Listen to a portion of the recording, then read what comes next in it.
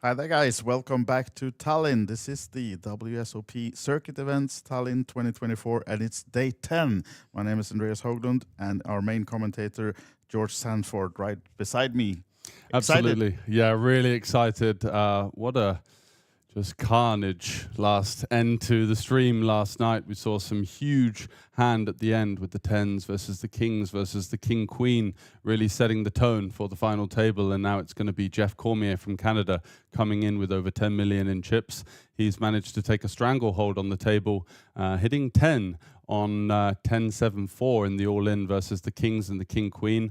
That got us the elimination that we were looking for. We had kind of a bit of a stubborn period of around about an hour and a half with 10 left where we thought, you know, are we going to get this action over with tonight and get back for the final table? But we did manage to finish late into the night. The players got just about enough rest, and we've done some interviews with them, and we'll be looking to see their insight heading towards the final table. Some interesting thoughts there. Yeah, a lot of thoughts from the players, and a few of them a bit nervous, a few of them a bit pumped. Yeah, judging by the Hendon Mob resumes, we actually have a rather inexperienced final table on a couple of counts in terms of the live realm. And obviously when you do go into players that have had a lot of online experience, they do get those reps in, but it's a completely different arena to walk into today under the bright lights, big rail on the outer outskirts of the room, cheering them on, and of course going to be streamed the whole way. So we're going to have 9 left, playing for 192,000 for the winner. Can't wait to get underway with it. No, and we are going to meet the chip leader. It's one of the interviews that you've done already, George, but I think we can touch base with that guy before we go to the interview as well. He's the chip leader coming in, and he's been a profile. We had on the feature tables for day 2 and day 3 a lot. Yeah, absolutely. Jeff Cormier has a real strong presence at the table, and you'll see in the interview we touched on a couple of the psychological aspects because he's been around the block for a while, over 700,000 in live earnings coming from Canada, mostly grinding around the Montreal area with a big score to boot as well. He said that he needed a little bit of a little boost just to get ready for the final table because to settle the nerves, but nonetheless coming in hot and a real presence and someone that is quite scary to play against because he's not going to be the one making the tight folds or not putting the pressure on. He's there for the win, and it's going to be such a fantastic spectacle with a player like him at the top of the tree. Yeah, and of course that is one part of the dynamics at this table. It's going to be what you talked about, the Hendon Mob resume. We had 2 guys that had less than 5,000 euros to their name, and Jeff, one of the bigger ones with 700K plus. Yeah. So, yeah. And then you've got the likes of Espen Sandvik, who's a very famous mixed game pro from Norway, commentated on some of his action in the Norwegian Championships. Excellent across all of the games. We also had an interview with him as well, talking about how he feels about the No Limit Hold'em streets. Yuri from Ukraine, online regular, but maybe modest live cash earnings coming in. Did seem a little bit nervous, but very natural at this position. Yeah. So time to meet a few of those players just shortly. And also we'll have some guests in the booth. Tom Graham of OlyBet Group is joining you, George, for the first part of the final table. And enjoy this final table from the World Series of Poker Circuit Events in Tallinn. Let's meet some of the players, shall we? Hello, welcome back to day 10 and the final day with the main event final table approaching. I'm joined by Roberto from Sweden. How are you, sir? I'm good. A little bit tired. It's been long days. Yeah, 14 or 15-hour grind yesterday and the culminating hand, the Kings. How did you kind of dress down your emotions after such a brutal beat? It's part of the game, you know. Like it is what it is. All you can do in poker really is try to get the money in when you're good. I get in 3 ways. I'm like 75-80% favorite. Yeah. You can't ask for more. And then it's up to the cards. It happens. Timing could be better. But, you know, it is what it is. If I win, I have half of the chips in the entire tournament with 8 to go. Not too bad. Yeah. Now I didn't. It wasn't meant to be. That's it. And then we move on. And you're the first one here, so just trying to get back at it, get prepared. They did tell us to be here 15 minutes ago. So everyone's fashionably late. I mean, I was late, but yeah, I'm the first one here. I'm just trying to do what they say, and then we go and play in 15 minutes, and that's it. And what's your biggest score? This would obviously be quite up there in terms of career achievements. Yeah, there's a couple of clubs and stuff in Stockholm where we play. Biggest score would be 16,000 euros. Wow. Equivalent-ish. So, yeah. You seem very calm for 193 up top. You're just trying to take things step by step?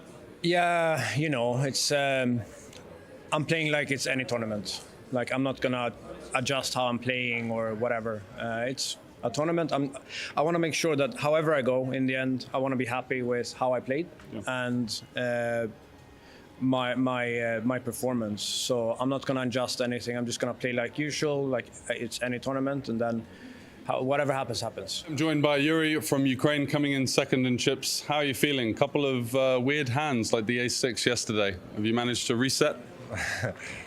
Feeling good, and I want to win. And my opponent is so strong. I want to some win. Yeah, absolutely. And what's your biggest score so far? My biggest score is 5,300 in Sanremo. Okay. And this would really eclipse that. So you're feeling nervous? How are you feeling? I feeling good. I don't know, not nervous. Yeah. Yeah. Okay. And you got a good sleep? I sleep 5, maybe 6 hours, and I feeling good. Joined by Jeff Cormier, the chip leader. Give us a bit of an insight, this tens hand at the end. It was a real whirlwind of emotions. How are you feeling coming into today? Did you get some good rest? Yes, I got some good rest. Went downstairs and had 2 quick drinks to try to calm my nerves, but went upstairs after that and got good sleep. I probably slept a good 6-7 hours, more than I slept in the last 3-4 days, put it that way. So hard to sleep here, but I feel good and ready to go. One of the things I noticed commentating on the previous 2 tables was you really play quite a strong psychological game with your opponents. You're constantly kind of verbally communicating with them, making themselves aware of your presence on the table. Is that something that you do consciously or subconsciously? No, I do it probably quite a bit because I'm more of a cash game player than I am. I play a lot of tournaments, like I travel a lot and I play, but I like to talk to them and try to get them off their game if I can, here and there, and see what happens with it, right? But you never know what's going to happen. And what's going to be the plan with the chip lead? Are you going to try and run away with it? We've seen that you've got quite an impressive resume. A lot of your opponents are rather more modest on their Hendon Mob profiles, so they're for the taking, right? It's there for the taking, but I don't want to do nothing stupid. You know what I mean? I'm sitting in a good spot. Try to be patient, and when I see a spot, for sure, I'm not scared to take it, as you guys see that. So if I see spots, I'm definitely going to try to take it. And if I can be patient, I'm definitely going to try to be a little bit patient, that's for sure. Joined by Espen Sandvik, coming into the final table rather short. Did you get any good preparation? Not so good. I got less sleep than I wanted, but still.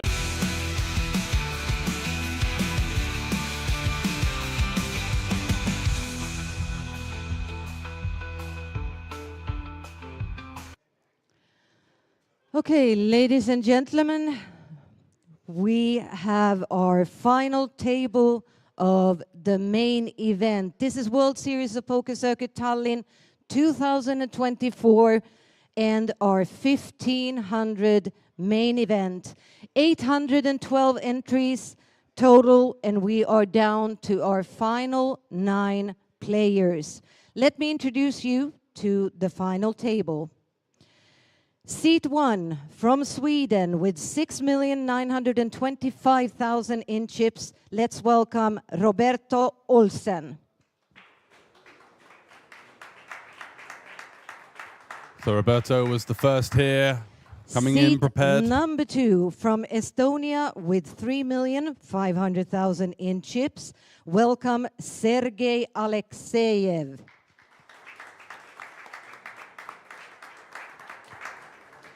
Seat 3, also from Estonia with 3,275,000 in chips. Welcome Yevgeny Vial.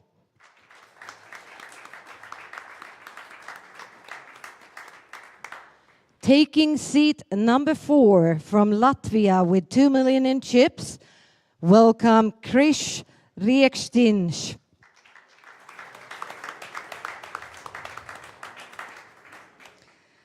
Seat 5 from Norway with 1,900,000 in chips.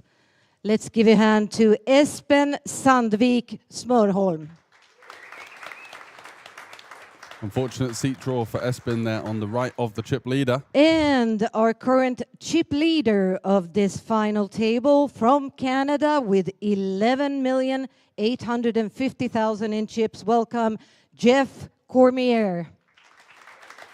Was a rather entertaining yet brutally honest interview with Jeff. Let's see what he can do with that chip lead. Seat 7 from Ukraine with 6,975,000 in chips. Yuri Sabrodotsky.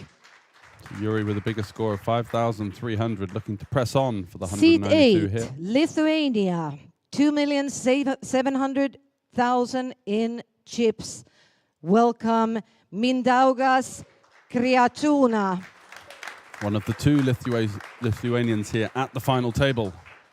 And taking seat number 9, also from Lithuania with 1,425,000 in chips. Let's give a hand to Aurimas Stanevetis. We are on level 32 with blinds 75,000, 150,000. We're going to make a draw for the button.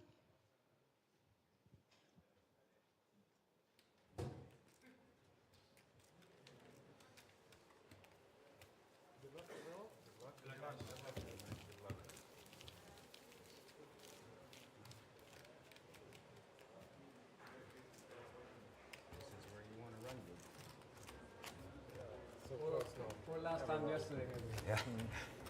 Yeah, for sure. Thank you.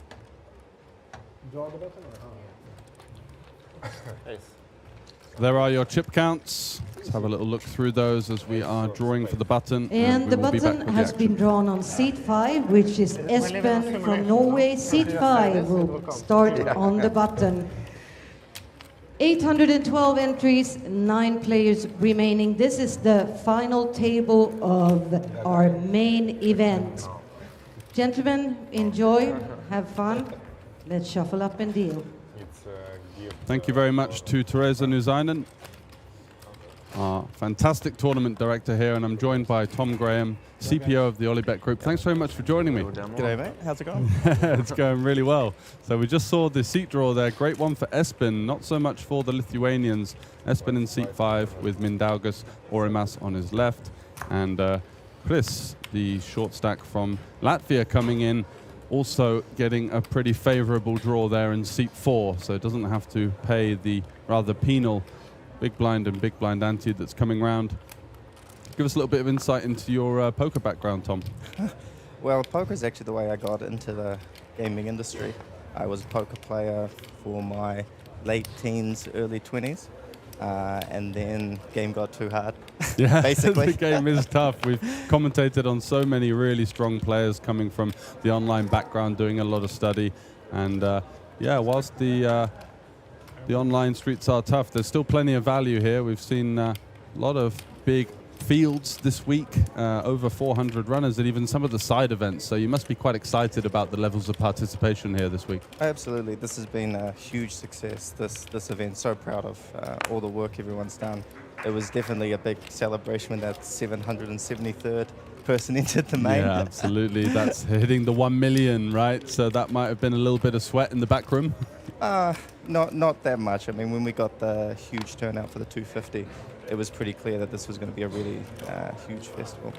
Absolutely, and going from strength to strength, we did see the ring main event was 1100 last time, so clearly a lot of confidence that even the step up to the 1500 level would hit that guarantee. And like you said, you can give yourself a little bit of a pat on the back once you do hit that landmark.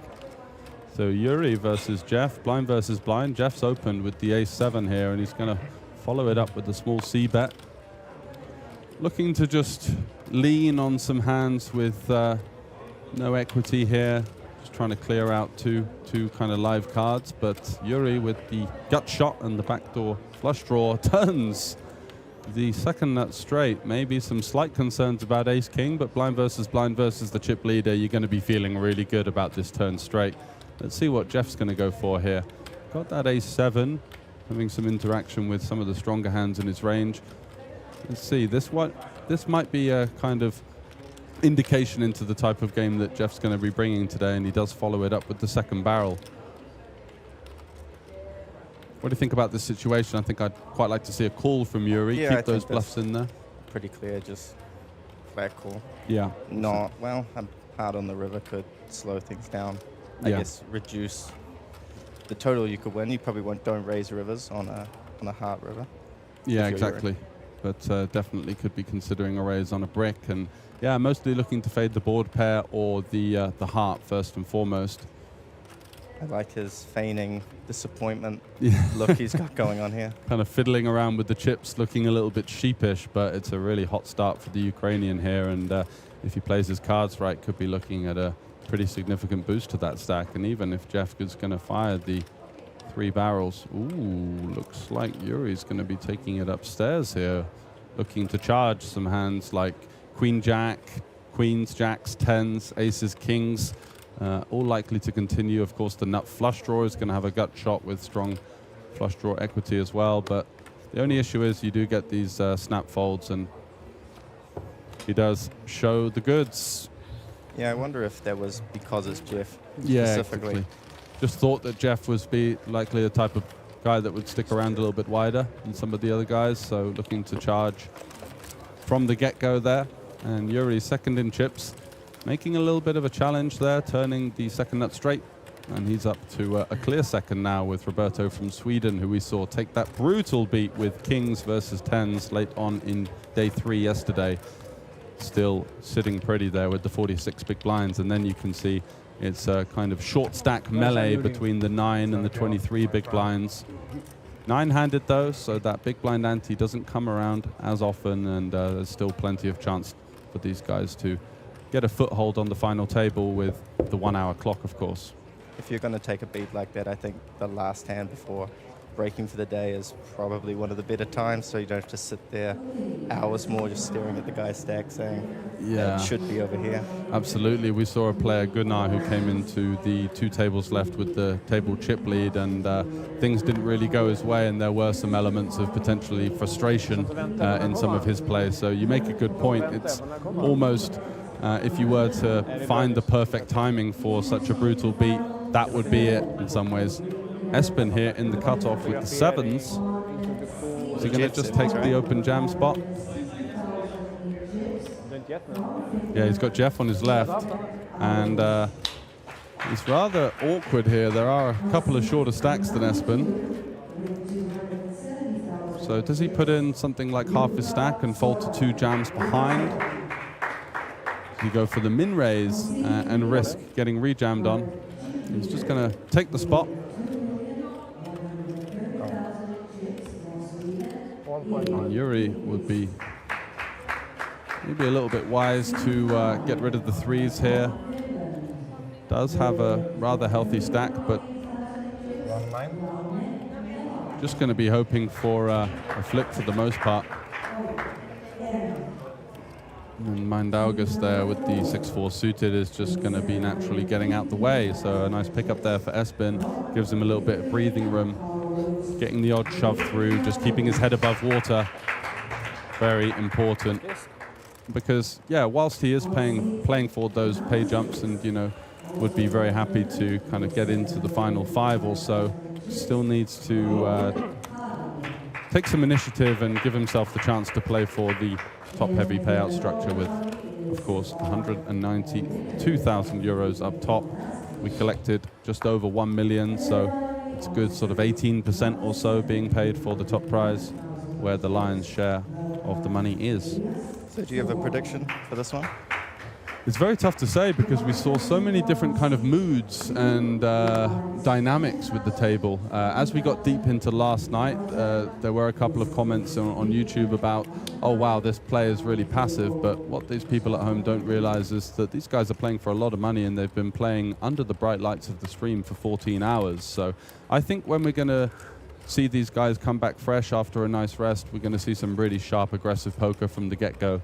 And yeah, I think that Jeff certainly has the game to be able to take a stranglehold on this final table, but he's also not completely out of line. He takes his time and makes pretty strong decisions. So essentially, I've dodged your question there, but I don't want to make a move too quickly, but there's so many strong short stack players like these two Lithuanians here. We saw them play a really solid theoretical style of game, and if one of those were to get a bit of a run early days, they would be a big threat coming from that very strong poker Nathan of Lithuania. Lots of high-level players there with that very valuable information being dripped down through the staking groups and coaching groups. Lithuania not had the greatest festival it's had for this one. I don't think they've won a ring yet. Despite often at these events we have, Kings of Tallinn, World Series, there's a lot of really strong Lithuanian representation. Absolutely. So Mindaugas going for this small raise first in, blind versus blind. And what he's going to be doing is limping some of the middling hands, raising the top and the bottom of his range, and putting a bit of pressure on his fellow Lithuanian here. But I think that the King-Jack is just going to be a bit too strong. Does he go for a peel or a jam here?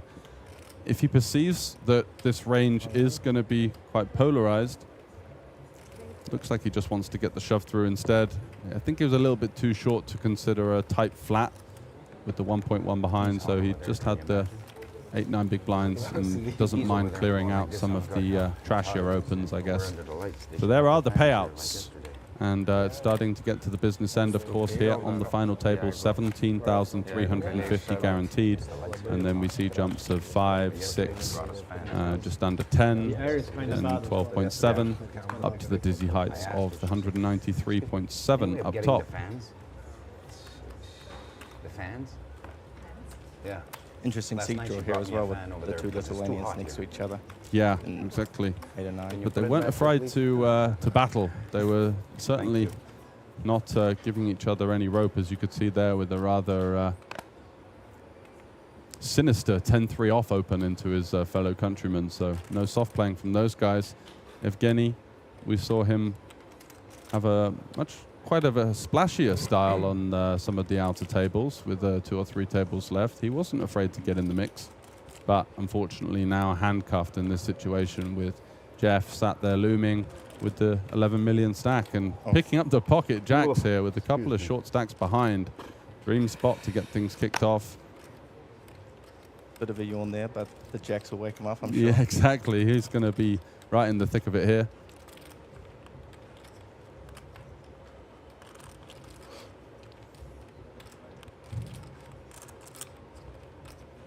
This is what I like about Jeff in some ways. Whilst he's got quite an imposing table presence, he does actually take his time and is a really well-measured player. You could see he's scanning across the chip stacks, which is what he'd do if he had a weaker part of his opening range as well, just looking to see, are there going to be short stacks that could potentially punish my wider open here? Does come to the decision of raising it up. He's very balanced with his time-taking range as well.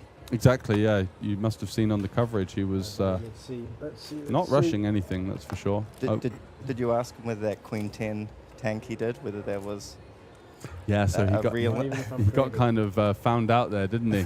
Because he basically, what Tom's alluding to is yesterday, there was a situation where Vede, the Norwegian, had opened the hijack. Jeff hadn't seen that, and there was an 8 and a 9 big blind stack in the blinds. Actually, maybe I don't wish you had 2 Jeff tens. quickly grabbed a stack of about 1.5 million, and then Vede had kind of realized that Jeff was shoving basically into the blinds. The big blind, who was a short stack, had 9s. He managed to somehow get out the way, and then Vede was put to the test for most of his chips. And there was one interesting question from Marius in the big blind. He said, did you see that he opened?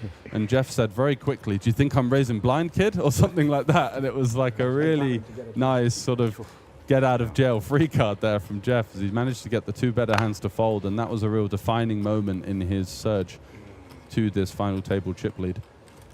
So Chris with the 4s here, one of the short stacks, not conventionally a hand that we want to be shoving from early position on a final table with 7 players behind.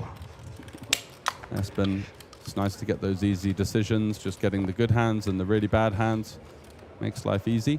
But Yuri happy to open the action here as the effective chip leader with Jeff folding.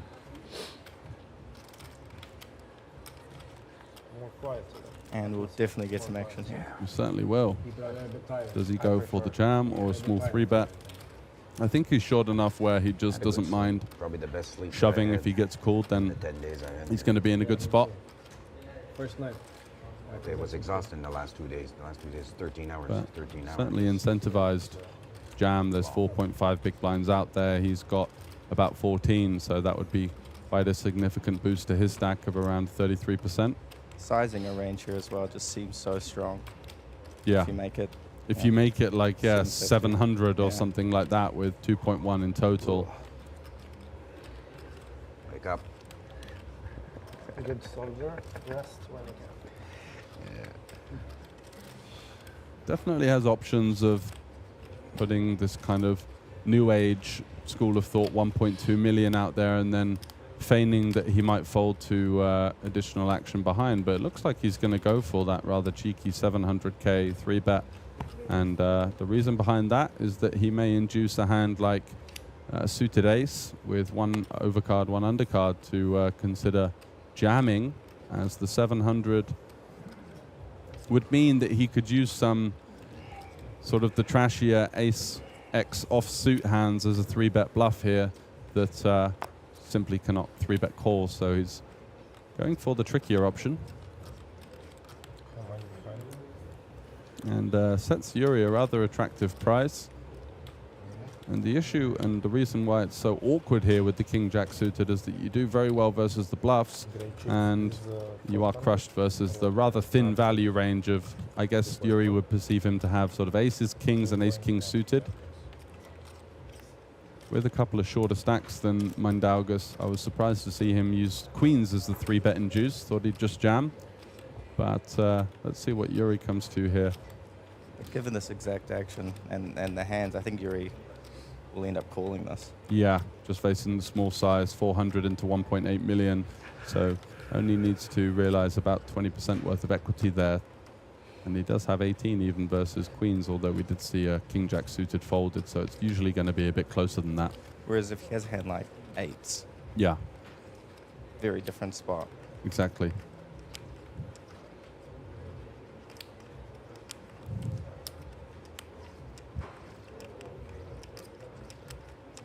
So all three options on the table here, really.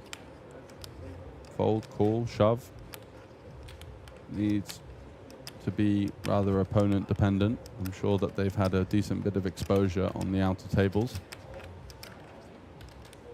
But hey, how do you know how that kind of day 3, day 2 play corresponds to the final table dynamic? Very difficult to say. He's already seen Mindaugas raise fold, blind versus the short stack, so definitely some indications that Mindaugas is a player capable of having bluffs in these rather tricky, awkward situations. How's he going to adjust to that? We saw Yuri take a couple of rather conservative lines at the end of day 3, but could be alluding to some tiredness there, and of course his biggest score of 5.3k far eclipsed now by this 17k cash for the final table. Trying to engage his opponent in a little bit of conversation here, saying, fold if I jam. Yeah, this is one of those spots where you feel you've taken too long if you just call. Yeah. So it's either like yeah, fold or shove. you almost get that bit of kind of, I wouldn't say anxiety, but you just know that your opponent has figured out that your decision is not so natural. Does let it go. Got a favorite moment? Favorite moment of the week? Yeah. I mean, in terms of just pure chaos, it was got to be that tens versus king, queen versus kings last night. We had a really good final table of the 5-5-5 event with a German player called Phil, who brought a really nice, similar to Jeff, he was a very talkative, kind of psychological-based player that also had a lot of skill in terms of the specific tournament dynamics. And some of his table talk made for great viewing. In fact, he ended up getting the defining moment, getting called off when he had ace-king versus king-7, talking his opponent into a call there. And some of the info on that is going to be on the interviews that we've done. So check out the OlyBet YouTube channel for the interview with the winner, Phil. We did kind of a bonus cut with some talk over of the key hands and some analysis from his side. It's a great watch. hand last night also where there was the blind limp. Yeah, the straddle. The passive then straddle. created chaos. Yeah, and then Yuri. So what Tom's alluding to is Yuri then opened ace-6 on the button, gets 2 folds, but then has forgotten this rather unorthodox under-the-gun blind limp. And then Robert gets to see one of his cards because Yuri exposes an ace to Jeff, who was in the big blind, saying, hey, I had a good hand on the button. And then we have this rather awkward backdoor 4-flush run out. And Yuri ended up making a straight with his ace-6, 1 card showing. And it was one of those kind of late in the day moments where there was a bit of tiredness around the table, and Yuri felt a little bit potentially hot under the collar about that one, as just didn't notice the under the gun limp.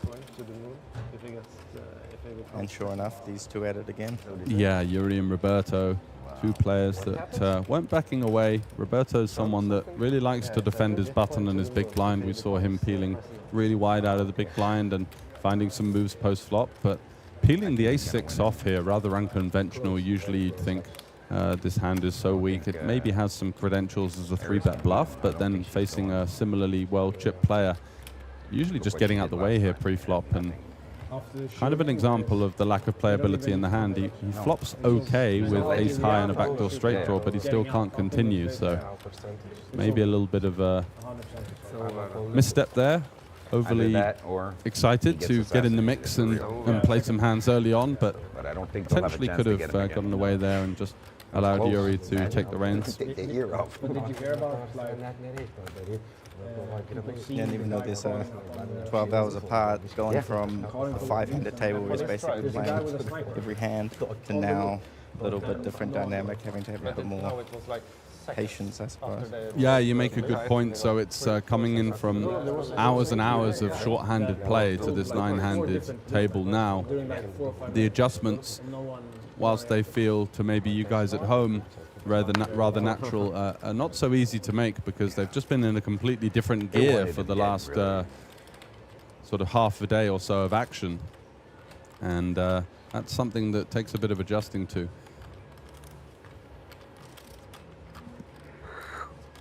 He wants to. He certainly does, but with those short stacks looming behind, 7-6, which is obviously a great open in a cash game at 100 big blinds where you get a bit of implied odds. Less so here, you want some interaction with the stronger hands that might be fighting back. Roberto in the cutoff with the King-9.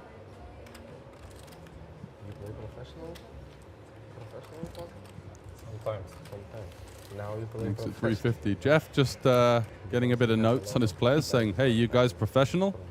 And they're like, sometimes. When I'm a professional. From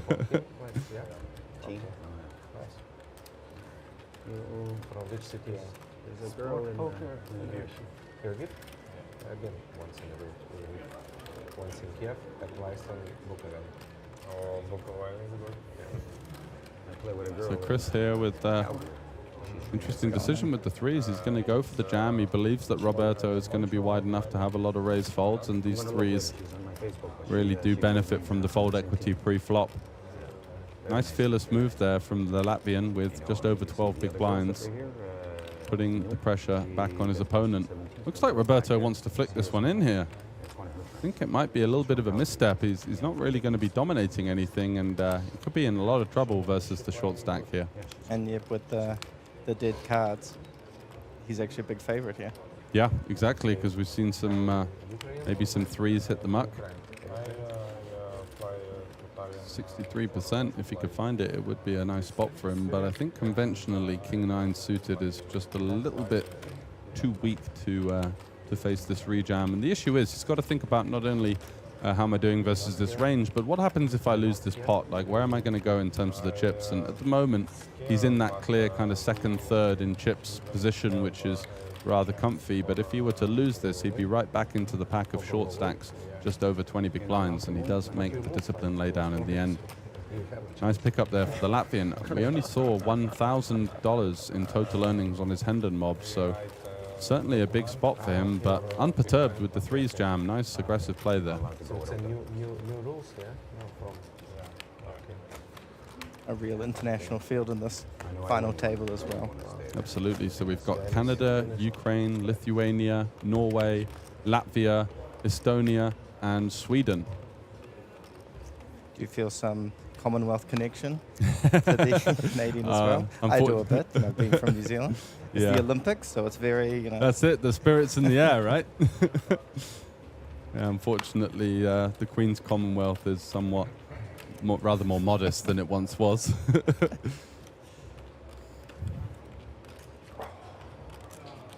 Mindaugas with the King 8 suited here. Certainly a player that's not afraid to get in the mix. Does he view this combo as sort of the bottom of the steals? Kind of King 8, King 9, Ace 8, Ace 9 suited. Does elect to fold, just having a little look over at the stack distribution. He's won a couple of pots and got himself up to just under 30 big blinds and elects to take one out. Queen Jack for Auremas. Again, awkward, 9-handed +3. Does he go for the min raise?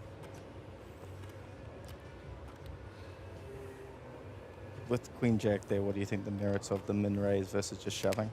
I think shoving would be a little overzealous in some ways because just so many players behind and quite an awkward situation. So I think it's quite nice to build that min-raise range. But yeah, wow, look at this. Sergey with the aces. So the Queen Jack there managing to avoid disaster as Roberto deciding to drive the action himself with his King 10.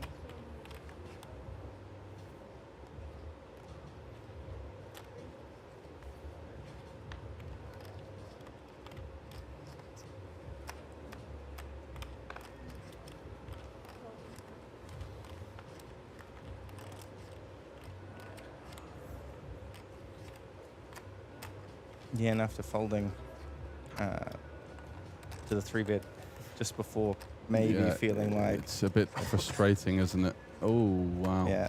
Yeah, and he's going to, like you said, just these short-term kind of psychological things coming into play here where already maybe a bit fed up of getting pushed around, but it's not going to work out too well for him there.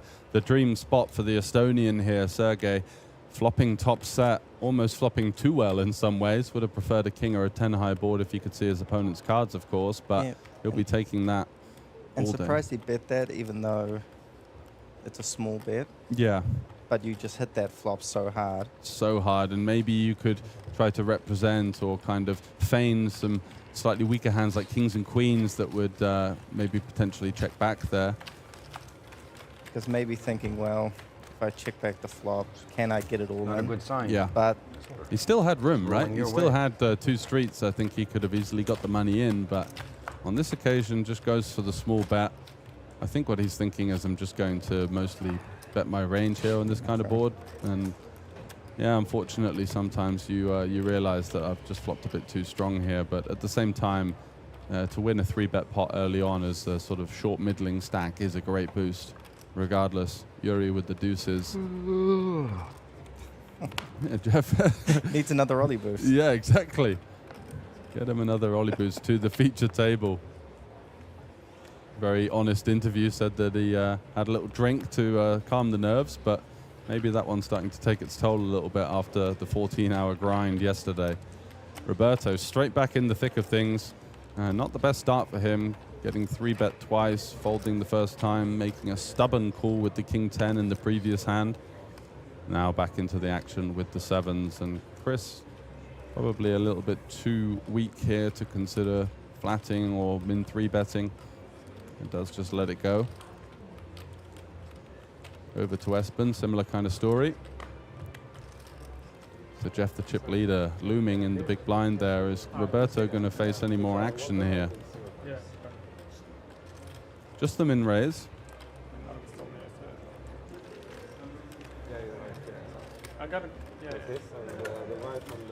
And that's going to be a continue from Jeff with his ace-4. 7s was the magical hand for Jeff. Can he reverse the favor onto Roberto? Does flop a little piece there with the bottom pair. King Jack 4, typically a very good hand for +3 here. He's going to have a pretty decent advantage on the 2 Broadway rainbow board. Going to have all these powerhouse hands such as ace-king, aces, kings, king-jack suited, maybe even king-jack off, jacks. Jeff going to having a few less of those, but should be fairly comfortable in calling, I think, just for the small bet here. Yeah, that's great. Yeah.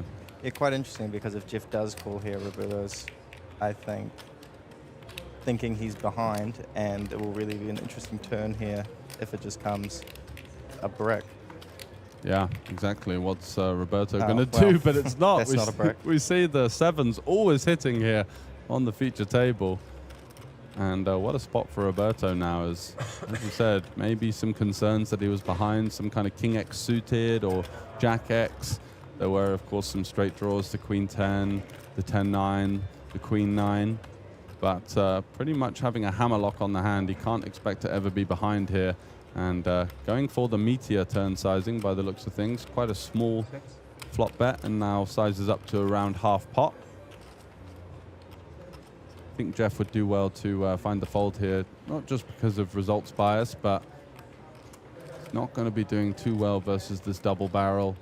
There are some hands that could potentially be going for the second street, but with the ace, he blocks hands like ace-queen and ace-10 that could be the bluffs in his opponent's range, so just left with that rather lowly bottom pair.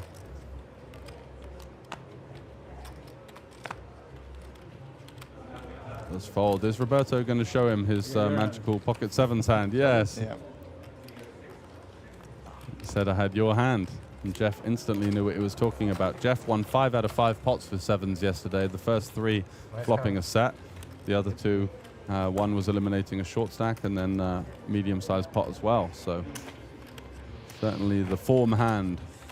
Well, when people say they have a favorite hand, that's probably one of the better ones. I guess usually it's some kind of bizarre combo of unconnected cards. 7-4 off or something because they flopped a straight in a cash game once and stacked aces or something.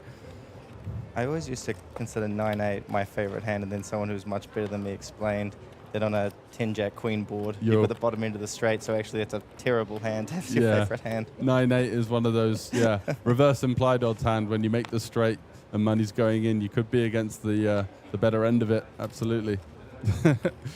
So what's your favorite hand now? Well, 10-jack suited, I think. Nice. That can make all of the nut straights, right? Because people have told me that that's a really good hand to have as a favorite. Yeah, I think you're being rather modest, but yeah, 10-jack for sure. Every time it makes a straight with the 2 cards, it's going to be the nuts. I mean, it's boring to say, like, aces or kings. Yeah, exactly. You got to have something a little bit fruity. Mine is king, queen of spades. Such a delight to look down at. I am a 49ers fan, though, so... yeah, the 9-4 suited. 9-4 of hearts.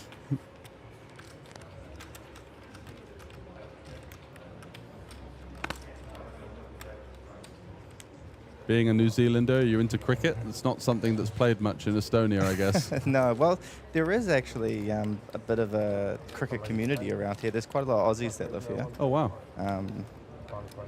Yeah, well, Australia is quite a common place for Estonians to go on their OE. Yeah. On their overseas experience. Yeah, the gap year. Yeah, gap year. And so, you know, meet Aussies, bring them back. Yeah, exactly. So do you get much chance to play any sports? Yeah. Basketball. I mean, cricket I used to play cricket in school. Not a bad left-hand spin bowler. Oh, the left-arm Chinaman. Yeah. Yeah. That's a very awkward style to face as a right-handed batsman. Yeah. This conversation not so relatable for the the Baltic listeners. And you do see the chip counts here, so that pack still emerging at the bottom there between Evgeny and Auramas. All of those guys have been trying to find a way into the pot so far, and it's Roberto with the highest VPIP so far. We mentioned that he's been rather active, peeling that 3-bet out of position with King 10 offsuit earlier on. Certainly not a player that's full of fear coming into this final table.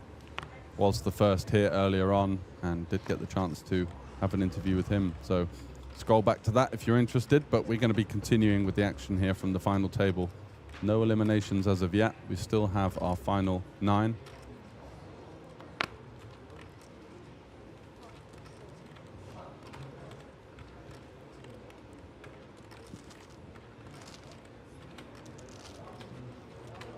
Oh, there it is. There it is, the 49ers. Let's see if Jeff believes in it. No faith from Jeff. Yuri fiddling around with the patch, but will be very interested with these pocket eights, and he does shove for what is to be, by the looks of things, around about 16 big blinds effective with the big blind ante, so it does play a little bit shorter than that, but taking down 2 big blinds, nice little pickup for him. Would be an interesting kind of like leveling situation. You take off your sponsor patch and then shove. Yeah, he's putting it onto the hoodie, I think.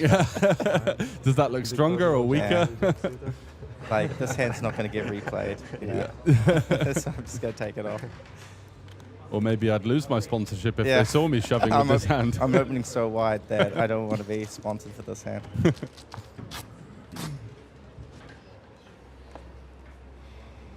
Thought you were going to take it off. New sponsor, better paid. I also like Roberto's a collection of different variations of luck hoodies.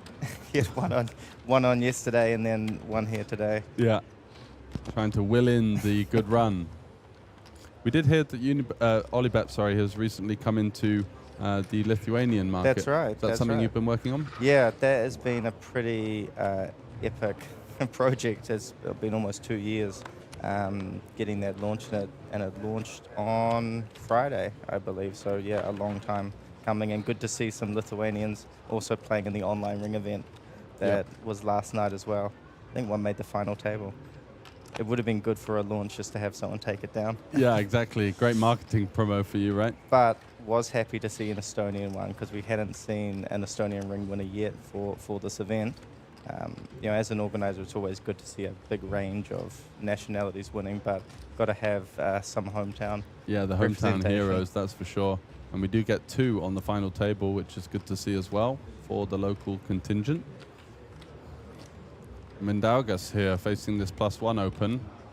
Lots of hands that are pretty tricky, but ace-king not one of those. Going to be happy to jam. And let's see if Sergey is going to be making this raise call here. +1 versus small blind, 9-handed. The ranges are razor thin. And 10s is tricky with the ICM considerations, because I don't believe that Mindaugas would be taking hands like 8s, 7s in this spot. So hands that you're really crushing are going to be pretty much less likely. He does find the shove, and it's going to be the onus back on the Estonian player. Is he going to make the call here? Yeah. Very quick call. And already we are seeing the first big flip of the final table here. Ace-king for Lithuania facing Estonia's pocket 10s. What's it to be? 9-7-5, so pretty clean for Sergey so far. 3 on the turn. Needs to fade an ace or a king to get the first elimination here at the final table, and it is always coming 7 as Sergey eliminates Mindaugas, going home in 9th for over 17,000 euros. And unfortunately there, runs it into the pair, can't improve. And one of the 2 Lithuanian final tablists is hitting the rail early on. You can see the 3K is on the final day. Paulius Vatakunis, also a Lithuanian, is in the mix on that one with 7 left. Yeah, not much you can do there. Just it's kind get of it in, hope to win. Cards play themselves. Very fearless, quick call there from Sergey. Certainly some concerns that he might have been up against queens, jacks. Obviously ace-king is not having amazing equity against, but does manage to fade the 2 overcards. And that's a huge boost to the Estonians' chances here on the final table.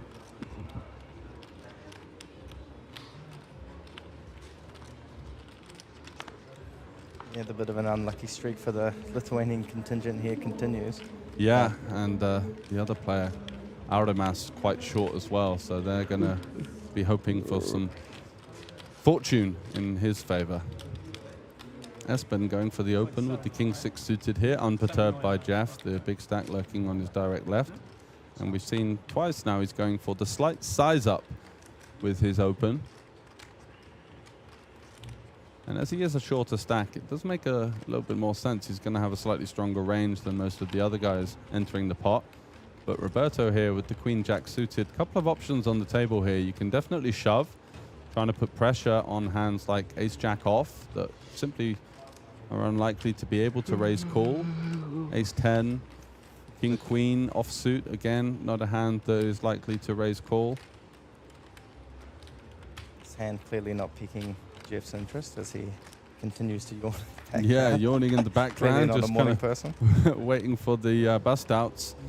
And it's a favorable flop for Espen, flopping middle pair, but also the emergence of that ace, which is surely going to hit his range a little bit more than Roberto, just defending the big blind. Yeah, what are your thoughts on that open there? I mean, it's kind of It's surprising. it's brave, isn't it? Yeah, with all the big stacks and a couple of other short stacks there. Espen is a very well-decorated player, and I think what he's thinking is that he just wants to take the opportunity to impose his presence on the final table without blinding out and going through the blinds. Wow! Look at this for a turn card. Turns, trips. Roberto with a rather creative check call there with the Queen-Jack of spades. No backdoor flush draw, just a backdoor gut shot. Could be dead versus all sorts of hands, and is in fact now facing some issues here. And look at this, he's going to represent that 6. It is conventionally a better card for him. He's not going to be expecting many 6x in his opponent's range. Maybe an ace-6 suited, 2 combos of that available. But Espen lurking with the king-6 here. You open with king-6 in mid position, get an ace-high flop, yeah, the guy, and then just turn trip, someone bets into you. Oh, I mean, it's dreamy, isn't it? And he's not going to have an awful lot of 6x. He is going to have, of course, aces full sometimes, but these two hands are not going to really want to be in a raising range. Wants to keep some hands like 4-5 suited that could potentially take this line, having some gut shot opportunities, but not quite a hand strong enough to check call. Yeah, and you're just going to see him call here in position and give Roberto the chance to... Roberto's going to know now that Espen has at least an ace here. So is he going to be able to follow through? The 4-5 I did mention getting there on the river, but Espen way too strong in his range to ever consider folding with 1.1 remaining into 2.6. Roberto has come into the final table. He's lost a couple of niggly pots. Now all of a sudden finds himself with queen high on the river here, doing his best attempt to represent that 6. Not going to work out this time. Is he going to be able to save the money behind, or does he feel like he can represent enough strength to try and get that ace to fold? He doesn't. So swing and a miss for him. Espen going to take his time, but the chips are going to be heading over the line here. Yeah, Roberto doing well just to find that check. He's actually, I saw this happen a few times yesterday as well, that ultimately his reads on the river turned out to be pretty good in these spots. Yeah, he was very, very shrewd, but is the type of player capable of finding this rather unorthodox aggression, which makes him such a tough player and is probably one of the main factors in his presence at the final table as well. So whilst it may look quite bizarre to you guys at home, you've got to be prepared to live by the sword and die by the sword in order to make it through a bumper field of 812 runners here in a 1500 event. So unfortunately this time not finding what he was looking for. Bet sizing on the river like that is exactly why I can't win in poker anymore. Yeah. Because, you know, for me, I'm just shoving there for 1.1, but obviously it's been a very strong player, makes 800K. Yeah. Don't quite understand the theory behind it, but I'm You're not sure the only one, strong. to be honest. I'd love to say that, yeah, I've looked at this spot and I know I've got no idea why 800 and not 1.1. But it's a kind of a bizarre spot, because in that spot I think that your opponent is always giving up, so it's like a bit bizarre. You chuck a bet out there, but you don't really ever expect to get called. You're just facing a range that has got a lot of misses. Maybe he thought that his opponent could have a hand like 3-4 that could potentially hero versus some backdoor hearts misses. But apart from that, really not too sure. I mean, against that exact hand, put in like 200k or 300k. Yeah. Just the coffee bet, the min bet on the river, just as if to maybe try and re-induce some bizarre action. So straight back in the thick of things with the pocket nines now is the strong Norwegian professional, Espen Sandvik. Opens it up in +2. Jeff in the hijack. Been a little bit more quiet than we've been expecting so far, and makes another discipline fold there with the king 10, not having any ideas of a 3-bet. But Arimas is a player from Lithuania that definitely needed a boost to his final table run, and does find it on the button in the form of those pocket 10s in a great spot versus the 9s of Espen, who will surely be calling the shove when it does come.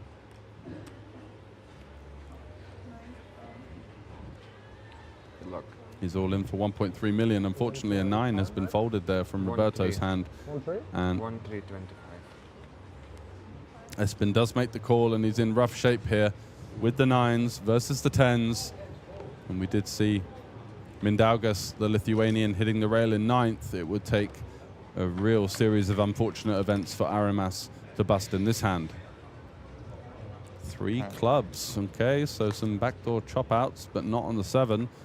1 out. Yeah, the 1 out 9 on the river. Is it to come? No. So 10's holding up there for Arimas. And he swaps positions with Espen now. Up to 3 million in chips, 20 big blinds. Surely going to be a nice boost to his chances of making a run deep into the payout jumps here at the final table.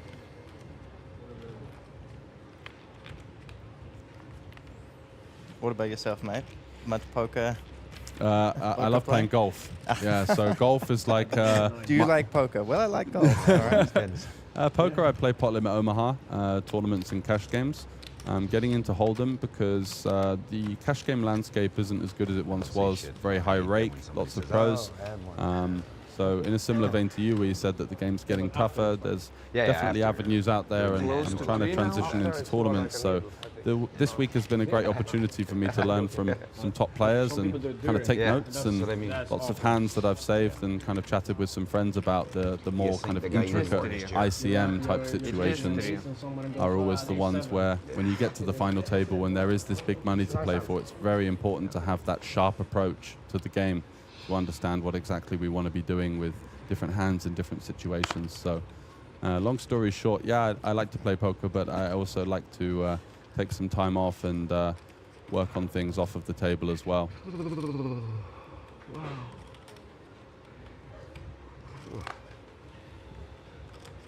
Chris opening it up with the king queen here, going through the blinds in the next hand, where he would be losing 375 of his 2.1 million stack, about 15% or so.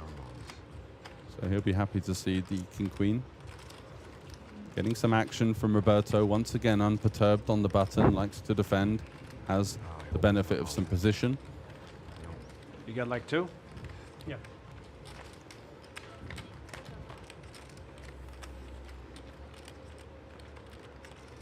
And swing and a miss for both players, but 10-4 deuce rainbow.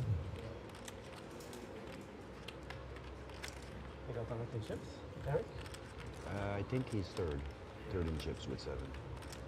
Normally, But it's one, like Shipley around. yeah, but one guy's got like 2.3 or something, and there's 2 small spots. Yeah, interesting spot here for Chris. I'm just Take care of business. thinking myself what I would do here, and then Roberto, If he wins, there's he quite often likes to call in these spots, I would Yeah, say. he's very sticky. And, And wow, as he soon as I folds. say that, of course, Should be profit that's but he Maybe thought that now he's a bit more caged. He was trying to take Yeah. some chances, coming in with over 6 million in chips. I mean, I guess it's the stack size of Chris there, but I am And- surprised to see that fold. Yeah, and maybe the position that he's opening from as well, expecting to see a rather tight range there. But I'm surprised as well. I thought he might float one there with the backdoor flush draw. I mean, he just called the ace-6 deuce with queen-jack, no backdoor flush draw. Because what does that flop hit, really? Yeah, exactly. So- Chris only really, if he were looking at nutted hands, has aces and 10s, right? And then obviously some overpairs, but ace-8 there. Thought we might be seeing a a call just to keep some of those Broadway holdings on, honest. Jeff. No. Very, Jeff very taking his good. time, and Yuri with the threes in +2. Is he going to drive the action now as the effective chip leader with this crop of short stacks behind? Goes for a rather ambitious raise with the threes. Yeah, for sure. Action. Better word. Roberto deciding not to play his king 10 off now, and Sergey on the button with king queen. And there's A couple of options on the table here. Calling, 3-betting. yeah, 75K. Goes He's under with the gun, the former. and he goes all in blind. I think And no, but then he just gets up and goes and rebuys and starts with 50,000. I'm like, what are you doing, man? You're only gonna Interesting get spot here for by kings Chris. or queens or something, something good. He flips over. Is this ever just a on the shove blind here? man, 5-4. The guy's got queens. He's almost dead With the right now. sixes. Yeah. Yeah, interesting. Yuri, Was that like I mean, the 18 stack blinds? distribution is decent because Yuri is going to be quite wide, but he's probably on a final table worried about Sergey's range as well, because Sergey is not incentivized to 3-bet hands like 10s, 9s, 8s, 7s. So there's going to be a lot more pairs But if he keeps doing that, in that range. he's gonna The six go is broke. pretty difficult to play three-way when you don't hit a set. Daddy's money, Exactly. wherever the So- money's coming, I don't know where it's But maybe lacking the strength with a couple of shorter stacks to commit all of them there. If it was like a hijack open button call, what he does. I think he might have considered it. Because if this goes check, Sergey bets. Yeah, all of a sudden we're kind of in Now the what? sandwich. Yeah. He has a wife there, and Looks like Yuri wants to bet here with this 9-5-4 rainbow. He's going to get one folder, but I think Chris with the sixes is going to come along for the ride.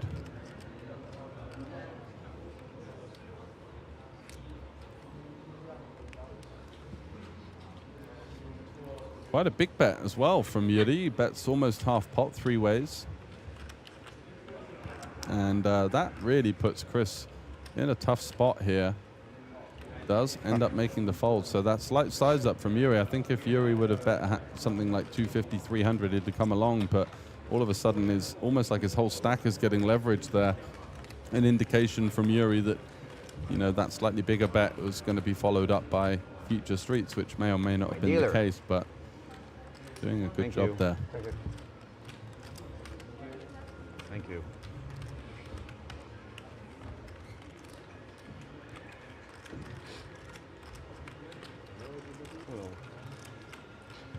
Hello.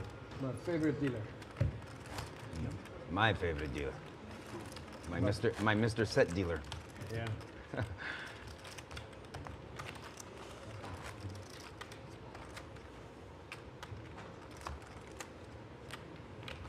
Who was the dealer with the 10 sound?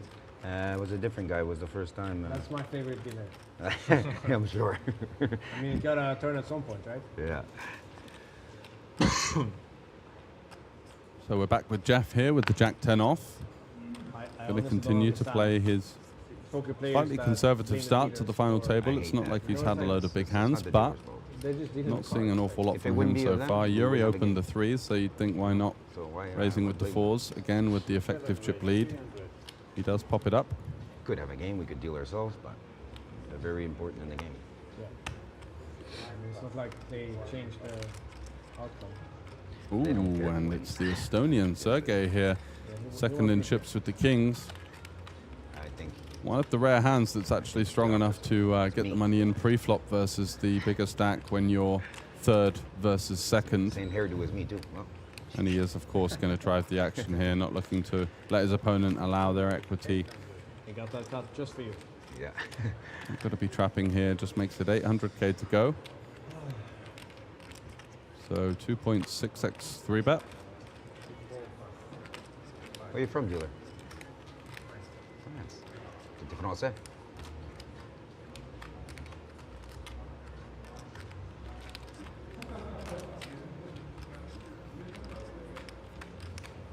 Yuri here, not getting the worst price, 500 into 2 million, and some great implied odds of hitting that 4, but is out of position versus someone that can do a lot of damage to his stack. So it's not just the implied odds of hitting the set as you'd approach it in a cash game to think about. Oh, wow. What's going on here? He's going to be using the 4s as a 4-bet? This is bonkers.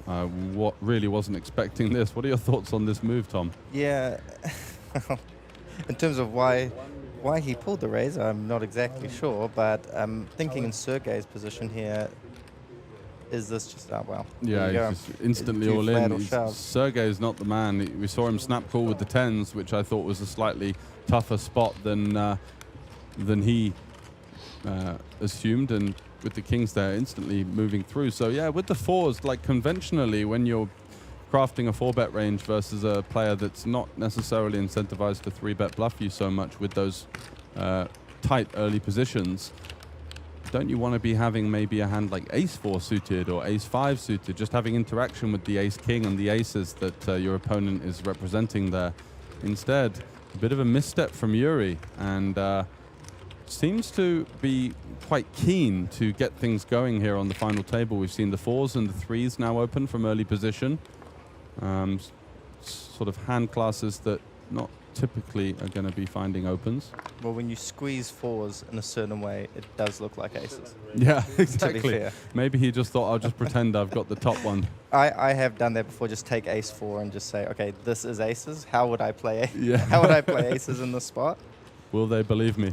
Yeah.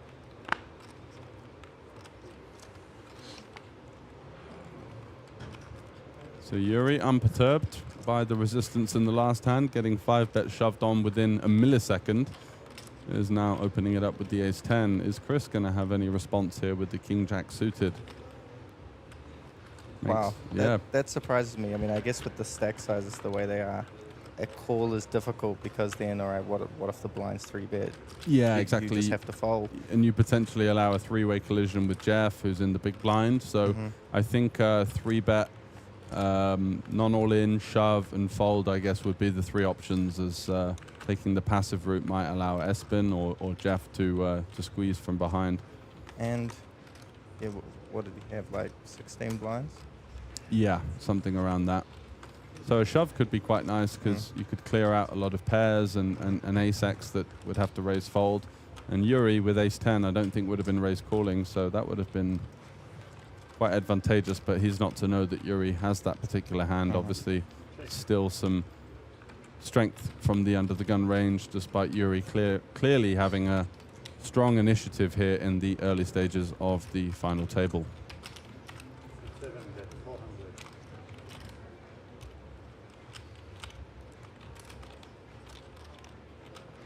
If I fold, you give me a gum? Yeah. Okay. I think he realized that Jeff was folding anyway, but Jeff managing to at least get some value out of that pot somehow. Yeah, And Don't blame me. Yeah, exactly. I mean, it's better to do it that way and then just straight up ask for gum, I guess. yeah, kind of bargaining. Bit of an old school hustle move there from Jeff. You're not French, you're Canadian. It's not the same thing. Ma première langue est française. You know what I said? Oui, oui, baguette. Oui, oui, baguette. Dis-moi cheap cheap, je te dis le cheap cheap. Huh? I'm not Dis-moi sure cheap that cheap, was je a te dis le language. cheap cheap. Yeah, I think they're both no idea kind what of you're saying, then. He probably slightly. doesn't either, and he's French. It's a French language. Chiac. Jeff seems to have his own French dialect on the go as well. Based in Montreal, obviously the French-Canadian district. Sergei here. Strong start for him at the final table. Finding the bust out of Mendaugas with 10s versus ace-king. Gets a 5-bet through with kings versus 4s and is in a very healthy situation above 7 million. Espen now on the button with the king 4. Has 2 big stacks to his left to contend with. And with the very unconventional wearing of the jumper as well. Yeah, I think he knows that most of the heat is going to come from his left-hand side, so he's looking to block any kind of neck pulse reads. Very happy to get that one through with the king 4 there. And also from Espen's side, we saw that king 6 open earlier on. Now the king 4. Despite being a short stack, it's been a real fearless start for him. Yeah, for sure. I mean, he came in as one of the most renowned players, I suppose.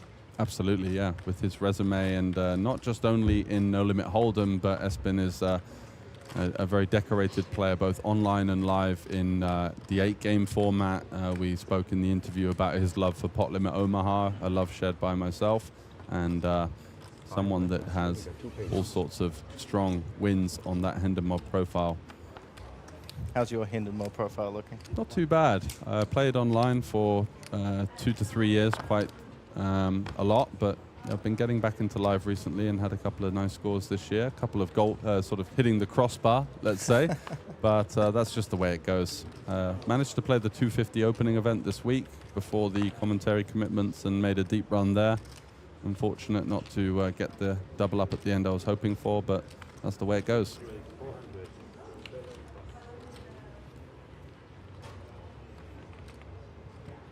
Yeah, I have one Hindenmob entry, and it was a bounty event, so actually the cash is less than the entry. So they so it's like the most embarrassing. They did you out of a few quid. Was that here? No, it was in Australia actually a few years ago at an Aussie Millions event. Okay.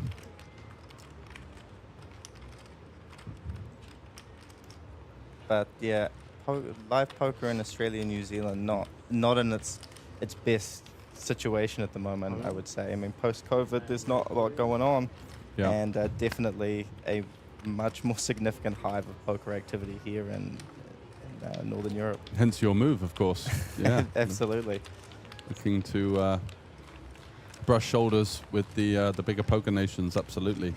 And I mean, it is incredible this region of the world, how popular poker is and how much of a strong poker community there is, and the players are actually really good and passionate as yeah, well. Absolutely, and that's something you can feel in the energy in the room. I come from the UK. There is a poker scene in the UK, but in some ways it does have the similar kind of vibe to the Australian. I'm not too sure on the New Zealand scene, but it's not hitting quite the full potential, whereas here you just get such great runners in a mixture of tournaments, and it's not just No Limit Hold'em, which is all we really play in the UK and the tournament kind of structure, which is so fun to see. And you saw good runners in the Sveton event. I think you had over almost 200 in the PLO 1K High Roller, which was I think a record-breaking PLO field outside of Vegas. Yeah, it's something we try to do a lot, is have more than just Hold'em and a lot of mixed events, having an 8-game ring event too. I mean, outside of this series, I don't know how many World Series of Poker 8-game ring events there are. Yeah. Most companies, when they work at the World Series, just go no limit, no limit, no limit. Yeah. If you 1K, 500, 2K, done. Yeah. But Chris, Teresa, and everyone putting together the schedule take a lot of pride in having it as a anything that you want to play in poker, it's here. And how flexible are the WSOP when you work with them in the form of that? Do you need to show them the numbers and the players? No, they're a great partner to work with, and yeah, very flexible. I mean, for them, I think they see it the same way we do with this region, and that it's really about building the game and bringing this brand to different parts of the world. Absolutely. And it's nice for Northern Europe to be able to have that access to ring events. And also the winner here of the main event will get an entry into the 1 million free roll, the WSOP Tournament of Champions, which I heard had 12,000 runners last year. So that's an EV of around about $1,000 for the entry there, playing for a top prize of 200K. And I believe that a ring event winner did final table it. A ring event winner from Tallinn. Oh, nice. Did final table it this year. Yeah, so sort of almost a satellite into a big tournament and another big score for no expense spared. It's a nice dream story. And it's the week before World Series in Vegas starts, so just then. Okay, so then he's free rolling the series after that. I was asking with the guys at WSOP if my job here meant that you could play the casino employees bracelet event in Vegas. What did they say about that? No. Wow, we saw a pretty tight Evgeny King-Queen suited fold under the gun, but Spidey senses tingling perhaps as Jeff finally picking up a premium hand here with his chip lead. Came in with over 11 million, down to 9.5, but the ace is surely going to be helping his resurgence back to that overwhelming chip position. New blind level, 100, 200K. And unfortunately, just getting all the folds there. Would have been hoping for a bit more action. Did have some players there in Sergey and Roberto who have not been afraid to get in the mix.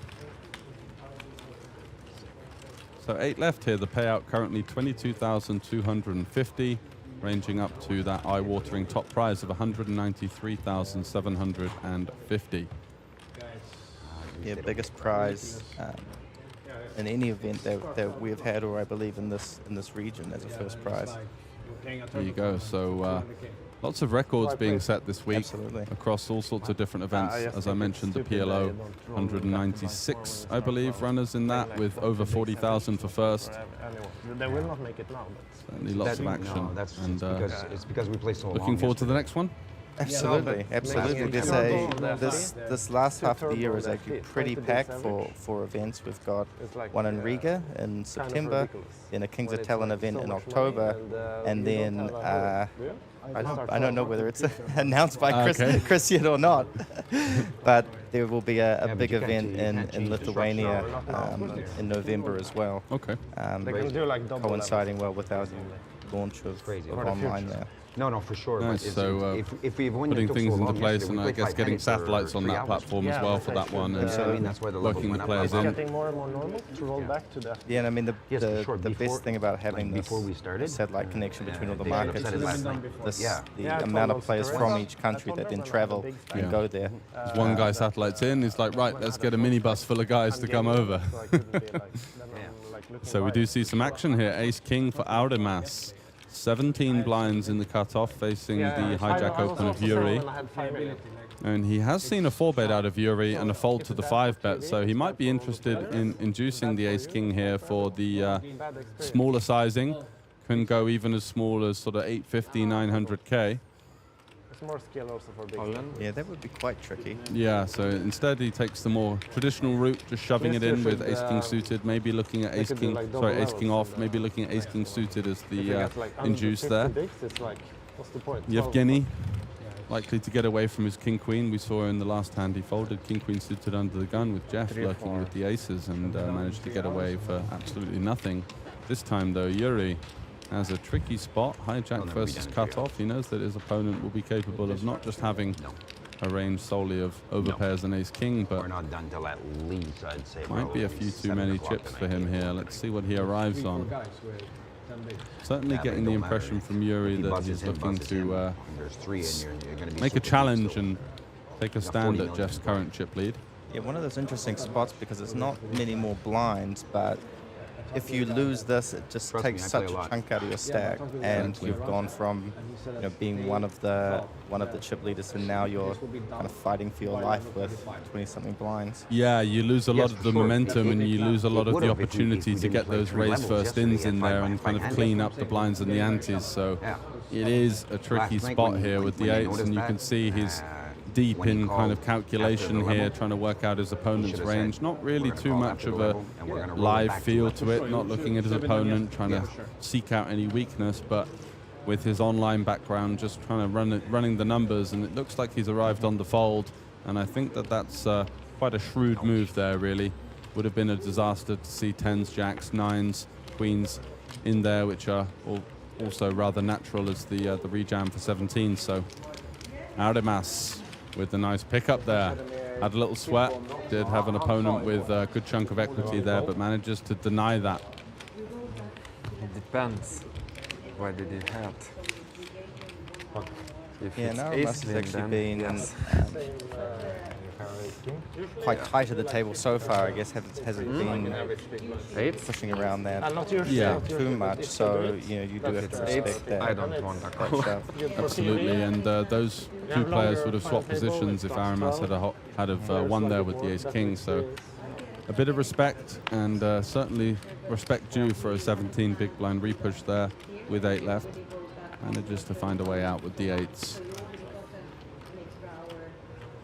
Is Jeff going to decide to move on through the gears here? And he is. So 8-6 suited opening from +1. Seeing a little bit more of an onus from him of initiative. Roberto out the way with the ace-9. He may have pilled that one earlier on, but he's lost about a third of his stack and is now kind of coffined almost with that medium stack. Chris in the big blind, Queen-8, not going to be fancying a defend there. Was in a great spot, but isn't to know that. Hasn't seen an awful lot from Jeff, so we'll just relinquish that one, and Jeff adds to that chip lead. Winning that hand there will make him feel better about just getting the raise, and everyone folds with the aces as well. It's always nice when you when you actually don't want the action. When that happens, you have aces or kings, and you're just tilted because one gets some action, and then you just do it pretty soon afterwards with a small hand that gets through. Okay, it balanced. Okay, fair enough. Yeah.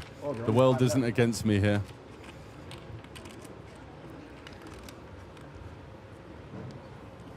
So yeah, good little boost for Jeff, and maybe some confidence in continuing to take the initiative here with the stack that certainly demands it.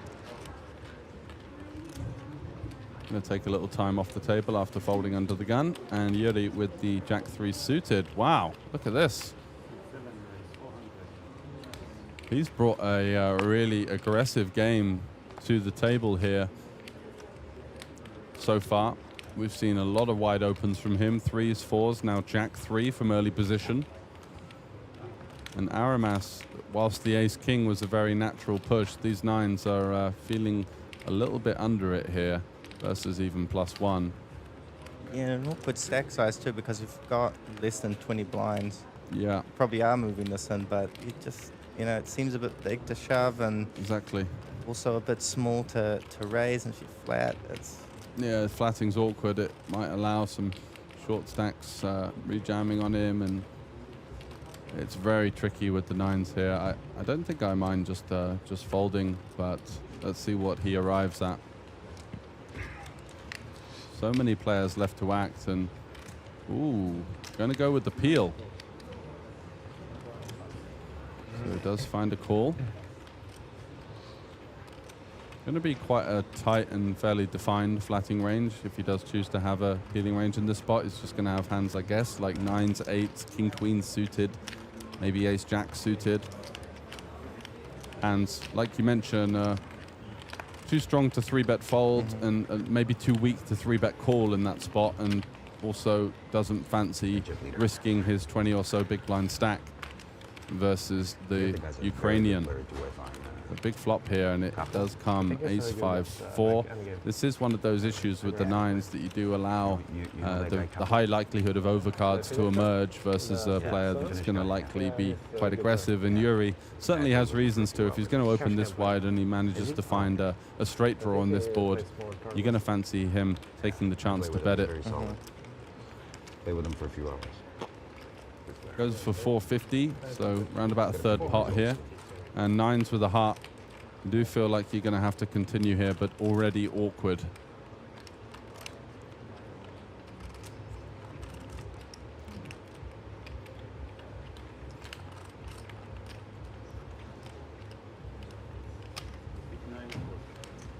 He does make the defend on the flop, obviously looking for the offsuit 9 to make him feel a bit better, but it's the 7.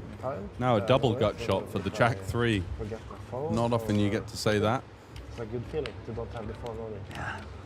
And Yuri here has to certainly contend with some stronger hands in his opponent's range that aren't going to be going anywhere.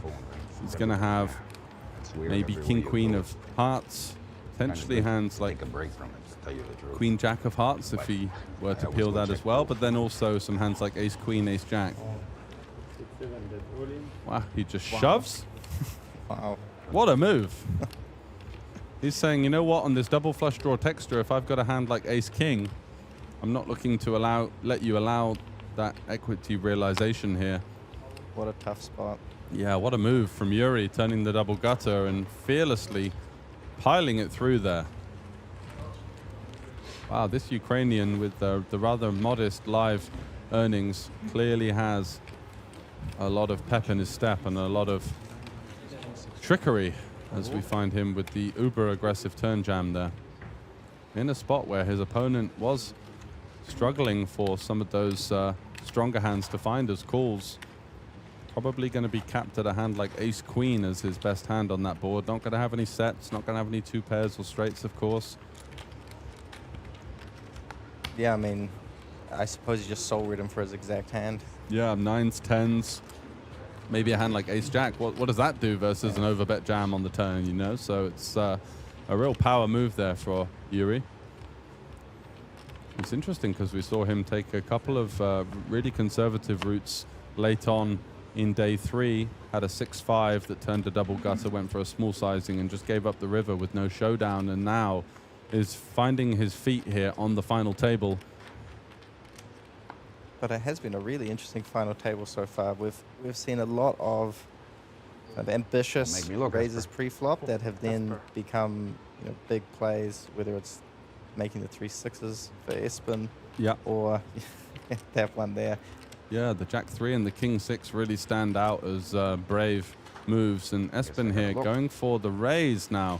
Just playing hyper aggressive, the Norwegian so far. Despite his short stack, he's had such a presence at the final table. And look at this, 3.5x off of what is to be 12 big blinds. Jeff with king queen, likely going absolutely nowhere, and may just be happy to run it here versus the short stack. Yeah, interesting raise size, because I guess he's thinking he's just not going to get flattered much. Yeah, so he's kind of in an awkward spot. So okay, either you're going to shove on me or you're going to fold. Yeah.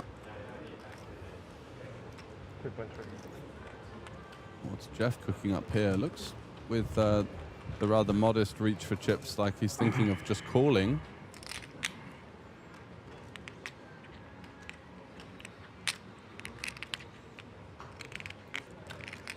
Yeah, interesting hand for Jeff, because you don't want to get called if you're shoving this and then. All right, let's go, Jesper. Yeah, he does make it. You could tell from the table talk that he wasn't that comfortable with it, but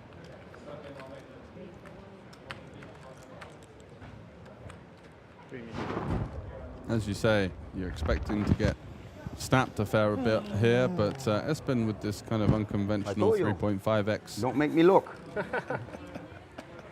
Who is it? I hadn't looked either. When I get a walk, I never look. An ace? You're gonna see. I have no ace. I have an ace. No ace. You have ace? No. You have no ace? No ace. Well, you're crushed. You have king? Yeah. You're dominated. I don't think king. King queen. The best I say is no comments. You asked me, I tell you. Jeff really putting him under the under the lights with the interview there. Yeah, exactly. That's just a part of Jeff's game. This kind of somewhat less popular these days with the online regulars, but this verbal kind of backlash that you do get from Jeff in and out of pots is something to contend with, and it really, I think, gives him a bit of an edge because he gets under people's skin and he also makes people feel very uncomfortable playing. I want to make the him. move. I don't want to call the move. We know that he's got a presence, but he's also not like the most aggressive player, but the way that he conducts himself on the table and kind of subtly intimidates his opponents gets a lot of favorable outcomes for him.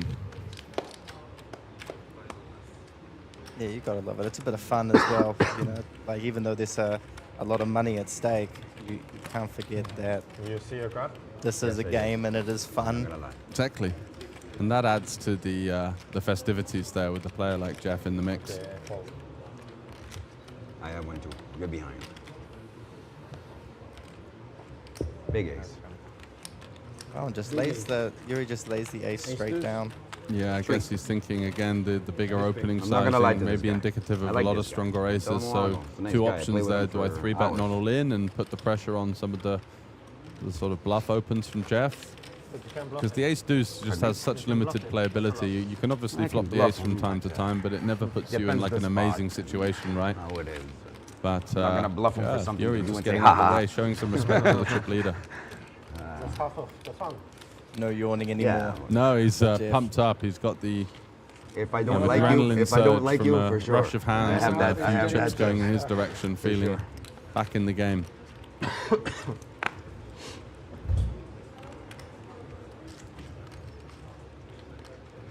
Yevgeny has been quite conservative so far, but nothing to do there with the 10-4. And Chris is one of the shorter stacks here, 10-6 folding for the 2 million.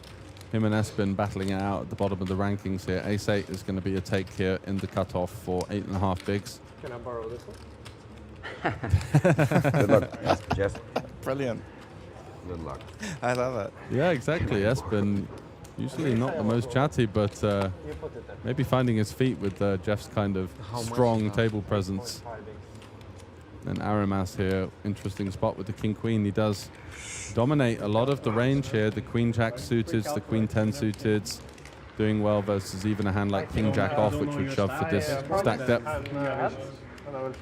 Yeah, especially on the button, as on the big blind here with the big blind ante as well. Yeah. I think we might be seeing a call here from the king-queen. If you're lucky, you're flipping. Still going to have 8 big blinds behind, so it's by no means a disaster. And if he were to call and win, he's going to be right in the thick of it with a medium stack. I see him the other day, and you're sitting beside me. I said, I want to see this fucking guy. Maximum 50%. It's cool. I really like this. Yeah. Sick. Okay, I believe you. No, you guys. Wow. If you can pattern, he falls quick. 8 Yeah, bigs. 8 bigs. Right? Is he ahead? Yes. I had your hand. Maybe only ace-9. Ace-10 he falls quick. Oh, king queen. Yeah. I like king queen against that hand. Don't like it against Jeff would have given him a spin, but we know that. Yeah. Yeah, Aramas potentially thinking about the downsides there, but versus the cutoff for the 8.5, I'm interested to have a look at that one later on. I mean, it felt like a take for me. I think there's 3 shorter stacks than him as well. Yeah, all of whom are will hit the blinds afterwards. So, you know, we haven't really seen many decisions which seem pay jump related. Yeah, but that could have been an indication to one of the first ones, because Espen, Evgeny, and of course Chris here going through the blinds in the next 3 or 4 hands. So yeah, good point. It might have been that the Lithuanian didn't want to take a thinner spot there, just waiting for the big stacks to do the work for him later on. Now, do you think shoving 2 hands in a row makes your range look stronger for the second hand? Or? Yeah, I think so. I think as a human, you naturally fancy taking a bit of a break after you do the job with the first one. But as for the math side of the game, I think Espen will just be thinking, you know, which hands do I want to go with here? Looks like he's going to go for the open, just continuing his relentless style off of the short stack. You don't see this kind of table presence from someone sub 15 big blinds all that often. And he gets some action from Roberto. Yeah, interesting, because if he did shove, it would have got through. Exactly. But maybe would have been too big of a risk to take with a hand that does very poorly versus the calls that he would face. And I guess he just wanted to go for the raise fold. So 8.5 big blinds behind, the same stack he had in the previous hand before getting the shove through with the ace-8. And Roberto is going to be an interested bystander here on this board with queen-9. He's got a nut gut shot with backdoor hearts, comes along for the ride. Espen not looking to see any more kind of connected cards, and the 10 is a favorable one for him. As Roberto down to just 25% now. Not turning any backdoor hearts. And if he does see a small bet from Espen here, we'll be under a lot of pressure. Have you seen this flop before? I was going to say that after the hand. Yeah, so Quads yesterday for Jeff, right? yeah. He opened, I think it was ace-10 or king-10, and flopped quads versus his arch nemesis. There was an Albanian Greek player that was getting the better of Jeff. Jeff was in the tank for about 3 minutes pre-flop with ace-9, facing a 20 big blind rejam, managed to make the fold, and was running over to the rail later on to say, did he have it? Did he have it? This guy keeps shoving on me.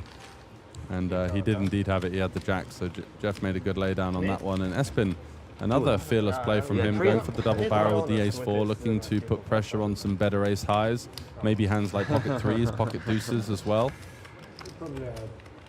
Gets the job Glad I done. played like that, though, Strong because if I play don't from play the it like that Norwegian. and I check and he hits the jack on the river, and I get his chips, then the hand doesn't happen. Yeah. We break. You know what I mean? I'm not happy about it. No, for sure.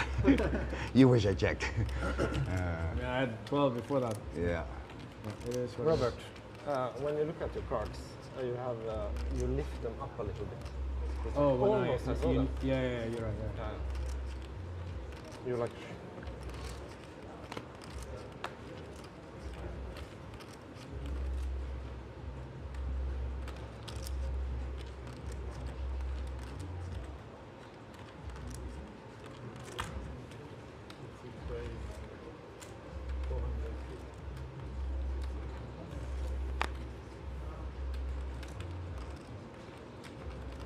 So Jeff back in the mix here with the ace-10, opening it up from the hijack.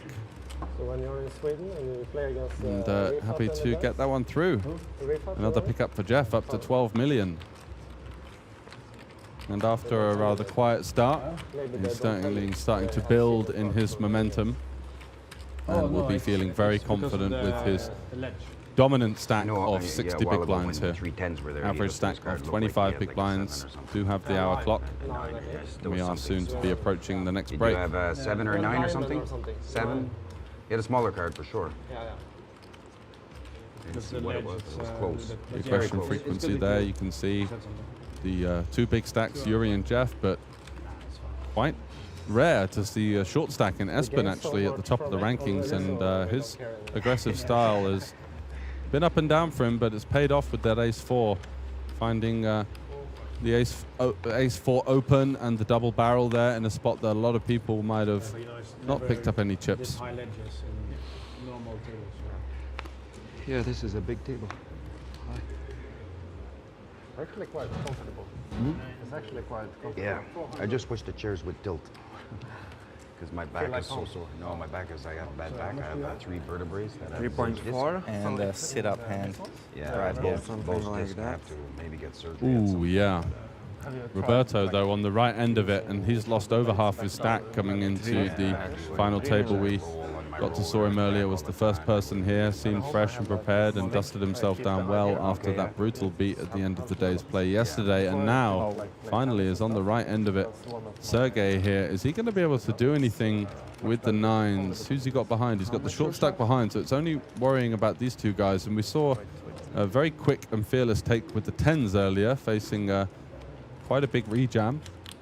Managed to knock out Mindaugas there with the ace-king, holding with those 10s on the low board, and now with the 9s, and it's gone open from 15 big blinds, 15 big blind repush, and we're here with the 9s. And it being late position, you could definitely see some arguments for taking the 9s here. It's not going to be a massive dent in his stack if he were to lose. And if he shoves, then background to the ace-queen. I think he has to fold. Yeah, because he wants the collision between the two players, but Sergey decides to get out of the way. 2, 8. And if he does go out with the ace-queen, he'll be looking back at this hand saying, why couldn't the 9s just Yeah, shove this? exactly. Like, If you'd have just flicked it in there, I'm out of there, and then you two can flip it out. But he's had the king-queen that he let go. Now ace-queen suited. I just feel it's a bit too strong here. Cutoff versus button. Says that you should call. Because, yeah, he has a short stack, and there are other short stacks present, but there will be a lot of hands in Roberto's range that he does extremely well against. Ooh, I yeah. have to say something. You I can't have to blame say him. something. Yeah, and you just see the bad news there. Ace Queen, we can see I have has to say something, 40%, guys, so must have been some if you favorable don't mind, folded is cards. Like when he shoves like this, if you're not the Lot of next live player, clubs. you're not supposed to ask because you might influence Yeah. the play. Because Yeah. he says how much, you know what I mean? He's not supposed to say that because this guy might have called over there. You know what I'm saying? So 10, 5, 4. Jeff giving a bit of a lesson in the background, but we'll focus on the action here. I Looking just for wanna a make sure club it's or clear. some queens. There's a frisky turn card. The 6 of clubs, Roberto He's already thinking, Christ, what a tough run I've had. Is it going to be a club? It is. And Roberto, a final table from hell, came in second in chips, took a rough beat last night, and it's just gone so poorly for the Swede. He had 3. What a tough series of events. He's going to give everyone a bump, showing a lot of sportsmanship here. He's played great poker this whole event, and yeah, in the last that is of total gameplay, last 3 hours or so, it has just been absolutely brutal for him. Yeah, he's just not won a significant pot. Late on in the day, it felt like he was taking the overwhelming chip lead into the final day's play here on day 10 at the WSOPC in Tallinn, but lost the Kings versus 10s versus Jeff, who is still at the top of the rankings, and now backdoor clubs send him home. And you could almost see on his face when he saw that turn card, the club, he was just like, oh, please don't do it to me. You know, this has been so tough. If he don't say that, maybe the 9's call there. You know what I mean? So everybody has to understand that. If it's not your turn, you're not supposed to ask what the chip count is. Because you give a lot of information. Yes. And Yeah, I I are understand. interested in calling, so 100%. it affect the situation. Good luck, everyone. So be careful. Thank you, sir. Okay. I'll give you a light warning. Yeah, just for the next time, for everybody understands, right? I know he didn't do it on purpose. Tough series of events there for Roberto, but at least going out with some Like me class last and night, decorum, giving everyone a fist bump, saying good luck for the rest of the final table. But he's going to be feeling like he's just been gutter punched as he walks out to the rest of the room here. Aurimas. Ouch. Aurimas. Aurimas. And Aurimas, you could Lithuania? see Yes. the biggest rise in the chip counts. Jeff's made a rather modest improvement on his final table entry stack. With 9? Shout out to the graphics team he there. folds. That's a great, He probably great chart. folds. I haven't actually seen it yet. This, Have you not? No, the cumulative winnings one. absolutely. So far for the last day of play. So after another elimination, down to 7, of course. And we do have around about 20 minutes before we're going to be taking our first break. And thanks very much for joining us, Tom Graham, CPO at the OlyBet Group. Yeah, thank you very much, mate. It's been a lot of fun, and this is going to be a great event still to go. I think 4 rings given out today. Absolutely, the 3K, the 350, this one, and what's the other one? It's the online? No, this is 555. 555. Final event. Actually, technically 5 today, because this is an online event too. Lovely stuff. So thanks very much, Tom Graham, for joining us in the booth. And we're going to get switched in for, once again, Andreas, Mr. Wise Guy, back joining the action. Hello, sir. Hello. You're going to be gutted to hear that your fellow Swede has taken rather one of the most unfortunate final and final 2 table runs I think I've seen in my commentating career. Yeah, losing the Kings versus 10s last night, and you just missed out on him getting backdoor clubs out. Actually catch that hand. You saw that before I live. went in, yeah. So so unfortunate, and well, unlucky for the Swedish player, but still. Then I have to bear the flag for Sweden now. Then exactly. Yeah. At least we got one in the booth, cheering the rest of the players along. So, other than that, I didn't catch much of the first hour or so of the action. How was it been like the first? Yeah, so levels. a slow start for Jeff, but the real storyline for me has been how aggressive Espen has been off of the short stack. Okay. And actually, I'm not going to say who exactly said it, but I was talking to one of the chip leaders going into the final table, and his friend on the rail said, you know, don't let that guy get chips because he's going to be dangerous. And so Espen has been really taking every spot and really pushing his initiative to try and climb the rankings and surmount a challenge to the top berths. It's in the big blind here. Yevgeny, we've just seen constant folding from him. Folded a king-queen suited under the gun and just hasn't really had any premium hands to work with. Chris, similar kind of story. Did take quite a nice jam with the 3s earlier on versus Roberto. Got that one through. And it's Espen in the big blind with the 10-4 suited versus Jeff's under the gun open. Is he going to peel here?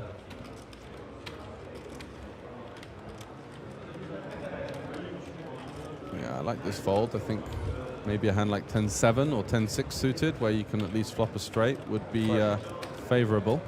Jeff showing the ace. Yeah, and picking up. Espen was so nice to show his 10-4. Exactly, and Jeff will be happy to just keep plodding through the blinds and the antes.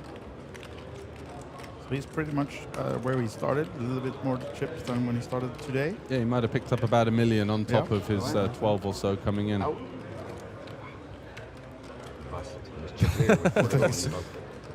Asking about someone in another tournament, I guess. Yeah, might have had a piece of the action in the 3K. The sweat and does no more. Yeah, but I think his sweat is big enough regardless, right? Yeah, and he was sweating last night as well, but that was just because of the heat. Yeah, he did have the white t-shirt on, taking the black route today, which is a brave choice considering the heat that he said that he was feeling, not only under the lights, but also just the range of emotions and stress and pressure of playing on such a big final table. Yeah, this guy seems to have been sponsored since last night as well. Yeah, he's got a couple of is that Deliveroo there on the right hand side? Is it? It's gonna get food orders coming exactly. in. A little Snacks. bit of sushi at the break. Might be. So Guinea folding from the shorter stack as Chris with the same amount of chips, 1.5 million. So hard to do anything against the early open from Yuri, of course, as it's down to Espen in the small blind. And our man Jeff, King 4 in the big blind.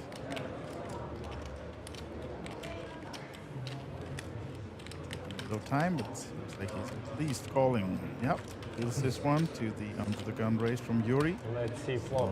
So off to a flop between these guys. Let's see a flop, says Yuri. Has he been as talkative as he was the last few hours yesterday? Yuri? Yuri, yeah, he's been in the thick of it. Yeah. And his relentless aggression has been doing the talking as well. He took a Jack 3 suited open, early position, a 4s, a 3s, and 4-bet the pocket 4s. So you know, he's really coming with a really strong and aggressive game plan here. Flopping the nut flush draw versus Jeff slowly, King of Hearts. Not going to be big hand. Taking his chance with the backdoor second nut flush draw is Jeff, just getting out the way there. Right now, Jeff is wishing he had another heart, but he will not if he sees the hand afterwards, because he had been dominated by the nut flush draw from Yuri. So got away with that one, and just as you see in our top right corner, 7 players remaining in the big main event here in Tallinn, WSOPC 2024. And just as Tom and George discussed, or Tom just left, there are a few other events going on as well today, and we have the mini main event just started with a 10-minute level. Otherwise they have the same starting stack and the same levels as this one. Wow. A bit quicker. Might as well make it a flip out, no? Yeah. So we'll see which one finishes first. That one with the 300 runner or this one. That one's going to be over in about 40 minutes, isn't it? Yeah. And this guy rocking the Stranger Things shirt today. He's on fire. Certainly is, and the backdoor clubs with the ace-queen suited. Wasn't really thrilled with the call and did make a king-queen off-fold versus Espen earlier on. Okay. But yeah, finding a bit of luck when he needed it, and certainly the Lithuanian fans in the chat will have been rooting for that run out. Nice to see one of the strong poker nations in Lithuania still present at the final table despite the expense, of Here's course, the of shove the from one Swedes. of the short stacks. Guinea.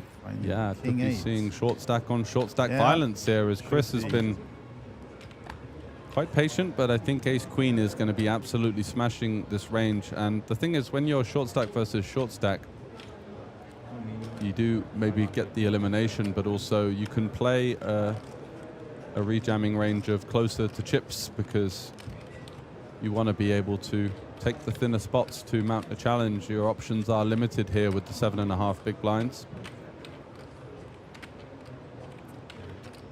Almost the exact amount of chips.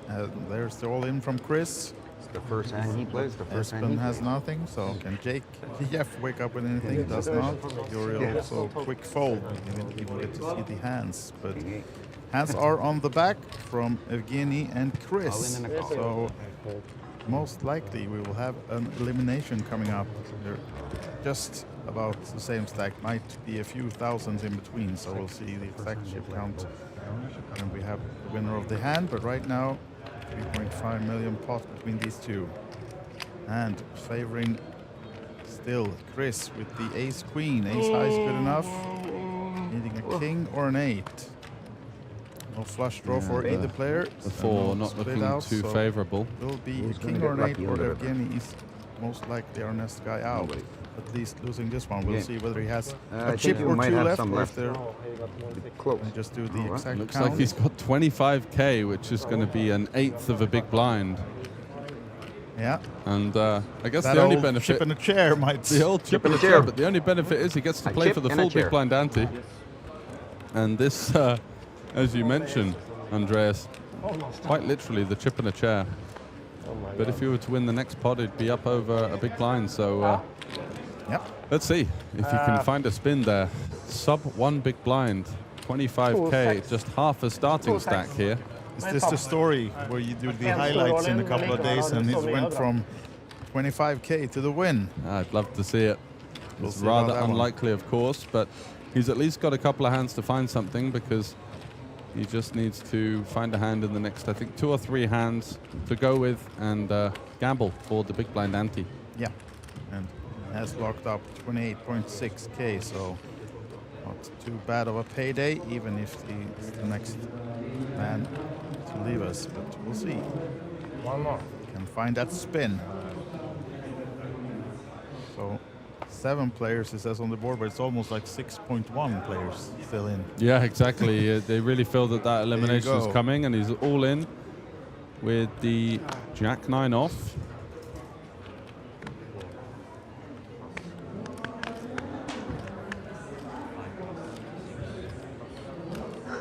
So far, no callers, but Yuri has the same hand. How about Orimas? It's an overcard and the better hand of these two. Yeah, 3, so you're going to see this kind of unspoken agreement Yeah. of let's check it down, boys, shall we? And I think these guys know each other pretty well as well. I saw them together talking. Oh, really? So Orimas and Yuri are silent friends in this hand, perhaps. Yeah. I mean, it's really not even a collusion type of thing. It's No, just no. a very standard thing. Both of them very look at this one. incentivized. Trouble for Evgeny now. Yeah. Let's see if Orimas still checks now. I think Goes his for the hand is so little- strong that he doesn't Yeah. mind just trying to eke some value out of Yuri here. The main pot is so small because he's still, it's not like a completely dry side, so it's they still play for pretty much the full 2 big blinds between them, and that's why he's going to be betting here rather than doing anything super trappy. And yeah, tough work for Evgeny. Runner outs only for Evgeny now then. He needs running jacks, running 9s, or a running straight. So a good card for him would be the 10. That would give him some outs. Yeah. There it is. There we go. You Whoa. called it. So And George was going to be next. Well, he's looking for the king or the 8, of course. Can he find it? Would be a miracle. Oh, No. it does not. And we have the elimination of our 7th place finisher then, Evgeny, the home flag of Estonia. Yeah, didn't pick up an awful lot. Got quite short. Found the king 8 suited there. Took the spot. Unfortunately, ran into a better hand. Couldn't find a way out of it. One of the green stacks in the front, you have a dirty stack. Ah.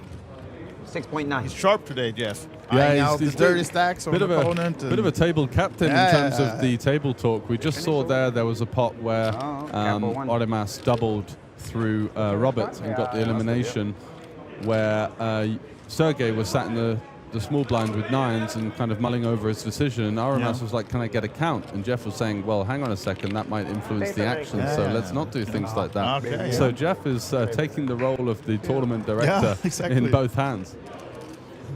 Nice. And as you can see now, up to 38,000 for the top 6 berths, climbing their way ever closer to the ominous top payout of 193,000 plus change. We can send Teresa and her crew off to an early dinner then. Exactly. Jeff is going to handle this one. Jeff's got it under control. And he's got the final table under control here with his ever looming stack of 12 million, 9-4 suited, which Tom said was one of his favorite hands as a 49ers fan. Yeah, right. San Francisco. Here we go. 9-4.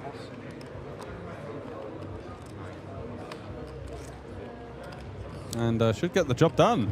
Yeah. So showing a little bit more nous with that chip lead. And I think Jeff is pretty shrewd in terms of figuring things out, figuring out dynamics. He took a little bit of a while where there were some spots that he could have opened a bit wider earlier on that he didn't take. And you can see he's a very observant player at the table. He's always looking around at the stacks, at the emotions, at the dynamics that are in play. And just took a little bit of time to get himself, controlled and get a good sense for what the players are up to. And he's starting to lean on that advantage now with his newly acquired information. It's going to be interesting to see if he does indeed push on for this ring.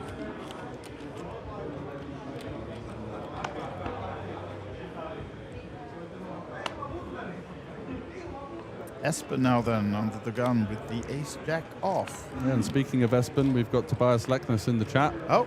Senkel. Mr. Mixed Games. Absolutely. Welcome, sir. And he said, are you going to have as much fun commentating this as the Limit Hold'em event, which was something that I've actually gone to therapy about, for the pure levels of boredom. Oh, imagine that for a 14-hour streak. Yeah, the 14-hour like Limit Hold'em. Wow, that would be quite something.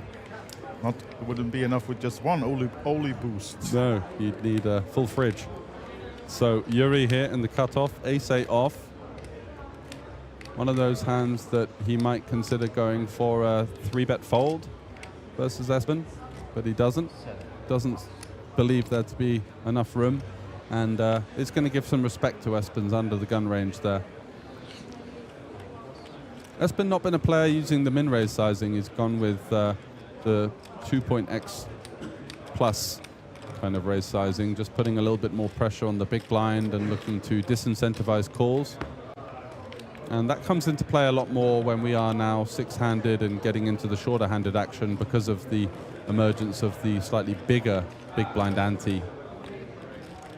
And I don't know if you had it on the stream and thing, the outer table, the high roller final table. Oh no, have you got some information for us? I do actually, and the chat is also discussing it because it's just ended and we did have the winner, the last year's ring winner in the same event, Roope Tammi. Roope Tammi, back-to-back. Back-to-back wins. Wow, after a run in the 555 as well. Yeah. So the rich get richer. Absolutely. So he was, of course, all emotions. Yeah, I'm sure. Crying and talking about how his mom and his dad were the main reasons behind his poker journey, I'm sure. Yep. Roope Tammi There was actually a lot of smiles and some happy faces Good around man. the table. He had a rail, so yeah, they cheered him on and he took it back to back. Yeah, strong Finnish contingent here. As you can expect, one of the stronger poker nations from the days of Ilari Sahamis and Patrick Antonius, and they've still got a lot of lifeblood in the live poker scene. Yep. So Roope is starting to chase those guys in the all-time money list for Finland, but still has a little bit of a way to go, I think. Yeah, he must be right up there. Let's have a little look, actually. What was the top prize? Do you remember in the 3K? I think it was 64. 64, wow. Yeah. And, you know, we had Kimmo Korko the other day on the feature table. I know he was 5th on the all-time money list, and that was good for $3.4 million, I think. So wow. Maybe Roope is not getting just that high just yet, but let's have a look at the old mob and see where he's at. Yeah, so the winner of the While 3K. we do, Sergey is 3-betting the Jack 10, getting nice. away with the folds from the Yuri holding or Queen Deuce. Nice move there from the Estonian. He's been pretty strong. Coming in, finding some spots to get involved. Did get away from those 9s earlier, but has certainly not been afraid to mix his game up. And as you can see there with the Jack 10, getting the better hand to fold, that couldn't possibly continue. So Roope Tammi was 34th on the Finland all-time money list, but if you said he's just won sort of about $70,000 or so, was it? Should be. That would get him up to the top 30. Oh, yeah. right. So he's going to be in about 28th place now. Yeah, and if he keeps this pace up, he's catching up with top 10. Yeah, he's got a way to go to the 22.9 million of Patrick Antonius at the top. Yep. Playing the biggest events, of course, around the world. Got to send Roope to the Triton. Yeah, exactly. Speaking of Tritons, we are going to have a break in, I think, 10-15 minutes. And then when we come back, George, you will be joined by our Triton friend. Oh, Paulius. Yes. Pauli V. Back. What a treat for Yes. you guys in the chat. A real top-level player there joining us for some insight into the final 6. And he was actually on the final table of the high rollers, so he will be able to tell some stories about Rupa and how he played as well. Yeah, we'll get some insight into the 3K high roller. Unfortunately, with 2 events running, we're of course focusing on the main event coverage. Espen here with this rather awkward ace-5. Is he going to make a non-all-in 3-bet move here?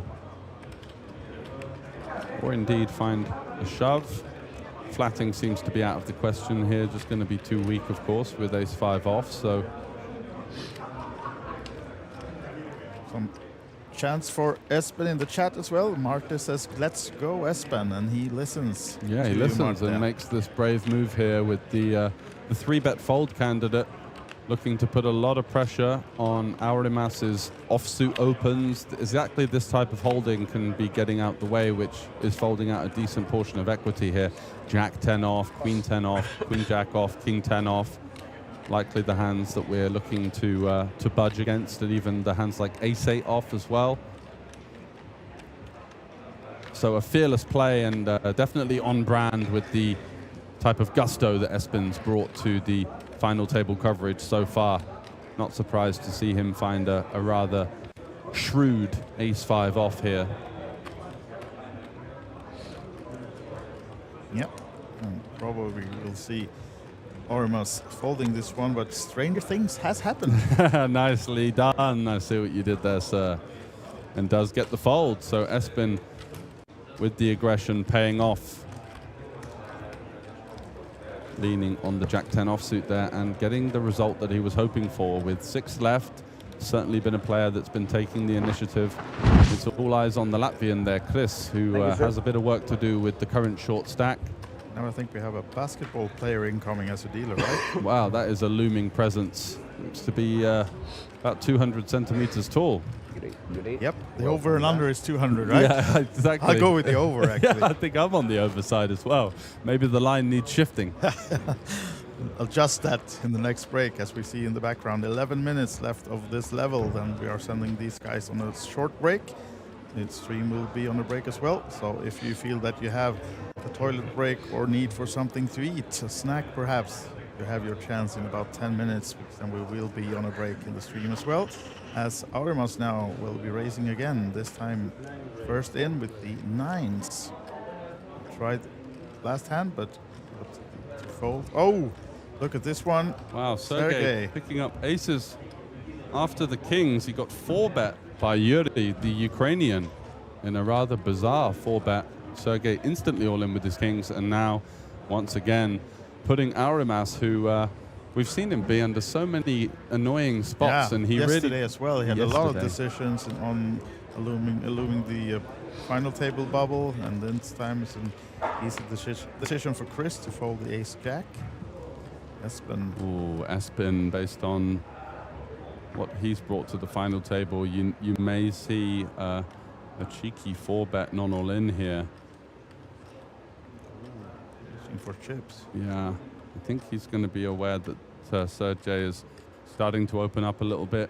Saw a 3-bet a couple of hands ago. He didn't know that he had Jack 10 suited, but if he did, it might even give him more reason to find a move here. He's got 3.5 million, so the minimum he can make it is 1.6, which would be a real big chunk of his stack. So potentially not even much room to go for the 4-bet fold here. Let's see if he decides to put all the chips over the line.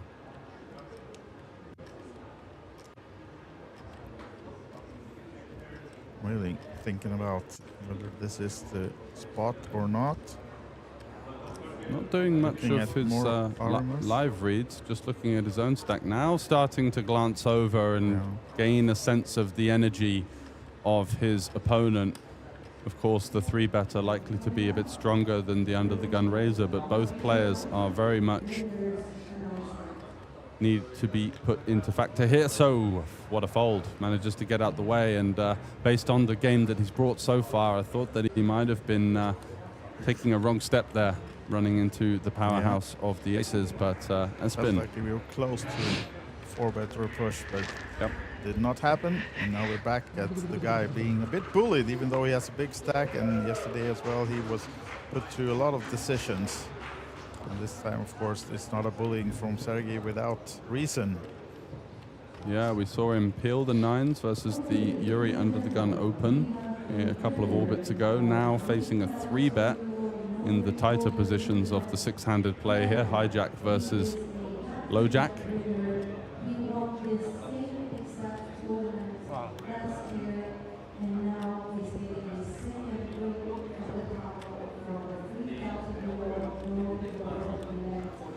What's to be done here? It doesn't really seem like a candidate that would be considering 4-betting.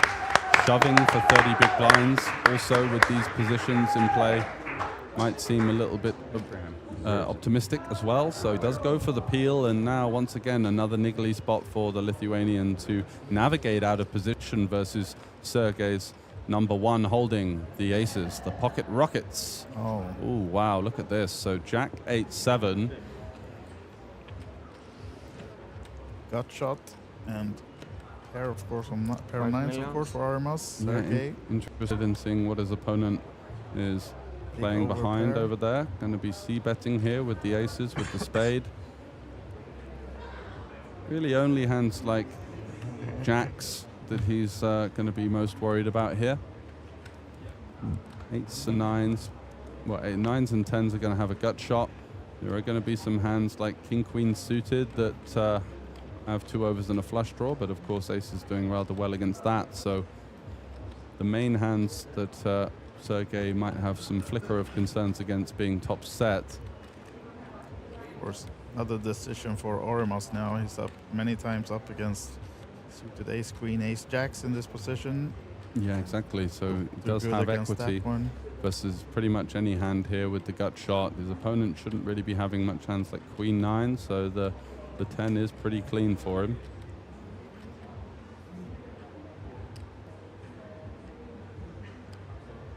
And he is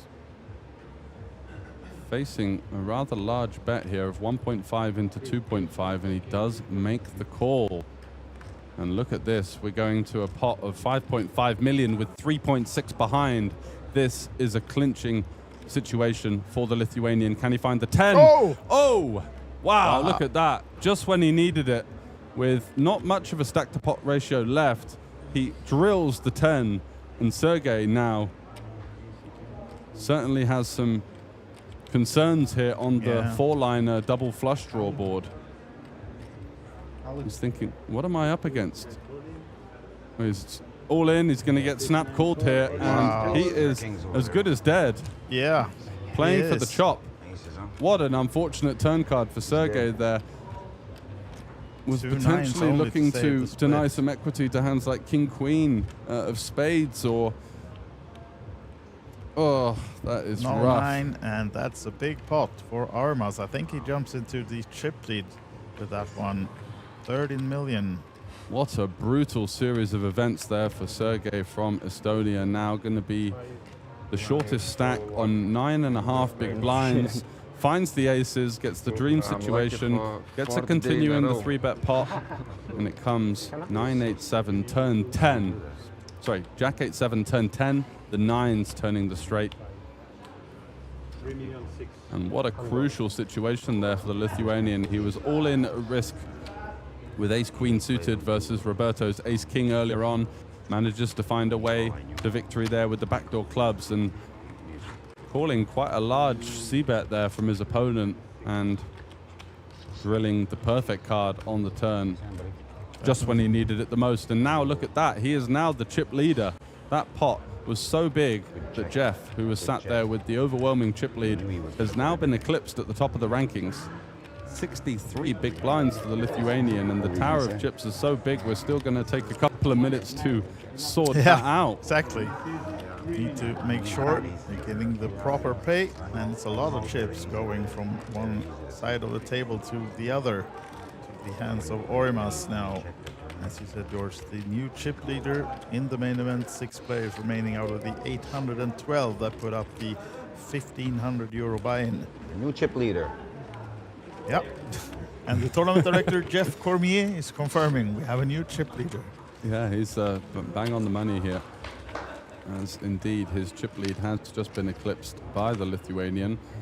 And it wasn't about an hour ago where I said that the Lithuanian fans in the chat were going to be praying after the elimination of Mindaugas there for their last remaining player here on the final table to make a run at it, and he's certainly done that. Yep, now he's really on fire and chip leading 6 to go, and as we saw from the chip count, 3 of these players are between 10 and 15 bigs, so a lot of ICM pressure to put on those guys as well in this spot now. Yeah, and I guess the only benefit for Sergey is he does have that break coming up in 2.5 minutes where he can reset and try and regather some confidence and initiative going into the final 6. It's a brutal beat in terms of dollar or euro value, of course, here in Northern Europe. Outside. Left. Chris folds the Jack 10 because he's now thinking, well, I can make the pay jump. Sergey going through the blinds in the next hand, who's going to be putting in a big chunk of his stack. And Espen now does have those factors to consider, but we know that he's a fearless player that's not going to be making these overly tight folds, just trying to make the pay jumps. He's brought a really strong game to the final table. Let's see if that continues here with the King 10 suited, or is he going to be sensitive to the 2 short stacks on his right going through the blinds in the next 2 hands. Yeah, you can see him, just his eyes are flickering over, looking at that stack now, realizing that if he does indeed open the cutoff here, he's got the 3 biggest stacks to his direct left, which are going to be incentivized to put Espen especially under a lot of stress here as 4th out of 6. And the pay jumps are getting that bit more significant. But does that mean that King 10 suited is a hand that he doesn't open? Maybe going for a jam here because he doesn't want to raise fold. Yeah, and he does go for the jam, and I think out of the options available, all in or fold seem to be the 2 clearest ones, and he does take the fearless jam here. And Jeff not waiting for the hand, just eyeing the clock, making sure he's not going to have to play another hand before we're off to the break, I think. 45 seconds or so. So might have installing 20 more seconds or so before those 6 deuce is flicked into the muck. Making sure the break is coming up. Yeah, and Espen putting a lot of pressure on some of the weaker ace-X and lower pairs. Also hands like King Queen off and King Jack off might struggle to find the call for 17.5 blinds. So this is a very strong move from the Norwegian. Again, on brand from what we've seen so far. Let's see if Yuri has anything to work with in the small blind, as Jeff just kind of taking his time. I think he really wants that break by the looks of things, just running down the clock a little bit. Yep, that's the plan. I think we have 10 more seconds and then he's safe and can there you go. Walk off to the break.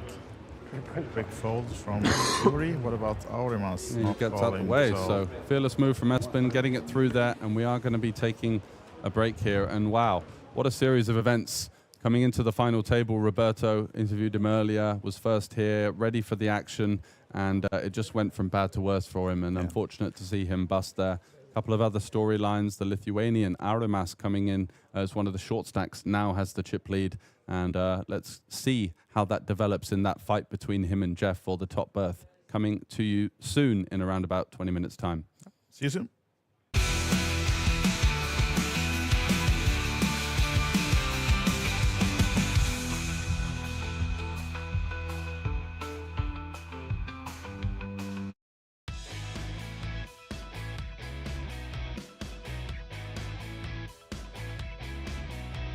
It's already day 7 here at the WSOPC Tallinn 2024. We've seen so much good play and great action that kept everyone on the edge of their seats. First up, we had the 1,500 euro no limit hold'em main event with flights 1E and 1F. With a mind-blowing 1 million euros guaranteed prize pool, the competition is getting intense. Friday is officially the day 2 for this event, and the re-entry period will close after the first 4 levels.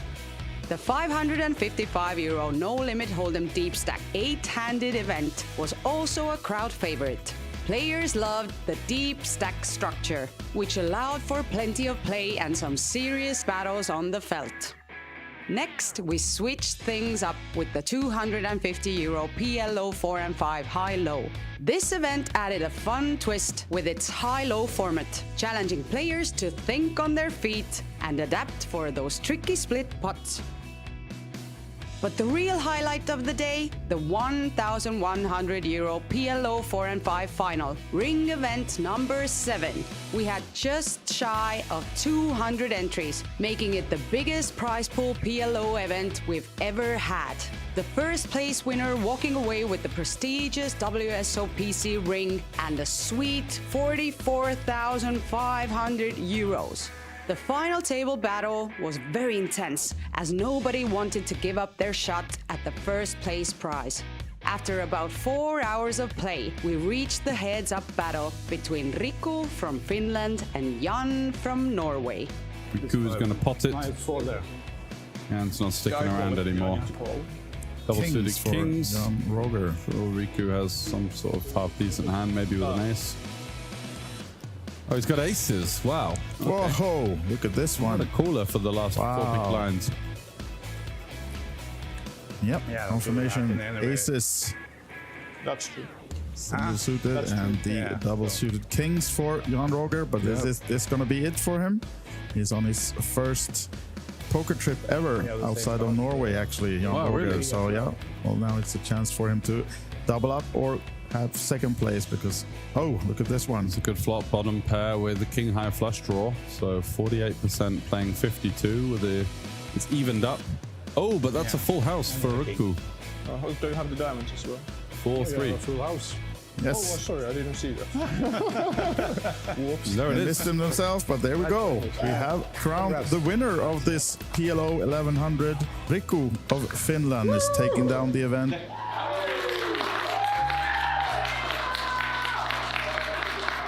Last 3 or 4 times I've been to Tallinn, I've been running pretty bad all the time, but I felt like I didn't play that bad, so I just felt like it's going to turn around eventually, and this is the tournament where it did. Can you tell me a little secrets about your routine? Like, did you sleep well before the game, or what are those things that you do before, like, going into the final table? Well, usually when I'm in Tallinn, I just try to go to the gym and eat healthy and not go party around and not have too much alcohol, and just try to relax and keep my mental game and my physical body in focus as well. So I'll try to do that, and usually that'll keep me going for the long days. And that's it for day 7. The WSOP Circuit Tallinn 2024 keeps on getting wilder. So don't miss out on all the fun. See you at the tables.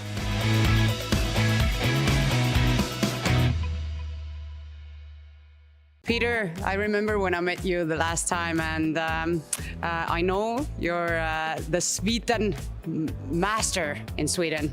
And now I would like you to teach me how to play. Well, Sweden is a game where you play 5-card Omaha on the board and 5-card draw in the hand. So if you focus on the 5-card draw hand, you will be successful. That's it. Now I know how to play. Pretty much. But there are a lot of numbers to consider and a lot of cards to consider. And of course, you have to be frankie lucky. Oh, that's a good way to be lucky. Yeah. Can you show me like one example or something? We get 5 cards each. 5 cards each, like this. And of course, when you have chips, you decide if you want to play this hand or not. And let's say everybody plays the hand. So we have a flop. Let's do it openly, right? Okay. So we can, because I don't know anything. Yeah. And I don't know what to do. Usually you want to have like pair, 2-pair, flush draw, straight draw. You have a pair and you're in the lead. I will still pot you here because I want you out of the hand. Yeah, surely. Okay, but you are going to be in. So now you see a pair and you have a straight draw. Could be okay, unless I have like a full, but I don't. So you want to change like the 10. You take it away. You just like burn it? Yeah. And I'm gonna change 2 cards because So how many can I change? You can change from 0 to 5. Ah, okay. And if you change one card, you get one open. Do you like it? Does it fit your hand or does it fit the board? No. Nope. Away, and you get a new one. Ah, the same. And I get 2 cards, so I don't get the face up. How do you like it? No. But still, here's the turn. Yeah. And you're probably gonna check, I'm gonna check. And then the river. And that's a split pot, because you Okay. see, I got the straight, Yeah. and you have the best hand. So I win this time. Eights, yeah. No, you win half the pot, and I win half the pot here. Okay, we'll split. Yeah. Quite easy, guys. Seems really easy. Quite easy. No, I. Come and play. And I will show you, not that easy. Welcome back to day 8 here at the WSOPC Tallinn 2024. It's Friday, and that means we only have 2 more days until we have crowned all our winners. First up, the day 2 of the 1,500 euros no limit hold'em main event commenced. Registration is now closed, and we received a jaw-dropping 812 total entries by almost 500 unique players from over 30 different countries. The stakes are sky high, and the first place prize is a staggering 193,000 euros. Showdown. Calling player shows ace, jack, jack of spades, and calling by ace, king. Now the decision is green.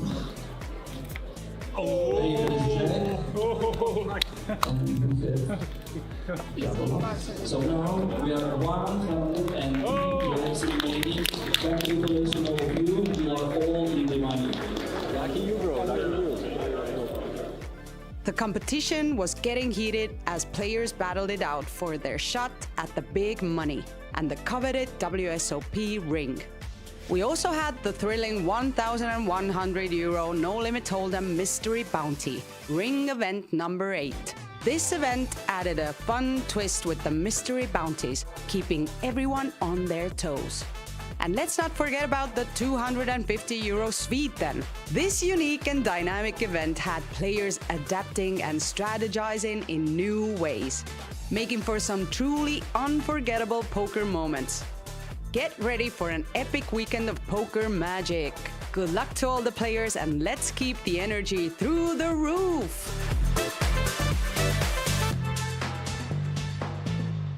I'm so excited because this guy here is going to teach me how to play deuce to 7 triple draw.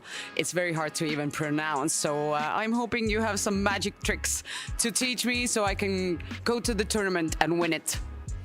All right, no worries, Stella. Thanks for joining, and actually it's a fun game. Is it? It is a very fun game. It has very nice nuances to it, and if you've never played it before, then the game derives from the old school version of poker, which used to be the 5-card draw. Oh, wow. And this game is then part of the draw games family, which means that you will get dealt a combination of 5 cards, and then you have a chance to redraw either 0 to 5 of those cards. Oh, wow. So basically, without further ado, let's get started. I'll deal you and me both 5 cards. And the name deuce to 7 comes from the fact that the hand strengths in this game are turned upside down. Okay. So basically it means that the worst hand is the best hand and the best hand is the worst hand. So what do you want to see in your hand? Let's do it open, right? Yeah, we can do it open. Yeah. So what you want to see in your hand is totally small unconnected cards, which you have like a pretty nice set of.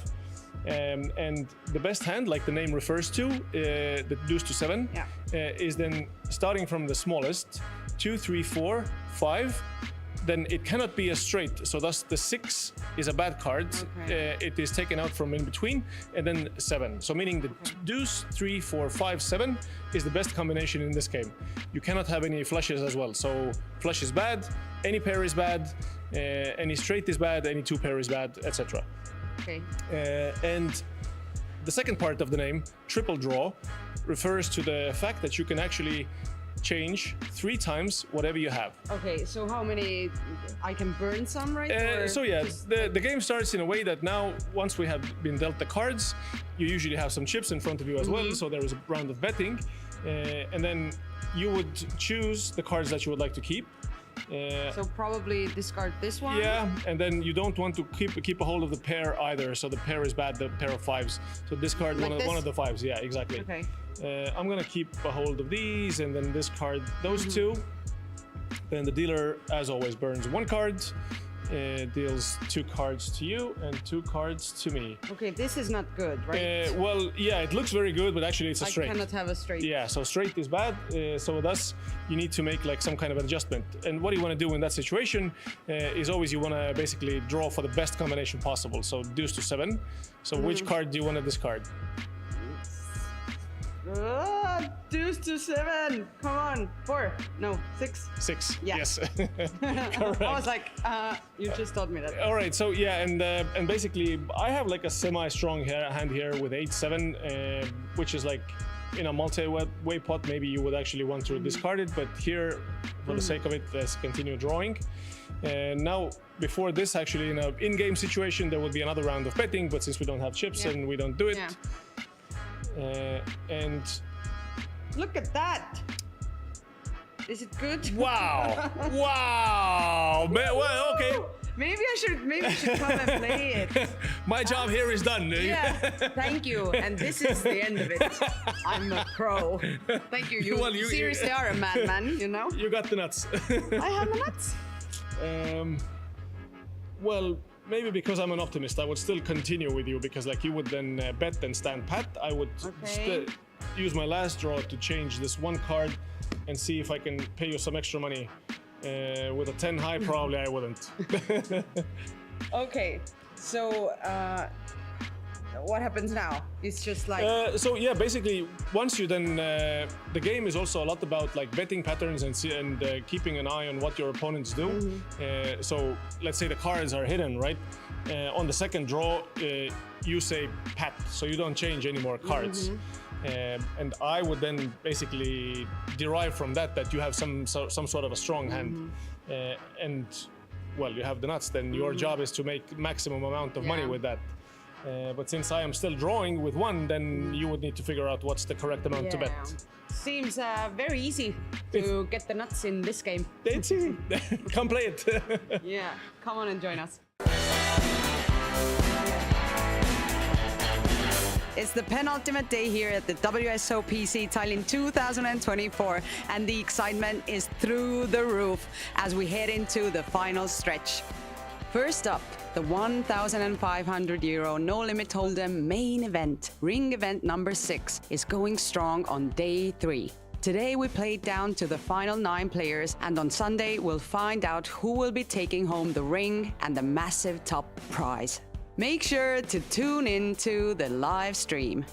Next, we had the intense €3,000 high roller ring event number 9. With a total of 100 entries, this high stakes battle is also playing down to the final table, with top players fighting for the prestigious WSOP ring and the €64,000 top prize.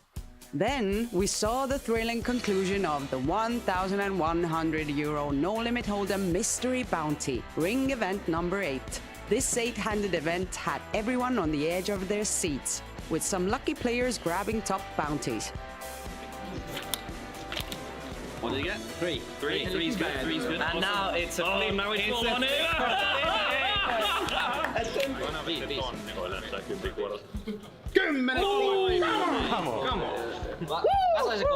The first place winner, Rasmus Lundström, walked away with a cool €19,850 plus bounties and the coveted ring.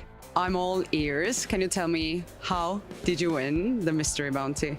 A little skill and a lot of luck. But how was the tournament like overall? Ups and downs, or?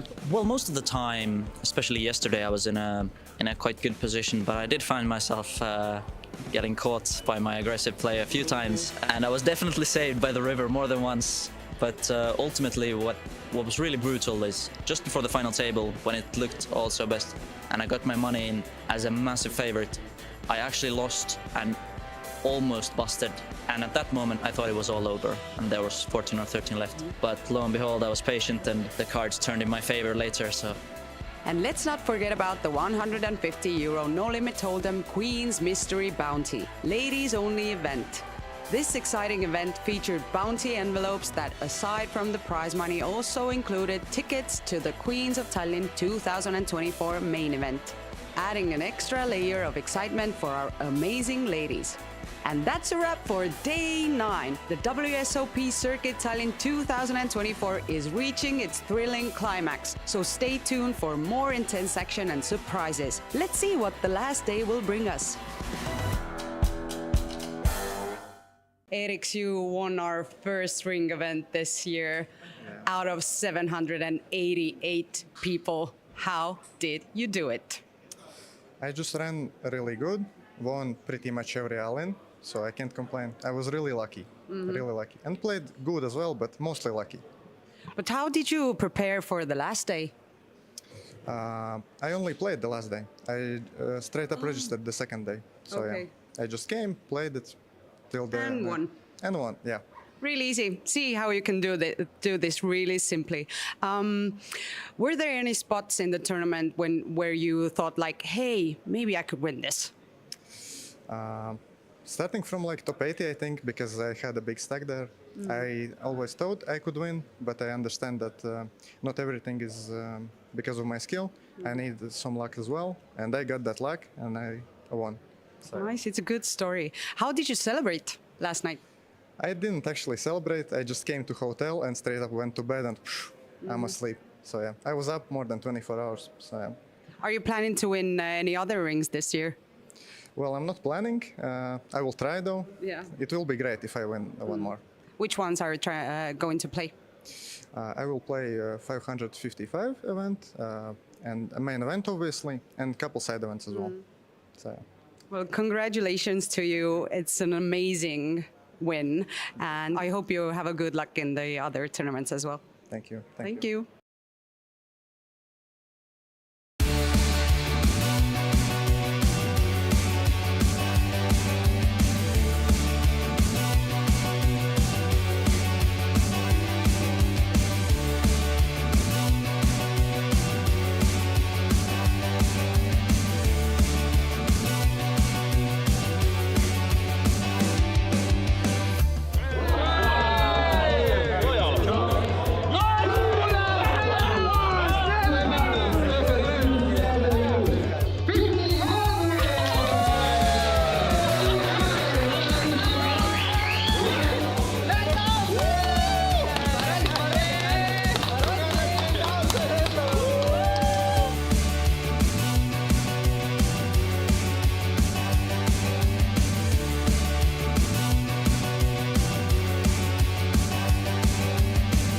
Some more outs. He does find the gut shot, so a 9 or a 7 will save him tournament life. Otherwise, we have the winner in Mikko Ylimäki. Is it going to be a 9 or a 7? It's a king. Both players hit the river, but it means that Mikko Ylimäki is our winner. Congratulations, applause.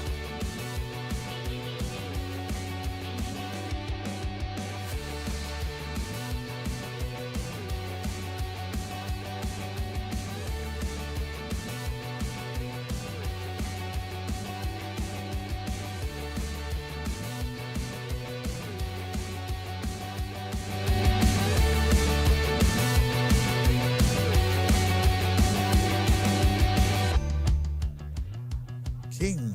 Oh, this might be it. Now, yeah, shipping it in, and of course, we'll receive an immediate call without outs. Mantas Tonlevicius is all in, but this is the bad news for him. Edgaras Kaučinis has already sealed the title. It's over before the river falls, because Not Straight for Edgaras Kaučinis has sealed it. Huge congratulations to our winner of Kings of Tallinn main event 2024.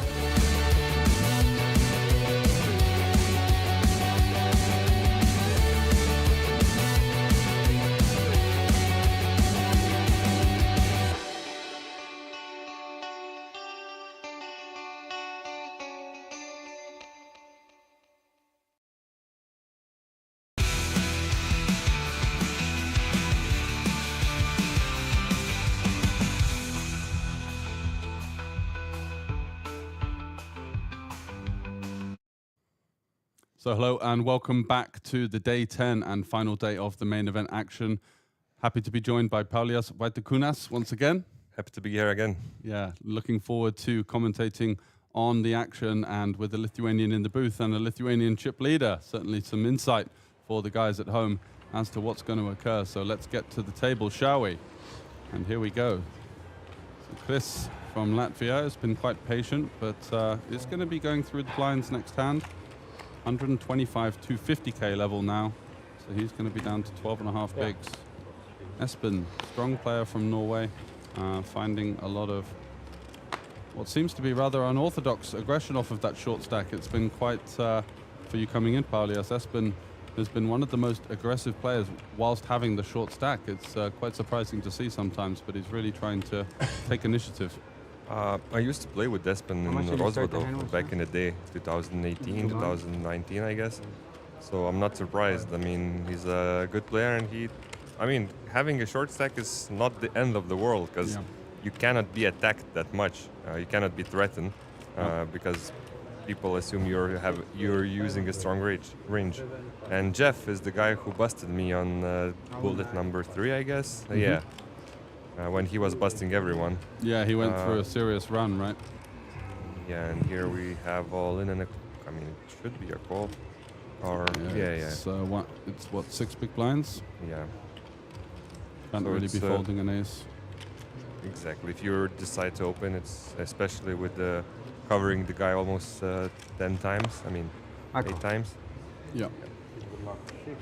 No arguments with 6 left for keeping the short stack in, because he's got Yuri on his left and also the chip leader from Lithuania also on his left, so he wants to take a slightly thinner spot, I guess. Yeah, and some people, just play for the win, which I admire, and it makes game even more exciting. Definitely adds a dynamic to the final table. So, ace jack holding so far. Going to be needing a 3 or a chop out. Yeah, some 7 or 4 there. Great card for Jeff, in fact. But not to be on the 5, so a clean double up for Sergey. He did just lose aces versus 9s on a tricky board where he put the rest of his chips in, drawing to a chop. Oh, yeah. 3-bet pot with the aces versus Adamas having the 9s. It came Jack 8-7, turn 10. Oh, and they piled it in everything. Yeah, double flush draw board, and the aces was left at 0.6 SPR and went for the jam, and unfortunately was perfect. Met with the stronger part of the range. One of the worst boards for aces in final tables. Exactly, in the 3-bet pot in position, but didn't feel like he could get away with it, but is rewarded after a 20-minute break, taking some time to deal with that bad beat and regrouped. Yeah, putting it to good effect here, picking up a decent hand in the big blind. So there you can see. Are the stacks. Pretty shallow final table. Yeah, so we've been quite stubborn in form of the elimination. We were on 10-handed play for almost 2 hours last night, trying to get the last elimination for the final 9 today. And that has certainly taken an effect with a crop of short stacks there between 12 and 16. Espen, Sergey, and Klis, who will be looking to surmount a challenge at the top berth of just under 194,000 euro. I have read that yesterday finished with a crazy hand, right? Yeah, so the Kings opens under the gun, the short stack commits with King Queen off. Jeff in the big blind with pocket 10s, 35 bigs. He shoves and runs into the Kings, and it comes 10-7-4. So a huge one for Jeff. We saw some profanity and some antics running around the table, giving high fives to the rail. It was certainly a high energy. Entered the stream at the late time of about 3 o'clock local time, and we're back in the midst of things from 12 and 12:30 on our half-an-hour delay. But it's good for a stream, having said it's good for the game in general to have the players that show emotions. Personally, me too. I'm not shy of showing off, the emotions and not being so robotic as many people imagine that professionals should, be stoic and so on. Yeah, you can be stoic during the hand, but you can enjoy or be sad afterwards. It's normal. We are all humans. Yeah. Tell that to Vogelsang, eh? Yeah. So Adamas going to be jamming into the shorter stacks here. Seems pretty standard. Sergey will probably. I haven't seen how he plays, but it's a gross. I mean, not gross, but one of those spots that you're not sure. You kind of know that you're dominating the range of your opponent, but still not dominating, but you're ahead of the range. Yeah. So we'll see. I think he's last in chips, right? So second last. It's the shorter stack in the big blind, so maybe folding to try and potentially allow a collision there. But as you say, ace-9 there. What would your approach be in terms of that kind of second last position? Do you take those slightly thinner calls that would be clear ones for chips, or do you tend to try and hope for the bust out, go from there? I mean, it's pretty. These payouts are pretty heavy on top. You want to get it into top 3, top 4. So I think taking approach of chippy V when you're second to last or last in chips is a correct one, even in ICM. So I would go probably ace-9 is my bottom that I would call for the offsuit. Yeah. Yeah. And because Arimas will shove like huge part of the range. Yeah, he's allowed to open rip like king deuce suited there and stuff, right? I mean, probably 80% of the range. Yeah. Here we will see a shove as well. I assume raising is kind of disaster. Yeah, he does have Espen in the big blind. But he has 4 million, if I remember correctly. Exactly, so 17 or so big blinds. So Espen has to fold 7s and 8s there. Yeah, textbook stuff. Wow, Sergey just beating him into the pot there with the 9s. He has 9s now, right? Yeah. And Chris wakes up with ace-10, but it's pretty easy fold. And Espen with ace-7. Yeah, I like how Sergey just doesn't even tank it. I'm in, man. There you go. Take my chips again. Not going to get called much behind anyway, so let's just take my spot and passing up the ace-9 this time. I hope Sergey wins, even though I'm Lithuanian. I don't want to see Guy busting twice against smaller pairs. Yeah, exactly. It's been a hot run for the Lithuanian so far, and he's got some emergence of a chance here. The turn 3 would be but let's make it interesting for everyone. Let's do it. Is it going to be the 9 on the turn? No. So still 2 outs once. And we haven't seen 4 folded, so.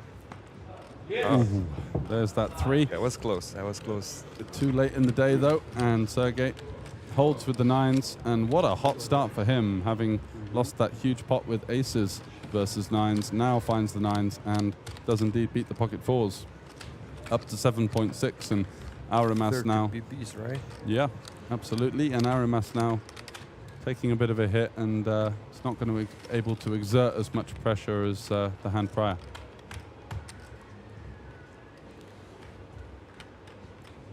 So Jeff now the current chip leader after some chips changing hands between the Lithuanian and Sergey, who jumps up to 3rd. Yuri, the Ukrainian, he's been, to give you a bit of an insight, a very active player. We saw him 4-bet pocket 4s under the gun versus hijack. Yeah, I know 40 big blinds effective, got snap jammed on, had to fold. He opened jack 3 suited as 3rd in chips from early position. Pocket 3s under the gun. He's been extremely active with rather unconventional hands. So he's certainly someone that is playing for the win, going for it. I mean, playing aggressive is good as long as our opponents doesn't have hands. But when they do, as we see now, Arimas had to shove 4s, and if everyone just doesn't have anything to call, he ends up getting 2.5 big blinds. Fortunately for him, Sergey picked up 9s.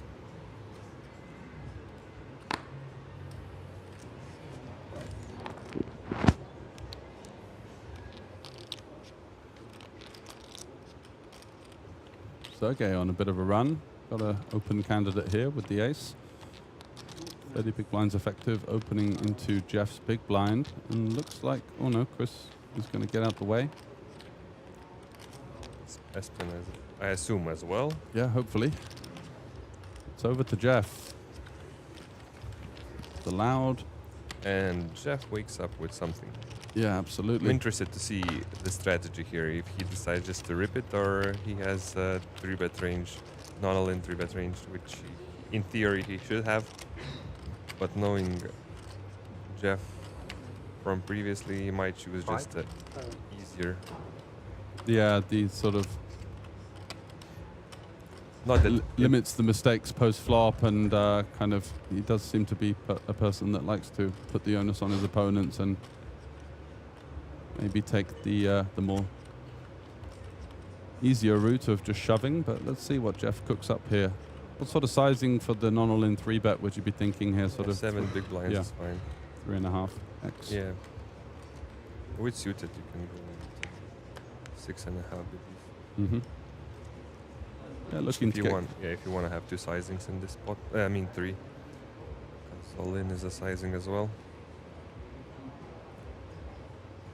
Jeff taking his time. We've seen him be quite patient in making his decisions, and it looks like the 3-bet is coming. Yep.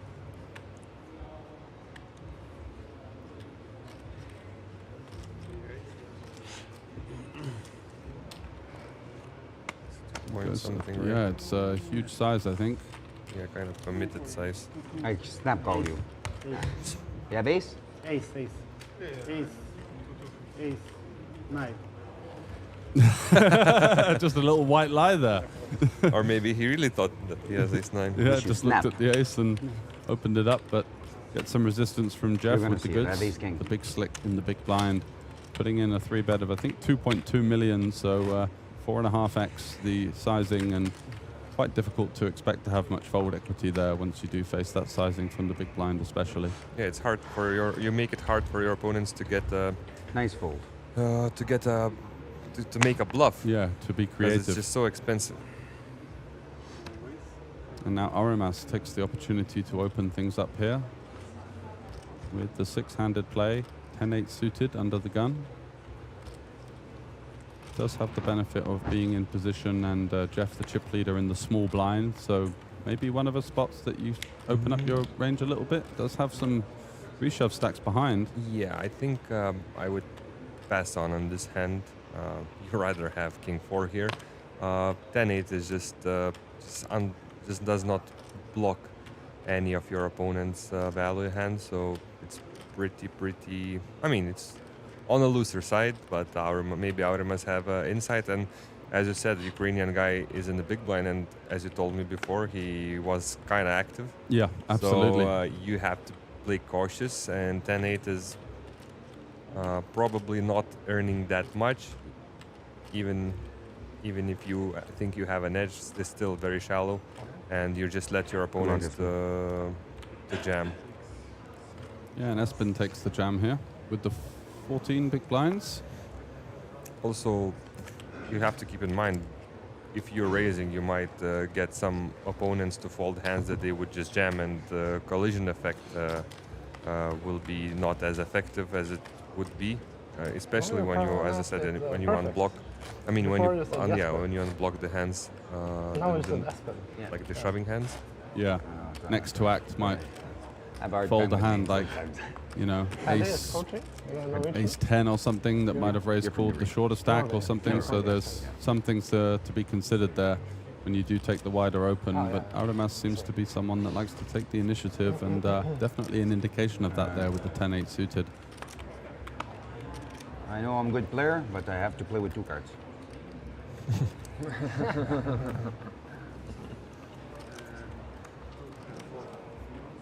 Jeff keeping the spirits high once again at the final table. Certainly not shied away from the more vocal side of things, looking to state his presence, and does have a really strong and a psychological edge in the form of intimidating his opponents with that verbal onslaught. Yeah, and we see him opening Jack 6 off. Oh, Yuri has a nice hand to do something. What do you think of the peel here? Not really like. Don't really like it. Now we're going to be out of position 3 ways, allowing the big blind to potentially squeeze or overcall, and the situations are going to be rather tricky for equity realization of that queen 9, right? Yeah, and Aurimas dominating both of the opponents. Yeah, great spot for him, and Yuri flops the best. Wow, it's bottom 2 here. Might be a situation where Jeff takes the initiative. Not sure what he's up to here. Maybe doing a little bit of meditation, but we do have a hand in play. Did he look at the flop already? I'm not sure. Jeff?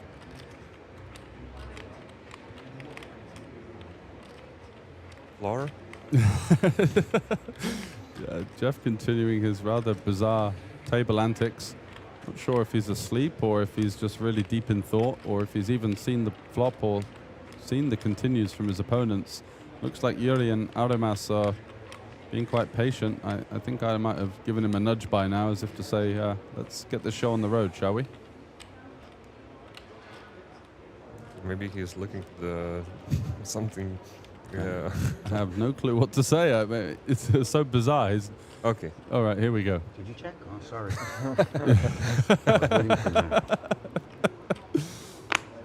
Yeah, you're not going to see much leading from the big blind here, Jeff, but let's see if he's going to take a rather ambitious c-bet. I'm interested to see what Yuri will do, because he should not have raising range on this board. Yeah, it would be because he's capped at not having very strong combinations. But somehow he has 2 pair and he's very ahead. What would you do with 9s in his spot pre-flop with those shorter stacks? Would you just jam? Just jam, yeah. Yeah, for 25? As I said, you're looking to ladder up to, not to ladder, but to get the top 3, and you need chips for that, and pocket 9s is just too sure. I mean, 3-bet non-all-in makes sense. Or just fake jammed, and if big blind wakes up and Jeff wakes up as well, you just can fold 9s. Yeah, so that does limit the options for stronger hands on this board. He's going to have maybe exactly ace the 9. best hand you can have. Well, yeah, probably ace 9 in theory, but I don't see. Yeah, and and then it makes life easier for Aurimas. Easy fold. Yeah, exactly. So Yuri just looking to pounce upon the action here, despite the fact that he's not going to typically have many strong hands on this board. And do you feel when players raise in spots where they otherwise shouldn't by the letter of the book, it kind of indicates a lot more strength, right? Because bluffs seem to be so much more counterintuitive. Yeah, especially in final table. But as you said before, Yuri has been playing on the crazier side, and not crazier, but more aggressive side, more creative side. So he probably is allowed to do that, because now opponents must know that he was, kind of funky with his hands before. Yeah, so the dynamic is that he would get continues from some of the ace-x that he's looking for. I mean, even king jack, you will get a feel for sure. Just take it down. Yeah, that's why I think theory is most of the theory is out on this final table, as player playing unconventional sides, so unconventional styles, and you have to adjust to them. Yeah, which makes poker very interesting to play and very unique in every type of different final table. Yeah, just on the characters. Even for us commentators, right? Like we see the cards, but we still cannot know what the guy gonna do. Yeah, the amount of times I've been wrong this week. If I had a euro for every time, I'd be a rich man. So Jeff now picking up the aces after his. We can agree that he will raise. Hopefully. Just how much? He goes for. Yeah, he goes for a bigger size, 550. 550, yeah, not the min raise. So, what do you think about the larger opening sizing with this kind of short-handed big blind ante? You still just go for the min raise? You think it does the same job? When you're a chip leader, you better go with just small size, because you're gonna, standard size, because you're gonna open so many hands and you don't want to have 2 sizings. But if you're raising into chip leader, then you are allowed to have, in theory, you're allowed to have 2 sizings, and go even 3 sizings, have a bigger sizings, because. Chip leader has to defend so much, but on these stack sizes, everyone's so close, right? Even Espen, if he doubles, he was a chip leader. Yeah. We have a guy, Chris, right, with the 9 BBs, that he's kind of in the biggest danger zone, and even if he's doubles, he doesn't ladder up that much in the ranks. But I think everyone has to be very careful. So far, makes sense. Everything what they're doing. We'll see Aurimas. He is allowed to open, but I think that's a bit too loose. Yeah, maybe a suited variant of this hand. Yeah, because big blind should play chippy V, having and here we just go in and. Is Chris gonna find anything? Queen 4, I don't think it's gonna. Suited enough. probably would go in, but. No, no, no, no, I just want to see what the back is. Yeah, they are something. You want? No, I'm gonna get some after. So Sergey taking the blind versus blind spot, putting pressure on the shorter stack and picking up 2 big blinds. A nice little pickup there. And all the onus on Chris now, having gone through the blinds almost. It's going to be left with about 7 big blinds to work with.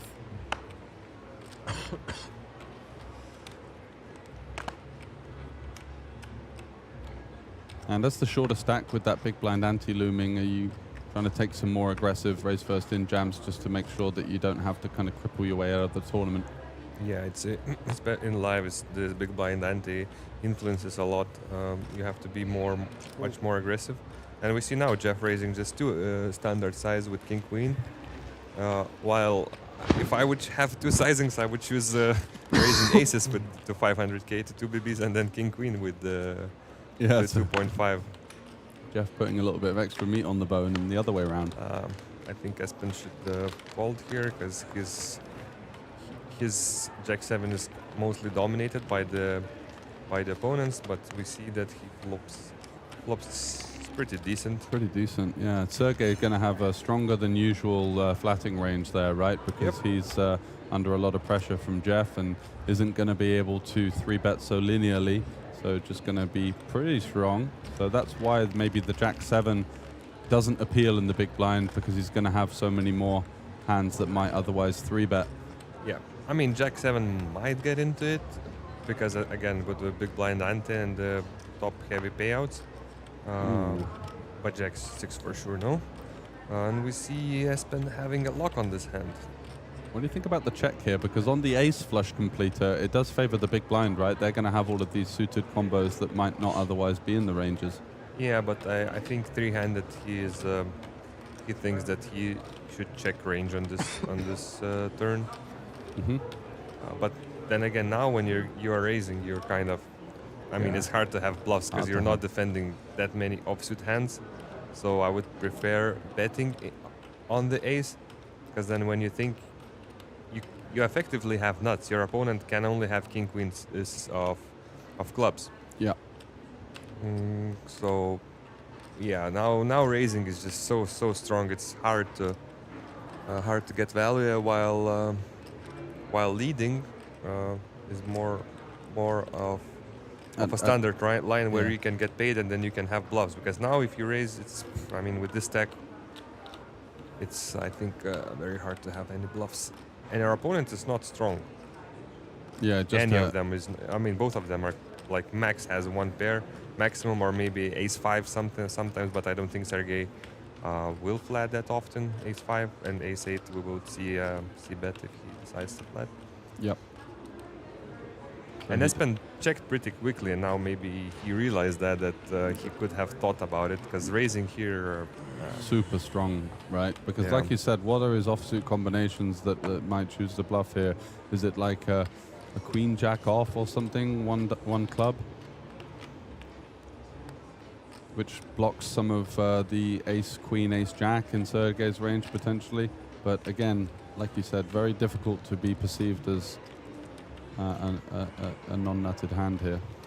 And we'll see what Sergey decides. I mean, those guys have been playing for a long time, so maybe he has more insight than we do.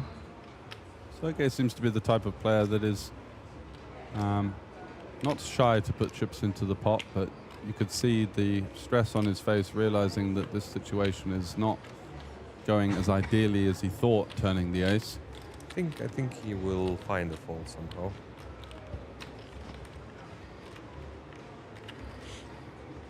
Yeah, nice. Amazing. Very, very strong lay down there. Well played.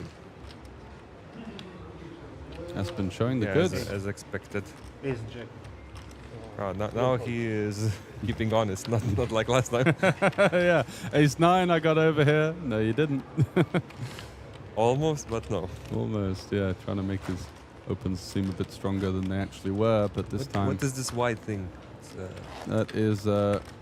Card protector of some sort? Yeah, I think it's a spaceman. Is that the one on Yuri's stack over there, the Ukrainian? Not card protector, but stack protector. Oh yeah, yeah. Spaceman. Kind of like a lucky mascot.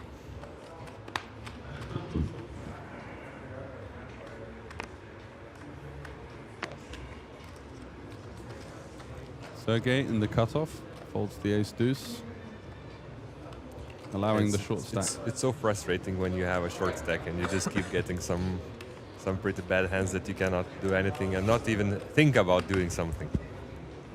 Especially in the situation with that big blind coming around shortly, and it feels like he's going to have only a couple more hands with much fold equity. Yeah. Jeff getting a walk with his queen jack, very playable, suited in the big blind. And now over to the Ukrainian, paying the blind and the ante. As we start to see a bit of an emergence in the more dominant stacks here, with Chris, the Latvian, being left behind somewhat, and going to have to make something happen soon. The current payout is 38,000 with a jump up to over 50k, which is over 6 buy-ins.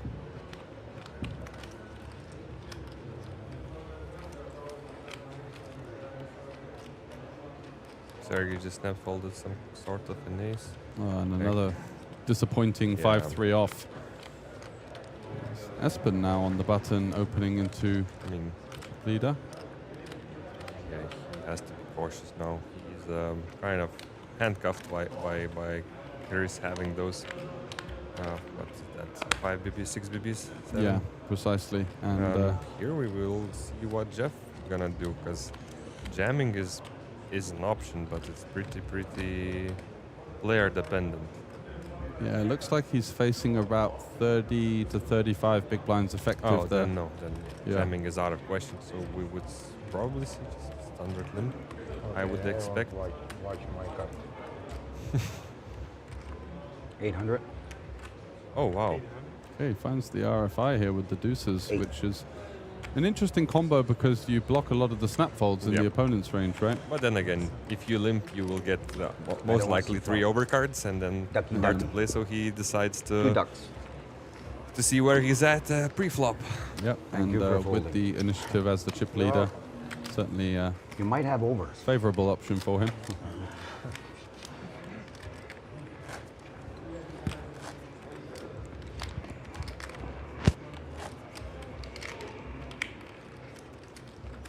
So Jeff continuing to chip away here at his other contestants on this final table of 6. And in 2 hands, it's going to be Chris from Latvia going into the blinds with that dwindling stack, as now the likes of Sergey and Espen under a lot of pressure to try and navigate that next jump of 7 to 8 buy-ins.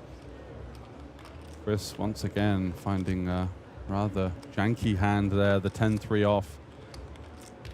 Espen's got a little bit of a better hand in terms of blocker removal, but still not going to be fighting with Jeff on the button there, who's certainly an active player and capable of making a range of different moves. Let's see what Yuri decides here. Yeah, this is interesting. Ace 10. As a combo, it's not one that really achieves an awful lot as a 3-bet, so... Especially against the button, so I would not mind seeing a flat here. I mean, both options are probably fine. We've seen a theme of him continuing to take the aggressive route. That 4-bet from pocket 4s earlier, EP versus MP, was a real standout show of aggression, and this time it's going to work out for him, but... We'll see. Jeff has the bottom of his king range, so he can decide to go for it. Because Yuri's... His range can consist of a lot of shoves because he doesn't want to get jammed. Yeah. So you think that that the 3-bet range is there to be potentially attacked by this kind of king 4, king 5? King? No, ace 10. So very honest from these guys at the feature table, maybe with a slight exception for Sergey there with the little white lie, but everyone happy to talk about the hands after. And motoring on here. Yuri taking a stand with the ace-10, works out on this occasion.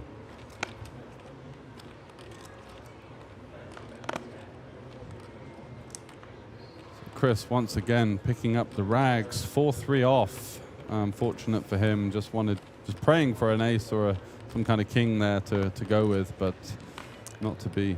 I mean, important big blind special coming. Yep, absolutely. It's going to be a key move for him to see if he can pick He's going to something up. commit almost 1/3 of his stack.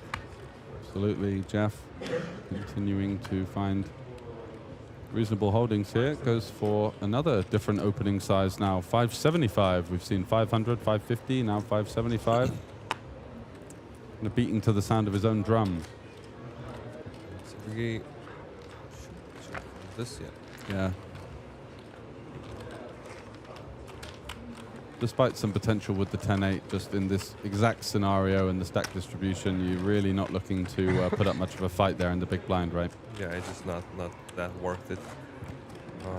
Yeah, very interesting stack depths. Yeah, starting to get quite bunched between 5th and 3rd, with Jeff and Aurimas at the top. Was it Aurimas or Yuri? Oh, it might have been Yuri, yeah, Aurimas after the is ace-10. 29 BBs. Espen will fold a lot here.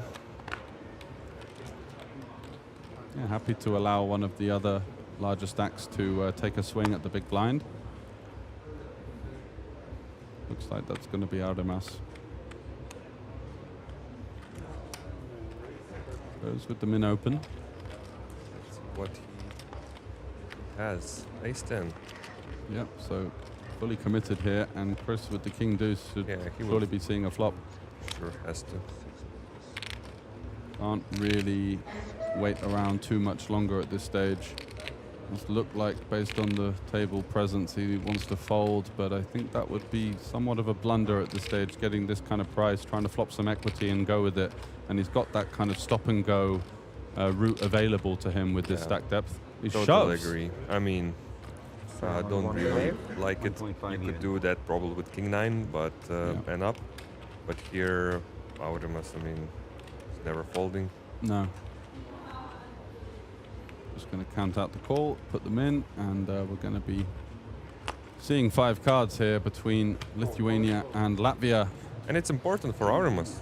If he loses this one, he is back to 23 bigs. Yeah, exactly. With the presence of that short stack again, it's going to make life very difficult. So let's hope for a clean hold for the Lithuanian. But of course, the Latvian fans in the chat rooting for a king, a deuce, or some hearts.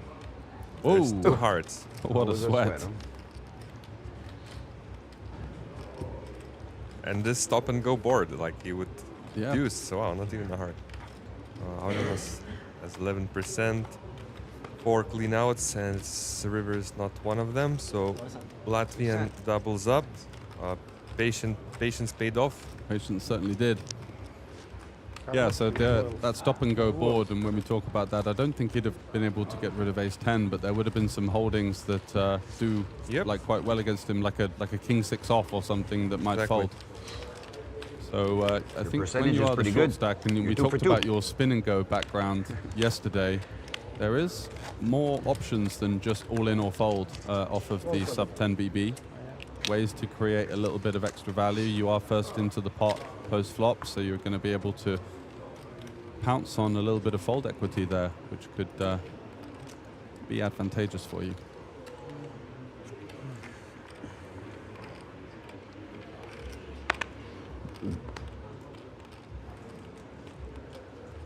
Jeff now with the ace-jack. He's got 40 big blinds. Things are getting a little bit bunched. Yeah, let's see the sizing here. Yeah, so we've got a real mixed bag so far. 550. Yep. And it goes up, down, left and right.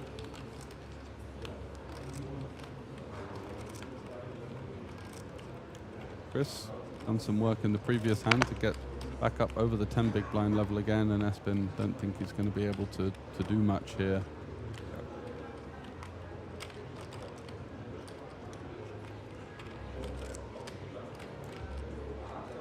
I mean, he might call, but I'm not sure. He's now 5/5 in chips. I think he got, yeah. Yeah, 5 out of 6. Jeff tried to sneakily show Espen what he had. Something. Espen undeterred. Hands, I get no calls.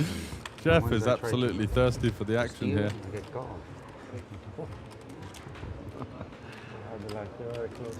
Has a decent resume of cashes mostly over in his home country of Canada, but comes over to the circuit and has a great chance of pushing through for the win. As you can see, some of the aggression frequencies.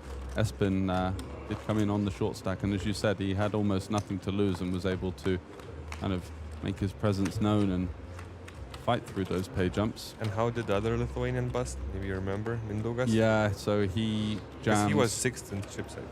Yeah, he jammed ace king, small blind versus +1, and Sergey pretty much beat him into the pot for 17 blinds with pocket 10s, and it ran out clean. That's how I lost in 3K 10s versus ace king. Yeah, that was the third place finish. Can I change this? How did you feel about Rupe Tami's performance, the Finn? Yeah, well, I played with him last year in the same event. I bubbled the one last year. He played solid. I mean, obviously he will tell you if you ask him that he runs super hot. Yeah. But he played well. Yeah, made the most of some fortunate distribution and took it down. Yeah, it was pretty quick final table. We finished everything in 2 hours. Yeah. Not even had a chance to have a break. Wow, so what was the average stack coming into the final table? It was 35 bigs. Wow, so it's kind of similar to this one. Yeah. And 30-minute clock? Yeah. Yeah. But we were 7 max. Yeah. 6 million? So got through that fairly quickly. And what did you take home for that third place finish? 33 and 500. So that makes a profitable mini trip over here to Tallinn? Yeah, profitable 3 days. I had 4 bullets in the main event. And then just 1 bullet yesterday. I had a flight yesterday evening, but somehow I managed to make final table, and now I'm here enjoying the commentating booth. Good man. It's a pleasure to have you, and we're going to see some action here. Sergey, top pair, top kicker here. What's your thoughts on the c-bet here with the ace-10 on this kind of drawy connected board that can definitely interact with the big blind? Yeah, I like the check back. You want to protect your range.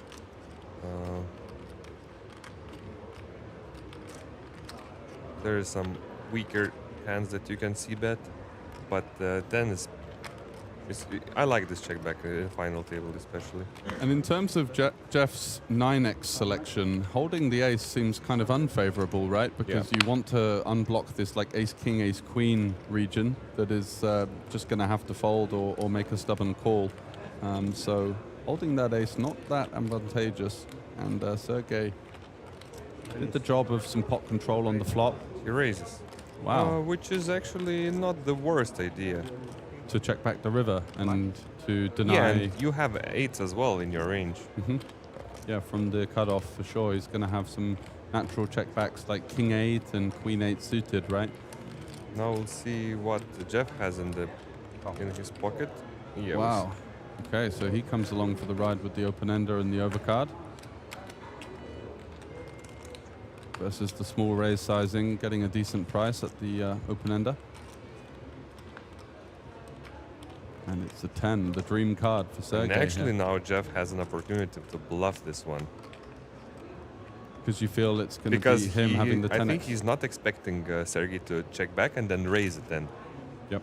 So, personally, I would look what my opponent, how he looks, but I like this play. If he decides, but I would probably, I mean, if he decides to bet, I would probably go for a huge size. Yep.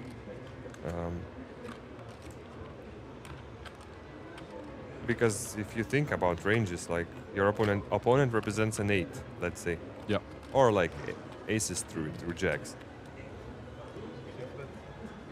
Yeah, this sizing is a bit too small, right? He's gone for 1.4 million. And There's Sergey a just snap instantly all in. Yeah, how much did the Jeff bet? I think 1.4 into 4. So I mean, I see a reason behind betting small, but the problem that you're never getting raised by a bluff. So, wow, if we see a call, I mean, then I might not understand the poker that much. Jeff would have to put his opponent on some kind of queen jack that check back the flop. Such a quick all in, and for me, playing a lot of online, you don't get obviously the physical tells, but timing is a big thing for me, and in big spots on final tables, quick, rather counterintuitive river aggression is just very often very strong. Yeah, and we saw how calm Sergey was when he was doing that. He was like, I'm never losing the spot. Yeah, like, oh, he led, I'm all in. Yeah. And Jeff does get out the way and took a creative line there. And Sergey is a cheap leader now. Wow, yeah, what a turnaround. So he's up to, is that 18 million now? No, 9. 9. 18. But someone had a huge stack, right? Like 16 million. Jeff coming into the final table. Jeff had over 12 and got up to about 13, 14. Wow. Okay. And so, yeah, now, sorry, Sergey with the 9. I thought Oh, yeah. was the Yuri is a chip leader. I think we'll be. Yeah, so things have really bunched up here.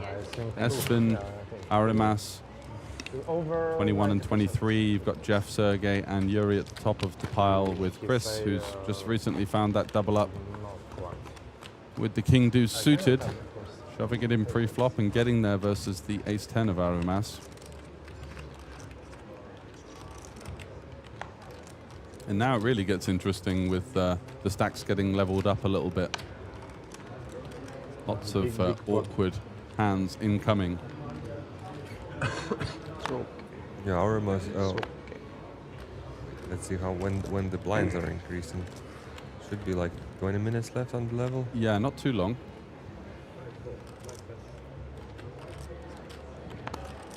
I mean, a lot of change. A lot of chip leaders changed during me being in the booth. It was Yuri, Jeff, Lithuanian guy Aurimas. Yeah. Now Sergey is closing in.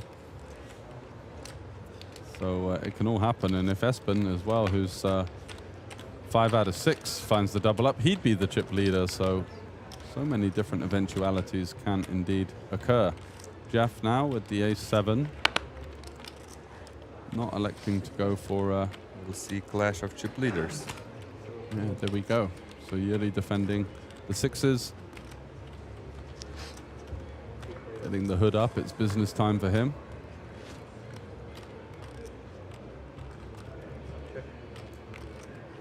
King high board for Let's Sergey. see if Sergey decides to protect his range on king 9-3. Yeah, I guess if he's going to be opening hands like king 5 and king 4 suited, would you use those a little bit more often than the king 8, or? Yeah. I mean, probably he's not opening that to the chip leader, the guy who can... No? King 4 is probably king 8 and king 7 is the bottom of his opening range, but I don't know. Yeah. Yeah, and here I'm interested to see if he decides to bet once more, which would make sense. You win. Yeah, he could target a lot of queen jacks and queen 10 type holdings. Yuri said without even seeing his hand that he wins because he knows when Sergey checks back, he's probably better than 6s. Yeah, he's going to have some showdown there. The trick I found on table, it was like 6 people, and then 10 minutes later it felt like it was done. So Espen talking about the quick eliminations. Were they all bunched towards the end?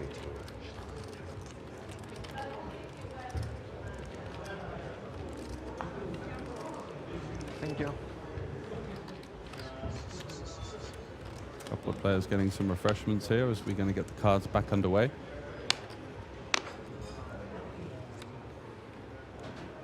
Excuse me. Can I get a coffee with milk and 2 sugar, please? And a big bottle of ice. A big bottle of with ice and water. Thank you. Jeff, gonna do a make your own iced coffee by the looks of things, as Espen with the ace-8. I was just asking you there, so in the 3K final table, Espen said that you were six-handed and then it was almost all over quite quickly. Was that just the sort of structure catching up? No, it just was standard. I mean, standard. One hand was like very huge when Roppe got all the chips. Yeah. But I think when we were four-handed, we finished in 2 orbits. Wow. Okay. Maybe 3. So yeah, heads up finished in 1 hand. And yeah, when we were 3-handed, we finished. I busted just probably 2 orbits total of 4 max play. So really, and really we still quick. when we were still like we had chips. I jammed 20 bigs at the hand I busted. Yuri elects to take an aggressive line and should work out. Unless Aurimas has something here. Wow. And he has something. He certainly does. And having seen some of Yuri's aggression, I'm sure on the break he would have gone through some of the hands and had the chance to look at the feature table coverage. Would have seen that 4-bet with the pocket 4s. So now we'll be looking to go for one of the smallest sizes possible, I guess, just to pray to allow some room for Yuri to find any counter aggression here. Yeah, and I believe Aurimas would have some bluffs here, especially against the sizing of 1.3 million. And the first and foremost, which is 5, not even a 6 big blinds, but it threatens Espen stack. So probably we'll see like something under 2 million from Aurimas. Yeah. I think the smallest he can make it would be 450. So yeah, about 2.1-ish, I think. Oh, that's the smallest he can make it? I think so, yeah. There's 750, 2.05. And bluffs here would be something like ace deuce off, or? No, you don't want to have deuce. No? Probably you have to go with like ace 10 suited, ace jack off. You want to block some strong hands. Mm-hmm. Oh, so you want the double blocker effect? So yeah, like, ace deuce would be, I think, would be too weak. Yeah. Unless you want to go like ace 5 GTO approved jam, and that would be okay, I guess. But that's then probably Aurimas doesn't have bluffing range in this pot. Just electing to go for it all. Yeah, maybe he feels Yuri sizing is strong as well, so he doesn't want him to fold jacks and 10s, and but then it's really hard to balance. So interesting point there. So when it's a 3-way situation as a cold 4-bet, because obviously some of the ace deuce pops up in sort of like big blind 3-bets under ICM, right? But that's heads up. So you're saying when it's 3 ways, you want a little bit more interaction with eliminating the stronger hands. That makes a lot of sense. That's nice. Probably king queen would be one of the best hands to jam in this spot. King queen suited, I mean, as a bluff. Yeah. That would put a lot of pressure for Espen's ace queen off open, right? I mean, even ace king is not loving that. Ace king off is not loving this spot. If Aurimas selects to jam, ace queen for suited for sure is going into the muck. So you achieve a lot. Even jacks probably too. Yeah, but I would probably elect, as you said, to go a bit over 2 million with a 3-bet from Aurimas, because you want to have this, especially against chip leader bullying shorter stacks. That's one of the strategies I try to apply to attack wide ranges in ICM, because people sometimes they know they have to raise, but when they get played back, they don't know what to do, right? They don't play back at you that hard. And that's quite a big edge to find. Yeah, I mean, every chip in final table is worth a lot. Okay, we see domination again. What would your jamming range look like here as Sergey versus Espen, who's under some pressure with the shorter stack? Probably ace deuce, ace 3 suited. It looks like aces if I just call. Call 8s through deuces. What else? Nines probably I go sometimes 50-50. Yep. Okay, but and then defend a lot because you have to protect your range. You cannot just jam. Yeah, probably Jack 10 suited would be there for sure. Folding all the stronger jacks. Yeah, and the because you never dominate anything with Jack 10, but you get the folds. It was great jam. 3 of hearts would be nice, right? That would be the action card. Let's see if we can find it. Sergey going for the check call. It's only aces. I'm interested to see what Espen will decide on the turn, a non-hard turn. Ooh, was considering a 4-bet as well. Yeah, because Sergey is not going away, so and triple barreling after getting called on turn might be very hard to get through. Seems like you'd prefer to triple barrel a hand like maybe Jack 10 or Queen Jack, right? To block some King X.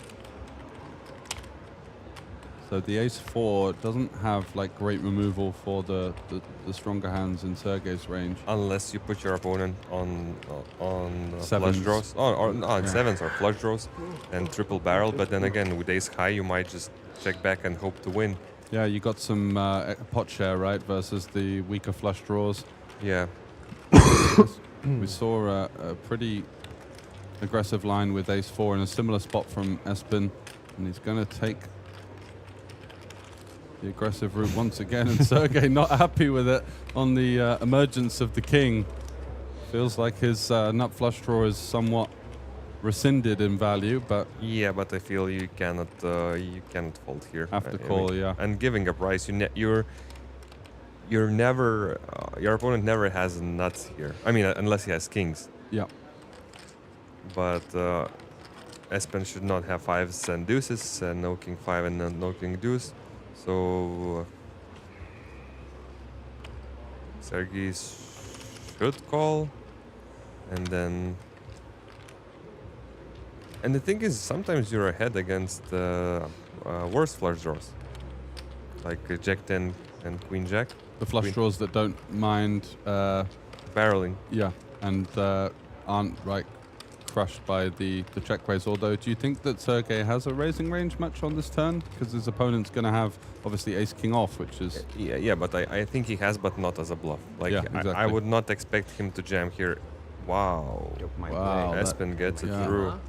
Espen, wow, he's really been super aggressive and found a way to amass a stack, and I feel like many players who would have had his card distribution on the final table wouldn't be sitting there with such a proud stack as he is right now. So continues to push the action wherever he sees fit and doing a great job of it.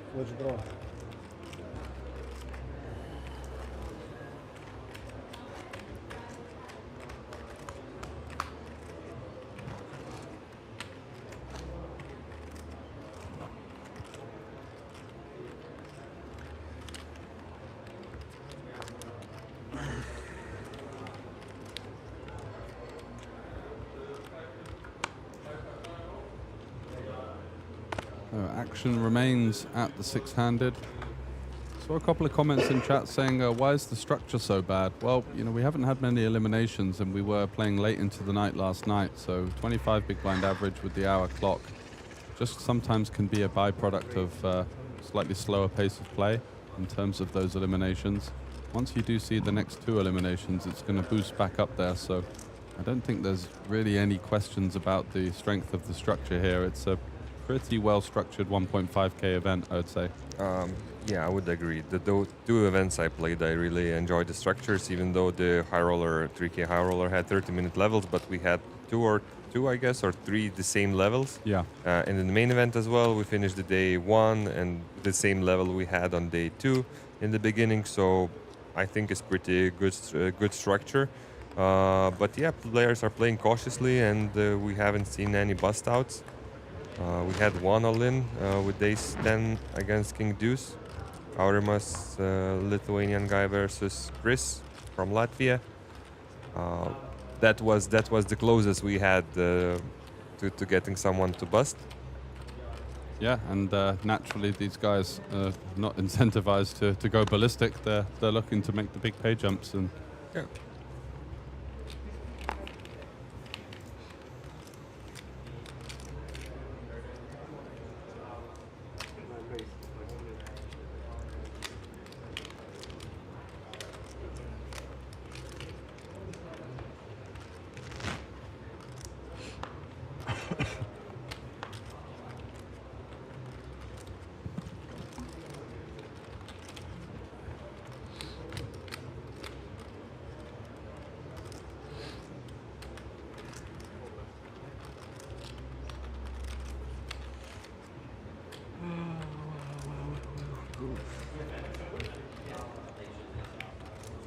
Aramas opening off of just north of 30 big blinds. Espen has king-queen suited, playing, I think, 24 big blinds.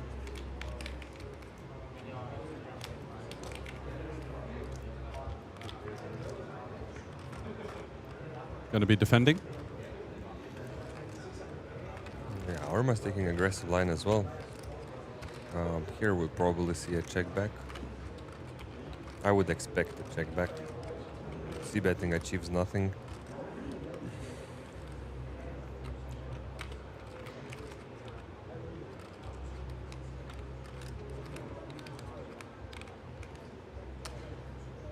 Yeah, I don't really like this C-bet. Sort of a hopeful min bet kind of. Yeah, but with that you don't achieve much. Yeah, just really ace jack and ace 10 that might come along, and you've got ace a 10. jack is probably not even here. Yeah.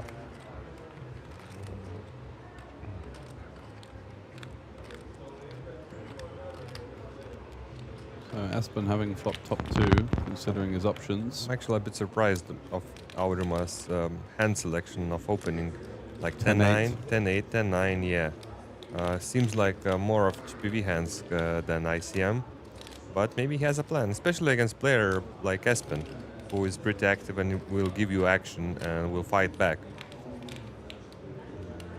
Yeah, so maybe some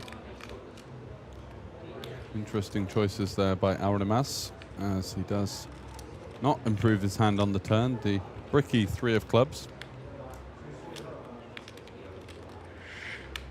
Espen continuing to protect his range, out of position, top 2.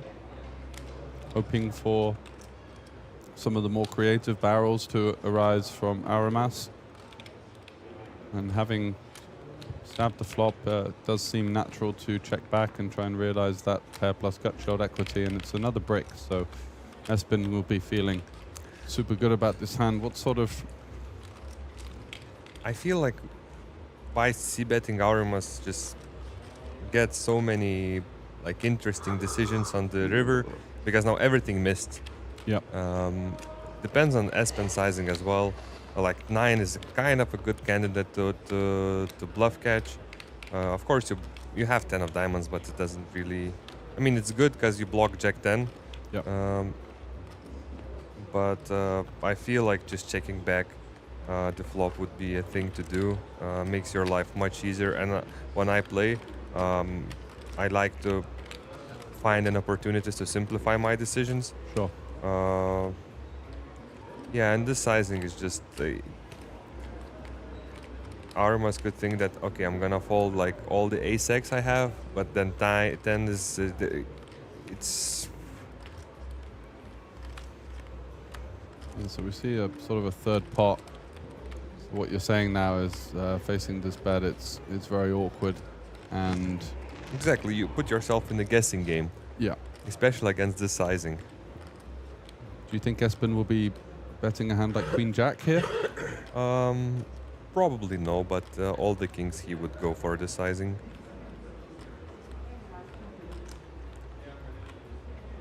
Probably King 9 he could go bigger size, because then there's more queens to call. Now when he blocks most of the calling range, it's kind of fine this block bet, especially in ICM. Yeah.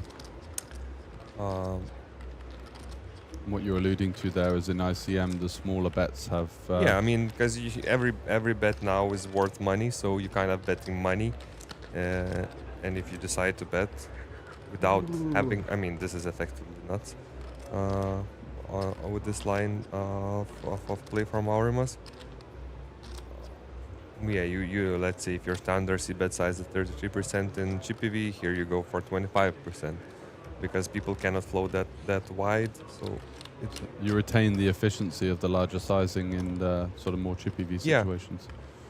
Yeah. And the thing is, there's a limited amount of chips now. No one's gonna rebuy more, so I'm interested to see what Aurimas comes up.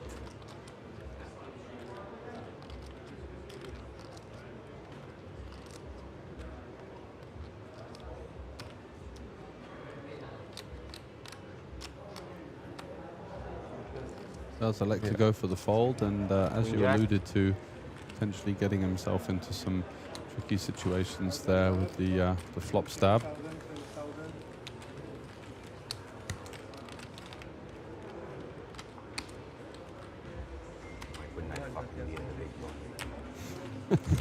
Jeff is unsatisfied with something. Muttering to himself about being in the big blind. You got a big stack of chips there, buddy. It's not so bad. Got to play it at some point.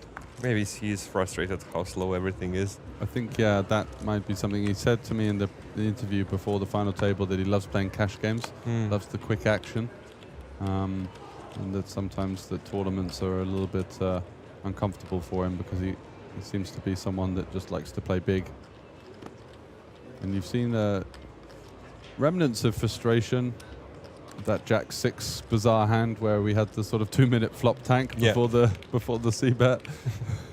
before realizing that both of opponents checked. Yeah, on ace queen 9 versus the blinds. Yuri getting back into it.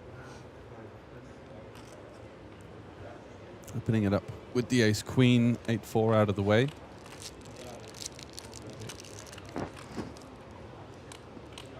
So far, Chris feels like a passenger in this final table. He cannot do much. Really just hung around, found a double up, and is folding trash the most of the time. Enjoying the experience, you know. Exactly. His live earnings on Hendermob were $1,000 before this, so it's a huge spot for him. And Yuri continuing to play that kind of theme of the table where people have been happy to show down cards, realizing that, hey, in 30 minutes they're going to know anyway. So if it's not such an important spot, like, okay, I opened ace queen under the gun, it doesn't really tell anyone anything. It's just kind of adding to a friendly table dynamic.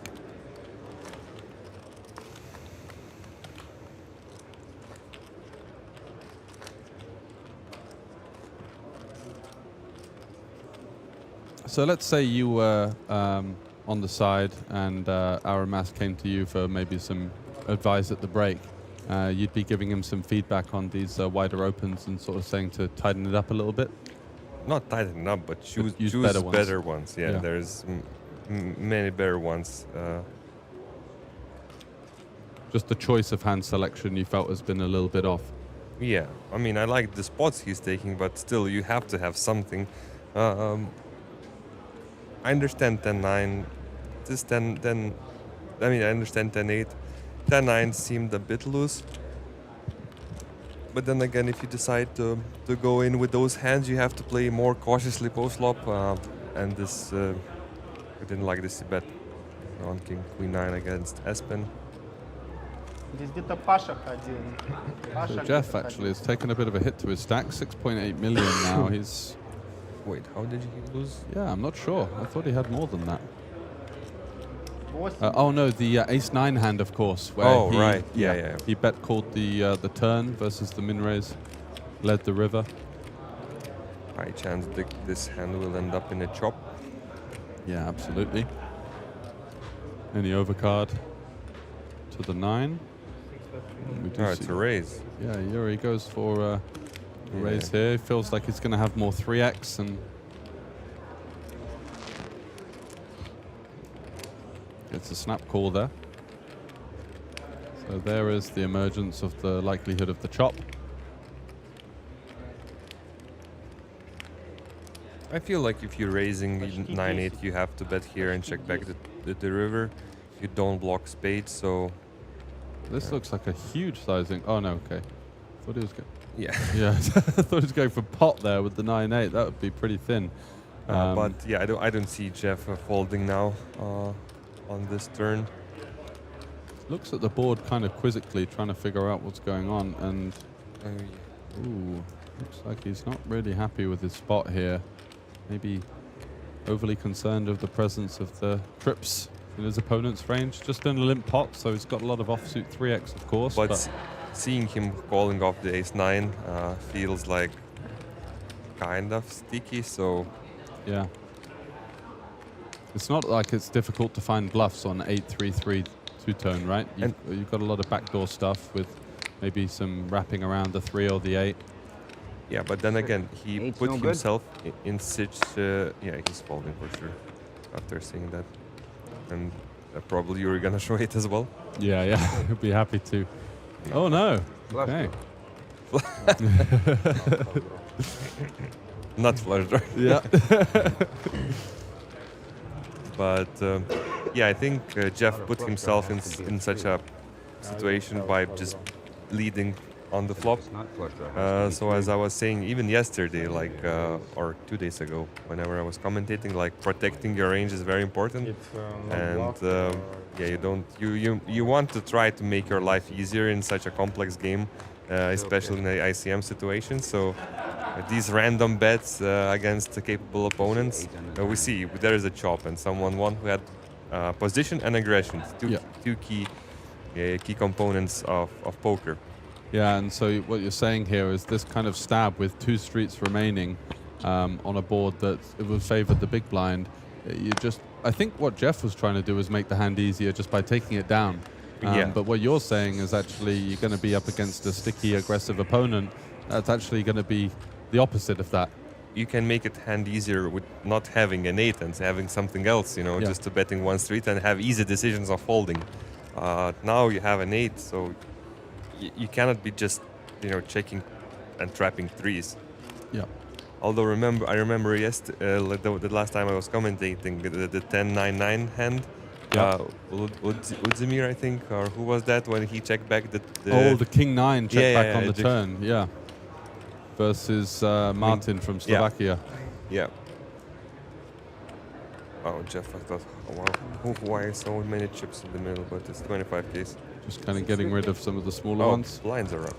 Yeah, blinds are up to 150, 300K, and we're still with 6 remaining, so the big blind average getting a little bit shorter. I think we have to see a 3-bet here. Don't really like the call because you're gonna get a big blind in the pot as well. Suited combos you can think of calling, but here you should apply a pressure of chip leader. Just go for it. Yeah. So what sort of sizing would you go there? Like a 1.78 million or? Yeah, something like that. And with suited combo, I probably just go for it. Just jam. Yeah. Yeah. I mean, it's less than 20 bigs right now. Yeah. So and every big blind. Whoa. Wow. What's going on here? I should stop. This is sick. Yuri has some really unique thoughts of his own here with the... Yeah, I feel like Jeff's getting a bit frustrated. Definitely. It's not like he hasn't really had many of these tough runs so far. He's been full of energy and full of good vibes, but now all of a sudden he's felt that the ring is being clenched away from him in some ways. And he's going to be left with, I think, around 15 big blinds now after the... you have 5.4 mil, so... Okay, yeah, so 17, yeah. 18.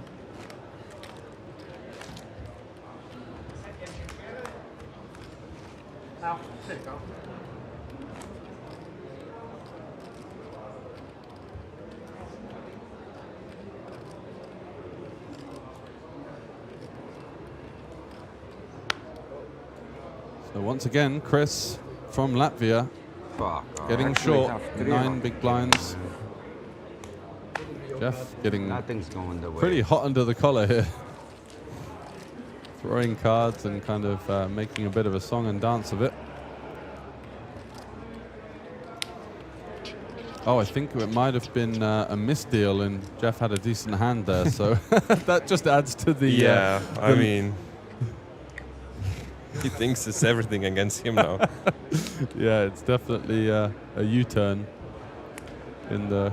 Oh, it's... card is ruined, I guess.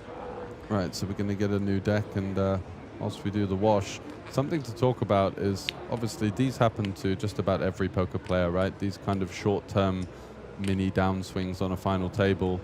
How do you kind of reset yourself and keep your mind sharp and trying to get away from that kind of victim mentality? I always try to think and play one hand at a time, and the previous experiences of playing hands could just add up for my decision making about opponents and so on, but it should not like have emotional impact on my strategy. So I mean, you have to understand, you cannot, you're not gonna win tournament without having ups and downs. Yep.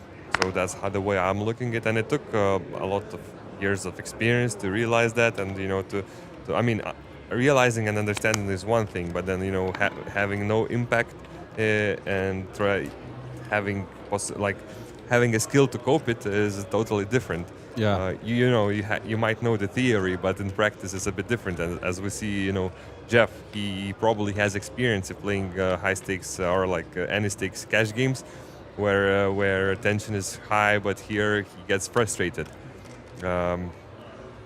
It's just a sort of quite a different arena for him to get to grips with, because having played cash games, it's not often that if you're a casual tournament player, you get into this spot.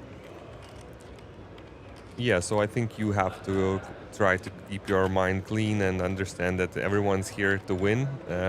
Of course, you need to have a lot of luck winning a tournament. Doesn't matter if you're the best in the world or you know the theory the best. Still, luck is important in the short term. And when you realize that, I mean, life is much easier not having those frustration moments after you're getting a beat. Only times now I'm getting frustrated, doesn't matter the stakes, the bet beats, doesn't matter, but whenever I play bad and I knew that I'm making a bad play and still made it, that's the thing, that's the moment I feel disappointed of myself. When you didn't feel like you had the correct execution in a Yeah, certain exactly. spot. Yeah, that's fair enough. And if you execute, accordingly in your abilities, then it's fine. Here we see Yuri applying pressure to Espen, but I think Espen will not go anywhere.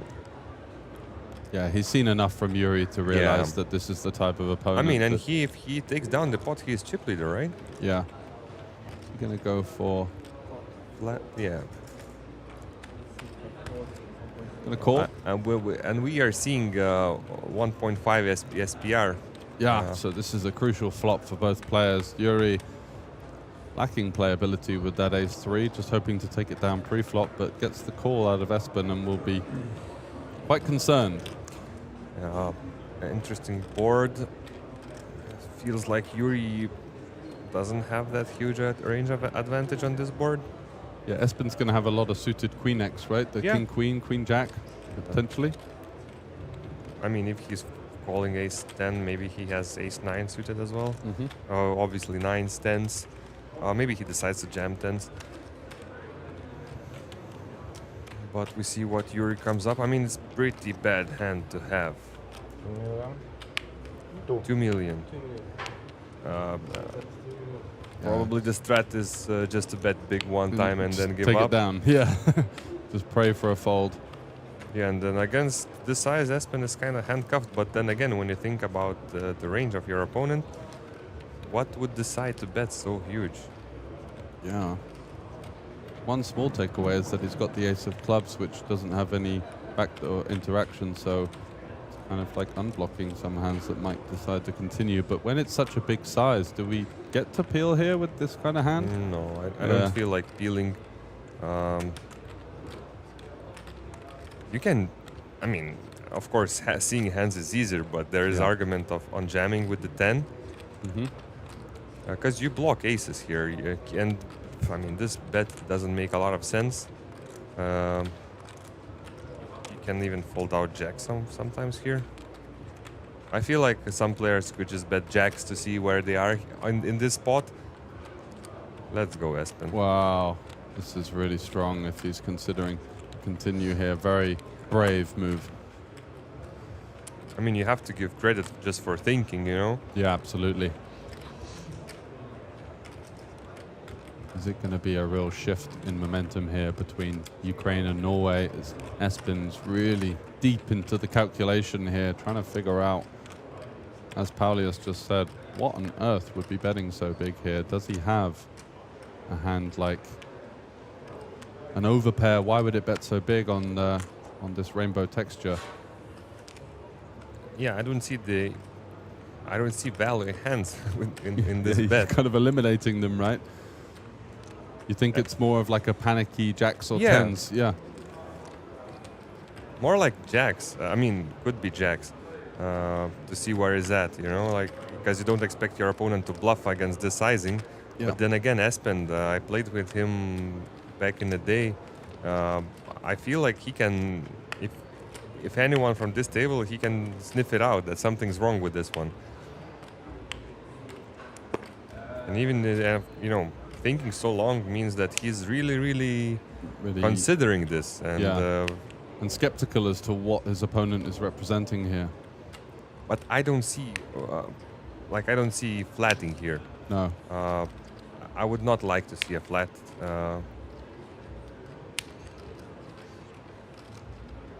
Because jamming folds a lot of better hands as well, like ace king, ace jack.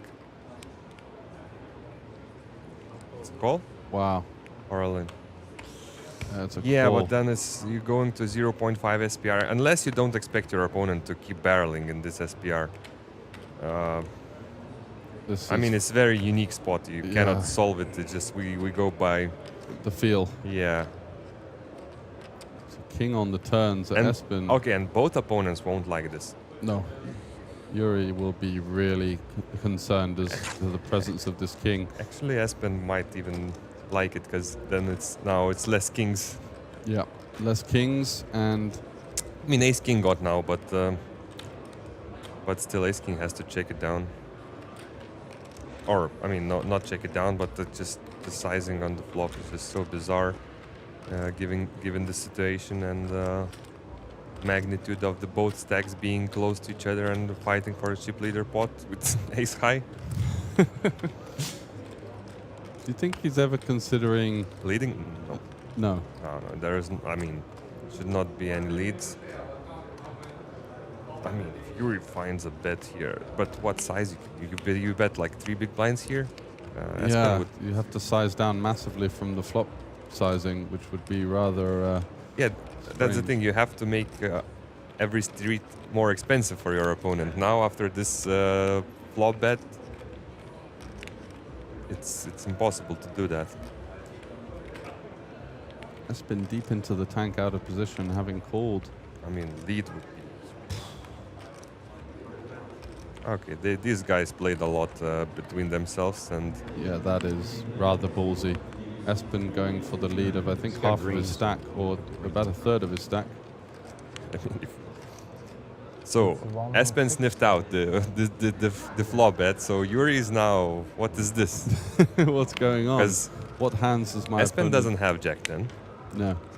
So it's one argument I have is for nines to do this. Yeah.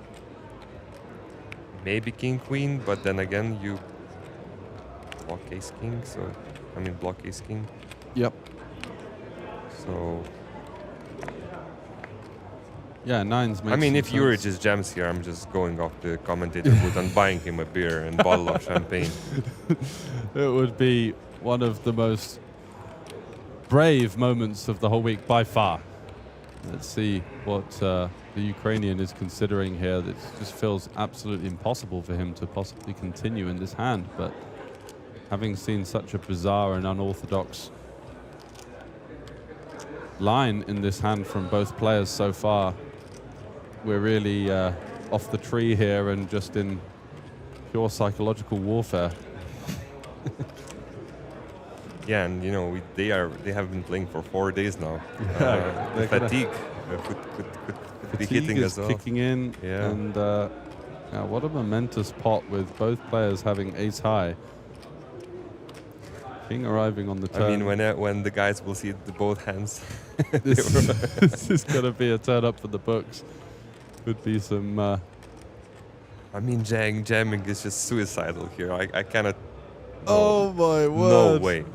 Is he going to float and try and bluff the river at like 0. What would it be? 0. No, now it's a raise. It's 1 point. No, this is a raise or call. It's kind of. Oh wait, so the graphics probably it's 1.35. He calls. Yeah. Wow. Espen is not loving it. Yuri is not loving it, but we're loving it. We are loving it. This is insane. What on earth is Nine. going Just on? 9. Here? Queen. Wow. Imagine the Espen checks and Yuri checks back. Okay, queen is actually... wait, queen is better for Yuri here. Yeah. If we perceive that he has Yeah. ace queen, right? Which is Just in general. Yeah. Espen is left with 9s here only.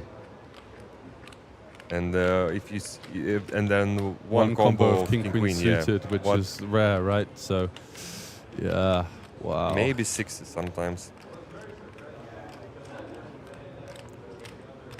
What a bizarre and Yeah, but if fascinating Espen hand. jams, then I mean, Yuri is not beating bluffs as well. So it's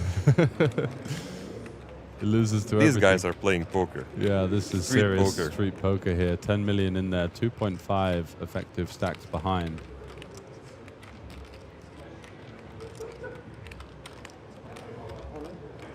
Wow. Espen pulls the trigger there. Yeah, but now, I mean, okay, what's... You cannot just go.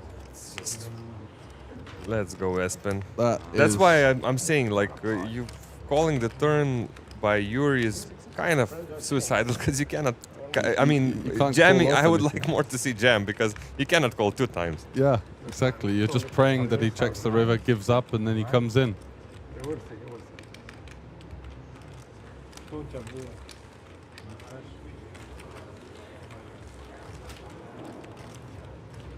Wow, so what a roller coaster of emotions there in that hand. We saw many decisions that didn't necessarily seem obvious. I mean, one of the most entertaining hand I saw in the past month, probably. Wow. You king jack or aces? Guy didn't fold ace 3. You're thinking he's gonna fold king jack or aces? Yeah, that's interesting insight into what Espen was ranging his opponent on. I mean, for sure not ace 3. Yeah, for sure. Nice value bet, Espen. Nice value bet. Nice. Yeah, now Espen gets to run over the table with having almost 2 times the chips the second place has. Nice hand.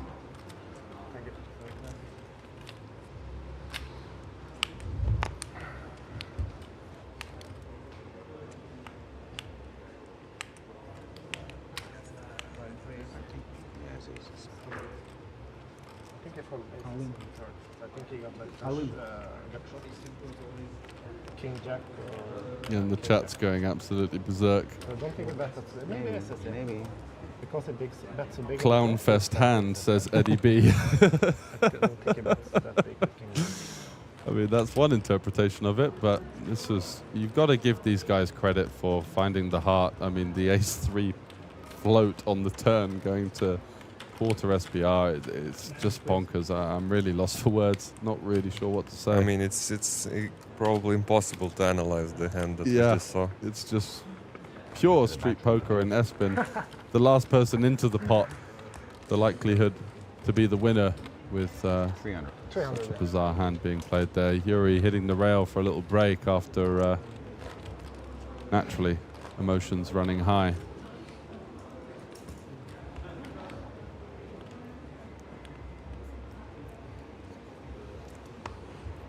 So Palias, I think you're going to have to leave us, but thanks very much for joining us. I saw some comments in the chat saying they really appreciated your stellar ICM insight, and it's been a pleasure to have you here in the booth. Very well done on your third place finish. Any kind of closing thoughts from the stream? Yeah, thank you for giving me an opportunity to be a part of this this stream. I really enjoyed watching, as we saw just now, crazy hands. Absolutely. Street poker. That's the beauty of the game. Yeah, have fun for the rest of the hours, and I hope you will see more and more exciting hands, and see you next time. See you next time. Thanks very much. Thank you. Cheers, Palias. So, whilst we take a little breather after such a rip-roaring hand where the emotions running high there and just impossible to predict what would happen on each street there as post-flop emerged between the ace-3 and the ace-10. Might see things slow down for a little bit as the players get a chance to regroup. They're not going to know the showdowns, of course, as nothing was exposed to the rest of the table. Espen a consummate pro, not windmilling the ace-10 in the face of his opponent. And Andreas back in the booth, and you've just missed an absolute barnstormer. I saw you looking here, waiting to take your seat in the booth, but wow, we've seen some poker being played. Yeah, I came in on the flop and couldn't believe my eyes or ears. What's happening here? What turn of events between these two guys, Espen and Yuri, in that hand. Absolutely magical street poker, right? It was brilliant. Espen finding a way to just call the flop, taking a turn, leading small, and getting the jam through on the river.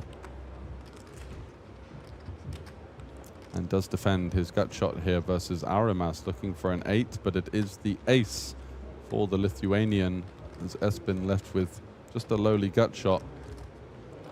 On the flush completer, big blind versus cutoff, not electing to go for any leads without the all-important spade. But Arimas turning top pair. Feel like a check is quite natural here. Some arguments for betting, looking to maybe deny some equity from the straight draws. Espen holding one of those.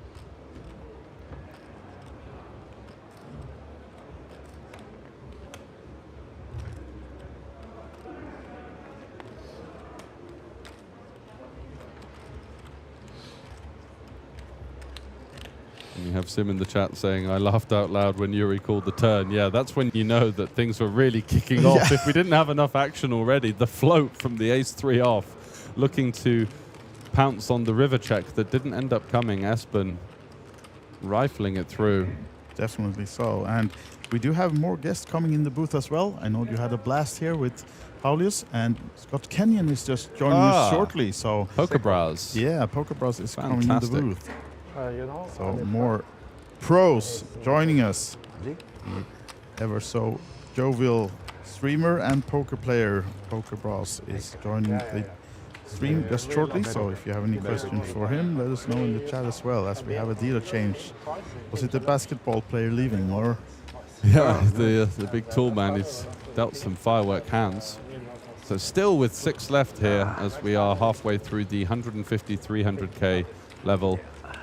Just an average stack of 22 big blinds, but yet to see in the eliminations. And Chris from Latvia has been very patient, got his double up with the king deuce suited versus the ace-10 of Arimas, and since then hasn't had anything to pick up with. And as you can see, with the short-handed format, has lost a lot of that double up.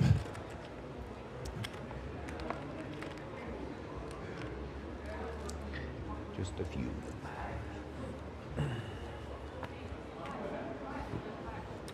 Yeah, still 6-handed, but there's not any lack of action, though. No, certainly not. And Yuri, with the king-queen, looking to open under the gun, will be aware of the presence of that short stack, Chris.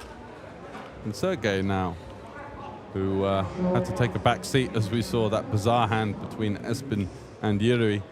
Now with the king-jack, not electing to attack what he feels will be quite a tight range here. Yuri not exactly incentivized to open wide with the presence of Chris on 1.9 million. And we'll be happy to get it through to past Espen, the current chip leader. And it's Jeff in the big blind with ace-4 off. Is he going to be defending here with his stack of about 16 big blinds?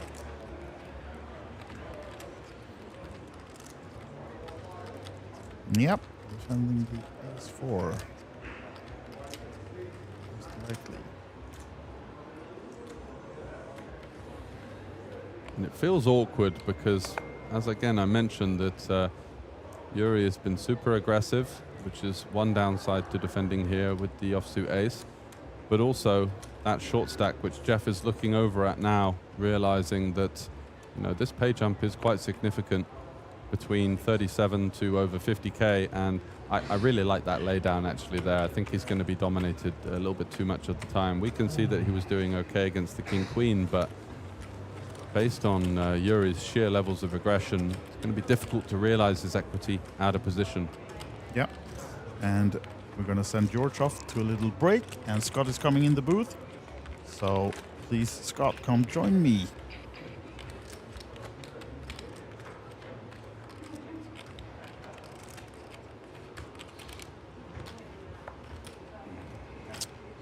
Yes, so welcome back in the commentary booth, Mr. Kenyon. How's it going? All good, all good.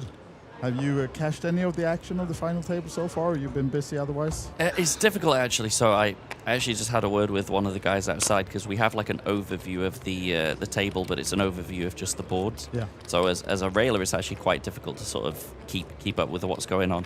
So I suggested maybe like a bird's eye view next time would be amazing. So you're going to have to fill me in on what's happening. I see Sergey here with 9.2 million. That's got to be one of the biggest stacks. Yeah, that's I one assume. of the big ones, but we do have a few of them bigger stacks. You will see when we go around the table. Oh, Espen's been doing nicely here. Amassed a lot of chips in a crazy hand just 10 minutes ago, 5-10 minutes ago, when he and Yuri played a hand, both held ace high on dry board for both of them, and they were 10 million in the pot. Oh, wow. And actually, Espen betting the river with 10 million in the pot, betting all in, and just Yuri couldn't call it off with the ace high, of course. And wow. So it was basically one of those ones, whoever breathes on it first gets it, and Espen... Yeah, but there was a lot of action. I actually wasn't in the booth, so I just catch a bit of it. So okay. George can tell you the exacts when he come back. I'm looking forward to that. It was a really magical hand of street poker. They were just...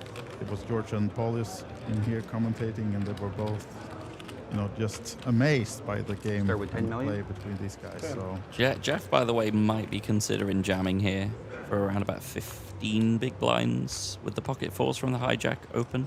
Certainly wouldn't be unreasonable, but of course tricky on the final table, and particularly with the ladders that we're playing for. Yeah, but I have seen Jeff is very fearless. Yeah, absolutely. I wouldn't be shocked to see a jam here. We do have one short stack on the table, though. Chris, it was only 1.3, so it makes somewhat like of course, the ICM and the pay jumps. It's not the ideal spot for Jeff to take the wrong decision here if we were to be up against a big hand, as he is. So we'll see what choices. Curious how aggressive Sergey's been today, because yesterday he was certainly one of the more aggressive players on the feature table for the little stint that I did. So if Jeff knows that, maybe that makes him more prone to want to take this as a shove. Yeah, sure. And as you said, we are on day 4, so they played a lot together, and there's of course some dynamics between the players as well. But just by saying, I was cut off saying that Jeff has been lucky, and I didn't mean he's been lucky in the tournament. He was just been lucky with the smaller pairs. So it made a lot of sense. Oh, I saw the hand with the 10s. I mean, that was quite the hand on the final table bubble yesterday. Yeah. Understandably, he was a little bit animated with that one as well. I think I would be on a World Series main final event it's all bubble. About emotions, right? Yeah. I mean, absolutely. So you're entitled. You can be we're entitled to a little release every now and again when needed. Definitely. Yeah, Jeff really considering to jam here, and he is going to find the shove. Jam.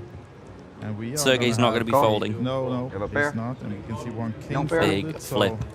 Quick fall with the suited ace king, and another big pot, 10 million sharp in the middle of this one.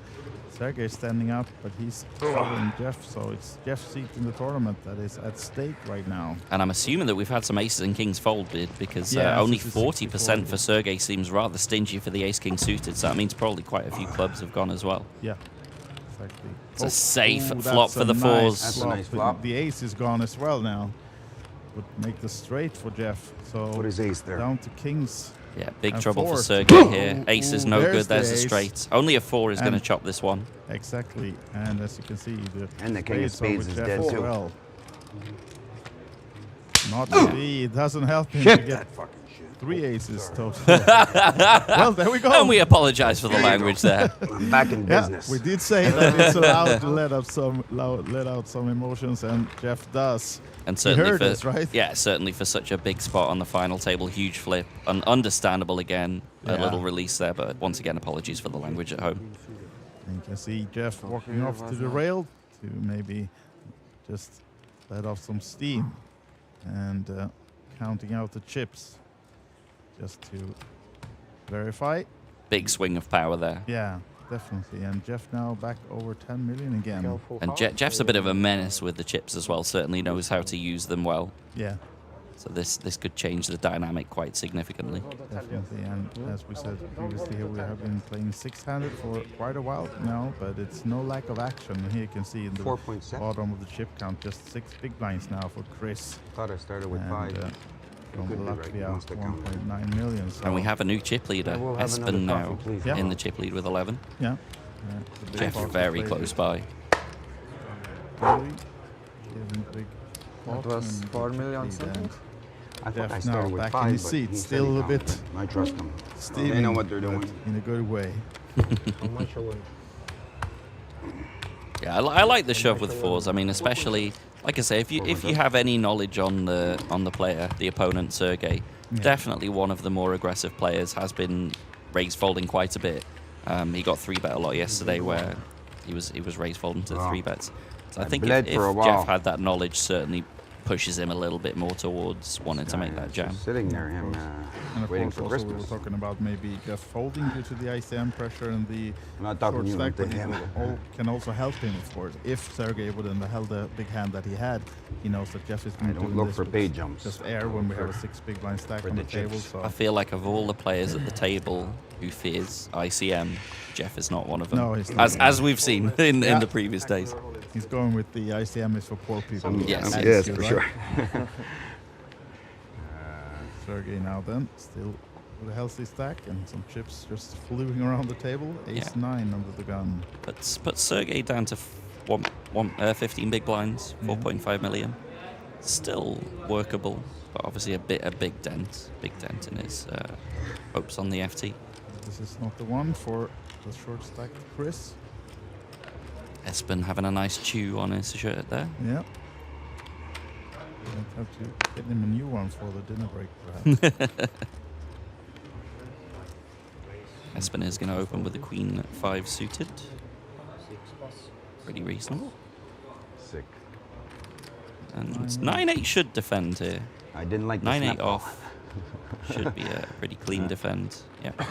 When you say that, I said. By the way, Oramas, when I was doing commentary yesterday, was very, very short. Yeah, he was for a long time and he had a lot of decisions when he was short stack as well. And then I hear he was chip leader at one point on the final table. So he's had quite the roller coaster. What a flop! What a flop for Oramas. Flops the straight against the top pair of Espen.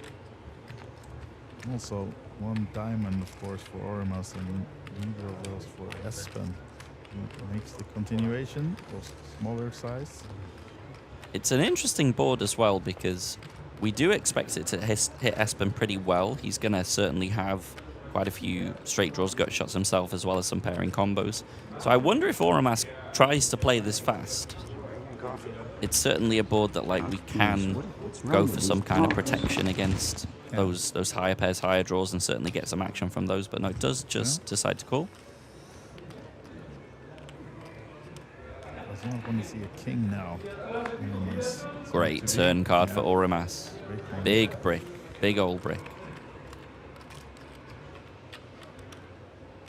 And we assume that Espen should put Oramas on a lot of the draws. It's a very draw-heavy texture. 2 diamonds, straight draw. 9 or a king. So I expect Espen to size up on the turn if he elects to bet. He could equally just happily check behind on the turn in the hope to maybe draw some bluffs on the river if the river bricks out.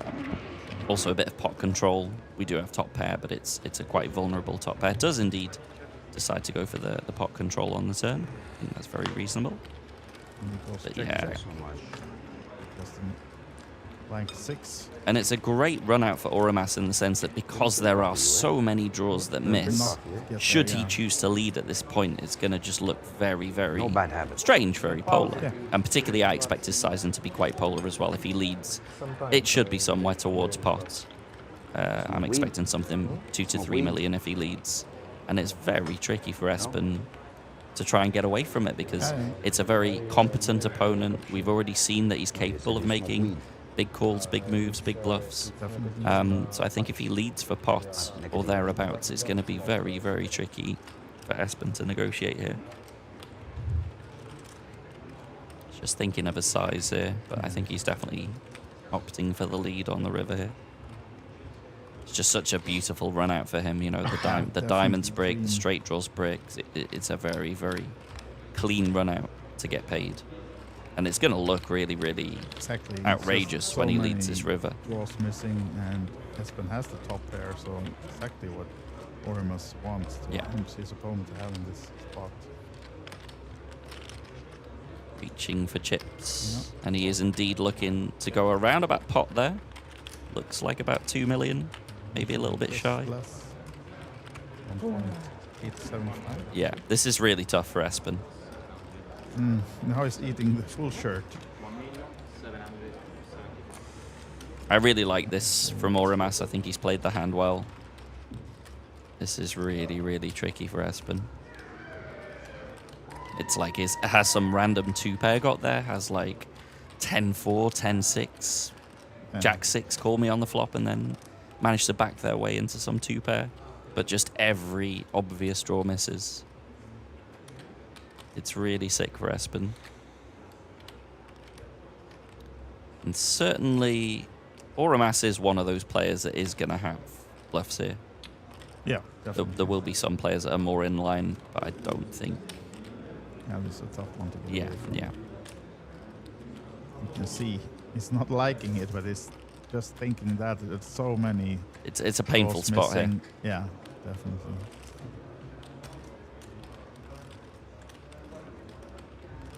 He's going to start eating the other chair as well. Yeah, this could hurt a little bit.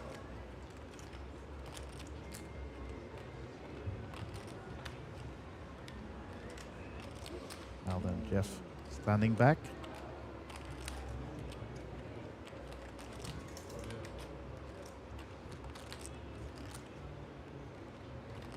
If Espen can find the fold here, I'll be very impressed. He's certainly capable of it. Yeah. But it really is quite the ill spot that he's been put in here.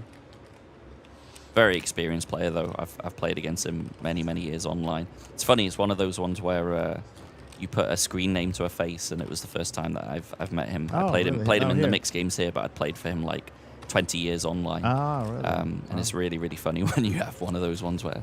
And I'm like, oh yeah, he's a very good player. Very, very accomplished player. Yeah. Certainly capable of finding the fold here, but it really is quite the painful spot. Oh, and I think he is reaching for the fold. Oh, what a great nice fold. one. Yeah, what a round great of fold. applause from the booth. Good one, Espen. He'll Nice be really fold. proud when he sees that. he Lost will, the he will. absolute minimum And on a Orimas board. will be terrified. Yeah, that he yeah, get yeah. paid there. I mean, you choose the right sizing as well. It's not going to be called more often if you go smaller, probably. No, so you have to choose that polar sizing because obviously wanna the polar target. sizing is either going to be very nutted or very bluffy, and so you have to go for that bigger sizing.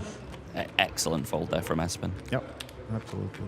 So just gaining momentum, winning a big pot against Yuri just 10 minutes ago, and now making the great laydown as well. This is some facts about our man Orimas. Last year he took down the main event in the Vilnius Showdown and looking for another main event. Very score nice, now. very accomplished. Yeah, absolutely. We will see. So he did think he thought he had a 2-pair 10-6. Oh, yeah, he thought he backed Very it. nice And that 2-pair. does certainly make sense Yeah, as well. yeah, sure. Backs his way into some rogue 2-pair. Yeah. Too greedy. Oh, he's going to be very happy when he sees that. Yes. He is. He's a good And now player. then, time to shove for Chris. Good luck, Jack Chris. 10 6 suited. bigs. The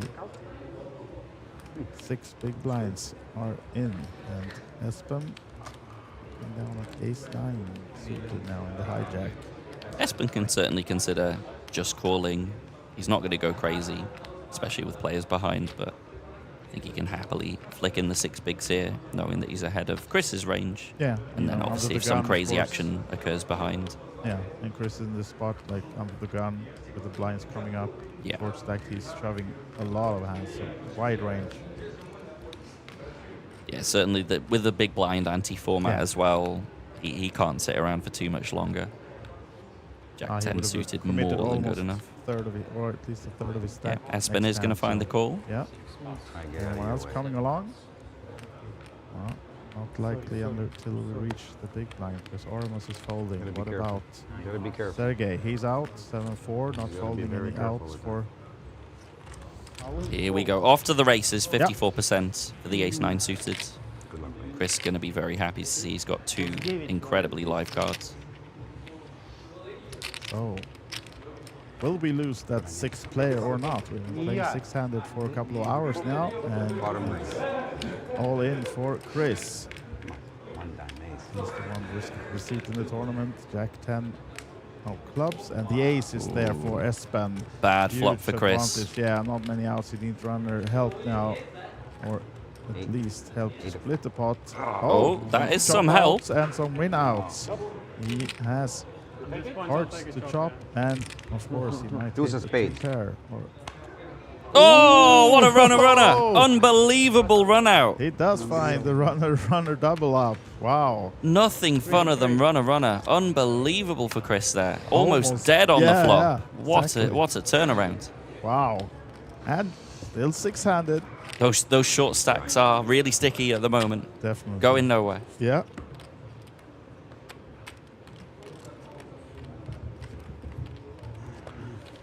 How much did he have? One what? 6 big bucks. 1.2. 1.2, so now he's got... No, it was more. It was 1.8. 1.8. So now he's got like 4.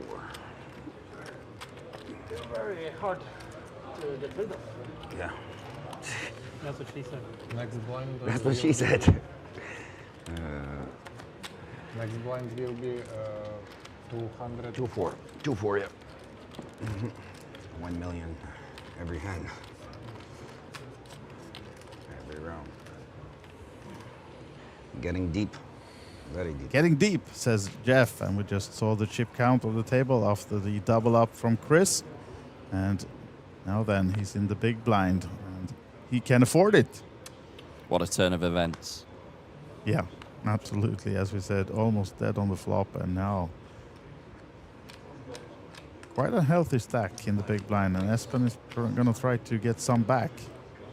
And Jeff's looking interested. Of course, this is why. Ooh, very nice hand for Jeff here. Yeah.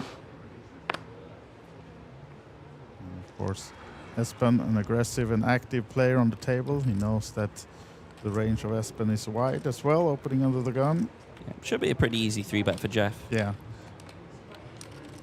Also, now we don't have that very short stack just to wait out on the table. So we just had a double up for Chris. So now all of them have at least 15 bigs or more. So yeah, I would expect something like 1.5 million from Jeff here.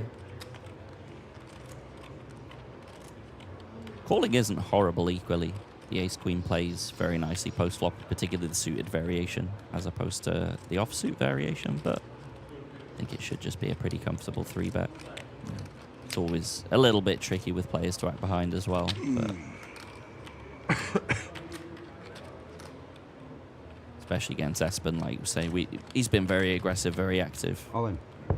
Oh, wow. all in is the choice of Jeff. That is a large jam. Yeah. So far, no takers. What about the big blind? Well, he'll get away with it. Yeah. Because Espen is not going to look him up with the king jack off. And I think It's an interesting jam. I mean, the problem with it is we're only really getting caught by hands that are really thrashing us. and it's a show from Jeff as well. Yeah. I'm surprised at that. Ace queen of clubs. Yeah, he's been showing a lot of hands, I think, on this one. Friends probably watching saying, "Stop showing your cards." You're gonna see. Yep, we can be your friends, Jeff, as well.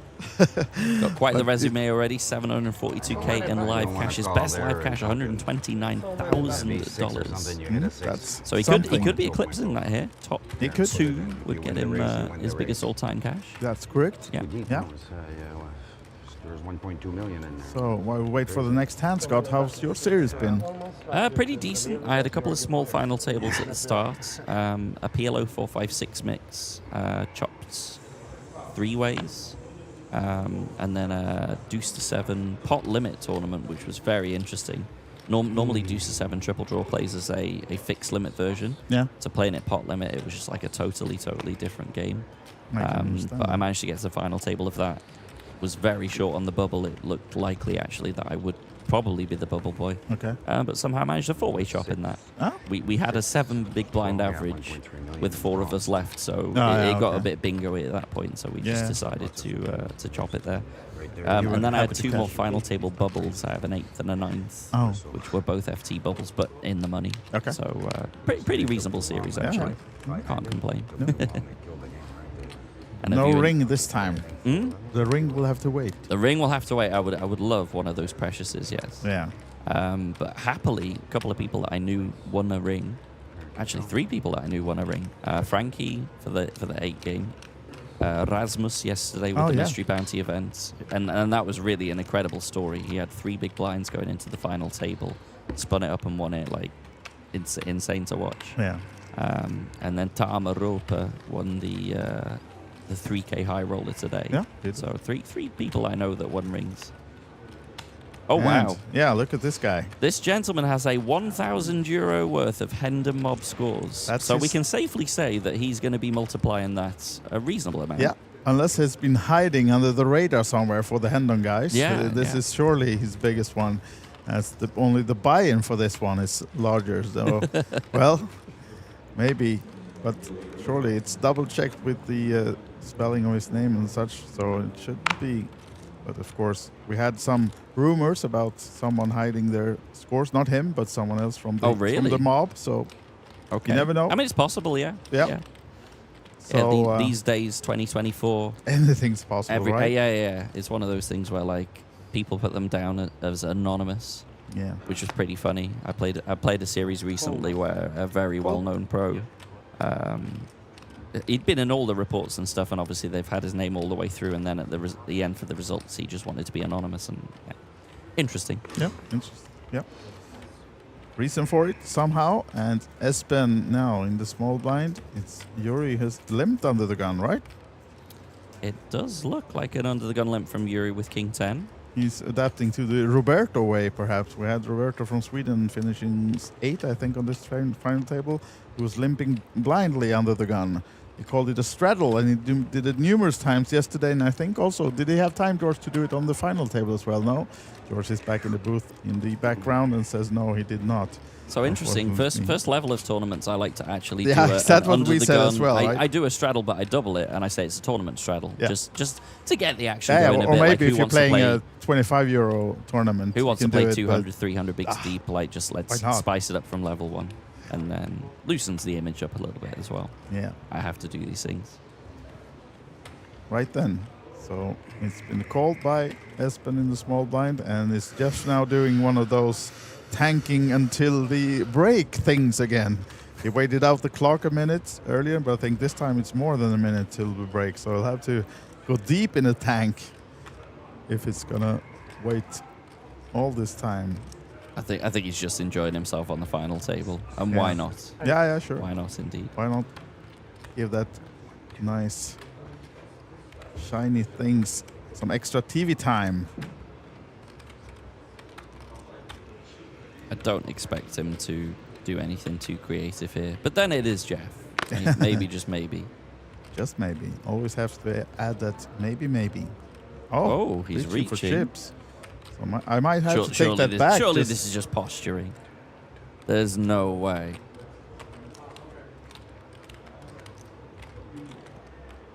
I mean, it would probably choose work a good as well. spot. Yeah, exactly. It would probably work as well. And yeah.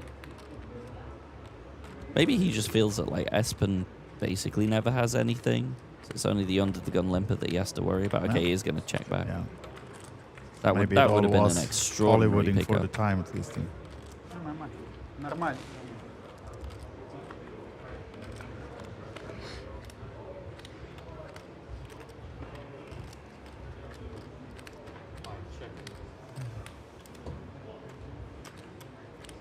Now then, the board is to the liking of Jeff in the sense that he has the flush draw. And it's been checked by both Espen and Jeff. And of course Espen with the 9, Jory with the gut shutter. Everyone's got a little something here. Yeah, a little piece. It's Jory. That's first in position, making it how much? 450. The 9 of Espen is in the muck, and Jeff, he's not going anywhere with this one though. No, certainly not. Second nut flush draw. Just a question for him if he decides to do something creative and go a little bit faster, or if he just elects to call. Personally, I'd probably just go for the call. They're pretty deep as well.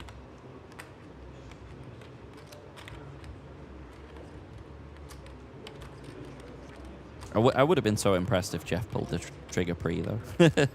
No. He was really thinking about it. Yeah, I think he was. Because first I thought he was stalling for the break, but too many minutes for that one until the break. So I was actually thinking about it, I think. And he would have gotten away with it, but now he might be not in trouble, but still a customer to the pot and investing 450 more. All in. Wow. Oh, wow. Now he does it. He's just shoving on Yuri, and he has to let it go, of course. Just a gut shot and nothing else for Yuri. So, yeah, that was a special pot as well. Jeff is definitely a great player to have on this table. Yeah. I'm enjoying this. Absolutely, and I hope you are back home as well. I know Jeff had some cheers in the chat, but I think not only his family that was on the rail yesterday in the chat has good things to say about him. I think we all enjoy having these type of players on feature table and final table in this case. So yeah, looking forward to some more action as we have a dealer change, and I think we're just a couple of minutes away from a break as well for these guys. And this is the current chip count. Now, huge chip lead for Jeff, 13 million. Orimas 8.5, Espen 8. Then it'll jump down to Yuri, Sergey, and Chris, who are on the 3.6 to 4.3 million. Yeah, very tight pack at the bottom. Yeah. 12 bigs, 14 bigs. At some point, something's got to give, obviously, after the break. Yeah, the blinds exactly, will the be blinds. going up as well. Yes. They have locked up over 30,000 already each. Of course, looking for that nice 193,000 euros up top, and we'll call the it ring. 200. 200. Yeah, let's just make it 200. Let's be honest, with ring Add some equity as spice. well, ring equity main event winner, it's got to be at least 200k of anyone's money. Yeah, and it's the kind of deal Jeff would do as well, right? He's going to say, I can take 200, you can split the rest. All right, so less than 3 minutes away from that break, guys. We'll be sending these happy gentlemen off to a little breather, maybe have something, a snack or something. And then, of course, the final table will continue. Well, there will be a break on the stream as well, as we now have Jeff in a small bind. It seems to be folded to him, and Yuri's building things with his chips. Do we know what that is next to Yuri's chips? It's some like kind a of spaceman. astronaut, spaceman thing. Blending in with the grey chips. Yeah, now it really is, right? Yeah, he had it all day yesterday as well, so something he carries, I guess, just as our main commentator, Mr. George, who will be back after the break, as his ducks. King of the ducks. Yes, king of the ducks. As one duck is enough for Jeff to win this pot. He races on Yuri, and Jack deuce. Oh, there was a deuce in Yuri's hand as well. King deuce, but he falls quickly to the race of Jeff. At least one more hand then before we send these guys on the break. And I don't think it will be more, because this one Jeff is going to stall if he has to. That's my guess. To go on the break. It's funny how Espen just commented about Jeff really thinking about every hand. I like it though. I mean, it's like you should treat every hand like that is your life and death moment situation. It shows that like he's really putting his energy into the game. Yeah, absolutely. And I mean, he's not taking that long of time to make his decisions, so I think he's okay. And yeah, he's not just going all loosey-goosey, eating a sandwich. Yeah. All right then, last hand before the break, and King Jack under the gun. Sergey with these 3.7, 12, 13 big blind stack. This guy with 12 bigs. Chris may well jam here with ace-9 off. Hijack position. 12 bigs. Seems like a pretty clean spot.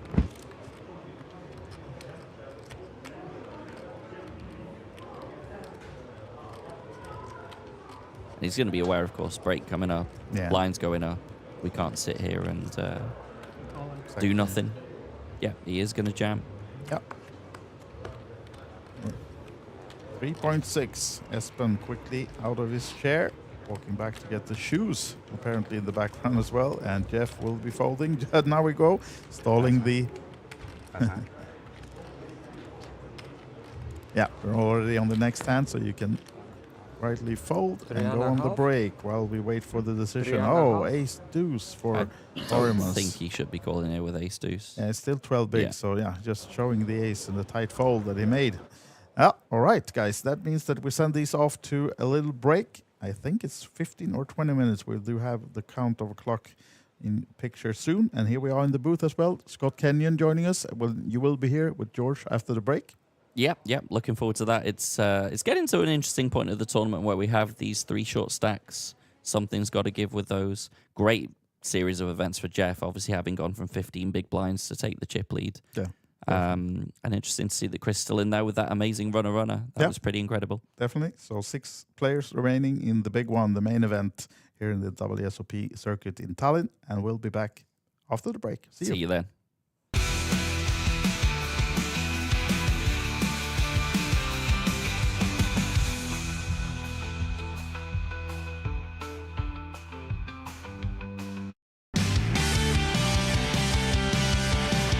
So hello and welcome back to some extra bonus coverage here from the World Series of Poker Circuit event in Tallinn. I'm joined by the PLO winner, Riku. Fantastic performance, well played, first and foremost. Just wanted to ask you about what your expectations were going into the final table as sort of medium to bigger stack there. Yeah, originally I was just considering like playing fairly tight, since there were 3 stacks that were like 200k or plus a little bit over that.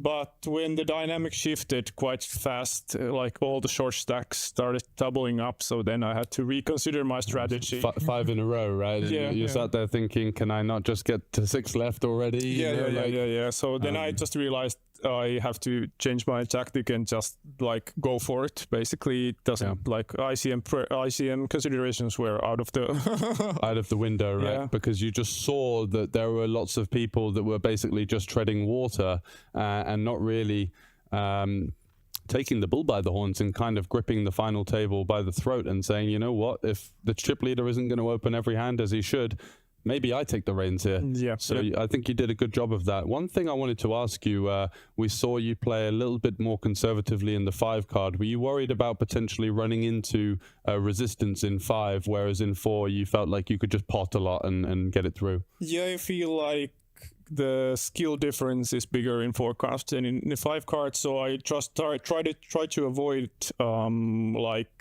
like these kind of weird spots in PLO 5 where I could get into these gambly situations that I didn't want to be in. So yeah, so not bloating the pot without any kind of decent reason to. You took a lot of spots where I think in 4 card you'd have taken the aggression. In 5 you were just happy to limp a lot and kind of stab when check 2 and kind of just play the little small ball game. Yeah. So that was part of the strategy. Nice. Yes.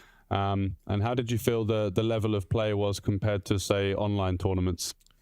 I feel like it was probably, yes, a little bit weaker and a little bit more passive. Usually online you see guys that are aggressive in PLO, maybe even too aggressive at some point. But yeah, I didn't see that here. Really? Nice. And so we're going to see a couple of hands going across your performance. And the first 2 are going to be showcasing when you felt like you were kind of coming into your own, I guess, in some ways. And this is, of course, a very natural open. But you had the 2 stacks to deal with that were quite level at this point. They had about 10 to 15 big blinds. What was your plan here? Were you going to play any limps in 4 card, or were you just going to pot your entire opening range here? At this point, I would probably just open everything in 4 card. Everything that has at least high cards. Maybe I could consider limping something, but yeah. Any kind of ace blocker is enough, I think. Any kind of ace or king blocker is probably enough to open here at this point. And these 2 guys, Roger snap folding. So you You made it. Did you make it 250 in that hand? So you go for a small size down. Yeah, I think they're overfolding in that spot. Like you hands, playable hands that I don't need to open bigger than that. So if you feel like you're going to get the same fold equity from the 250 rather than the 350, you just save that 100 when they wake up with ace, king, king, or plus or whatever. Exactly. Yeah, that makes a lot of sense. And so we're going to see a couple of other hands of you kind of going through the motions as well. Yeah. This hand, you are in the big blind with ace 10, 8, 5 double suited. And I quite like your decision. In my commentary, I said, if we can create another street, why not? You know, because if you were able to find like a king-queen export here where you flop a gut shot and he's got jacks, he may actually fold or overfold that kind of hand class. Yeah. So is that what you were thinking when you just defend here instead of kind of going for it?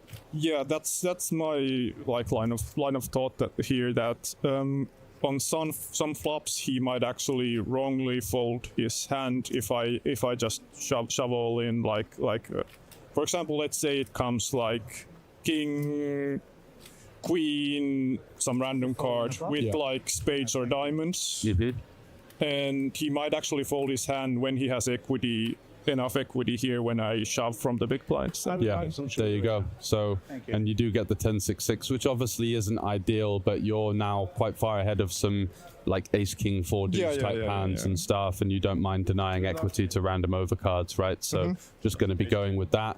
Lucky to hit the ace on the turn, of course, as well. Oh, yeah. Obviously, you have to run good in these spots, but yeah.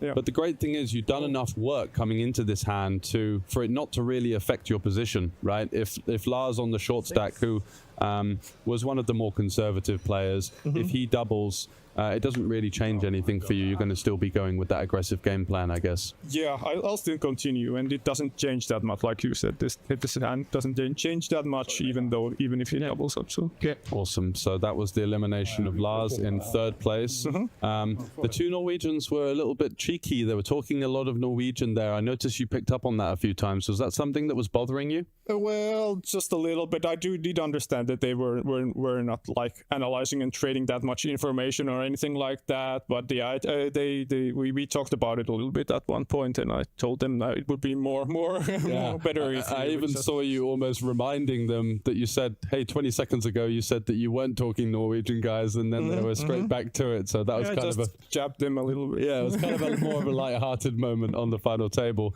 And now we're going to see the real defining hand of the heads-up match, where you do go for quite an aggressive ISO with the three kind of low disconnected cards, but you do have the ace king and two high suits, I guess. So what are you thinking at this point? Because it felt to me like Jan was getting quite emotional and acting really fast and kind of wanted it over almost. Yeah, I felt like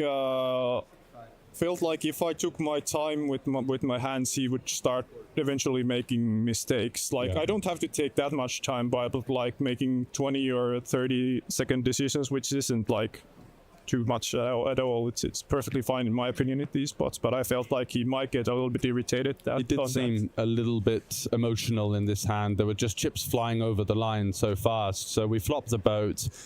We are going to probably bet like a quarter or 20% here quite often, but when you've got the board locked up versus an opponent that might be ready to sort of blow up a little bit, it's quite nice to slide this into a checking range, I think, right? Yeah, definitely. And also I was considering that he still has more deuces than I have in this spot, so that as well. Yeah, because you're going to be less likely to ISO those ones, right? Only with the premium suits or something like that, like your combo. Yeah. And he's going to limp and just have a lot of like random dangler hands that he didn't want to raise himself. Yeah, that makes a lot of sense. So when you see this very quick bet, we're not really thinking of check raising, or did you ever consider that he has a deuce and would just go with it at this point? No, I really didn't. I just want to let him bluff his bluffing hands and just call, because I have a lock on the hand, and if he happens to have a deuce and hit a better kicker, then that's what happens. So, but I definitely want to let him bluff his bluffing hands. Exactly. You've got diamonds absolutely dead. Random hand like, I don't know, a medium pocket pair, or like he even takes off with the king 7 6 4 3. And this was such a quick bet from Jan on the turn. Obviously, we're not worried about anything, but you took a little bit of time here before deciding to go all in. Did you feel like he was going to be committed even with a hand like Queen X of Diamonds here at this point? Yeah, I felt like if he has a draw, he's going to call it off. If he has nothing, he's going to fold it. And if I just trap here again, I might, with if a diamond comes and he actually has the deuce, he might just be able to still fold that. So I wanted to just shove it in and not leave anything for him to bluff anymore at this point. So yeah, and there was almost another quite funny moment in some ways where he said, "Why did you take so long?" and then almost throws the button at you, which did kind of cap off a rather heated moment in the Norwegians' standpoint. Yeah. I was actually considering just my options. There was nothing else than that. So, yeah, and sometimes I guess the opponents can take that a bit personally, and that was one of those situations. Maybe, yeah. Yeah, so thanks very much for joining us and talking through your opinions on these hands. We got a good insight there into what it took to clinch that final table and to really, I think the thing I saw that I said during the commentary was you were the only one that was really hyper aware of the final table dynamic, because each final table is always different, and as you have the online background, you'll know that it wasn't quite as strong in terms of people lining up to try and take over the chip lead, so you had to kind of do that yourself. Yeah, in the beginning, it was also the queen's hand where my heads-up opponent opened, which was kind of the key hand in the beginning of the table, where I had to take my stand, and I won that, and then I got the ball rolling from there. So. Yeah, was that a hand that you'd always take with the queens? Did you feel like you had some fold equity? I probably didn't think that I have that much, but I still felt I was in front of his range there, and I also felt like if I, at this point of the final table, there wasn't that many ICM considerations, and if I double up here, I felt like it's a good spot for me to start opening them a lot more. And so with the future game of that double up, you'd be able to kick on and go for the win from there. Exactly. And that's exactly what happened. So congratulations. Thanks very much for joining me and spending some time. Have you got any celebrations or plans for the win? Ooh, hard to think about that yet, but probably during the weekend. Today I'll probably jump into the main event still in the evening, so just... Awesome. Well, good luck for that, and thanks for joining me. Well played. Thank you very much. It's a pleasure. It was a pleasure. Thank you.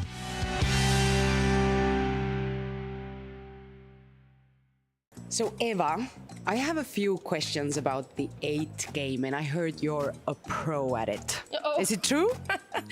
My vision is to become a pro sometime, but I love it. I play it as much as I can.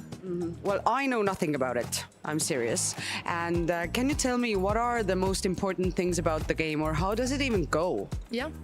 It's 8 games, so it's like in athletics, you see that they do 8 different sports. So we have 8 different card games, and that's what I love about it. It's so much variation. So I will not try to tell you all about these 8 games, but it's very much that you have to use your brain and you see patterns and so on, and that's why I love it. Can you tell me the 8 games, like the names of the games? Oh God! It's it's Omaha, high-low, and normal Omaha, and then it's Texas. Both fixed limit and no limit, and then it is my favorite game, deuce to 7, triple draw. I've heard about it. Yes, I love it. And then it's stud 8 or better. That's like stud high-low, and the RAS, which I also love very much. Do you switch the games like in every hand, or how does it go? No, it's you have a button and you play like one orbit of each game, and if you are fewer on the table, then you play more hands. So if it's like 6-handed, you always play 6 hands, even if you're maybe 5 persons. So, and that's the best thing, because you get some time. But it's also the worst thing when it comes to a game that you don't like. You just want it to get over with. And then you sit and you want to play like, I'm looking forward to the deuce to 7. I'm like drooling when it say, now it's time. But is the queue of the games always the same? Like you always start with Texas, then you go to Raz, or like how does this go? Actually, it's a little bit different. Online, it's in one way, and in tournaments, they can decide themselves how to do it. Okay. And for instance, I played in PC in March in Bratislava. Then it was called Heteros, so it was 6 games instead of 5. Instead of horse, we played Heteros, and then they put the stud games every second round, because it's very easy to confuse. You sit and play stud and you are a little bit tired or something, and then it comes stud high-low. So it's different in, I think, different. I'm not very good at the rules, but I think you can choose a little bit. Yeah. What do you think is like the hardest game of the 8 for people to play? I think Texas Hold'em No Limit is the hardest, because it's so everyone knows it so well. But obviously it's the easiest because everyone plays it. But maybe to become really good, maybe Ras or Stud. Stud, I think, is very difficult. Stud high-low is much more comfortable, but Stud it's a tricky game. Those who are good at Stud can get a lot of chips in. Yeah. And what is your favorite game of the 8? Oh, almost everyone. Well, if you have to choose only one. Deuce to 7 triple draw, and on the second place Ras, and then all the high-low games. So I said 3. Yeah, still you get away with it. Yeah. But what is for you the hardest one? Like that you think that you should get maybe better at it, or? I think actually Texas, because I'm not playing a lot of Texas. I think it's not as much fun as the other. And if you don't play if you don't practice, then you will not become very good. So I think I'm very medium in the Texas games. And also Stud is tricky. I like when it's high-low or low games and a little bit more crazy. But Stud and Texas is my, I think, toughest. What would you say to a beginner, like some suggestions if I would like to come and start playing 8 game? Yeah. Like how to study, how to begin with it, or? Well, there are some nice books that you can Did you start with a book? I start with the books, and I played online, mastering the mixed games, I think it's called, one and another RAS book that I also read. But then lately I have been taking a course online, BBC Poker, BBC Poker Mixed Game Bundle it's called. So this is the Norwegian guy, Tobias Leknes Senkel, and together with Pieface, a very famous UK guy. They have a fantastic education. And when I got to train with this one, I felt I got one step up. So I can really recommend that one. And talk with friends and try to play. Who know how to play, right? Yes. and most of my friends don't like it, but Lena, who I'm here with, we play, and my friend Ylva and Linda. We have some girls that love to play. Gia is coming also. So as I understood, I should begin with 8 different books. Actually, the book Mastering the Mixed Games, I think it's called. It's green, at least. It's all mixed games, so you don't have to buy 8 books. And if you take this BBC Poker online, then you have also, I think they teach 10 or 12 games, and it's fantastic. I have one more question. Why the 8 game? The more the merrier. I like variation. I think it's a very nice, the people who are playing mixed games are very friendly and a little bit crazy and like to party and have fun. It's very seldom you see someone sit with a hoodie and glasses. Being really serious. Yes, so it's more like, blah, blah, blah, blah, cheers. And it's just so much fun, friendly community. Thank you, Eva, so much for that. That was lovely. Thank you. Thank you.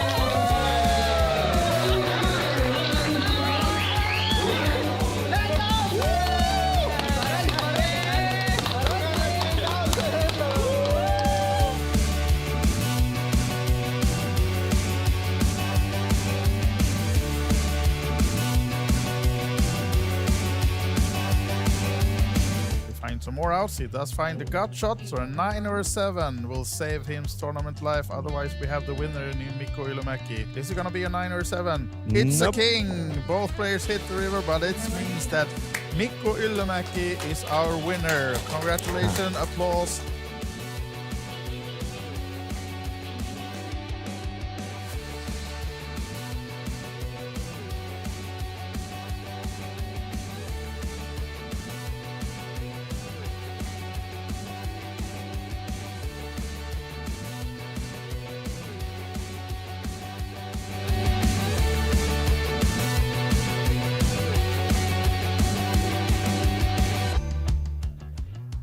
King. Oh, this might be it.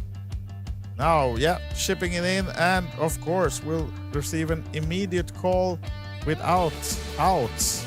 Mantas Tonlevicius is all in, but this is the bad news for him. Edgaras Kaučinis has already sealed the title. It's over before the river falls, because not straight for Edgaras Kaučinis has sealed it. Huge congratulations to our winner of Kings of Tallinn main event 2024.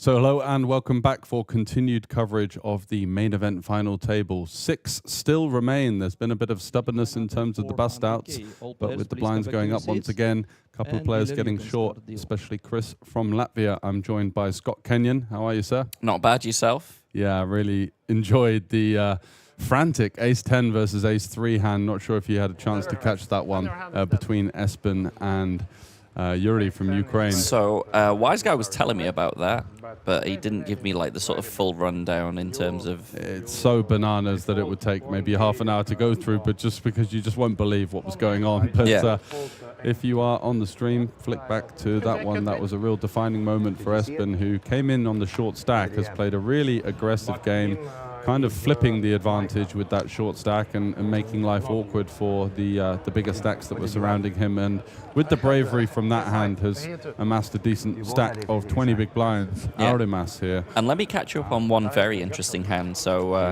Espen opened with Queen 5 suited. Aurimas defended with 9-8 off from the big blind. It came Queen Jack 10. Okay. So Espen with top pair, Aurimas with the straight. C-bet from Espen, called by Aurimas.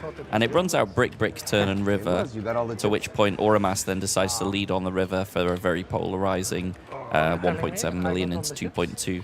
And Espen was really pained, took his time, obviously a very sick spot. Maybe thought his opponent had run into some runner 2 pair or something. Did find the fold, did impressively find the fold and lost the minimum there with the Queen 5.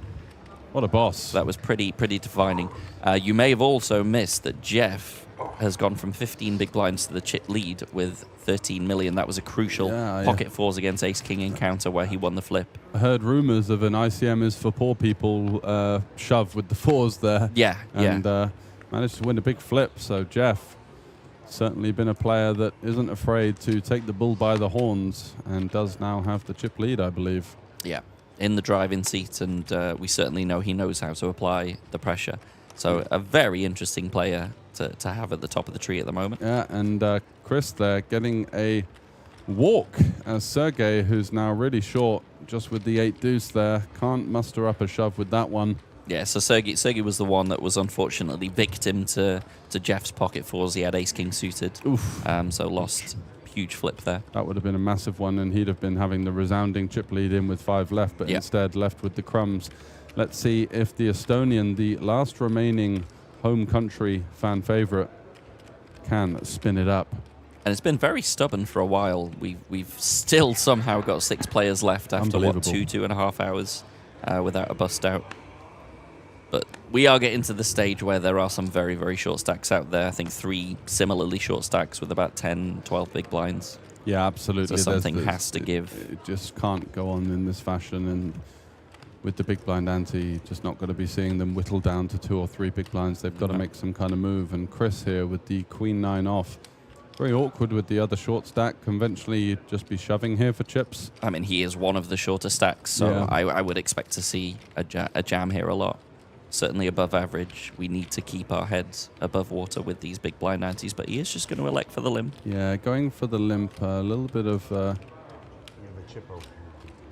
ICM awareness there, wanting to get that pay jump up to 5th. That's been looming for quite some time, so you can relate with him as to why maybe he didn't choose to take the jam there. So Yeah. limps the queen 9. Chip EV-wise, it's going to be a good jam, but obviously with ICM, it's just a very tricky one. Yeah, exactly. It does I flop would have with liked there. to see a little 1 big blind lead here. Yeah, there's merit to it. Also checking and sort of protecting that checking range with some middle pair is kind of nice as well. Allowing Espen, as we do see here, to take a stab with a hand that we've got pretty cooked here. Just 1 overcard in the backdoor flush draw for Espen. Trying to pounce on some of the misses on this board. I wonder if Chris is aware of the ace-high hand from Espen. I'm sure he will be after that break, yeah. And he's going to be continuing here, so making life tricky for Espen now. Looking for a favorable run out with the 10-5, and does turn the 10. Ouch, mamma mia. A turn card. And Chris picks up a gut shot, so it's not like he's really planning on going anywhere. Quite right. Espen now with some showdown value. And backdooring 10-10. Wow, what a run out for the janky-looking 10-5 pre-flop. Just checking back, taking a stab with the backdoor flush draw and blocking some of the continues from his opponent with that 10. But it runs out all Norway here, as Espen now has, of course, a hammerlock on the hand facing this line from his opponent. It's just a question of how much does he think that he can eke out of that range. So check, call, flop, check, check, turn, and another check on the river. Is Chris going to be having many hands like King X? I don't think so. So he's going to have some 9X, some 3X. And I guess we have to go quite small to try and extract from those. Maybe something like 500 or 600k. Yeah, it's interesting on the double flush draw turn because Espen may not choose to bluff with some of the turned gut shots that may arrive at the river and feel like they have to bluff. He's going for some pretty juicy value here. It's 2/3 pot, 1.3 million on the river. Yeah, sort of 2/3 sizing. And certainly there are quite a few combos that miss. He gets the call, and it's bad news for the Latvian there. Great value there for Espen. Yeah, absolutely. Quite rare that that Queen 9 is actually going to be beaten in this line versus the very wide, of course, range of the big blind check pack. He can just about have any 2 cards and does go for the back check bet. And on this occasion, backdooring trips. So there you see this crop of short stacks. Yuri, the Ukrainian, involved in that bizarre street poker hand that we saw before the break.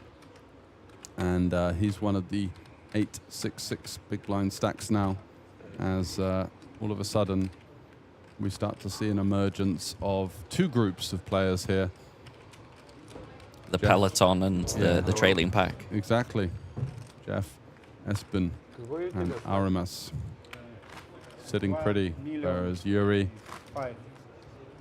and Estonian and the Latvian are bringing up the rear. Is it green stack a 20? Green stack's not 20. The green is not a 20. No, I don't think. Controversy on the size of the stacks here. I think Jeff wants some clarification as to how deep some of these short stacks are. Like the green is not. Yeah, that's 20. fair enough. It's Yeah. live poker. You don't. It's not a Triton event, so you're not having the app with all of the exact chip counts here. Got to make sure that you know what your opponents the deal are of your holding chips. exactly. It makes a big difference in these short stack situations. I don't think that's a 20 either. That's more than 20. Can you count? Almost 3 million. Get the floor, please. Almost 3 million. Yes, but it has to be 20. Yeah, that is actually Are a those 20 TDA or rule the that 21, the 22? chips are meant to be Stacked. stacked in 20s. In 20 stack. He is correct. You guys told us that before. He Yeah. doesn't want to count them. They're not 20. I don't think so. Maybe they are. Maybe I'm wrong, but it looks like 21 or 22. Thank you. Thank you. Sorry. Exactly. Yeah, There we green go. also. Green also. Oh. Yes, there you go. There we go. Thank you. Everything above order again. There we go. We're back in the game here after a little bit of Jeff's classic psychological warfare there, pointing out correctly as the table captain. Good eyes, by the way. Yeah, absolutely. One extra chip on there. He was like, no, that's not 20. Espen, blind versus blind into the current chip leader with the Queen 3 suited. Does he go for the ISO? Does he treat himself to a limp? I think he's got to be very careful against Jeff. And Jeff has shown himself very capable of doing some interesting things. He certainly has, but Espen is not scared, and he's going to continue to exert his aggressive style, I believe. Yeah, it's a very good established player, Espen. I've played for him a number of years online. Only realised the sort of name to the screen name this week. He goes for the 4x, and what he's trying to do here is fold out a lot of the better Queen X here. If Jeff has a hand like Queen 8 off, it's very awkward versus the larger size, but less awkward versus the smaller size. So Espen continuing to play that game plan of not trying to give up any pots, almost a disrespect to the chip leader in some ways, and that's the game that he's brought to the final table, making a stand and trying to find any forms of aggression that he can to put pressure and kind of counter the perceived advantage in that situation. Yeah, fearless game plan from Espen so far, executing it very, very well. Right. I think you are probably a better player than me, so I think you're probably right. With the hand, ace-10. I don't know, but if you say so, I believe. Oramas picks up Queen 10 suited under the gun. Interesting with all these short stacks behind. I just try my best. Obviously, you can happily raise call a 6-7 big blind shove from one of these shorter stacks. I'm not better. Wow, you are. They're having a little discussion about who's better here, which is funny.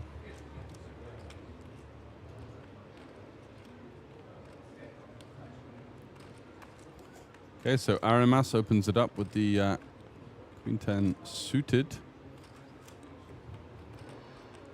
Should be getting through Jeff here. Aramas is a player that can do him some damage, and with those short stacks behind, isn't going to be opening like mega wide here. Would have been making a lot of folds and allowing Jeff or Espen to do the work for him. So he does get it through. Yuri folding the ace deuce there versus that slightly stronger perceived range from the third in chips player. Yeah, again, it's getting very tough for these short stacks. At some point, they're going to have to make a stand, but they don't want to be the first one to do it and potentially not get that juicy ladder from 6th to 5th. Yeah, exactly. That theme of them dribbling away is definitely coming into play now. And it's going to be Sergey who has all the pressure on him as he goes through the blinds now. Ooh, but he picks up a great hand before the blinds. Yeah, what a great spot for him with the jacks here. Only really one sizing. Just going to be shoving here. Espen, ace-10. Very annoying situation because he does know that Sergey is going through the blinds in the next hand, so then all of a sudden lots of worse ace-x and 10x are going to be in this shoving range. He does have two decent-sized stacks to deal with behind, though, in the form of Jeff and Aramas. I quite like the plan of just calling for 6 bigs here, and if you see something funky behind, we can obviously just happily let it go. Yeah, the call fold. Yeah. Seems fair. And he did this before, actually, with, I think it was ace-9 suited. Yeah, he was the one with the ace-9 suited against Chris's jack-10 suited. Chris with the miracle runner to survive after an ace-high flop. But yeah, I would expect Espen to call this. Just having a look around, maybe trying to get some live tells. Does opt to fold. Maybe he's picked up something behind. Goes for the fold there, decides not to take the spot, maybe allowing Aramas to do the work for him, but Queen 10 not going to be enough, and Sergey with a much-needed pickup. Huge pickup at this point. He's got to put 800 of that straight back into the pot, but we'll be delighted to at least pick up a hand and get the blinds. Look, would have hoped for some action there at this stage. Beggars can't really be choosers. I'm a little bit surprised that Espen didn't go for the call there. Soaking wet. Almost a sensual kind of feel there. My shirt is soaking wet, says Jeff. It's almost like you've been dancing around when you've been winning pots, Jeff. Yeah, he's been one of the more animated players that I think I've ever commentated on a final table stream. Usually you do get the stoic kind of not much table chatter, but he's been certainly dancing around. And good stuff as well. It's nice to have characters at the table. Exactly. Chris with will a nice be spot now. Jamming here. Espen with exactly the same situation again, facing the short stack with the ace-10 versus the under the gun shove. Slightly shorter jam, but equally slightly worse position as well. Yeah.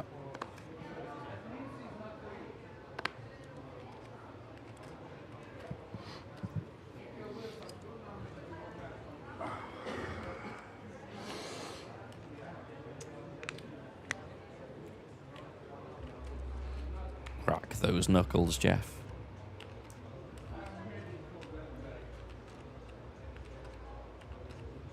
Is it just me, or does Jeff look a little bit interested here? Maybe, yeah. I'm not sure if he's seen his cards yet. He is a very observant type of player. Definitely takes his time.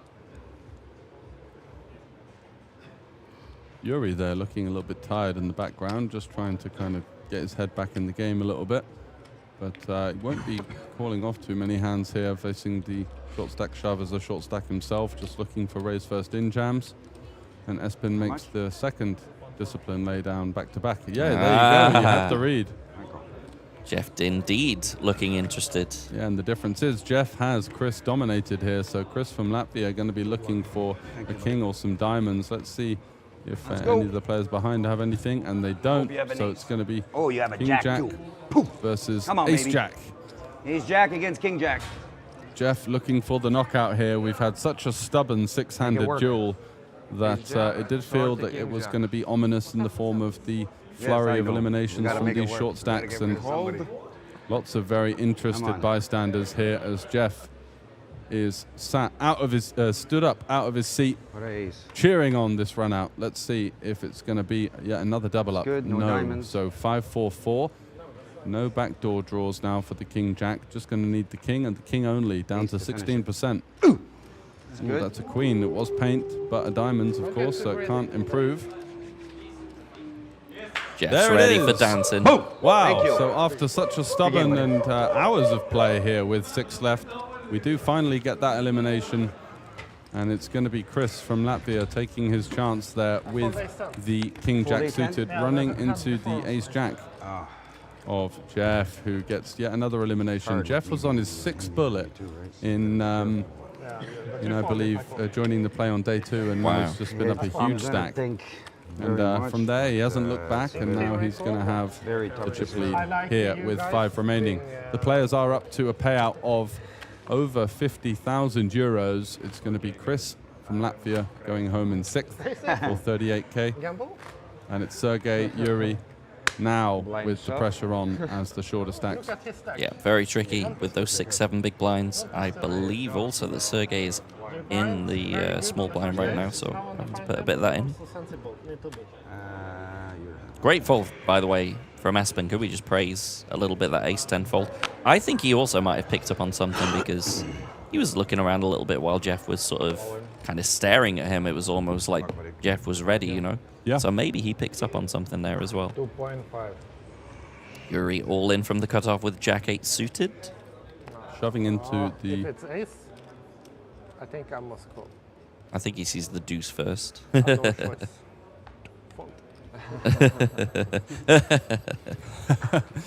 Yuri there taking a brave shove with the Jack 8. Didn't have too many opportunities to find that raise first in jam, facing with the big blind ante coming around shortly, and in 5-handed that starts to become really penal. Yeah, and a little bit less pressure as well, having just seen that bust out, having just got himself a ladder. Celebration shove. Absolutely. Pick up a bit of momentum.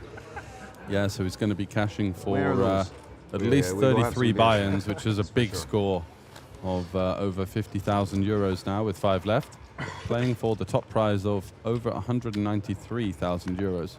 And the precious ring. Is Yuri going to go for a 9 big blind jam with King 9 suited from under the gun?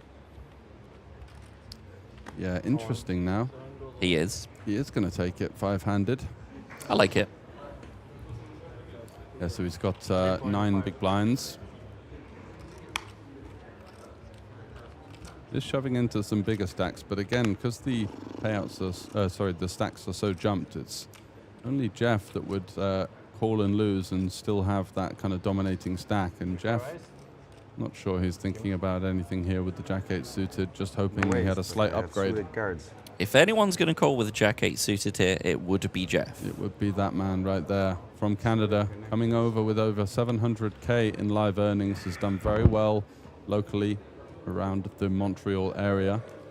Biggest score, I think, $177,000. So he would beat that with a first place here and is currently in a great position to do so with his 15 million stack. He won't be making it easy for anyone, that's for sure. No, he likes to play these kind of mind games and make his opponents sweat. And why not indeed, if it prevents them from maybe making some of those wider jams in future? Give them a sweat. Wonder how much of this is posturing, or how much he genuinely is considering to have a little gamble here. All right. I'm gonna fold. He's gonna fold. Okay. Okay. I'm gonna fold to you. You guys want to look at the numbers? Not 5-way for sure. 3-way, we're down to 3 Or or we get something for sure. over 100 each now. Yeah. If you do deal now, over 100 each. Yeah. Where we get? It's 500 I know, but I want the big one. We love Jeff. Not worried about the numbers. Wants to maybe take a look if you didn't hear that with 3 left. So makes a lot of sense with those 2 short stacks. They're going to take a fair chunk. And with this big blind ante, I think you're quite incentivized not to take ICM payouts because they do favor the shorter stacks in some ways. And it's going to be 800. not easy, but quite straightforward to put a lot of pressure on those shorter stacks anyway and just try and whittle them down. So I think Jeff's decision there was pretty shrewd. Yeah, pretty prudent decision. When you're the overwhelming chip leader, you know you have those shorties out there. You know that then you can apply pressure to everybody because of this. Absolutely, I would not be taking a deal in his shoes. Precisely, and it's going to be Jeff in the small blind with Queen 10 suited. We know he likes to play hands. Is he going to find a peel here, or does he go for the max pressure of the rejam, which wouldn't be a terrible combo to find a jam with here? Aramas is going to really struggle to raise call with the other 2 short stacks. And look at this, Yuri picking up a hand in the big blind, facing an open and a call with the ace-10. And he's got both of them in trouble here. Great spot for Yuri here to find ace-10 in the big blind. Somehow managing to dominate both holdings as well. I'm going to make a prediction, though. I think Jeff is going to flick in a call here. You reckon Jeff I just have a flips it in? feeling Queen 10 suited, it's just a little bit too pretty. Yeah, we're going to be flipping against the pairs. We're going to be in almost flipping against ace-king, ace-jack. I just feel like Jeff might flick this in. 3.3 into 9.4. It's a great price. So it's just, yeah, we'll be praying for some pairs in there and trying to get that elimination. Let's see what Jeff arrives with. Yeah, Oramas is obviously posturing. He's not considering doing anything but folding, but don't really want to make it look like we're raising light under the gun. But how much? Jeff may well just flick this 4 million? in.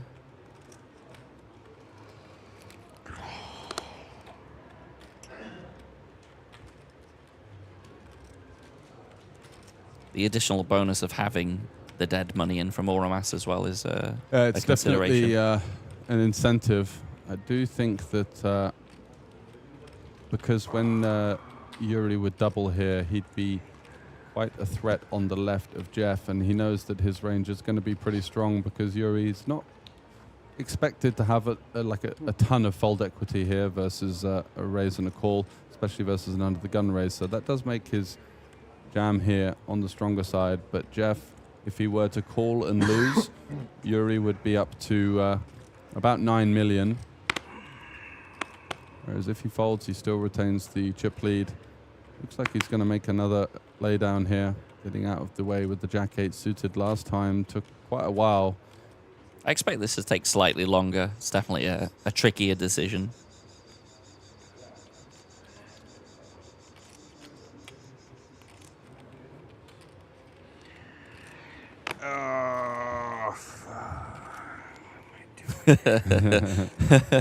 I like how he restrained himself there. Some choice words. Yeah. Almost. I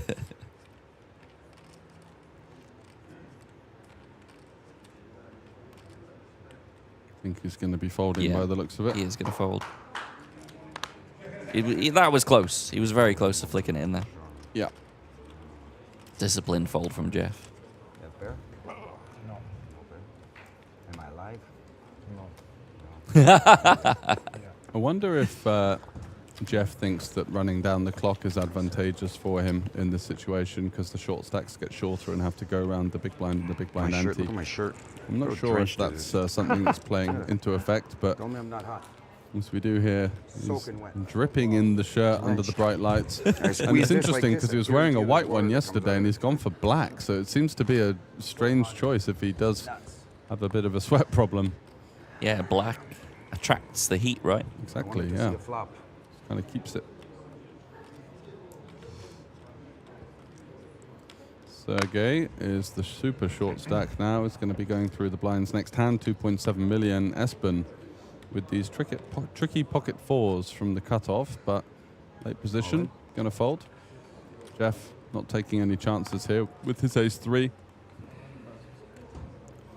Really nice shove with the ace blocker here. Yeah. It's really tough for Aramas to even call a hand like ace-10 in that situation. You just have to fold because of the short stack going through the blinds. So nice awareness from Jeff there.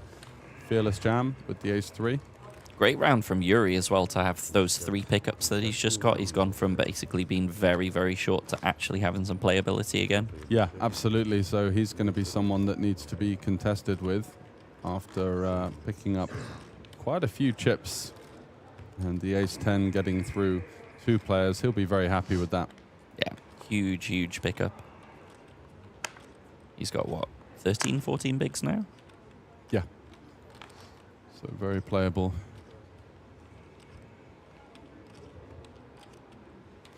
Exactly, 15 big blinds for Yuri, just folds, allowing Audemas to potentially do the work, blind versus blind, and this is going to be a very easy shove with the ace-5. You'd be shoving pretty wide, although your opponent is the only one that is going to likely call off light in this situation, as there's not too much pressure. Yeah, and poor Sergey's just not finding the cards he wants at the moment. No, he's going to have 5 big blinds remaining, and you could see he looks a little bit frustrated now. Needs to make something happen here. 200k, which is going to be 10% of his stack just going in the small blind. Very annoying for the Estonian. Dinner break, or not now, but the next break, in 1.5 hours, you will have a 45-minute dinner break. 45 minutes? Yeah, is that enough? No, 'cause I go to the restaurant downstairs. It usually takes 45 minutes to get your food. If possible, if we can have an hour.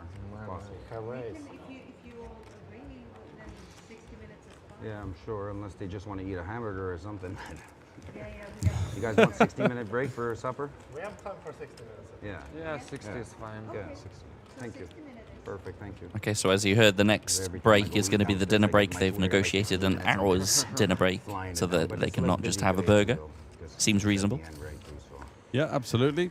Get some decent food in. I don't want to be downstairs. But it's back to the action, and Sergey, all of the onus on him at this stage to make a move before he really, truly dribbles out the tournament here, although he's not had much to work with.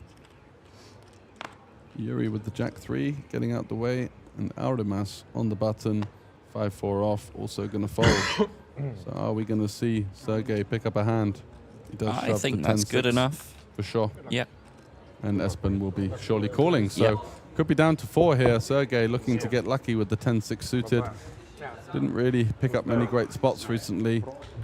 Lost that huge pot earlier versus Audemas with aces versus nines. Nines turning a gut shot in a crucial situation that really put the Estonian on the back foot. Right in the where window. If he'd Right have in the faded window. that, Put an ace. he'd have Ace been in the the big window. chip leader. So He also had the big one against Jeff as well. That was a huge flip with the ace king against 4s. Absolutely. So that's a great flop for him. Ooh, the jack on the turn. So just an ace or a 9 remaining for Espen to 9 ball. secure this elimination. And it's an 8, so a double up for Sergey here. And you can see, even though Sergey only had a short stack there. That pot will be quite significant for Espen's chances as well, as he becomes pretty handcuffed. It's a very nice series of events there for Sergey. Finally some run good. I do feel like he has been unfortunate on this final table. Yeah, so now that bunch of Aurimas, Espen, Yuri, and Sergey really fighting for the scraps. And let's see if Jeff allows these guys to stay alive, or if he's going to start to throw down the gauntlet and throw down the hammer, aggressively moving through these guys and picking up those all-important blinds and antes. Yeah, if Jeff gets going, I think this could be very over very quickly. For sure. It is what it is. 4. But still plenty deep enough at the moment where if he doesn't get that momentum going, if one of those shorter stacks doubles up, things can change very quickly the other way. But certainly a great series of events for Jeff in the last level or so. Yeah, and it's Yuri with the 10-8. Surely not going to be doing anything here. We've seen some optimistic opens for him and aggressive ones at that, but just going to get out the way. Yeah, I think he's just quite happy with his previous round of pickups. Yeah, easy fold for the deuces here, despite being in the cutoff. Just doesn't want to get involved. I feel like this blind v blind encounter generally moving forward could be very important between Espen and... Interested to see if Espen shoves here, sub 20 big blinds, or if he thinks that Jeff is going to ISO and that he could go for the limp jam. Yeah, off sort of 15, 20 bigs, I really like these kind of hands for a limp jam. Yeah. If we can pick up 3.5 extra bigs pre from our opponent, then get it in. I like that as a plan. The problem with Jeff is he's the kind of guy that might just go all in here. That's it, and that would be really annoying for Espen. He'd surely have to fold at that stage. Yeah. But if he goes 3.5 big blinds, could all of a sudden be a bit tricky. Like the check back, though. It's going to be a little bit skeptical as to what Espen's limping there. We've seen Espen taking a lot of raise first ins in previous encounters. Oh, what a flop here. We have 2 diamonds on the board. Both players picking up a flush draw. Espen with the straight flush draw. Yeah, a diamond would spell disaster for Jeff, who got a bit frustrated earlier on when things weren't really going his way, but managed to turn it around, winning that 4s versus ace-king flip. King on the turn. Similar kind of board as Espen had previously with his ace-4. That was in a pot versus Sergey, where he managed to get Sergey to fold the nut flush draw on the turn on this type of run out. Let's see if Jeff is going to take a chance to stab and maybe put pressure on some weak 1 pair or queen high type hands. Did you just say if Jeff is going to take a chance to stab? Here he is. Of course Jeff is going to take a chance to stab. Yeah, bets half pot. We don't expect Espen should be going anywhere. No, he beats some bluffs, obviously. He's got some showdown with the ace high on this king 3-5 board. Yeah, ace high can certainly be good. Is there going to be a diamond on the river for disaster? Yeah, the deuce of diamonds would be a sickener. No, it's the ace. So Espen picking up top pair, improving somewhat. So this could be interesting because I expect Espen to check, and then it's just, does Jeff wave the white flag and give up, or does he go for a 3rd barrel?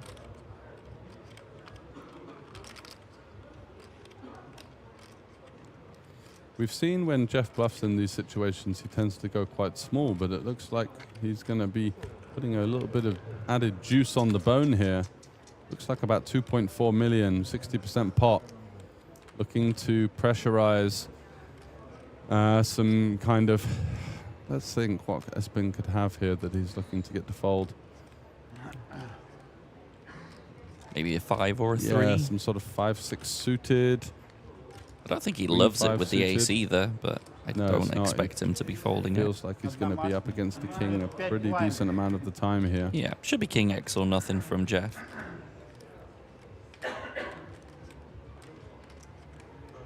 But he is indeed going to find the call, and that is a huge shift of power to Espen. He's going to like what he sees. Yeah, and Jeff, understandably, with a little relief, it's like, I thought I wanted a diamond, but apparently not. Yeah, in some ways you saved a lot of chips because those diamond runouts would have been a huge double up for Espen, surely. I am begging for the diamond. The Jack or the 10, the only outs for him on the turn. So 50.7k locked up. We're looking at the next pay jump of about 16,000 euros, which is 11 or so buy-ins. So huge jumps here. And you can see that culmination of the short stacks still looking for life here. Yuri and Sergey with the most pressure on them at the moment. Aurimas in the middle of the pack. Jeff just losing the chip lead to Espen there after that unsuccessful river bluff with the Jack 10, and Espen now the chip leader from Norway. Aurimas has done very well, particularly I remember when I did my little commentary stint yesterday and he was really short for long periods of time. Very patient. So I think he's navigated himself very well to have a playable stack. And I heard at one point he was actually chip leader today. Quite the roller coaster ride from Aurimas. Coming in with a raise here with King Queen suited from under the gun. Isn't going to be facing any resistance. I like his top as well, Stranger Things. Yeah, with the fire. 9, I think. 9.5. Seems like Espen and Jeff are just totting up who has the chip lead, but we think it's just Espen at the moment. Yeah, Jeff breathing a huge sigh of relief that no diamond just dropped on the turn or river. Massive. So Sergey here, 9 deuce off. He's going to elect to fold.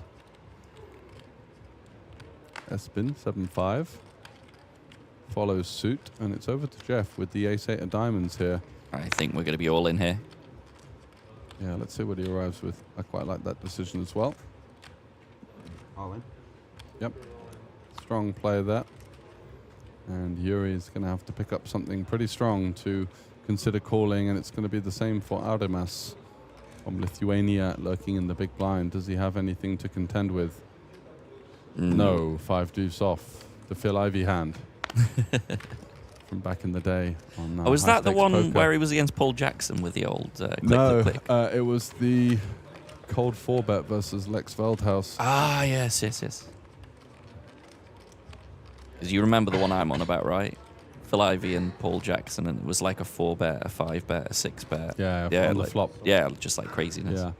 But in this hand, it was really iconic. He gets it through, and Lex says, I just thought you were mad at Barry. And Phil was like, I was. I think it was a 5-bet, actually, with the 5 deuce. Lex came for the cold 4. But anyway, back to the action here. King 6 for Espen. Jeff, King 8 suited. And expect an open here. Yeah, he may even just shove. Yeah, the only stacks behind are all sub 20. I think I like just going for the min raise here, though, just in case Aurimas has a little something, but Jeff is going to pick that one up.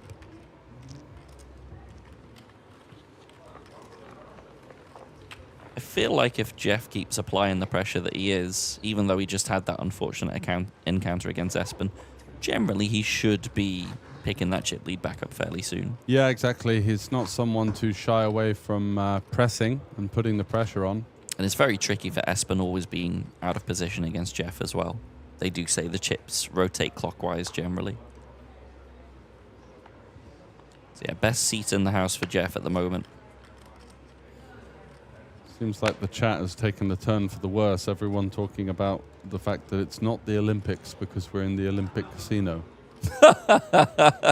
Come on, guys. Come on now. There's a sort of heated debate about whether there's going to be a medal ceremony after this. I saw some story about they're actually going to start an esports Olympics as which well. Could pave the way to online poker as an Olympic sport. I mean, why not? Yeah. Why not, indeed? Pretty crazy. I'm not sure what format would be suited. Yeah, peculiar esports Olympics. I mean, so you have like a Davis Cup tennis type thing where it's like a tag team and then sort of the 2 versus 2 and then the heads-up matches. No idea, but let's see. Stranger things have happened. Stranger things indeed, Aurimas. Oh, yeah. Glad you caught up on that. So, Jeff, with the chip lead and all of the momentum in his sails. And like I say again, the best seat in the house. Let's not underestimate the fact that he always gets to see what Espen does first. That's very, very powerful.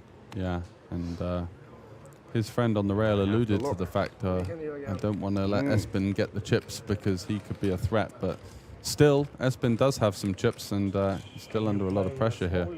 Espen's definitely a threat and definitely a very established player. Go ahead. Yeah, so I think Espen will find a limp here with the Queen 7 suited. Looks like they're just going to wait for Yuri, who's going to be in the big blind in the next hand, to take a very quick toilet break, I believe. So we're not going to be seeing too much going on for the short time. Yeah, these levels are quite long. Sometimes it's difficult to hold yourself for a couple of hours. Yeah, exactly. Very gentlemanly of them to... You want to stay hydrated, you want to remain focused, and it's very important to drink lots of water just to keep that brain ticking along. So, just water? Yeah, well, you know, Jeff said in his interview earlier on that he had had a few drinks before coming onto the final table just to soothe the nerves. Jeff may be devising a cunning plan of boycotting the break and taking the blinds, but not to be Espen. A class act. Yeah. We can start a little bit slowly. Slowly. So he does indeed limp. The hand is a bit too strong to just surrender. Is Jeff going to get any ideas here with the 9-5 of ISOing, putting some pressure on Espen's range?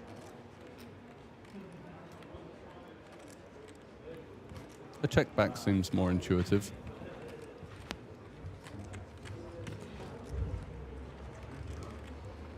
Does indeed check back, so heads up between the two largest stacks at the table. And Yuri's back as well. So now we can play some poker. Very gentlemanly of them, though. I like that. Great flop for the Jeff here with bottom pair. But Espen is going to lead. Yeah, I think we're easily seeing one card here, praying for a 5, and if not, the 9 is a good second choice. It'll be interesting if Espen continues on the turn. Ooh. Definitely going to be happy to see that, though. Yeah, I think we want to start checking now with our Queen 7. It's a little bit weird to go for the second barrel here. Yeah, and Jeff is the kind of player that's very capable if he has some huge draw. Maybe goes a little bit crazy himself on the turn. Yeah, potentially. Does have a gut shot. And I think Jeff will be checking back a lot of suited hands pre-flop, and as he is in a limp pot, he's going to have hands like Deuce 3 suited, which means his flush combinations are quite high, and Espen well aware of that. So interesting run out. See Espen very natural check, and is Jeff going to have the nous to realize that versus the bet flop check turn check river line, he's actually not going to have really any showdown here with the 9-5. Most of the worst hands would have bluffed at some point. He's just going to wave the white flag there. It's very tough to find that maneuvering a kind of low showdown hand into a bluff. I feel like if anyone can find the bet on the end, it's definitely Jeff there. Yeah, exactly. He's but elects not to take that one. Found a lot of bluffs, some of them unsuccessful, but you have to play aggressively to get into this last 5 situation in some points. Yeah, definitely don't just get here by picking up good hands and holding. Yeah, we've seen a continuous theme of that. They're really battling out there. And with only one elimination in the last 2 or 3 levels, things starting to get pretty frantic for the short stacks, Yuri and Sergey. And Aramas, who has not been able to do an awful lot, also on the shorter end of the spectrum. Yeah, stuck in the middle of the pack, but I think quite content after sort of how things were at one point. Espen with ace-jack on the button is going to be opening.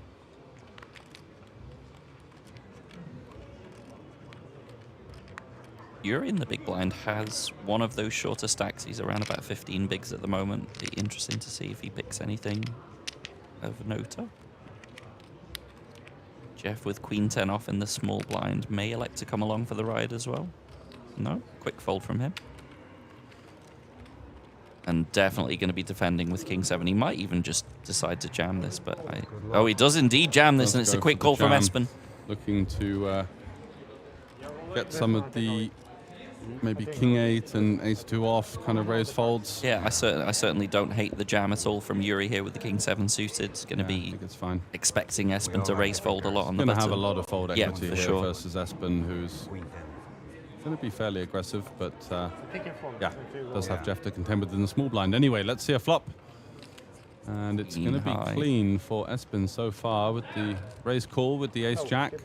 Looking for a diamond to make life a bit easier for him. The 7 of diamonds. 14 outs. What a turn. Ace-Jack.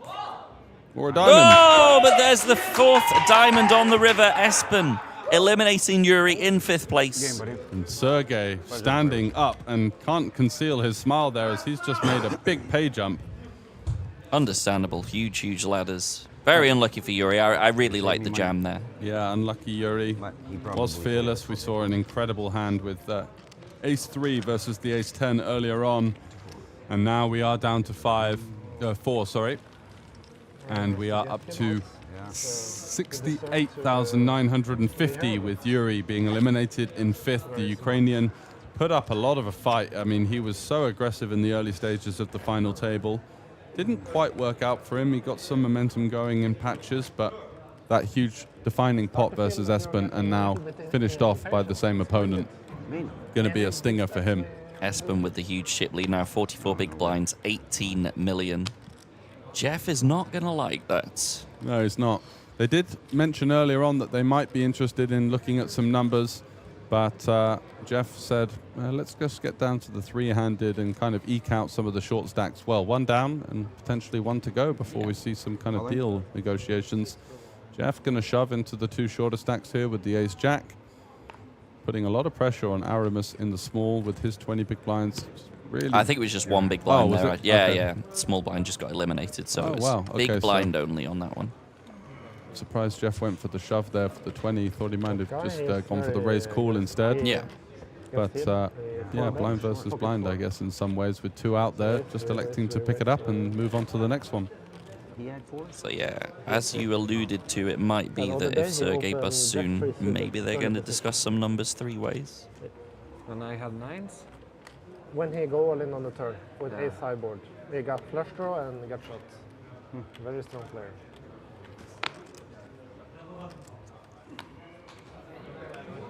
No, he didn't have a flush draw. He turned a double gutter there. They're talking about the Jack 3 hand from earlier.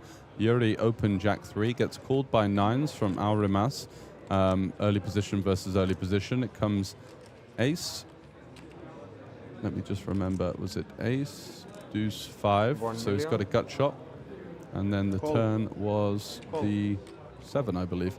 And he went for it. I think he thought that Aramas had moved all in, so he was ready to actually show his cards there, but realizes it was just a raise to 1 million there. And now he's had to call with some chips behind here. Yeah, I think he wanted to just get it all in here, but didn't realize it was a normal normal open.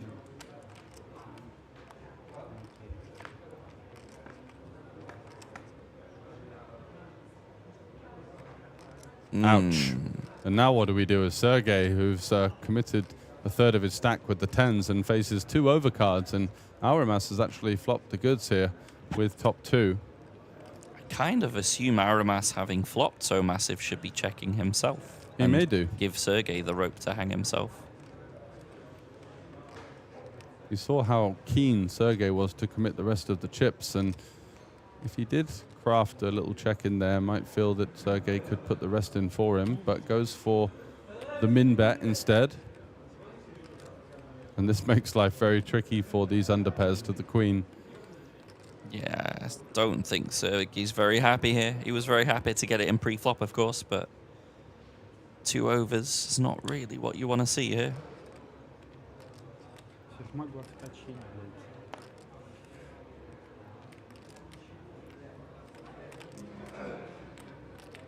It's kind of interesting because Aramas is very likely to shove hands like a weak Ace-X. So where are the hands that Sergey's doing okay against here, because also hands like 7s, 5s, 4s are just going to jam pre at this effective stack size. So that does leave a lot of king and queen X, I think, and we do see king queen for Auramas. So it's really one of the worst boards that Sergey could have hoped for in this spot, and he might actually be able to save his tournament life somehow with the bit of a mix-up pre-flop. Yeah, he does. It's a really strong fold. That was weird. That really was, yes, because he was ready to get it in pre. In, eh? Yeah, yeah. A low pair. Imagine if Sergey spins it up from this now. Yeah, almost given a lifeline there. Yeah.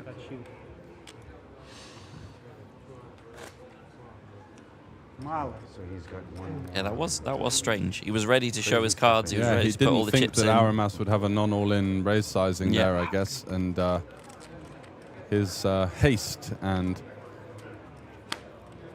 kind of jumping the gun a little bit managed to save his tournament life somehow on the King Queen X, and Auramas now with the Ace Jack. It's going to be an easy open. Happy to call off Sergey, of course, in the small blind. Gets a little trickier if Espen were to put him to the test here, but 24 big blinds or so effective. Does Espen defend the 6-5 off here? No. No. I assume if it's like 9-8 off, maybe even 8-7 off, 6-5 just feels a little bit too low. Yeah, what Espen has to be aware of there is that Auramas was prepared to call the small blind, which makes his range a little bit stronger than a traditional button open, of course, because there just wouldn't be any folding versus the 5 big blind repush, so you can't open so liberally, and that means that these offsuit connectors just go down in value quite a lot. Yeah. So 4 left. Each player has locked up 67,000 euros. Easy fold there with the 8-6, just looking for Sergey to take the button jam. And Espen with Jack-5 suited blind versus blind. I think we'll be seeing an ISO here, a raise, I should say. Yeah, Espen's definitely shown himself very capable of applying pressure. He now has the chip lead. Goes for that 4x, which is a very annoying sizing to face. Let's see if Jeff has any resistance with it. Nope, 6-5, so gets the fold, and Espen continuing to pick up the chips here. Yeah, the momentum's definitely going in Espen's direction.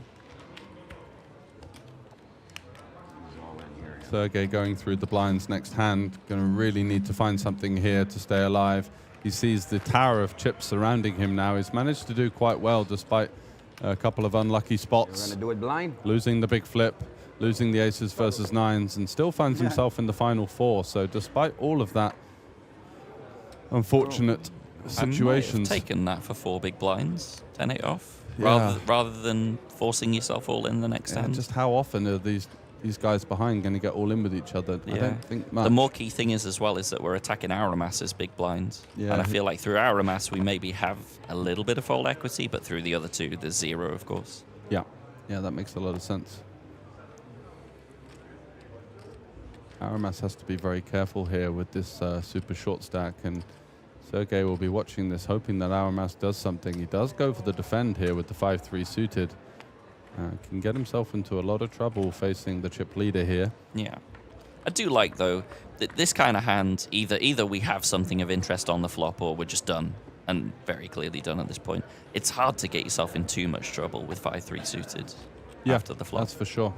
Certainly unblocking a lot of the opening range. I think more it's just like the bottom pairs when we make a bottom pair and face a small bet. It's just very awkward, and that's where you could start to bleed some chips out of position. Yeah.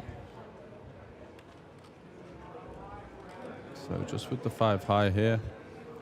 It's a very interesting board texture. Flush draw comes in on the turn, potential straights out there.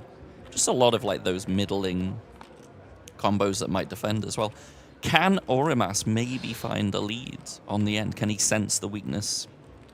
Think that it's a board that's... Yeah, I think he thinks that Espen has just got a lot of showdown here, so hands that would make sense for Espen to check down would be like 9x, even some 10x on the super connected board. So I think this one with this combo wants to have a heart or some kind of straight interaction. Yeah, some kind of blocker. Exactly. So I think we'd just be purely over bluffing with the 5-3, and he does indeed look to resign. Espen now with his King 4 was looking to navigate the showdown, but maybe feels that he's going to be up against a 9 or a 6 enough of the time, which he could maneuver out with this check and bet the river line. Goes for the bluff, gets the snap fold. 25. I think a 5k bet would be enough, he says. Lithuanian finding his feet here. We haven't heard too much table talk from him. Jeff's been a bit quiet as well, but I'm sure we'll have some all-ins again at some point. He's got the task at hand of dealing with this rapidly emerging chip leader in the form of Espen Sandvik from Norway. A great player who's been playing live and online for many years. Had some great scores across his resume in all sorts of games. Have you played with him in any mixed games? I've played a lot of mixed games against him. So like I say, I put his screen name, his online screen name to his actual name this tour, and realized that I've played against him a heck of a lot in mixed games online. Yeah, just very good, established player. Yep. And actually played with him a couple of times. I think I had him on my table in the Deuce 7 triple draw pot limit event here. So we had a good chat there. He was also giving me a quiz on Solskjaer, because Solskjaer is my favorite footballer. He's Norwegian and loves his football as well. So he was giving me actual quizzes at the table about Solskjaer, which was funny. Right. Okay. Yeah. But no, very nice guy. So we see an open to 1 million here, managing to get rid of the other 2 stacks. And I assume Sergey just goes with this. He's got half his stack committed, suited hand. We just can't bleed away anymore. We've got to go for it again. Yeah, it's annoying, but I think you're quite right. How often is he really going to get an elimination from any of the other guys instead of taking a risky one, but something that, you know, feels like it has to come at some point, and a suited hand there for, was it 2.5 big blinds he had? Yeah, I think that's just too I'd good have been to be taking folding that as there. well. You get a relatively decent price with the big blind ante that you put in there, and now he's going to really struggle to find any likelihood of the pay jump into the top 3 berth. 67,000 locked up though, which will be, I'm sure, a decent score unless we see some kind of miracle comeback here from the super short stack. Yeah, gets to that point where unfortunately you can't expect to get it in with the best hand. You just have to get it in with something relatively live, and certainly a suited combo. Particularly 10-5, you have to have a 10 or a 5 to hit a straight. Remember that, guys. Can't hit a straight without a 10 or a 5. I'll wait for him. I think we might be having another quick unscheduled toilet break from the looks of it. Seems like Jeff has disappeared.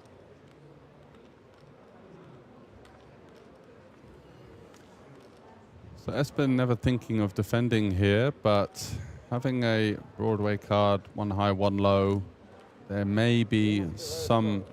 Oh, no. I thought there would be some slight UTG range, no, not that much. options of 3-bet, but he understands that Aramas is going to look quite strong here and be a little bit more conservative with his open because of the short stack and the small blind, and the likelihood that Espen can really put serious pressure on him. It is a big disaster. Only maybe you can call queens, kings, aces. Yeah, it's going to be... what Espen is alluding to is, like, in this kind of significant ICM where you've got the super short stack that's just going to bust so often in the next orbit, that the raise fold gap is going to be quite large. So Aramas does have the ace blocker, which I think is a fair open, but as Espen is alluding to, when he shoves, what can he really call? Yeah, but again, this is posturing. They're just having this gentleman's chat whilst Jeff has gone for his unscheduled toilet break. He'll be back momentarily. Bit of banter. But yeah, he's not wrong. If I jam, you can't really call unless you've got queens plus with this interesting ICM spot. I wonder if Aramas is actually sweating a little bit though with the table talk. It would be sick if after all this he just says all in. But I think this is just posturing while they're waiting for Jeff to come back. The second Jeff is back, looks like it now. His cards will hit the muck.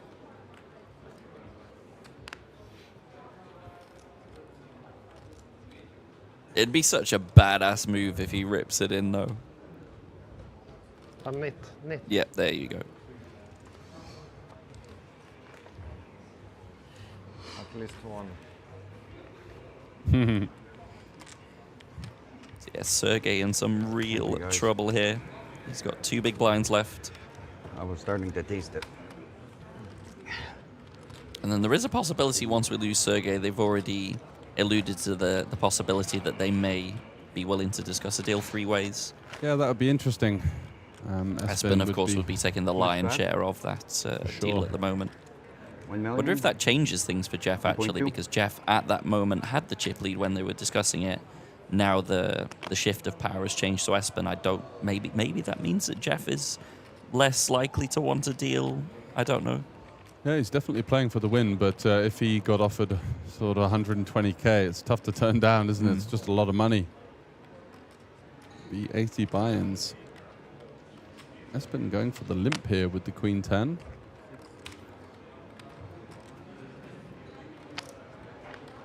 Off to the flop we go. Nice free flop for Jeff. Oh, what's that? Easy, That's, sticky. Ooh, interesting board. Big flop for Jeff here. Middle pair with the Jack-high flush draw. And Espen with a flush draw, but unfortunately does not know that that is no good for him. Certainly be getting at least one bet in. Yep. I think Espen quite likely to go for the check call. Yeah. So we're going to be seeing a turn card here. And it's the reverse of what we had before with the 2 diamonds, albeit it was Espen with the better 2 diamonds. That one bricked out. Ooh, is he going to be finding some counter aggression here, looking to put pressure on 1 pair holdings on the monotone flop? Reaching for about 1.7 from the looks of it. Is Jeff the person that you can maneuver off of an ace or some kind of slightly stronger flush draw here? Very, very tricky for Jeff. I don't expect him to go anywhere on the flop here, but should he face a run out that doesn't really improve him, very tricky if Espen continues. Yeah, is going to find the call on the flop. Yeah, and now all of a sudden the tension in the room ramps up a bit as Sergey is going to be super interested in the events of this hand, sat there with about a big blind. Yeah. Whilst 2 fairly healthy stacks go to war. The offsuit 3 on the turn. Espen now has to realize just how strong this continuing range is going to be from Jeff. Bet calling the flop with all of the pressure on him. We saw his fearlessness in the ace-10 of hearts hand. And I think if he were to find a fairly big bet here, he would get the job done versus Jeff's exact holding. But there are a lot of flushes to contend with. I don't think Jeff's going to raise any kind of hands like 7s or 5s pre-flop either. So he's going to have 2 pairs, some flushes, some top pair with a flush draw. It does look like he's reaching for the barrel. What size of barrel do you expect? Like 2.5 million? It looks like I he's don't gone for believe 2. you. Oh. Jeff making his intentions very clear, saying he doesn't believe him, believing Espen to have this kind of hand class, the 1 spade, going for the ICM pressure. What an interesting hand.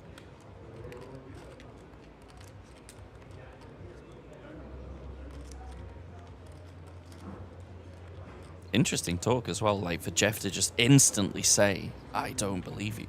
Yeah. Looking like he's considering folding, though, with this kind of table body language. Yeah, he's done this a lot where he's played with his cards, so he ends up folding.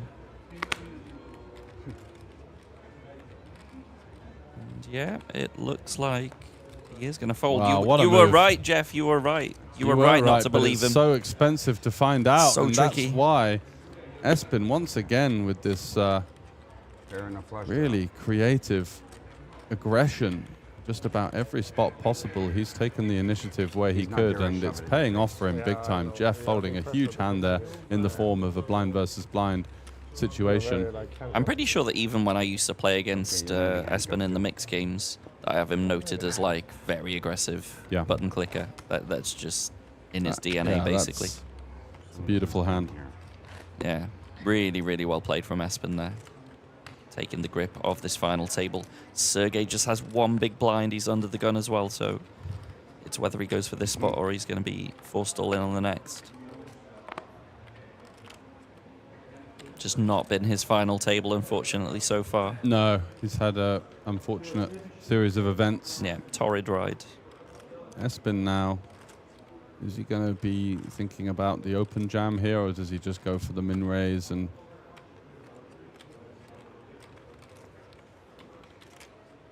Okay, so we're up to the 500k big blind level as well. He's all in now. Then after Welcome to the Espen show.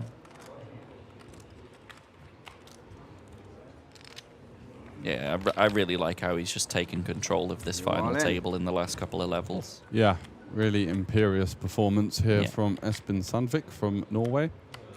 Really impressive aggression in so many different situations.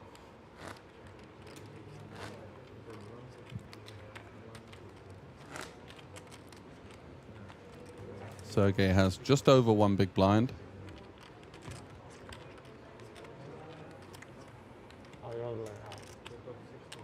Oh, he's got actually a bit more. Has he got 1 point something million? It seems like even after the ante and the big blind, he has a little bit left behind, I but thought he had certainly not enough to consider 675K. folding. Yeah. I think something was wrong with the graphics. It seems like Sergey has a little bit more. But obviously, we don't expect him to be folding anything this hand. Espen should be opening with the ace-3 suited. Yeah. If he he was in the small blind, there are arguments for just folding and keeping the short stack in so that he can continue to bombard the other stacks with aggression. But I always love that when you can keep those really, really tiny ones alive. Yeah, exactly. And then pound the rest of the table, pick up some extra big blinds. We've seen quite a few effective implementations of that on the previous final tables as well. Yeah, and Espen goes for a meaty open sizing here, just putting so much pressure on the two medium stacks here, Jeff and Auremas. So he goes for a 5x raise. Wow. Which is going to completely cage these two stacks. But Auremas looks interested. Oh no, he's got Jack 4 off. Okay, so he's just trying to figure out what's going on. Yeah. And Sergey has to complete, of course, all in for 650k plus the big blind ante. Not going to be happy to see that he only has one live card, unfortunately. Just kind of continues his misfortune in the big spots, but he's been unfortunate to lose a lot of all-ins. Can he come from behind in this one and get back in the game here? 2.1 million out there, so he'd be up to 4 big blinds. No help for him on the flop. King and a king only. Maybe some runner. Oh, and the heart's now not even working for him, so it's just 2 outs. And that is going to be a good game to Sergey. 4th place. Really, really good performance. Just really unlucky on the final table. Lost a couple of flips. Didn't really quite get it going on the FT, but nevertheless a really good performance there. Yeah. Strong player. Made a couple of really ballsy plays, and unfortunately losing the big flip with the ace-king versus the 4s and the aces versus the 9s of Auremas. Well, we got a good price in our hand, 8-8. Ah, and now they're looking at the clock bonus and from here. potentially some deal discussion. Yeah, so the players have now reached a payout of really want to win. just under 89,000 euros as Sergey from Estonia hits the rail in 4th for 67,000 euros. He'll be pretty happy with that despite a little bit of run bad. Yeah, you could tell there were quite a few people railing him as well. Big applause. Obviously, local player. Hero. Yeah, local hero. Estonia is a very small but passionate nation. They've got a lot of top players. I'm big blind alone. Sorry. What happened there? I think Auremas has misread the situation and thought that Jeff had already folded and is Maybe he thought Jeff was in the big blind because it's big blind only. Yeah. That's a possibility. Yeah, that is possible. Yeah.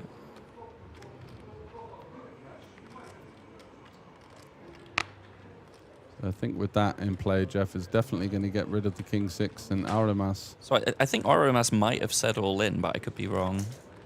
He makes it 2 big blinds with the ace 7. Okay. Yeah, it could be that there was some confusion that he thought Jeff was in the big blind this hand, but it's just 1 big blind here. I've seen Espen fully cover his face like that before, with covering the eyes as well. It's normally just the mouth that he's sort of He's trying to figure chewing out on the what's top going with. on because Auramas thought that he was opening the button into the small and the big blind. Yeah. So he's trying to work out, does that make his range stronger or weaker? What do I want to do here with my suited hand? Typically getting this price as the chip leader, you'd usually peel one off and try and flop something, getting that sort of 500 into 2.5 million, but It's a very strange stack depth. yeah, it's very to awkward. be up against. I feel like if we had 9-5 suited, where we've got just a little bit more connectivity for the Yeah, it makes much straight more sense, right? possibilities, yeah, it makes more sense. But 9-3 off, I think, might just be a bit too dangly, a bit too low.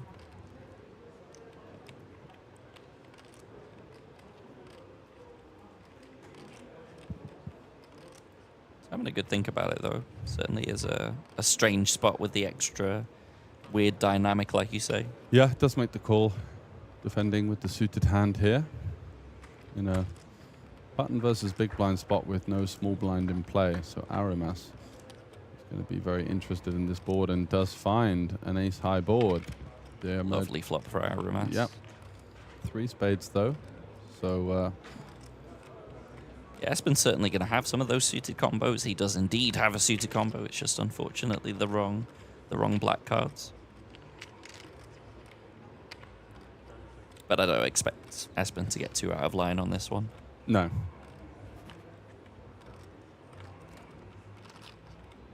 So with the flush draw on board, do we go more towards half pots instead of the sort of standard-ish third? I think half pot would be very big here versus a range that is either going to have like basically no equity or 100%, so the flushes, Yeah. and then also the flush draws.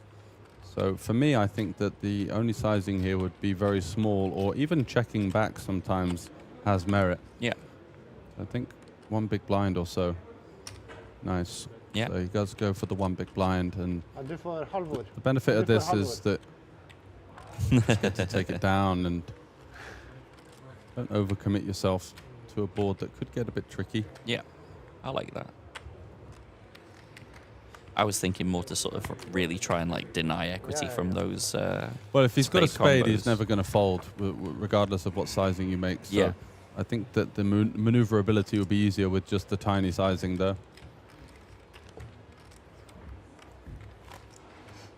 So 3 remaining here. Auramas has done really well. Saw a couple of comments in the chat regarding his patience and his just grind attitude. He's really been short for quite some time. He had a couple of moments where he got to the big stack and then kind of had to sit back a little bit, as lost a little bit of it back. Yeah, and he did the same yesterday. To be fair, when he lost the big pot against Mindaugas yesterday, his fellow Lithuanian. I think he's really held himself well from those short stacks, navigated his way to always keep his head above water, and you know that's what you have to do. I think his patience has been admirable. Absolutely. So Espen with the kind of middling hand, 9-5 off. Happy just to limp and take a flop versus Jeff. He's going to have some ISOs, maybe from some slightly weaker hands, and of course the top of his range, and then he's going to have a lot of shoves as well. So he deems that 9-5 to be one that just wants to see a flop and take the price with that big blind ante. 3-handed now, so 33% effective ante. Does mean that I think Espen is going to basically fold nothing in this spot. Yeah. Ooh, spicy flop here with top pair for Espen, middle pair for Jeff. Yeah, this is getting quite interesting already. So Espen with the top pair. I was going to say pre-flop, actually. Their cards are so close that like you can get lots of flops here that interact with both of them pretty well. Jeff deciding just to ship it in instantly with his middle pair. Espen having the top pair. I Oh, wow. He might be a little bit concerned as to some of the stronger 9x that Jeff might have, but No problem. Espen is saying, So you have, just need a little bit of time here. I'm not slow rolling you. Let's Yeah. just think about this. Yeah. A little bit more. I don't think he's folding. 5.5, Yeah. those are right. Obviously very legitimate to take some time and think about it. It's a big spot, it's big Call. jumps. But he is going to find the call here with You know where? 9-5. Oh, you have a 9. Jeff at risk with middle pair is going to need to find one of those 5 remaining outs in the deck. Yeah, a little bit of a Need a panicky 6. jam there from Jeff. I'm not sure what he really achieves. He's very unlikely to get a better hand to fold and just manages to get all of the bluffs or the stabs to snap fold. So I use my 1 time. unfortunate timing Oh, from he's Jeff. used his 1 time though. Looking for an 8 or a 6 on the river to stay alive. 5 outs. Is it to be? No, No, it's not there to be goes for Jeff Jeff. in third place. Well played to Jeff. Really, Game, really enjoyable player to Pleasure. watch. I think he held himself very well at the table. He certainly did, and he hits the rail in third after a real up Let's and take down a break. journey from him. And we are going to take a break. These guys are going to look at some numbers, and we're going to get ready for the heads up, which is incoming between 2 very strong players, Espen from Norway and Aurimas from Lithuania. So join us after the break. Me and Scott Kenyon are going to be closing out the heads up of the 1500 WSOP Circuit main event. See you after the break.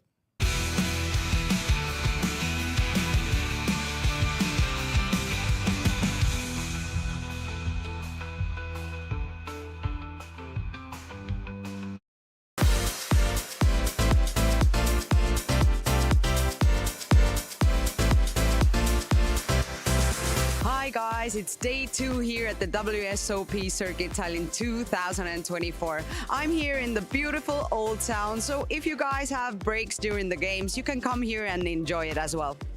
We started the day off with the WSOPC 250 euro no limit hold'em flight 1C, which saw an impressive 185 entries.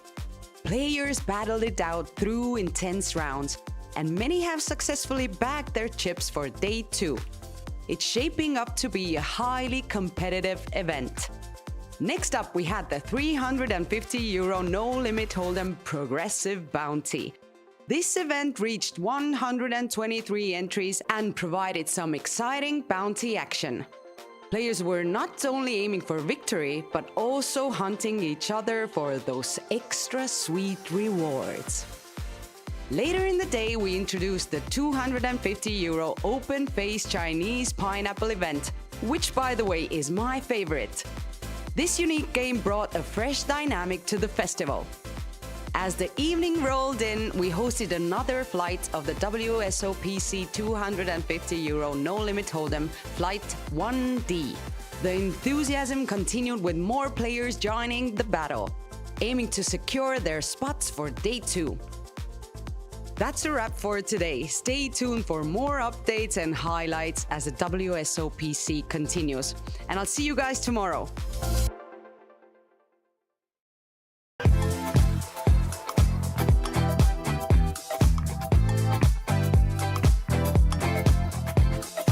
Welcome to the WSOPC Tallinn 2024. It has been an absolutely crazy day here at the Hilton Tallinn Park Hotel. Let's take a look at what happened. First of all, we want to congratulate the winner of our first ring event, the 250 euro no limit hold'em, which ran into the early hours of Monday morning, was won by the Latvian Eriks Krūmins.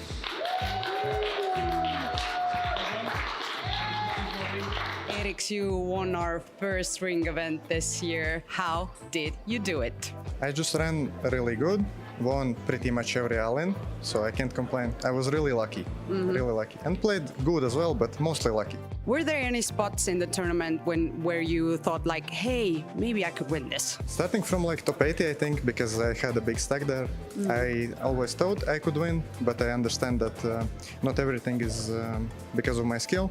I need some luck as well, and I got that luck, and I won. We kicked off the day with the 555 euro no limit hold'em flight 1C. The competition was fierce as players battled it out, each one determined to advance to the next stage and get closer to that prestigious ring. Next up, was the exhilarating €350 PLO 4 and 5 progressive bounty. This unique event, featuring €100 bust-out bounties, kept everyone on the edge of their seats with its intense strategy and high stakes. The €250 no-limit hold'em Queens event was a highlight for sure. This ladies-only 8-handed event saw incredible skill and determination as players competed to reach the final table. The final table is going to be live streamed on Tuesday, so stay tuned for more excitement from these amazing women. But the crown jewel of the day was undoubtedly the €350 8-game final. The final table started out with 7 players all eyeing that ring, and the first prize of over €8,000. And after 7 hours of nail-biting action, we had our winner.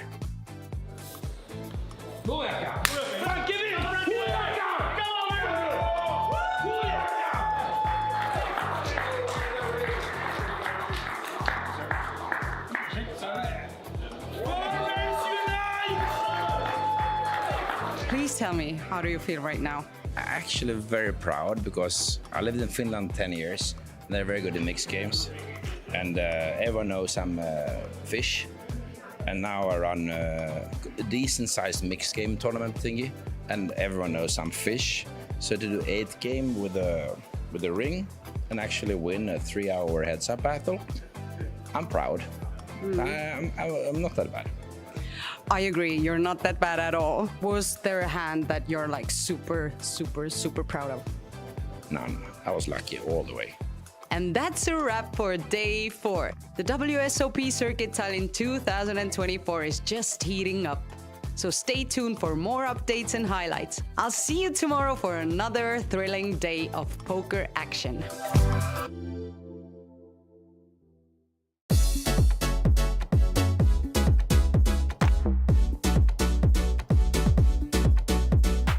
Hello, ladies and gentlemen. It's day 5 here at the WSOPC Tallinn 2024, and we've reached the halfway of the festival. And today was nothing short of spectacular. Before we get into it though, we want to congratulate our champion of ring event number 4, €350 PLO 4 and 5 progressive bounty, Aki Pysing from Finland, who walked away with the ring and €6,300. What did it take you to win the tournament? Just to be very lucky. It's very important to be born on Sunday. Ooh, that's the first one. I haven't heard that before, and actually I think I was born on a Sunday, so I have a chance? Yeah, you should consider giving up the interviews and starting playing poker. How did you prepare yourself for the final day? We played all day through, so I prepared for the final table. I ordered a double vodka and a soda. How did you celebrate, or are going to celebrate it? Well, I celebrated it. I went to the hotel room and woke up my spouse. And then we had a cognac and then we went to sleep. The long-awaited €1,500 main event kicked off today with Flight 1A in the morning and Flight 1B in the evening. The anticipation was palpable as players took their seats, ready to compete for the most prestigious title of the tournament. Downstairs in the casino, we hosted a lively meet and greet, complete with a surprise performance from our in-house band. It was a great chance for players and fans to mingle, relax, and enjoy some fantastic entertainment. After which we kicked off the €150 no-limit hold'em special, where our celebrity guests took part in and had a bounty on their head. We also had the ladies meet and greet, which included a ladies-only free satellite event. This was a fantastic opportunity for our wonderful ladies to connect and compete. Alongside this, the highlight of the day, the €250 no-limit hold'em Queen's Ring event, commenced its final, with the winner set to walk away with the coveted WSOPC ring and a top prize of €5,500.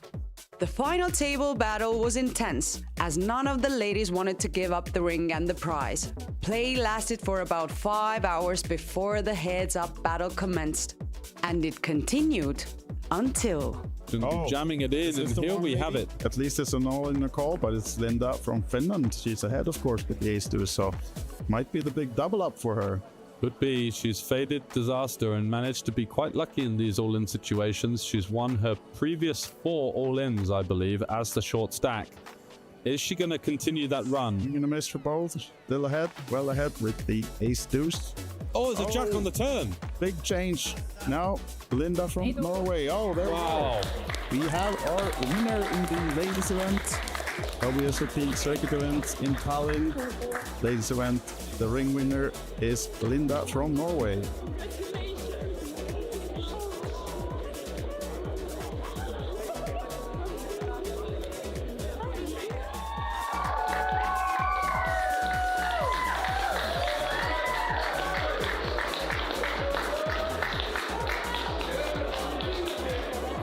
So you were the one taking home the fabulous WSOPC ladies ring. And I saw the battle, it was pretty tough. What do you think was your advantage in the heads-up game? First of all, I was lucky. I had great cards. Maybe a tiny advantage that I'm not afraid of losing. Yeah, I saw your play. It was really good to watch. You were being really brave. But was there a moment in the game when you almost saw the ring on your finger? To be frank, I knew it was gonna be mine when we were like 4 people left. 4 left. Yeah. Nice. Really? Is that okay to say that? Why not? It's being honest, you know. Congratulations to our deserving winner. Finishing off the evening, we had the €555 No Limit Hold'em Day 2.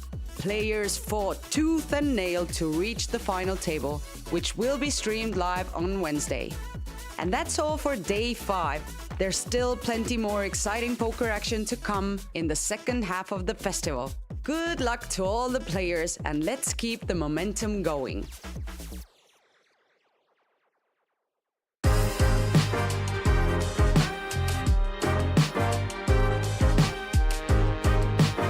Welcome back to Day 6 here at the WSOP Circuit Tallinn 2024. Today was a roller coaster of epic poker action with unforgettable moments and high stakes. Starting with the €1,500 No Limit Hold'em main event, which saw flights 1C and 1D take off. With a jaw-dropping €1 million guaranteed prize pool, the stakes couldn't be higher. The competition was fierce, the atmosphere electric, and everyone had their eyes on the prize. The main event is turning into a legendary showdown.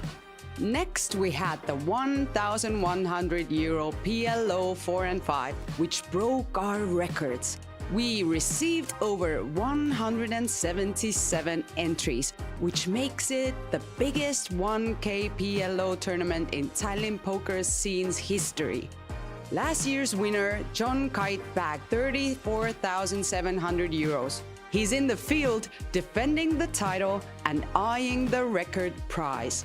The action was intense as they played down into the night until reaching the final table, which will be streamed on Thursday. And in the evening, we kicked off the €555 No Limit Hold'em Progressive Bounty, featuring €200 bust-out bounties. Players had to bring their A-game to get a chance at claiming those juicy bounties. But the true highlight of the day, the €555 No Limit Hold'em Final Day, ring event number 3. The excitement was off the charts as the finalists faced off, each one dreaming of that shiny WSOP circuit ring and the massive €55,000 first place prize. After some nail-biting hands and dramatic bluffs, a new champion was crowned, adding to the legend of WSOP Circuit Tallinn 2024. All in. It's the just goes choice for the of shove. Phil Gross. What about Alexei, King 7? Yeah, so 12 big blinds effective here. King 7 with the big blind ante in play. heavily dominated if he was to call off this one. I think if you call, we can go home. Amazing. That's like the Scotty Nguyen. If you call, it's all over, baby. Yeah. And we've got one in 2024 now. It's going to be a classic one. Yeah, we don't have many personalities in the game. They've kind of been eroded by the soldiers, and he gets the call. It is a call, and Domination Nation for Phil Gross versus Alexi. He talked him into it. They did, right? There's the king, and there's the ace, pal.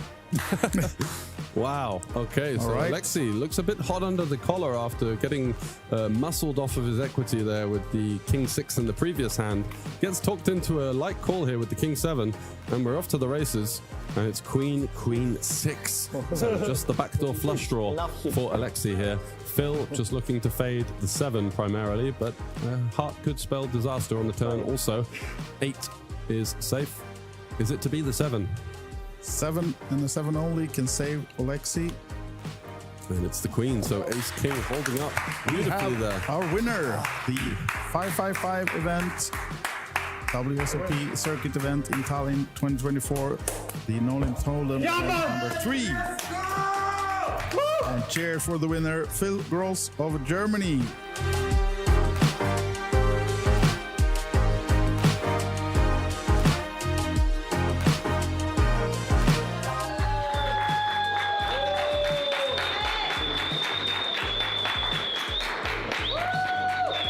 How do you feel right now? You just won the ring and the whole tournament and 55,000 euros. It's hard to realize at the moment. I'm kind of dreaming. Like to get the ring, it means a lot to me, and I'm happy I made it, and I feel really I deserve it. That's so nice to see. You're so happy and so sincere. How are you going to celebrate this win now? Well, there's the main event is still to come. I still need to qualify myself for this, so right now there's no time to celebrate. I think we will celebrate after the event, or maybe later today, but I don't know yet. Let's see, we will make something. Let's go! And that's a wrap for day 6. The fun isn't over yet, so stay tuned for more poker thrills. Good luck to all the players, and let's keep this party going.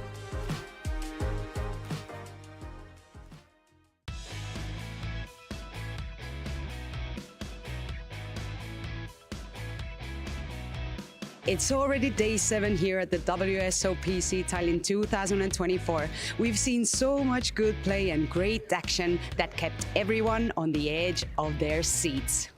First up, we had the 1,500 euro No Limit Hold'em main event with flights 1E and 1F. With a mind-blowing 1 million euros guaranteed prize pool, the competition is getting intense. Friday is officially the day 2 for this event, and the re-entry period will close after the first 4 levels. The 555 euro No Limit Hold'em Deep Stack 8-handed event was also a crowd favorite. Players loved the deep stack structure, which allowed for plenty of play and some serious battles on the felt. Next, we switched things up with the 250 euro PLO 4 and 5 high-low. This event added a fun twist with its high-low format, challenging players to think on their feet and adapt for those tricky split pots. But the real highlight of the day, the 1,100 euro PLO 4 and 5 final, ring event number 7. We had just shy of 200 entries, making it the biggest prize pool PLO event we've ever had. The first place winner walking away with the prestigious WSOPC ring and a sweet 44,500 euros. The final table battle was very intense, as nobody wanted to give up their shot at the first place prize. After about 4 hours of play, we reached the heads-up battle between Riku from Finland and Jan from Norway. Riku's going to pot it. And it's not sticking around anymore. Double-suited kings. Roger. Sure, Riku has some sort of half-decent hand, maybe with an ace. Oh, he's got aces. Wow. Okay. Whoa, look at this one. What a cooler for the last 4 big blinds. Yep, confirmation. Aces. That's true. single suited and the double suited kings for Jan Roger, but is this going to be it for him? He's on his first poker trip ever outside of Norway, actually, Jan Roger. Really? So yeah, well, now it's a chance for him to double up or have second place, because look at this one. It's a good flop bottom pair with the king high flush draw. So 48% playing 52 with it's evened up. Oh, but that's a full house for Riku. Do you have the diamonds as well? 4-3. Full house. Yes. Oh, sorry, I didn't see that. Whoops. There it is. Missed them themselves, but there we go. We have crowned the winner of this PLO 1100. Riku of Finland is taking down the event.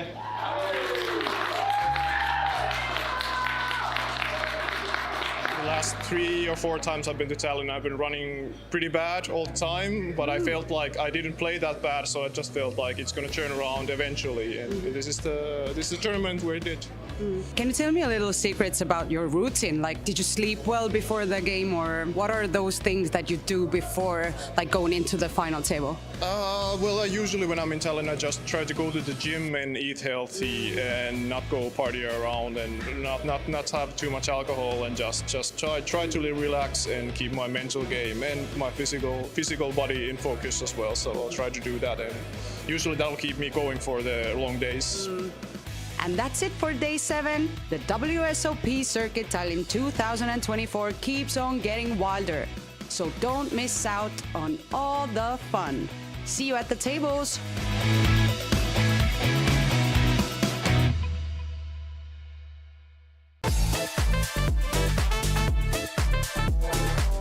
Welcome back to day 8 here at the WSOPC Tallinn 2024. It's Friday, and that means we only have 2 more days until we have crowned all our winners. First up, the day 2 of the 1,500 euros no limit hold'em main event commenced. Registration is now closed, and we received a jaw-dropping 812 total entries by almost 500 unique players from over 30 different countries. The stakes are sky high, and the first place prize is a staggering 193,000 euros. Showdown. Calling player shows ace jack, jack of spades, and calling by ace king. Now if this is the please leave.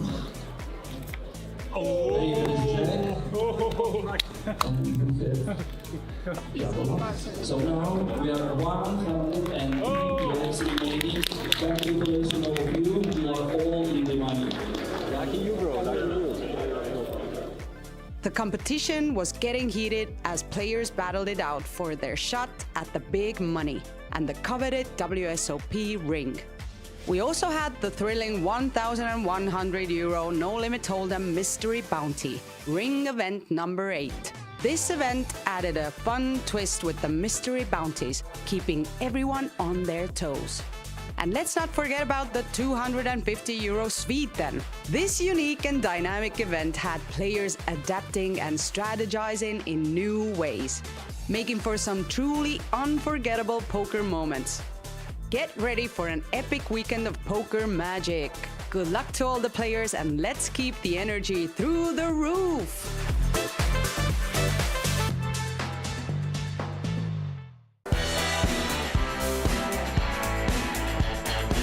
It's the penultimate day here at the WSOPC Tallinn 2024, and the excitement is through the roof as we head into the final stretch. First up, the 1,500 euro no limit hold'em main event, ring event number 6, is going strong on day 3. Today we played down to the final 9 players, and on Sunday we'll find out who will be taking home the ring and the massive top prize. Make sure to tune in to the live stream.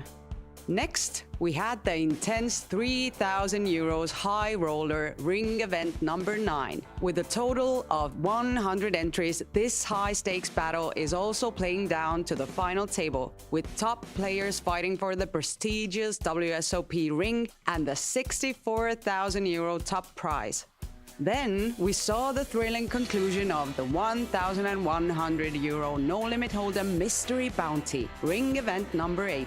This 8-handed event had everyone on the edge of their seats, with some lucky players grabbing top bounties. What did you get? Three. Three's good. Three's good. And now it's a flip. Now it's full on here.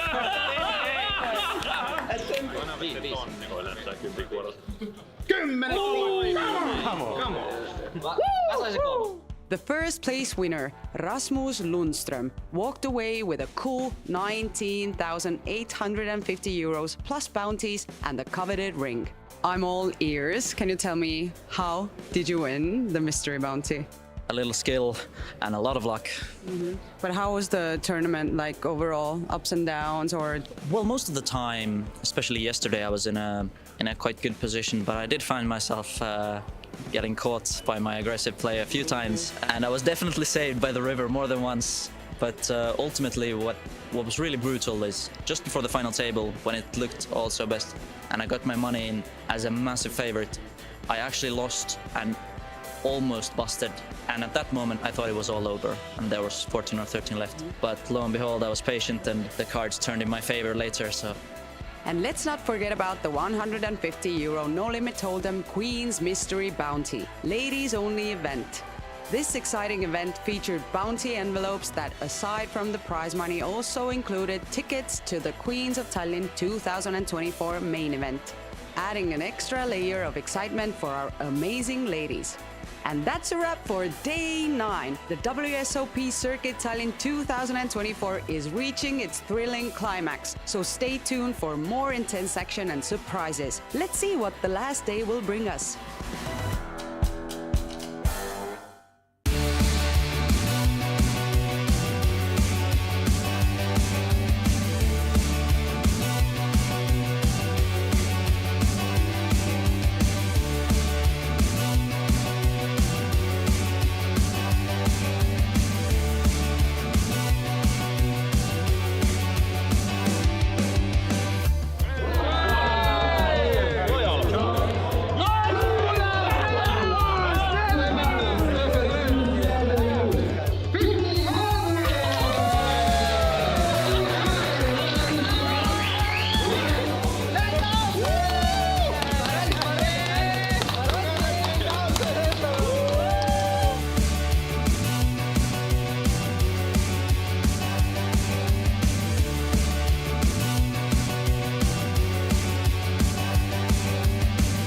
Some more outs. He does find the gut shot, so a 9 or a 7 will save him's tournament life. Otherwise, we have the winner in Mikko Ylimäki. Is it gonna be a 9 or a 7? It's a king. Both players hit the river, but it means that Mikko Ylimäki is our winner. Congratulations, applause.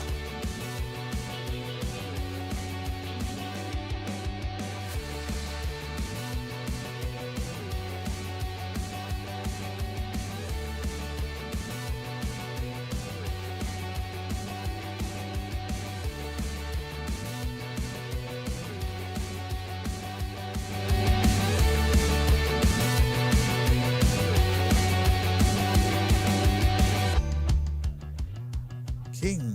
Oh, and this might be it. Now, yeah, shipping it in, and of course we'll receive an immediate call without outs. Mantas Stanulevicius is all in, but this is the bad news for him. Edgaras Kaučinis has already sealed the title. It's over before the river falls, because Not Straight for Edgaras Kaučinis has sealed it. Huge congratulations to our winner of Kings of Tallinn main event 2024.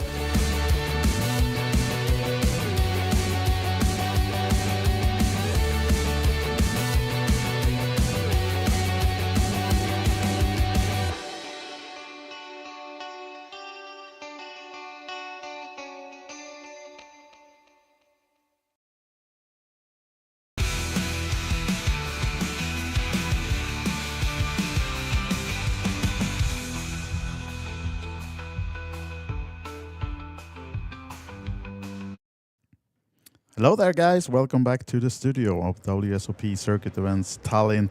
And I've just replaced Scott Kenyon. He had other business to attend to. Yeah, some kind of online grinding, as is his penchant. So you're going to be joined by me and Andreas for the culmination of the action here. We've just done a deal, Andreas. Give us a bit more information into that. Exactly. We are heads up in the main event. These are our two players. They're just getting ready to get started, and they are heads up with a chip count of approximately 30 million for Espen and 10 million for his opponent. And they've discussed a deal, and they have to leave some money to play for, and it's going to be 32k still to go for, and the ring. And they also then did not a proper ICM deal. I think they ironed it out. Yep. So it's going to be 152.9k locked up for Espen and 135.6k locked up for Aurimas, the Lithuanian, here on the button. Let's get things kicked off. So we're playing big blind ante, 20 big blinds effective. And with the big blind ante format, as we've mentioned in previous heads-up confrontations, it does incentivize lots of V-pipping on the button. Very rare that you're going to see an open fold, so players are going to start to develop a limping range of strong hands, some medium hands, some weak hands. But Aurimas is going to take the opportunity with the King 3. Espen 8 deuce, stone bottom of the range here, so getting that kind of 5-to-1 price, but maybe going to be looking at this one as one of the rare combos that you actually don't defend with. Let's see what he's cooking up here. He's got his full hoodie in front of the face. Must be someone that feels like his mouth and or neck gives away some kind of vital information, which is, you know, is perfectly allowed to do that. And if you just joined us after the break, we are heads up in the main event of the Tallinn 2024 WSOP Circuit events, and this is the big one. 1,500 euro buy-in, 812 entrants, down to these two now to battle for the coveted WSOP Circuit ring, and of course a mass of money as well, as we just mentioned. And Espen still in the tank with the ace deuce. Yeah, interesting. I wasn't expecting a decision this long. He does elect to make the fold. And Aurimas building a little bit, stealing the million that Espen put in for the big blind 500 and the big blind ante 500k as well. And it's been 4 days of poker for these gentlemen. They are on the 4th day and now down to the heads up. So it's been a lot of hours spent by the poker table. They had a long day yesterday, playing 14 hours. And then they came in back today at noon to start this day. So it's been a while at the tables for these guys. Espen now then will be first when he finds the 9-3. Yeah, so the sort of hand that doesn't mind limping. That's what he goes for. Suited hands, obviously. Better playability than the offsuit. Happy to limp and see what decision comes. So, ooh, ace-queen here for Aurimas, which is going to be a clear ISO, non-all-in. Some kind of 3 to 3.5x. Usually considered standard, although you might see some slightly larger sizings with the big blind ante in play.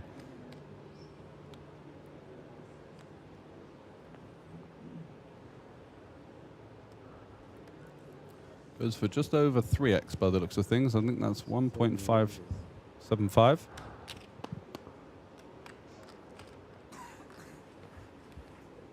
And gets the job done there of eliminating one of the weaker suited hands in Espen's range. Taking it down. Yeah, joined by Lee, the French dealer, and a great mixed games player. He was giving me a little bit of insight into the open face Chinese format, which is something that I'm not particularly well accustomed to. And some of his insights really helped me to gather a little bit of information and knowledge on that game. So Lee is a strong player and also a great dealer, and that's why he's got the berth here at the business end of things. With 2 players remaining, the deal has been done. Espen taking 153k and Aurimas, he has 136k locked up, playing for 32,000. First two hands, as we said, to Aurimas now, and he's calling to the queen 10, moving the button. This time a better hand for Espen in the big blind, at least, to defend with. Checks the king 7, and we're off to the flop. Top pair for Aurimas. Still with the queen 10.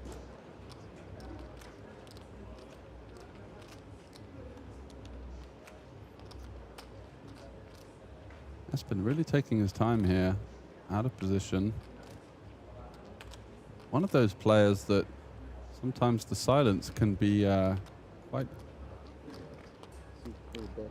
imposing in some ways, because you know how much calculation and deep analytical thought is going on. So kind of the opposite of the table presence of someone like Jeff, who's very loud and kind of in your face and very intimidating in terms of his table presence. But Espen, on the other hand, really someone that has found a lot of counterintuitive aggression, and will be a very difficult opponent for Aurimas to face, having the chip deficit in this heads-up match. So Aurimas likely to consider calling or raising here. With the strong 10x in a limp pot, it does feel a good candidate to raise, and that's exactly what he's going to do. Gets the snap fold from Espen there, leading with the king 7. I'm not really sure on what the idea was with the king 7, but Espen, a much stronger player than I, will have his own ideas, and that's what makes him such a tricky player to play against. He's always putting the pressure on.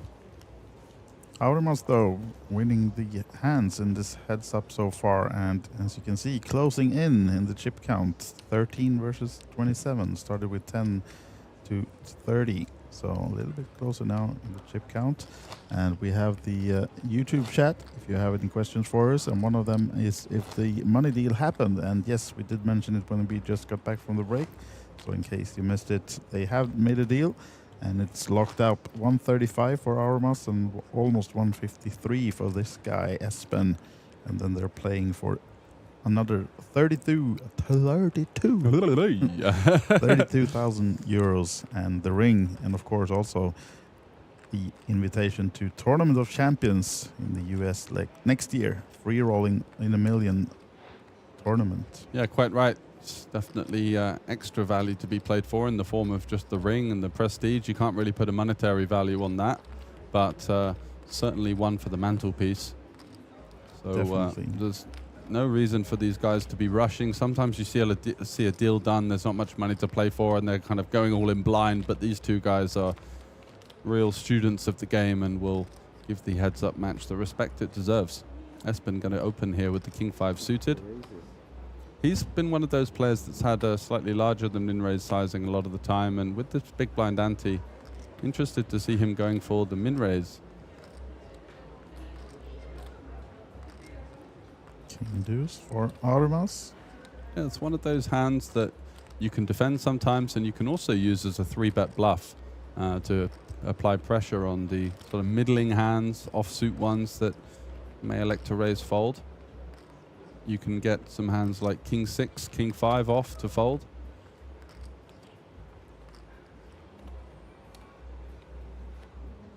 Yeah, and here we go. We do see the 3-bet from king deuce off here from Aurimas, correctly identifying the possibility of counter aggression here. Makes it 2.5x the open. But Espen here with a rather natural decision of, I think, mostly calling. 4-bet folding a suited hand heads up can be quite troublesome. So seems to me, although Espen will of course think of all of the options available, to be a rather natural just call here.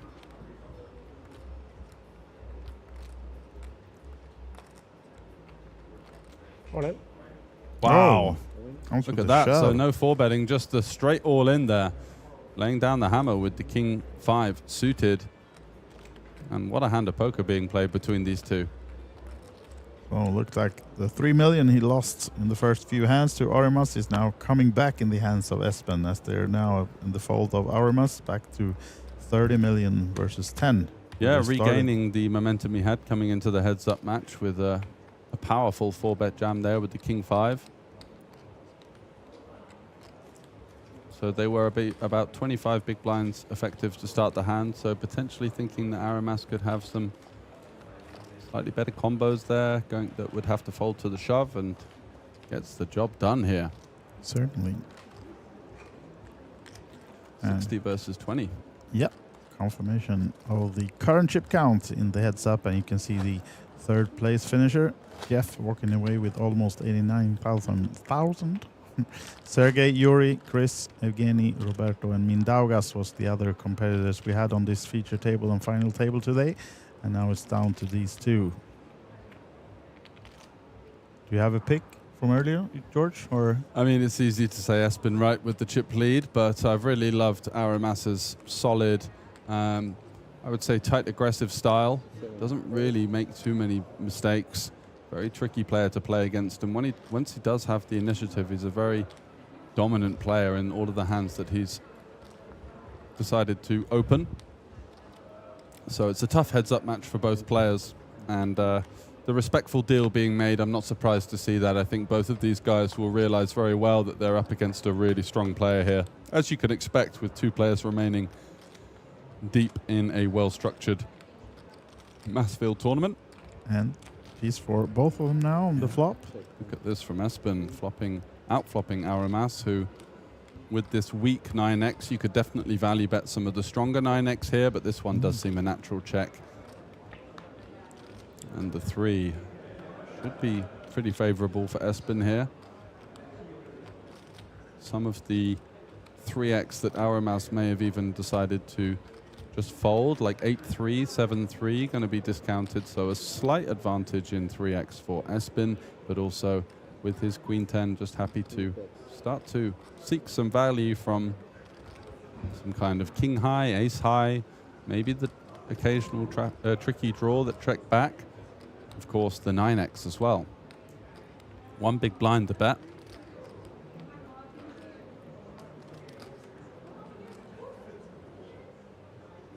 And of course, very easy call for Aramas. He's going to feel quite confident about his hand in many ways, but when the inevitable larger river size comes, we'll start to see what this Lithuanian is made of. Yep, expecting Espen to go a bit bigger now and try to extract maximum value from the queen. Of course, putting Aramas either on a 9 or maybe a draw. And of course, there are some 3s, but not many in the way this hand is played out, and looking for a million plus now. It's already 2.5 in the middle, so perhaps going for 1.8, something like that. 3.7 million? 1.7 is the choice. 3.7, he goes for 1.5x pot here. Oh. Absolutely blending this 9x. Wow. And Espen, super tough to predict what he's going to do, because he just has this such relentlessly aggressive style, and this is a real annoying situation for Aramas to have to face with that 9. Checking back the flop for, of course, a bit of pot control, a bit of deception. Does have the kind of combo that is awkward facing check raise on the flop, so happy to knuckle it back and faces a small bet on the turn, and the overpowering 1.5x river overbet from Espen, who knows that his Queen 10 is the best hand, and he decided that this is going to be the size to put Aramas in the toughest spot, and you can see the indifference in his face. He's trying to look at his opponent, and Espen is kind of buried in his arms there, not trying to give anything away. So no live reads available, so now we've just got to go through the hand and consider whether we can possibly find a call here with the 9. Yeah. And it's a dangerous choice by sitting like that. I mean, after the long days they've had, he's even going to wake up for the next hand. Could just blind out. Yeah.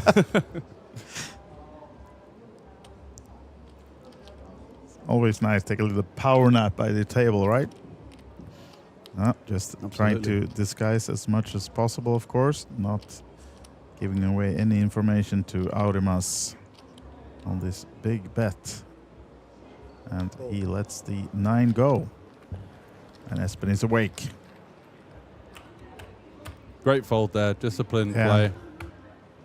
very easy to think with 9-4 specifically. With that 4, you unblock a lot of the missed straight draws that maybe play the same way, but as we are kind of in that stage of the heads-up match where the players are kind of feeling each other out, looking to see how their opponents are going to adjust to this particular format, Aramas deciding that his hand doesn't have an awful lot of EV there versus that overbet, and just feels like wants to get a bit of a better grasp on exactly what the chip leader is going to be doing in this match.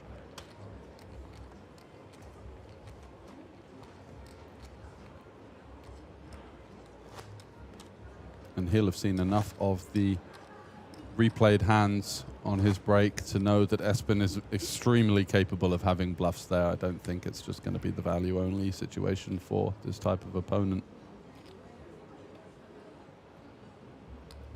So 2 chips in play, the 100k greens and the 25k greys. Espen with an absolute tower of both. Definitely.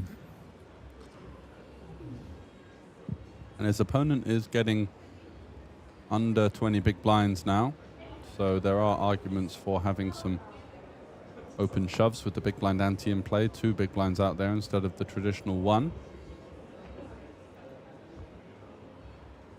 7-4 off. Going for the min raise.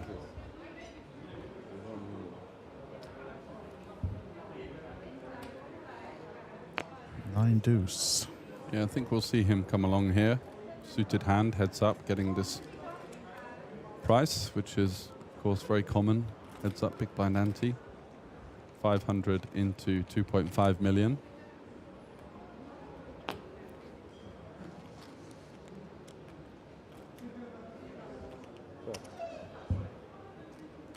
After the flop, as you can see, 7.8 behind for Arimas. Yeah, so already getting to a stack to pot ratio of 3, which means that there's not an awful lot of maneuverability post-flop, but quite an important hand for Arimas. And look at that, he flops some decent equity here in the form of the 9 high flush draw, backdoor straight draw as well. Yeah. Espen's going to know that Aramas is going to have some jams with some ace-x holdings, trying to pick up the 4 big blinds out there. So it should be a board that favors Espen, and he's got a little bit of interaction with the 4 of clubs and the 7 blocking some straight draws, the 4 of clubs blocking some flush draws.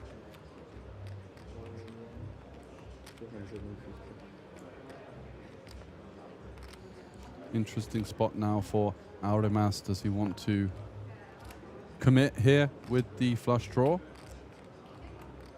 Does get a bit awkward on non-club turns if another bet is going to be coming. So instead, he may elect to raise and kind of go with the hand on the flop to try and fold out some of these c-bet bluffs from Espen.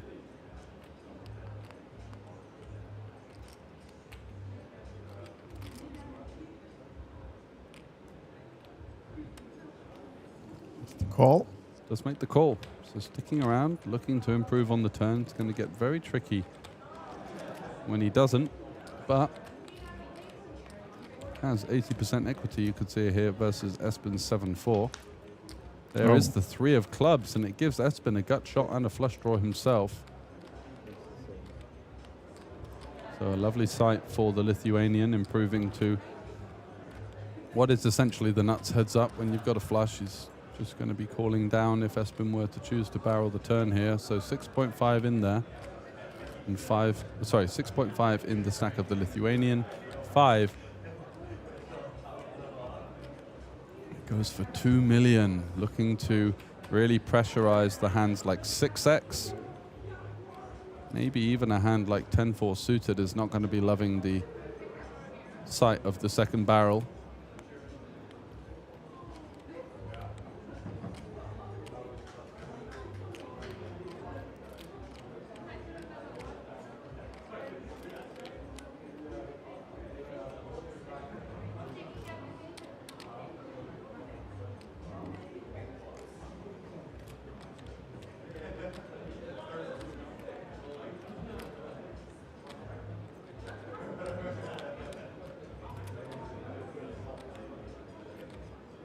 Arimas taking his time with the flush.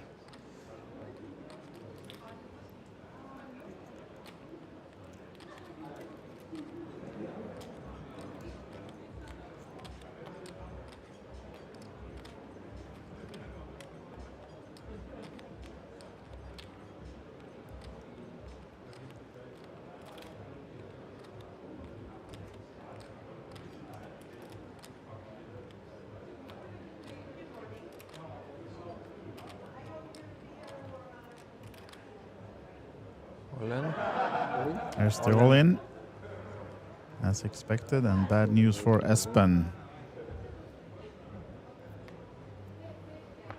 Back again to those 27 million he was a couple of hands in when Oramos won the first hands of the heads up, and now closing in the gap again then, Oramos, into Stranger Things. Yeah, and I think he feels when the ace is not a club there that Espen is going to have a lot of hands like top pair with a nut flush draw that you're just never going to be able to fold. So if the ace wasn't a club, I think he'd have just come along with the just call, but felt like Espen had semi-committed himself on the turn there, and we could see Espen was barreling with a smidgen of turned equity, the low flush draw and the gut shot, but stone dead versus the flush of Aurimas there. So 2-1 chip lead now, which is a bit of a dent in the original 3-1. Yep. Some more greens for Aurimas, but this is the tower chips at Espen. 7-4 with the club. You call, I have all in river also. Not lying, Espen, telling exactly what he had. 7-4 with the club, and 2 clubs again for Aurimas now. King deuce and 10-7 for Espen to either check or do something else with in the big blind, but it's a check, and on with the hoodie, the disguise, and on to the flop. Finding a 10 and nothing connecting for Aurimas. Quick check from Espen though, hoping for a bet from Aurimas, but it goes check check. And 5 with no connection to either player's hand on the turn. Espen now with the 10 still. Looking to make it a small bet. Half pot. About.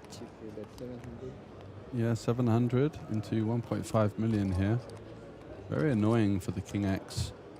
Ahead of some draws, straight draws, potential flush draws as well. But very difficult to realize that equity with the King no draw type holding. Can be ahead.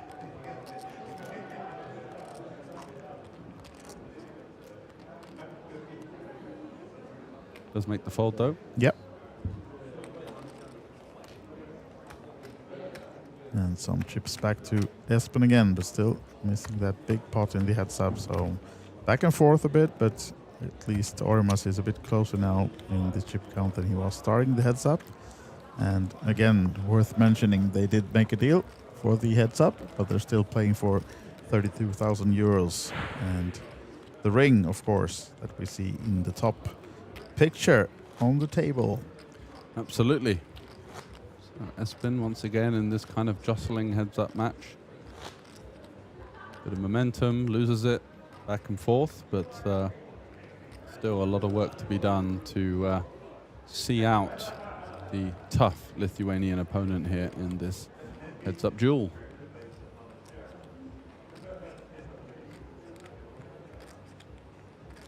And Espen now 5-3 off.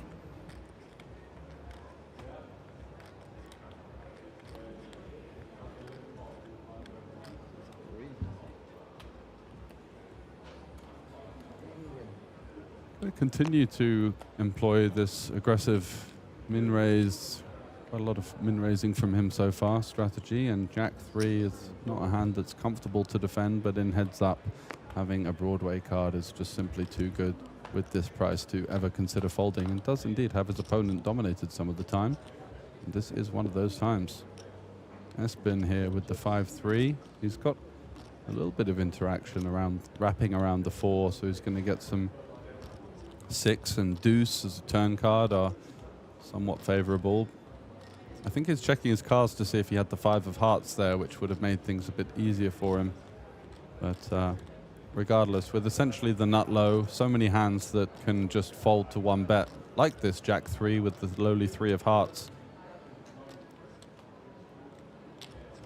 And he goes for the size up, and the reason for this is that he just puts pressure on these kind of high card hands with backdoor draws that just can't face the heat. And it's, again, another installment of what has been a fascinating watch to see Espen from Norway navigate this final table. Yeah. And I think he's more of a mixed games player normally, right? Yeah, and the thing is with mixed games players is they just get so comfortable in a multitude of games, and they're able to have that creativity because they play lots of limit and they play lots of these kind of nittier grittier games, which gives them, I think, some kind of advantage sometimes in Hold'em. You see a bit of a different style. I know, for example, his fellow countryman Jon Kit is a very tough player as well, and he plays a lot of mixed games. And these guys have got a lot of their own ideas from different variants of the game. And we saw it earlier when we looked at the old hand-on mob for these guys, that we had the biggest win for Espen is from 2019 when he took down the 8-game mixed event in the World Series of Poker Europe in Rosvadov. So playing a lot of mixed games both online and live. And now then, heads up in the No Limit Hold'em format here in the main event, Tallinn 2024. 6-4 suited, not a bad hand.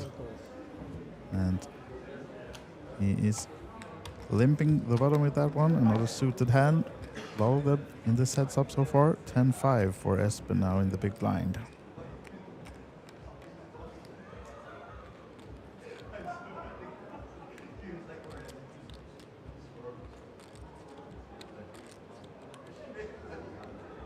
All in?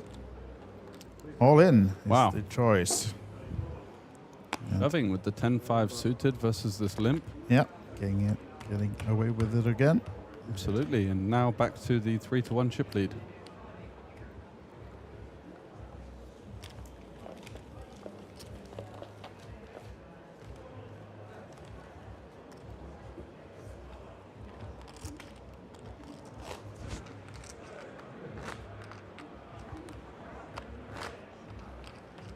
And we talked about Espen's biggest score, and the biggest one for Aurimas was the 555 event in the last year's OlyBet Vilnius Showdown, the main event. He took it down, first place. And that's the biggest score and the biggest achievement in the live poker scene for him.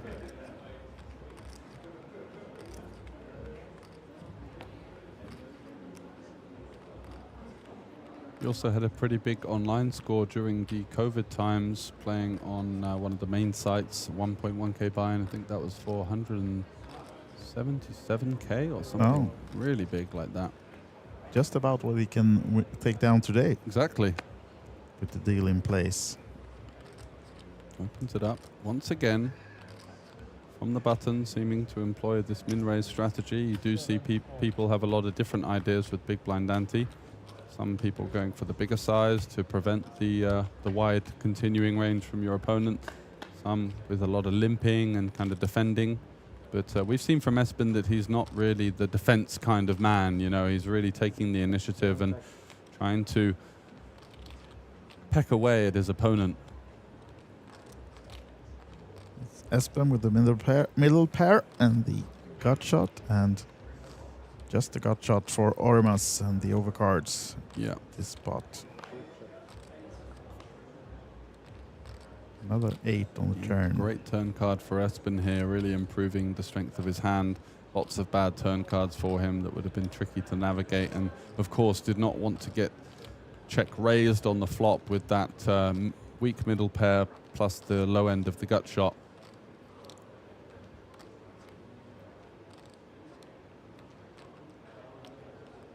Is Aurimas going to take the chance to use this gut shot with the overcards to try and fold out some ace high, king high type holdings?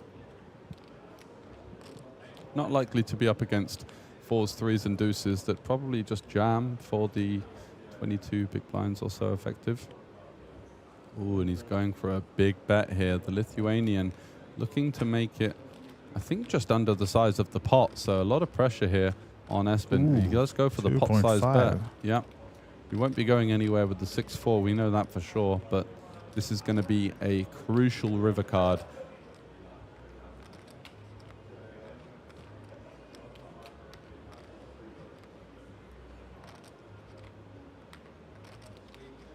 Sending Espen deep into the hoodie and the tank. Of course, he must think that the 6 on a paired board is good enough, so not thinking about folding, more thinking about how he will continue to manage this hand.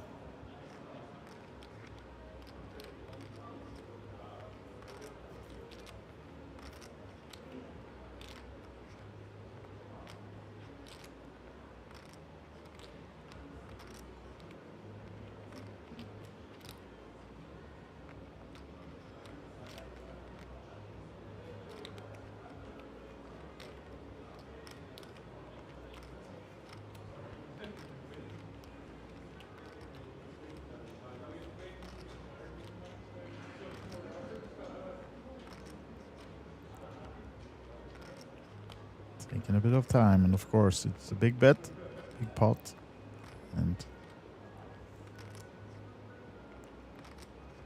I did originally rule out the idea of folding. I don't think he is going to fold, but he might be considering, with that additional equity, with the gut shot with his 6, of going for an in-position jam. I don't think he's going to jam, but I'm just trying to work through the mind of Espen, which is based on his final table performance so far, very high level, and wondering what he's cooking up here. Taking a lot of time with the 6-4 here.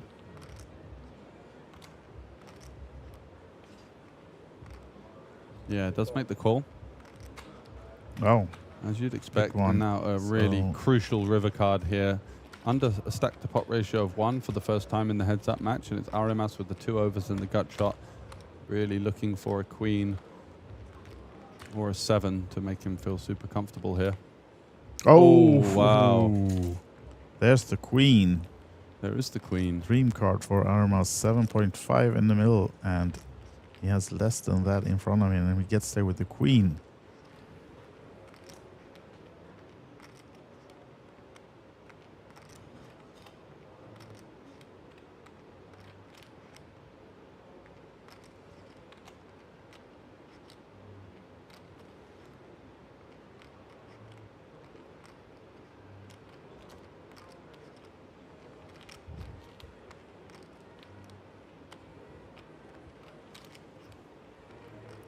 What do you think? What's his sizing?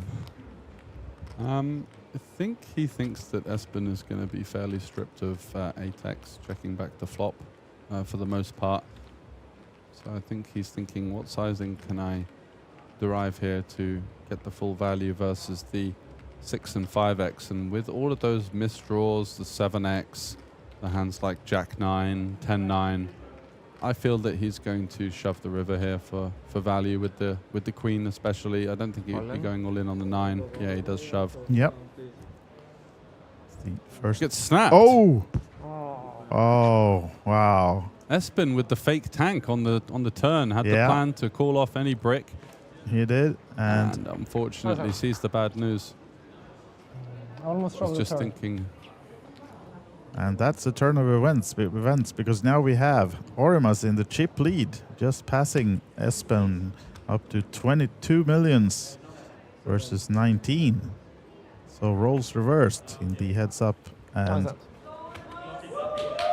Espen complimenting the nice hand, but he was not happy to see that queen in the hands of Arimas, of course, and we're just getting the chips from one side of the table to another, and here's the confirmation of the current new chip count after the double up for Arimas.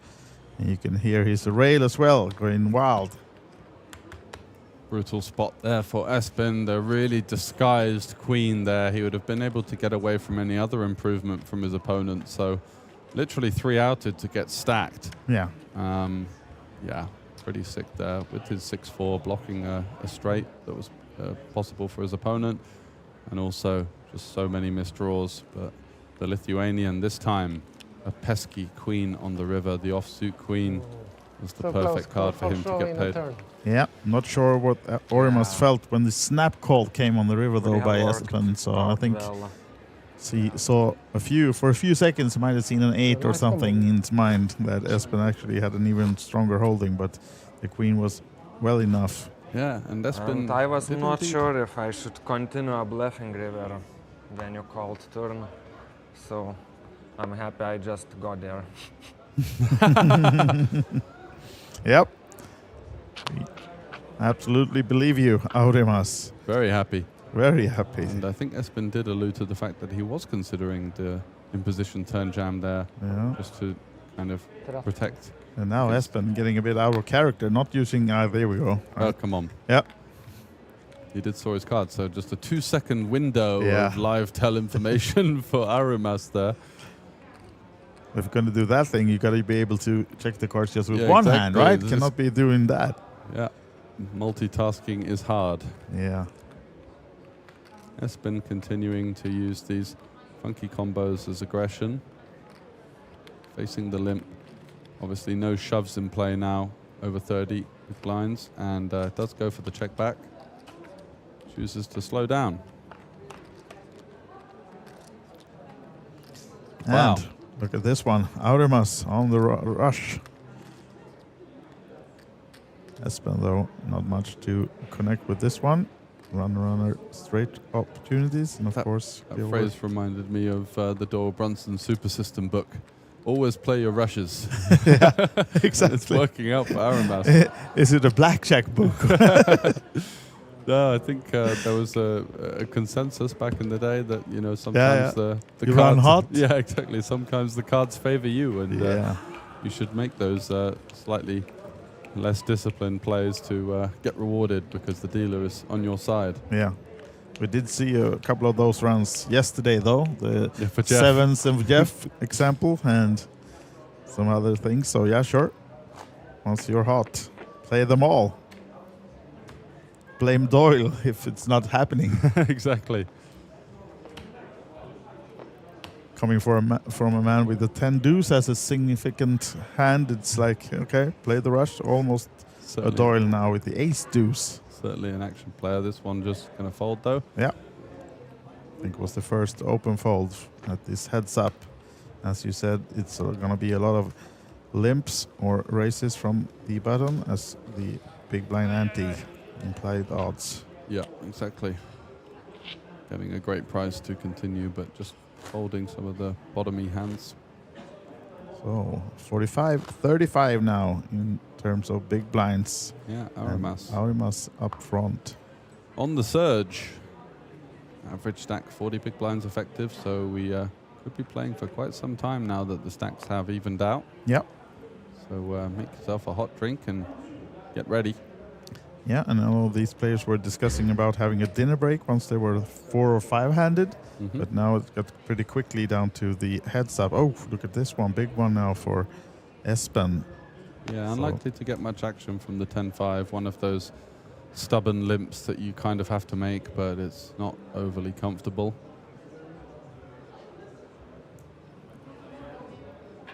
rather quick this time, reaching for the chips, not taking time to put in the raise. Going for the 5x raise there. Quick show fold from Aurimas. If Espen looked up from his hoodie, he would see that the 10-5. Buried in that hoodie. Yeah.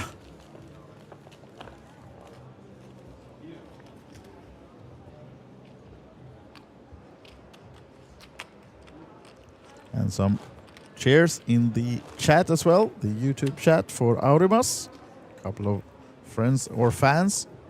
Happy to see him double up, of course. Wendy is raising the flag of Lithuania, and Espen flying the Norwegian flag and still 18 millions. So tight race in this heads up, even though Aurimas has taken a slight chip lead at this moment. Yeah, are we going to see Espen revert to more limps now as he's got the disadvantage? And that's what he's trying to do. So with the chip lead, looking to apply the pressure, just kind of chip away at his opponent and instantly making this adjustment to playing a more defensive style as he is now out-chipped by the Lithuanian.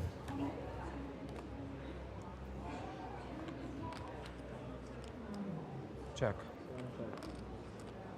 Quick check from Aurimas on the paired ace 10 board. And of course, holding a queen each is quite favorable on this board. Queen high and another 10 after the check. I like Espen's check. I don't think it achieves an awful lot just to bet queen high here. You'd rather bet some stronger hands or much weaker hands.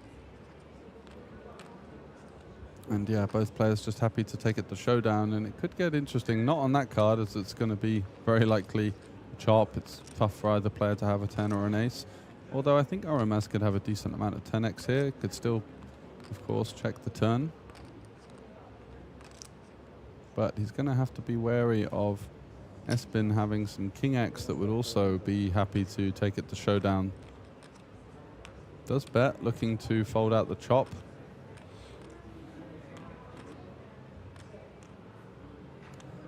But getting this price, I think you just kind of have to pay to see in some regards. I know it's a bit of a reverse free roll because you can never scoop the pot, but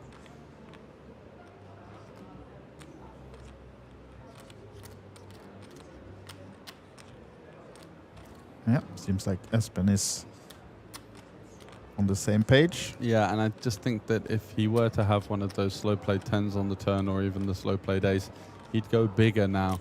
Getting a bit greedier, looking to derive more value from hands that may call for the chop. Potentially, but hard to say for sure. Espen not in an amazing spot, calling to hopefully get half of the pot back, but looks like he's inching over the line in the form of that defend.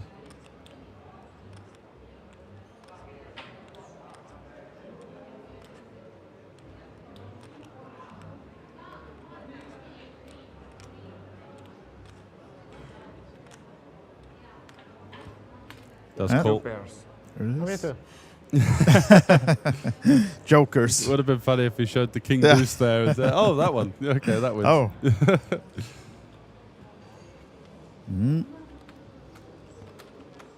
Not too much table talk between these guys, but a little bit of words has been exchanged at least. And I think there were a lot of table talk, of course, earlier during the day. If you were with us. Jeff in the mix. Yeah.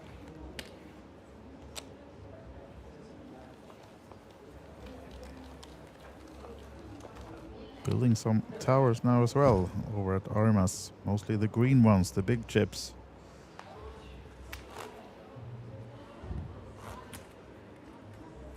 As we do see our main tournament director in the background, Teresa, perhaps snapping a little bit of an Insta story to remind you guys that it's actually being streamed live. This heads up on a 30-minute delay, but still. Certainly is. Thank you for all of you that have been so patient in joining us for all of the action. We had that 14-hour stint yesterday, and this heads-up match could well be going late into the night here, with two tough players battling it out. Absolutely. The after party might have to wait. Certainly will. The karaoke requests are going to be delayed. Delayed for sure. As we head to another flop now. Espen, Queen 3 with just clubs, but one club on the board. Aurimas not connecting with the ace 10. So this one's going to be up to who wants it most. Yeah, I think Aurimas is always going to call the turn here if he were to face a stab. Again, queen high. Just got to be thinking what hands achieve what here. So if Espen's got a hand like 5 deuce, that would make a fantastic bluff, right? Because he's just got 5 high, no showdown. Can get some stronger hands out of there. And he does arrive at the river with the pesky looking 3. So he needs to think, how much 4x is my opponent going to arrive here with? Does he go for the check back line twice on the 9? Probably not. So he is reaching for chips here, looking to charge these ace and king highs. And yeah, it goes for a half pot bet. And the issue is for Aurimas is that lots of the straights, the 5 deuce and the 7-5, are just great candidates to bet the turn. So he's just hoping not to see a 3 here for the most part. And it is a good value bet there from Espen. Yep. and almost back in the chip lead. Almost even now, 21-20 in terms of million in favor of Arimas. And also we have Jukka Papinkivi can maybe in the chat saying that Arimas is a good guy. He gave me good advice. I'm playing too loose and I tighten up my game and it worked. Thank you, Arimas. So teacher as well now then, poker's teacher or instructor, maybe Arimas, and getting some chants from our chat.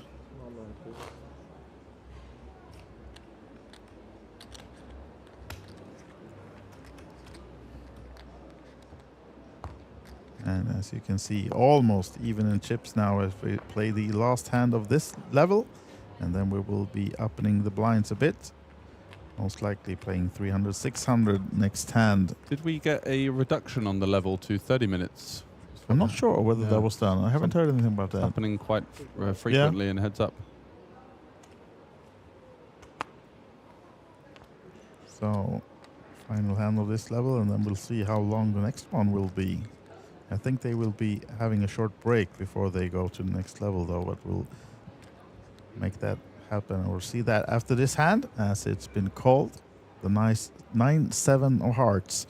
Actually, my favorite hand of all time, I must say. Just those suits as well. Don't ask me why, but Arimas comes from the big blind with the 1.7 raise.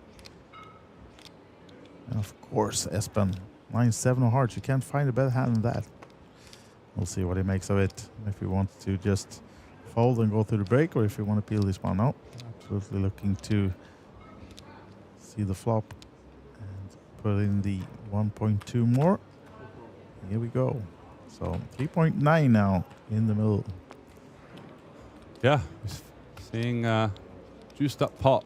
Lots of kind of the nitty gritty ones after the Queen 9, of course. Arimas arriving at the river and hitting the miracle card in some ways, and does come on top again. 2 diamonds also, and the ace, of course. Not much for Espen, nothing connecting to this one, and expecting Arimas to be aggressive. Yeah, I can bet sort of 1 to 1.5 million here, whatever he decides.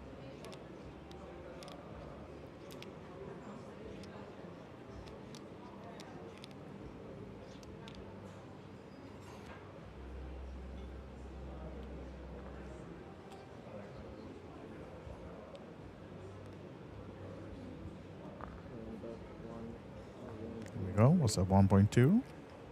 Somewhere in the middle of that range, I think. Yeah, 1.2. Gets it done. Snap fold, and they're going to take a 13-minute break, I believe. Yeah. And then we're going to be back for the rest of the heads-up action. Maybe go freshen up and get ready to tangle on this. If you say no, Let's see. Can we say yes later? Like take it later? Yeah. We just play then, or a short break? You take a short break. Yeah, short break is agreed. Absolutely. Back in the studio with us, and then we'll be back after this break. So I think about 13 minutes then. That's the plan. See you soon, guys.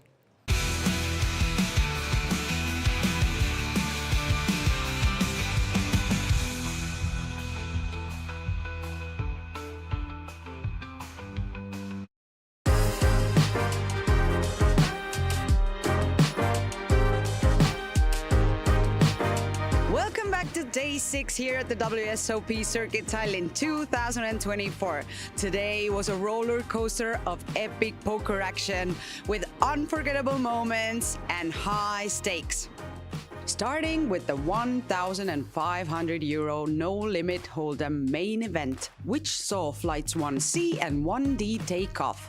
With a jaw-dropping €1 million guaranteed prize pool, the stakes couldn't be higher. The competition was fierce, the atmosphere electric, and everyone had their eyes on the prize. The main event is turning into a legendary showdown. Next, we had the €1,100 PLO 4 and 5, which broke our records. We received over 177 entries, which makes it the biggest 1K PLO tournament in Tallinn poker scene's history. Last year's winner, John Kite, bagged €34,700. He's in the field defending the title and eyeing the record prize. The action was intense as they played down into the night until reaching the final table, which will be streamed on Thursday. And in the evening, we kicked off the €555 no-limit hold'em progressive bounty, featuring €200 bust-out bounties.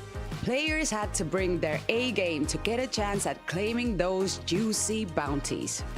But the true highlight of the day, the €555 no-limit hold'em final day, ring event number 3. The excitement was off the charts as the finalists faced off, each one dreaming of that shiny WSOP Circuit ring and the massive €55,000 first place prize. After some nail-biting hands and dramatic bluffs, a new champion was crowned, adding to the legend of WSOP Circuit Tallinn 2024. All in. Wow, It's he the just goes choice for the of shove. Phil Gross. What about Alexei, King 7? Yeah, so 12 big blinds effective here. King 7 with the big blind ante in play. Heavily dominated if he was to call off this one. Mm-hmm. I think if you call, we can go home. Amazing. That's like the Scotty Nguyen. If you call, it's all over, baby. Yeah. And we've got one in 2024 now. It's We going to don't- be a classic one. Yeah, we don't have many personalities in the game. They've kind of been eroded by the he scores, soldiers, right? and he gets the call. It is a call, and Domination Nation for Phil Gross versus Alexei. He talked him into it. They did, right? There's the Maybe. king, and there's the ace, pal. Wow. Okay, so All right. Alexei looks a bit hot under the collar after getting muscled off of his equity there with the king 6 in the previous hand. Gets talked into a light call here with the king 7, and we're off to the races. And it's queen 6. So just the backdoor flush draw for Alexei here. Phil just looking to fade the 7 primarily, but heart could spell disaster on the turn. Also, 8 is safe. Is it to be the 7? 7 and the 7 only can save Alexei. And it's the queen, so ace king holding up We beautifully have there. our winner, the 555 event, WSOP Circuit event in Tallinn 2024, the Nolan Tolan number 3. And cheer for the winner, Phil Gross of Germany.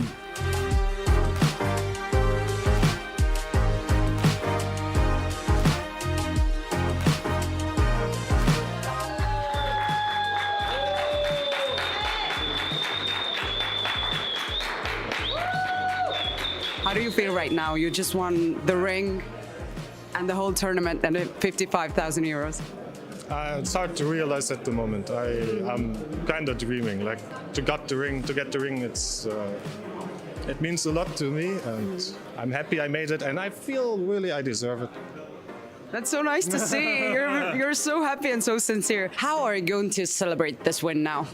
Well, there's the main event is still to come. I still need to qualify myself for this, so right now there's no time to celebrate. I think we will celebrate after the event, or maybe later today, but I don't know yet. Let's see. We will make something.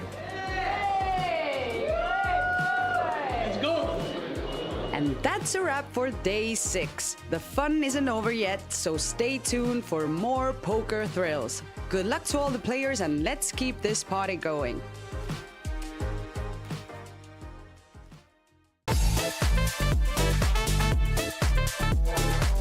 Welcome back to day 8 here at the WSOPC Tallinn 2024. It's Friday, and that means we only have 2 more days until we have crowned all our winners. First up, the day 2 of the €1,500 no limit hold'em main event commenced. Registration is now closed, and we received a jaw-dropping 812 total entries by almost 500 unique players from over 30 different countries. The stakes are sky high, and the first place prize is a staggering €193,000. Showdown. Calling player shows ace jack, jack of spades, and calling by ace king. Now if you this is the please leave.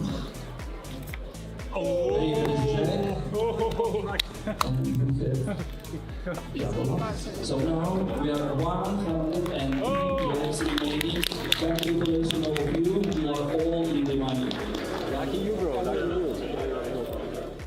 The competition was getting heated as players battled it out for their shot at the big money and the coveted WSOP ring. We also had the thrilling €1,100 No Limit Hold'em Mystery Bounty, ring event number 8. This event added a fun twist with the mystery bounties, keeping everyone on their toes. And let's not forget about the €250 suite then. This unique and dynamic event had players adapting and strategizing in new ways, making for some truly unforgettable poker moments. Get ready for an epic weekend of poker magic. Good luck to all the players and let's keep the energy through the roof.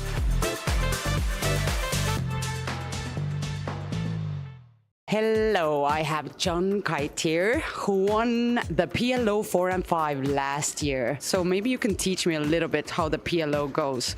I've been playing No Limit Hold'em, but I know nothing about PLO.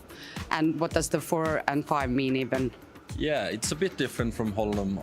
In PLO, it's more about you need a lot more. You need draws. You need like 2 pair or better. You don't want to go crazy with like 1 pair, like over pair, as you do in Hold'em maybe. Yeah. In 4 cards, it's mostly about having aces, nut suits, high pairs. In 5 cards, you can have a bit more rundown hands, which means like, for example, Jack 10, 9, 8, 7. That's really good to crack aces, for example. Can we do a little like example or just to... And I really want to know, what does the 4 and 5 mean? Yeah, Is it like 1 round with 4 cards and then 5 or? Yeah, 1 round of each. So we're okay. 8-handed. So first we have 1 round with 4 cards. This is a very good 4-card hand. This is for me? Yeah. Very good card. Oh yeah, maybe turn it around. Yeah. So, you like equity run very close in PLO compared to Hold'em. Let's say you have aces versus kings in Hold'em, it's like 80-20, right? Okay. But here it's more like 33-66. Even though, so if you have like aces with something, against kings with something. And here you see we have a double suited kings. We love the hand, but against aces we're always a dog, obviously. But when you have kings, you always want ace blocker. That always helps. Less chance for your opponent to have aces.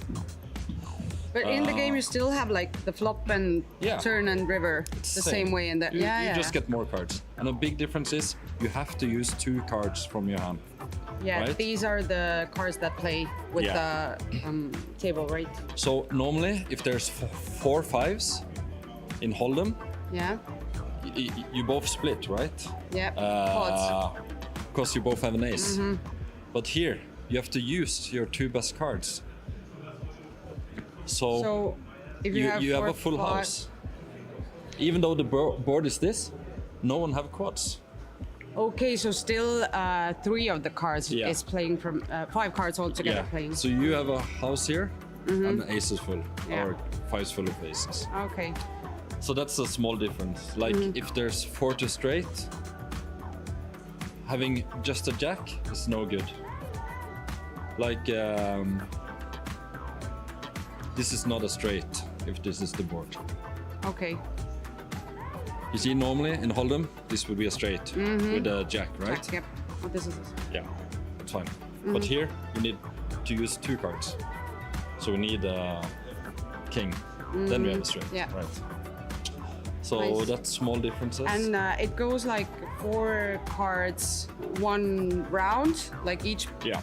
Every player gets 4 cards. The button moves like the whole, circle, and then the other round is 5 cards. Yeah. Okay. So you tend to see more all-ins in 5 card. So normally a lot of people build stacks in 5 and 4 is a bit quicker. People just wait for aces. But in 5, you get so many more possibilities. Because 50% of the time you even get double suited when you have 5 card. So it's very easy to get double suited with 5 cards. Like here, ace, king, 9, 8, 4. Compared to 4 cards, it's harder to get double suited. People want double suited hands But what is the usual mistake that people do, like that you see in the tables? So normally it's not respecting your opponent or the board. Like if you have aces on this board, it's never gonna be good. Like people overplay overpairs, you know. I was all in with aces once, overpair. Guy had top set, so I was crushed. Yeah. But I still found an ace on turn. So, Oh, wow. So you have that lucky I'm lucky. charm. I'm lucky Yeah. today. Even though I just double up a guy with aces. But is PLO your like top one game, like your favorite of them all? Yeah, at least in cash game. That's what I prefer to play. Okay. But on every flop, we want like big draws. If the flop come queen 10-6, even though the guy have aces with a queen, it's very strong, right? But let's see, you have this hand. You only have king high, right? Yeah. You have king high, but you have a full wrap. You can get straight with ace, a jack, a king, a 9, or even a 7. Yeah, So and that would be a nice. and a 8. Yeah. So this is monster flop. And we even have flush draw. So even against aces here, we have like over 60% equity. Yeah, it's so different from Hold'em. We have no pair. So it's about putting a lot of pressure. You know your opponent have aces, and like I have no showdown value. You can just go all in on this flop, and he kind of have to fold. It depends. Someone calls, but yeah, you know. Anything else that I should know before I enter my first PLO 4 and 5 tournament? I don't know. It's like in every poker game. You just have to pay attention to your opponents, see what they're doing, and I mean, some people like to look at every flop before they go all in. You know, see that you have something, and some others just, if they have a good starting hand, they just always try to push their equity. It depends. So you should be a little bit smart, and you should have luck as well, Yeah, like in every poker game. Of course, yeah. Okay. Thank you, John, so much for joining us and explaining the PLO 4 and 5 to me.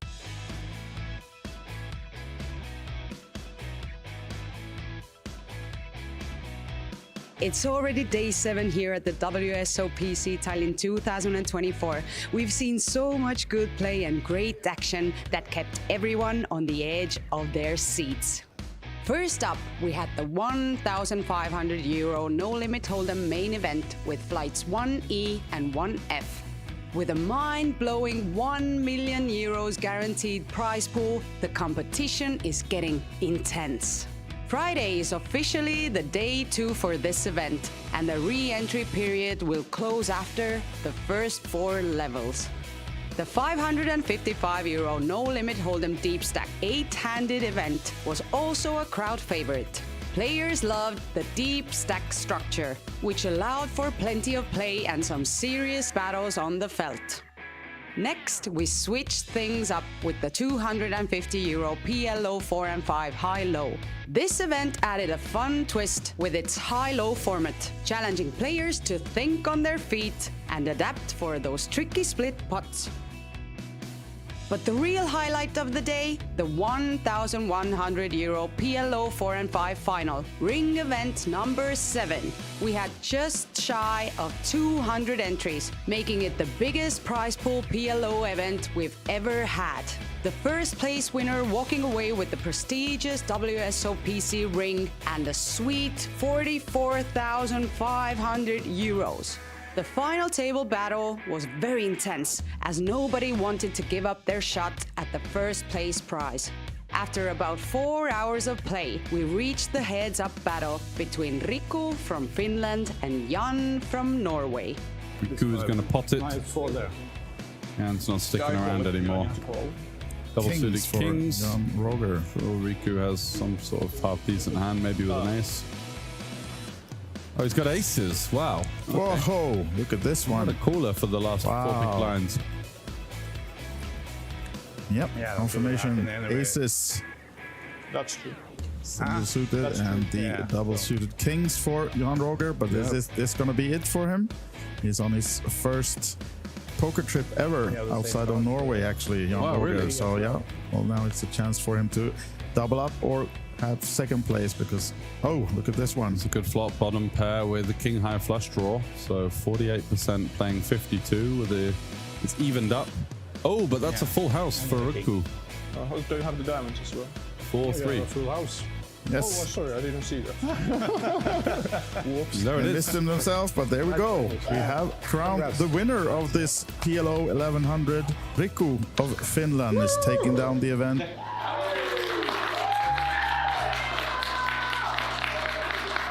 The last 3 or 4 times I've been to Tallinn, I've been running pretty bad all the time, but I felt like I didn't play that bad, so I just felt like it's going to turn around eventually. And this is the tournament where it did. Can you tell me a little secrets about your routine? Like, did you sleep well before the game, or what are those things that you do before, like, going into the final table? Well, usually when I'm in Tallinn, I just try to go to the gym and eat healthy and not go party around and not have too much alcohol and just try to relax and keep my mental game and my physical body in focus as well. So I'll try to do that, and usually that'll keep me going for the long days. And that's it for day 7. The WSOP Circuit Tallinn 2024 keeps on getting wilder. So don't miss out on all the fun. See you at the tables.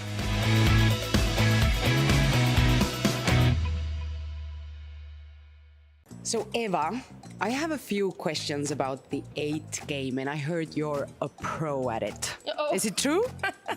My vision is to become a pro sometime, but I love it. I play it as much as I can. Well, I know nothing about it. I'm serious. And can you tell me what are the most important things about the game, or how does it even go? Yeah. It's 8 games, so it's like in athletics, you see that they do 8 different sports. So we have 8 different card games, and that's what I love about it. It's so much variation. So I will not try to tell you all about these 8 games, but it's very much that you have to use your brain and you see patterns and so on, and that's why I love it. Can you tell me the 8 games, like the names of the games? Oh God! It's it's Omaha high-low and normal Omaha, and then it's Texas. Both fixed limit and no limit, and then it is my favorite game, Deuce to 7, triple draw. I've heard about it. Yes, I love it. And then it's Stud 8 or better. That's like Stud high-low, and the RAS, which I also love very much. Do you switch the games like in every hand, or how does it go? No, it's you have a button and you play like one orbit of each game. And if you are fewer on the table, then you play more hands. So if it's like 6-handed, you always play 6 hands, even if you're maybe 5 persons. So, and that's the best thing because you get some time. But it's also the worst thing when it comes to a game that you don't like. You just want it to get over with. And then you sit and you want to play like I'm looking forward to the Deuce to 7. I'm like drooling when it say, now it's time. But is the queue of the games always the same? Like you always start with Texas, then you go to Raz, or like how does this go? Actually, it's a little bit different. Online, it's in one way, and in tournaments, they can decide themselves how to do it. Okay. And for instance, I played in PC in March in Bratislava. Then it was called Heteros, so it was 6 games instead of 5. Instead of horse, we played Heteros, and then they put the stud games every second round. Because it's very easy to confuse. You sit and play stud and you are a little bit tired or something, and then it comes stud high-low. So it's different in, I think, different. I'm not very good at the rules, but I think you can choose a little bit. Yeah. What do you think is like the hardest game of the 8 for people to play? I think Texas Hold'em No Limit is the hardest because it's so, everyone knows it so well. But obviously it's the easiest because everyone plays it. But maybe to become really good, maybe Ras or Stud. Stud, I think, is very difficult. Stud high-low is much more comfortable, but Stud it's a tricky game. Those who are good at Stud can get a lot of chips in. Yeah. And what is your favorite game of the 8? Oh, almost everyone. Well, if you have to choose only one. Deuce to 7 triple draw, and on the second place Raz. and then all the high-low games. So I said 3. Yeah, still you get away with it. But what is for you the hardest one? Like that you think that you should get maybe better at it, or? I think actually Texas, because I'm not playing a lot of Texas. I think it's not as much fun as the other. And if you don't play any, if you don't practice, then you will not become very good. So I think I'm very medium in the Texas games. And also stud is tricky. I like when it's high-low or low games and, you know, a little bit more crazy. But stud and Texas is my, I think, toughest. What would you say to a beginner, like some suggestions if I would like to come and start playing 8 game? Yeah. Like how to study, how to begin with it, or? Well, there are some nice books that you can Did you start with a book? I start with the books and I played online, mastering the mixed games, I think it's called, one and another RAS book that I also read. But then lately I have been taking a course online, BBC Poker, BBC Poker Mixed Game Bundle it's called. So this is the Norwegian guy, Tobias Leknes Senkel, and together with Pieface, a very famous UK guy. They have a fantastic education. And when I got to train with this one, I felt I got one step up. So I can really recommend that one. And talk with friends and try to play. Who know how to play, right? Yes. and most of my friends don't like it, but Lena, who I'm here with, we play, and my friend Ylva and Linda. We have some girls that love to play. Gia is coming also. So as I understood, I should begin with 8 different books. Actually, the book Mastering the Mixed Games, I think it's called. It's green, at least. It's all mixed games, so you don't have to buy like 8 books. And if you take this BBC Poker online, then you have also, I think they teach 10 or 12 games, and it's fantastic. I have one more question. Why the 8 game? The more the merrier. I like variation. I think it's a very nice, you know, the people who are playing mixed games are very friendly and a little bit crazy and like to party and have fun. It's very seldom you see someone sit with a hoodie and glasses. Being really and serious. Yes, so it's more like, yeah, blah, blah, blah, blah, cheers. And it's just so much fun, friendly community. Thank you, Eva, so much for that. That was lovely. Thank you. Thank you.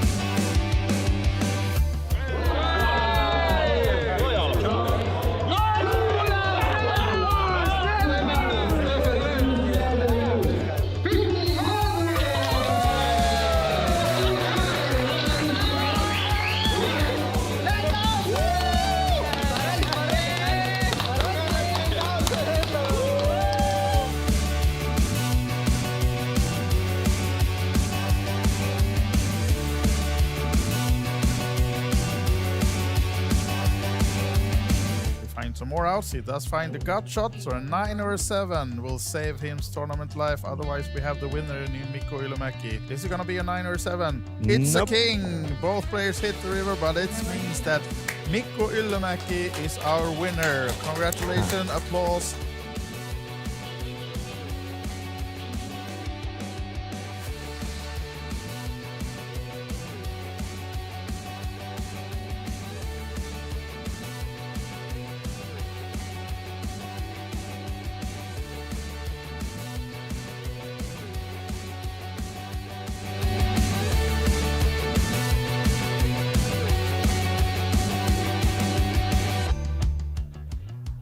King. Oh, this might be it. Now, yeah, shipping it in, and of course, we'll receive an immediate call without outs. Mantas Levicius is all in, but this is the bad news for him. Edgaras Kauchinis has already sealed the title. It's over before the river falls, because not straight for Edgaras Kauchinis has sealed it. Huge congratulations to our winner of Kings of Tallinn main event 2024.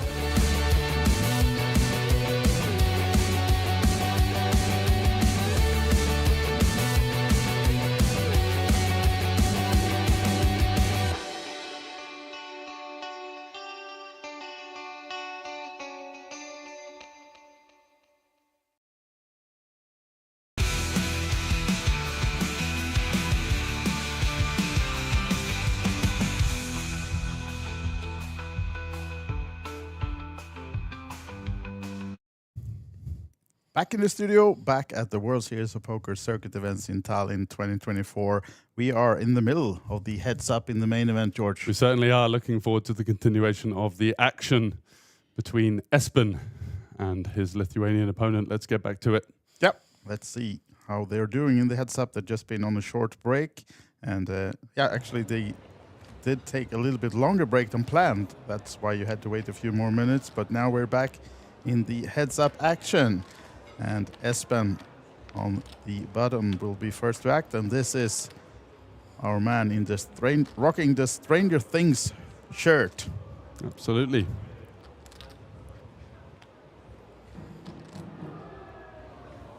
So fairly neck and neck at the moment.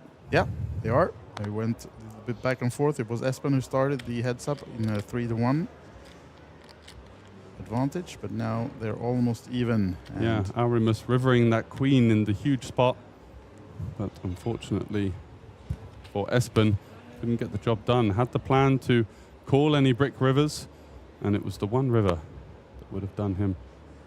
A lot of green chips for Aurimas. Yeah. And it's enough for Espen to just take down this one. The race from position. And on to the next one. As we shuffle, we see the coveted WSOP Circuit ring in the top middle of our picture as well. That's what they are fighting for, amongst other things. There's some money to be won as well. Yeah, so it's 32,000 left to be played for. Yep, they did make a deal coming into this heads up and secured 153 and 135 each, roughly. Quite right, plus a bit of change, obviously. Playing for the title and the bragging rights as the main event champion here at the WSOP Circuit. As Aurimus looking to go for the min raise. We saw Espen doing that a lot with his chip lead when he had it.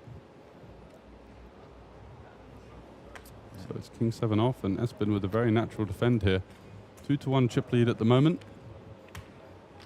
Lots of hustle and bustle, highs and lows in the swings of the heads-up match.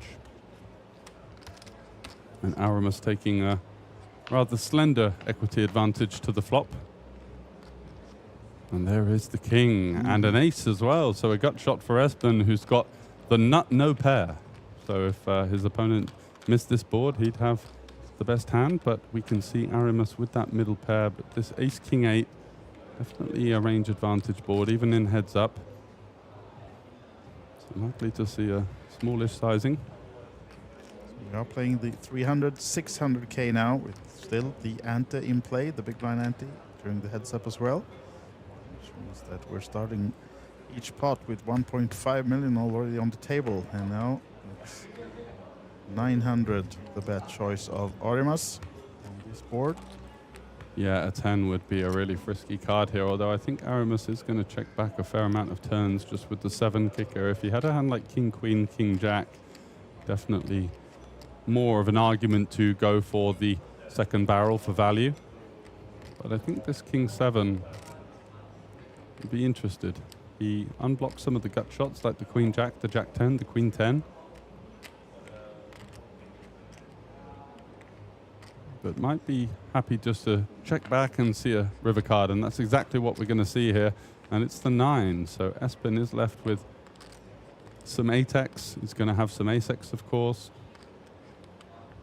He may even have a hand like ace 8 or king 8 as the strongest hands. But sometimes they're going to be playing slightly different, so does check it over. And he'll be well aware that Aurimus can have some hands like Jack 7, Jack 6, Jack 5 that just have absolutely no equity on the turn and elected to give up, that he does okay against.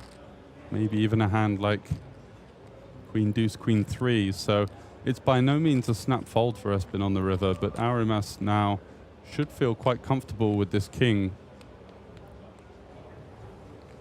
And does have still a lot of hands in the heads-up match. The ranges are wide, right? So you're going to see a lot of opening, as we've seen so far. And that means that even when you don't make a pair, life can be rather tricky.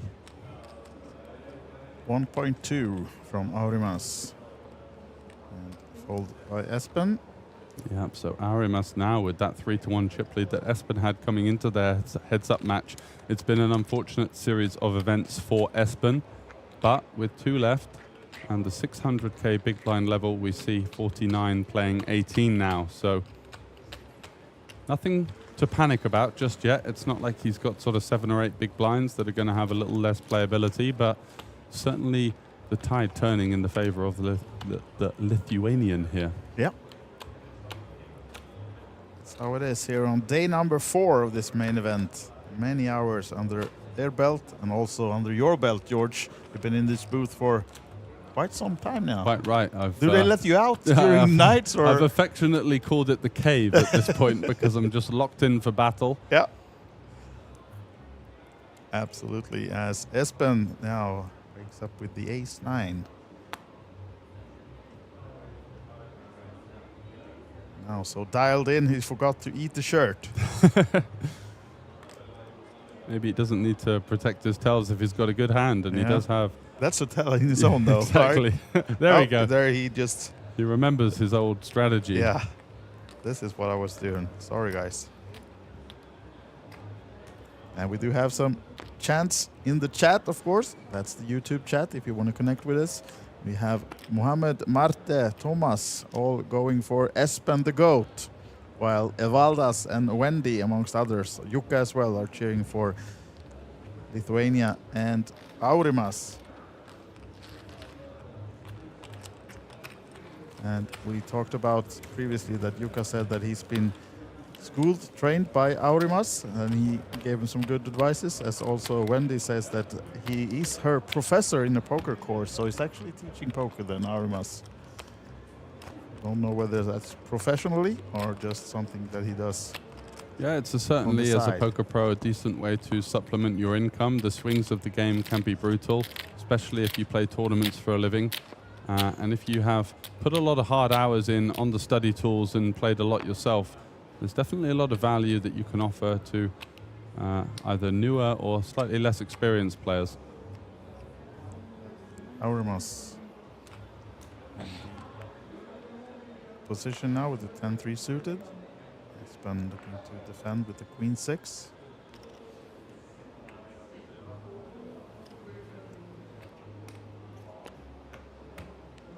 Comes along, and another 3 million in the middle as we head to the flop again. And seeing these types of hands in a raised pot battle against each other, you realize in heads up that it's going to be a lot trickier to battle with. You have to play these wider range hands. So if your predominant online volume or live volume is playing full ring, 8 max, 6 max, a lot of adjustments to make. But these two seem well equipped for that battle. And Aurimas with a 10-3 here, an overcard, a backdoor straight draw, a backdoor flush draw. Espen with Queen high. In the opposite spot where Aurimas had, Espen had slightly weaker showdowns, such as the 10-3 here. We saw Espen go for the big bet on this type of board. Just on with a 6 on the turn. Nice card for him, just double checking. Double checking. I had one, right? Yeah, is it a 5 or a 6? Either of them are pretty decent on the 6 turn. Yeah. And he improves to second pair here.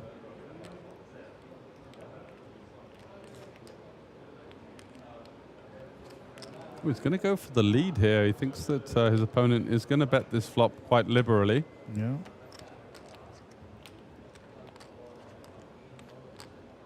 And with a decent kicker with his 6, he will want to force some pressure on maybe the worst 6x, like the 8-6 or the 6-5 or the 6-3 that could arrive here, that may or may not check back. So Espen taking the initiative himself, leading for the small sizing. We saw this earlier in that huge defining hand with his ace-10 versus the ace-3.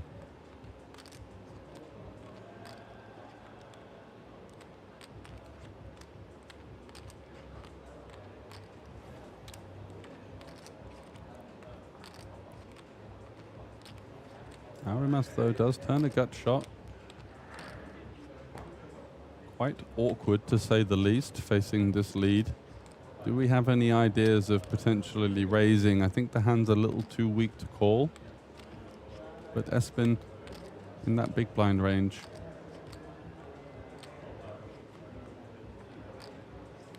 Yep, crunching those numbers, Aurimas, as Wendy says in the chat that he was actually just joking about the poker course or the training, and that is actually a wise mathematician, this Aurimas. So yeah, well, you can certainly see that in his table presence and his general demeanor.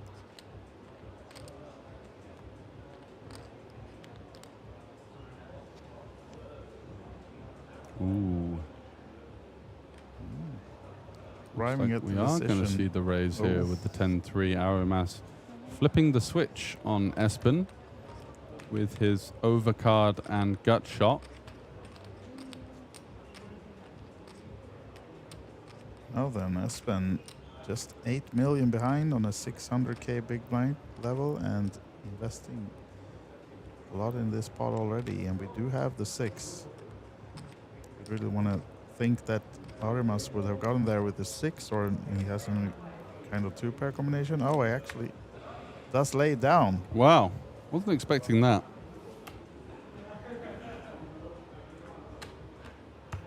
So another addition of chips to that mean green stack machine of his.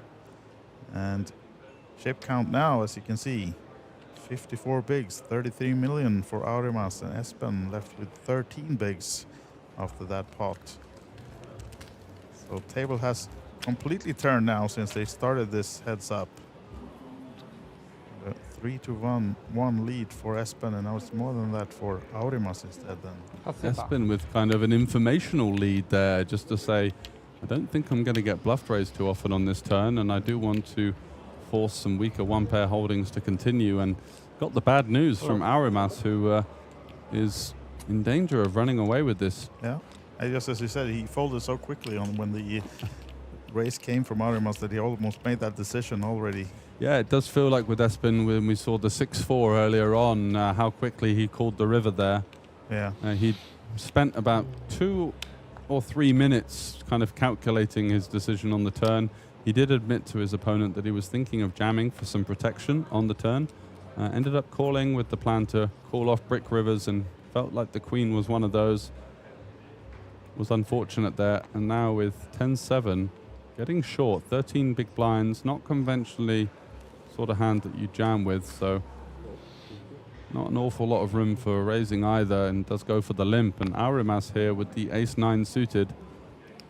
Ace-9 off, I think you could just jam, but with ace-9 suited, you've just got that extra playability, and you do want to force some worse continues from your opponents. So I think we'll see something around the region of 1.5 to 1.8 here.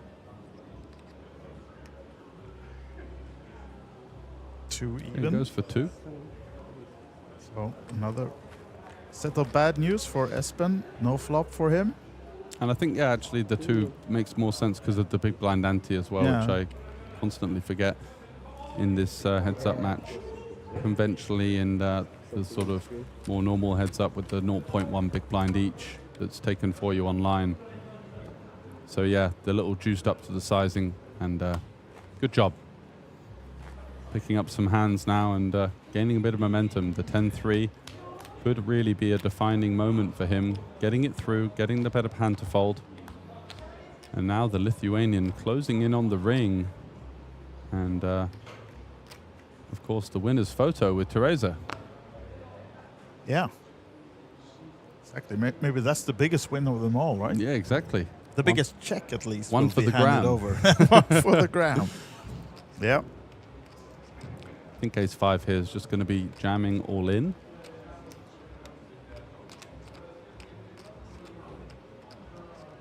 As an ace-x holding, maybe a little too weak to trap, and just kind of happy to clear out equity or even get called by worse. And yeah, 2 live cards for the queen 3, 35% equity, and taking down the 2 big blinds here would be rather advantageous for him.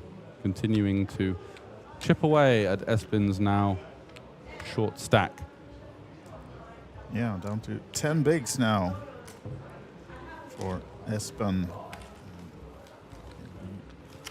In position next hand, looking to find the double up. Much needed so soon.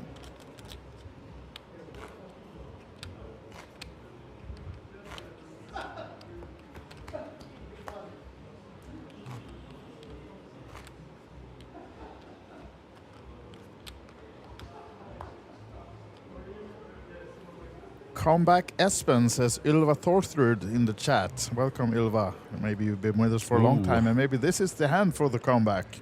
Yeah. We'll see about that. But Espen on the 10 big blind level here, so is he going to have a min-raising range, or does he just play limps and jams? And I think as with kings, limp seems to be a very intuitive option. He's going to go for the min-raise by the looks of things. Makes it look kind of strong, though, even though you're min-raising with that kind of small stack. It's almost like you want to shove just to get a wider calling range, maybe, with it. Yeah, very polarized. This min-raise is going to have some trash and then also some stronger hands, I guess, he's thinking. I guess with the big blind ante, min-raising just makes some sense because your opponent's got such a great price to continue. And when you've got these kind of nutted hands, you do want to force that and drive down the SPR, make it likelier that your opponent has to stack off with some kind of weaker hand, whereas if you limped, the SPR would be double, and then it could be tricky to get all the value. Does see an annoying ace-high board. His opponent does have a gut shot, though. 2 undercards to his kings. He's got kings with the heart as well. Aurimas unlikely to have really much ace-x in his range at all. Although, thinking a bit deeper to it, if your opponent is super polar, then do we want to shove our weaker ace-x, potentially running into the stronger parts of the range and just folding out the weaker? So we do see a bet and a call here. Yeah, Espen not too happy about this right now. It's not ideal, that's for sure. And the 4 is also not ideal, as one of the main pairs that his opponent would have continued that he actually beat now makes trips. Aurimas has a hand that is not strong enough to check call with just 10 high, and the 4 would seem favorable for the big blind defense. So we could see a very small lead here. Wants to allow some maneuverability on the river. So I think a sizing of sort of 800 to 1.2 is what he might be calculating right now. And what do we make of our kings then for Espen? It's super tricky. There are going to be some hands like 5-6, 5x, 3x. Oh, it goes for the wow, big it goes one. for the big one as well. That puts in half of 1.3, Espen's stack, which 1.2, doesn't. 1.3. No, it's like 2.4. Oh, yeah, sorry, yeah, of course, it's 2 point. Wow. Stack. It's just Okay, I wasn't 2.3. expecting that because if Espen were to call, just no maneuverability whatsoever on the river, but Espen somehow, blind versus blind for 10 bigs, is in a super tough spot with pocket kings on the turn. Is going to call. Again, just jamming isn't going to achieve anything. You just get called by a 4 or 5-3. So he does call, and 1.9 million back into a pot of 9.2. In a good shape for a double up now, Espen, but still 1 card to come. But if you, as you can see, only the 5s would turn things around. That's close, but it's no 5. It's the 6, so backdoor diamonds complete. But now then 9.2 in the middle and just 1.9 left for Espen, so not much for Aurimas to do than just to give up this one, right? You'd think Hard so. to It get just your is opponent off any hands. So difficult to perceive having any fold equity here. Maybe hands like Queen Jack of Hearts, King Jack of Hearts. Then you've got to think about what's Espen's min-raising range blind versus blind, because a lot of suited hands may just choose to jam or limp, and he does go for it. Quick call. Was the all-in from Aurimas and call from Espen, and he'll be happy to see the 10 high of Aurimas and a full double up now, so back to 13 million. And that's the reason why I would have elected to go for the smaller turn sizing, just being aware of the fact that we do want some fold equity on the river, because when we size up the turn, our opponent's range is so strong that there's almost no hands left to get folds from on the river. And that's what he found out there. Espen making a fairly brave call, but kind of one that you just have to close your eyes and pay it off, I guess, in heads up. When your opponent is so stripped of ace-x, and if he's got a 4 or 5-3, good luck to him. Yep, so those of you in the chat cheering for Espen, we do get the double up. Full one, and back now to decent stack again. 20 bigs plus for Espen. Aurimas, though, still in command. As we can see, 25 minutes remaining of this level, so no decrease in the blind levels, right? We're still playing 1 hour levels. Yeah, by the looks of things. As we have the current chip count, 13 versus 28 in millions, 21-46 in number of big blinds. Between Espen from Norway and Aurimas of Lithuania. King deuce, next one. I think for 10 big blinds, you'd just be happy to jam it in here with the king, but 20 plus, going for the open.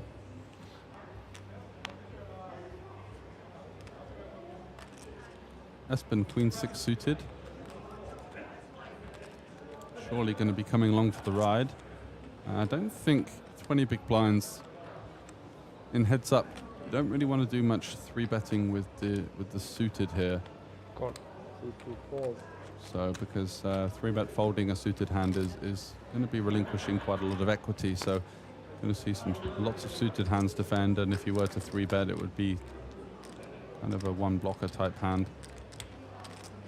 Okay, so ace 9-6, again a pretty favorable board for the opener. Disconnected in some ways.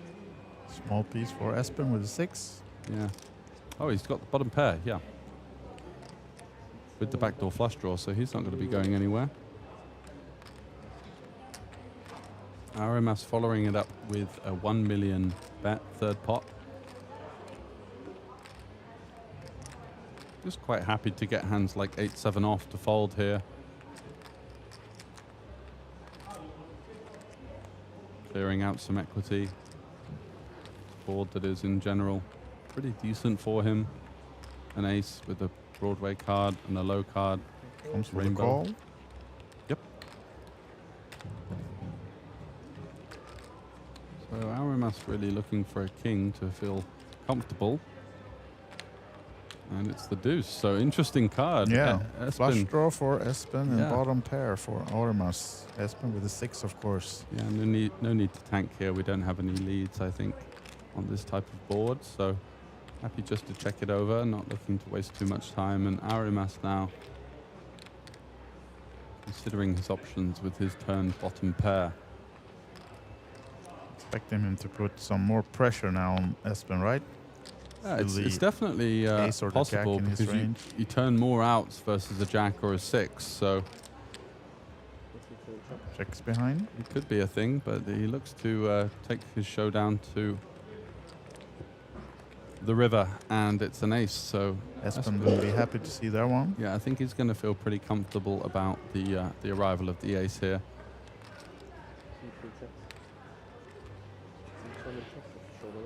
Shows the winner. Check.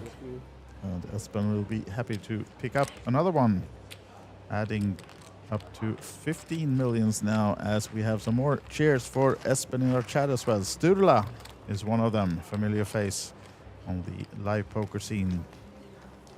I don't think he and his wife has been to this series, but goes around, plays a lot of poker, and of course, cheers for all the Norwegians. As Espen now is stacking some more greens and edging a bit closer. He was well up in front, as we said when we started this up. Heads up, went down. But now maybe on the comeback trail, as we see some new cards being distributed to our two heads-up players in the main event of the WSOPC here in Tallinn. 9-8 suited. Nice hand for Espen.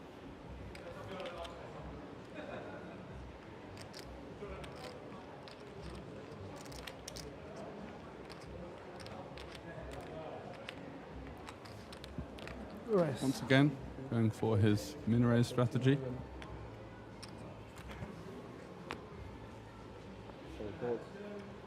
And rare fold in the heads up, yes, but exactly. 8-3 off. We've seen 8-3 a couple of times, and that's the one that they like to surrender with. Exactly.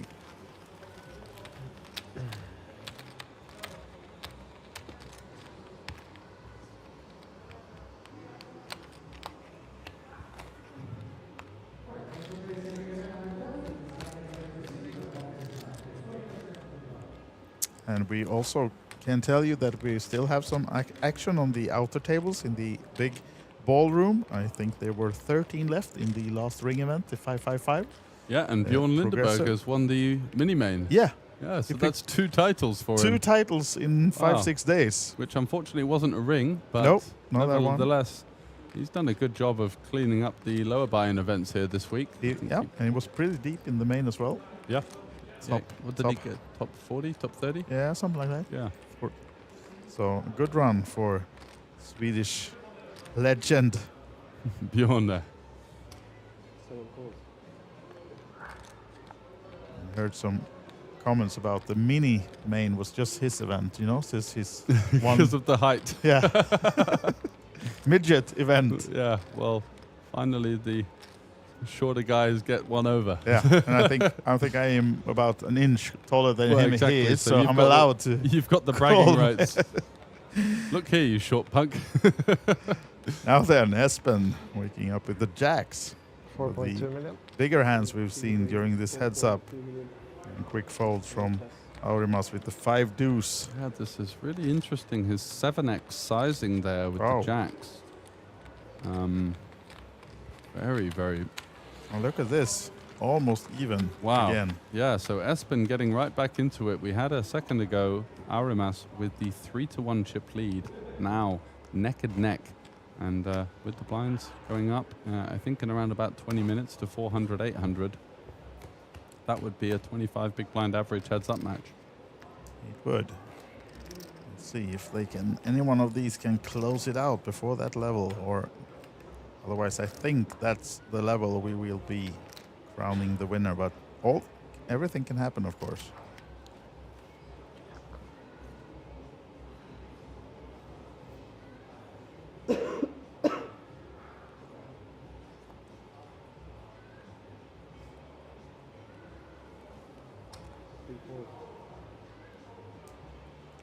Limping the 7-6, and Aurimas not gonna let him see the flop for free this time, or?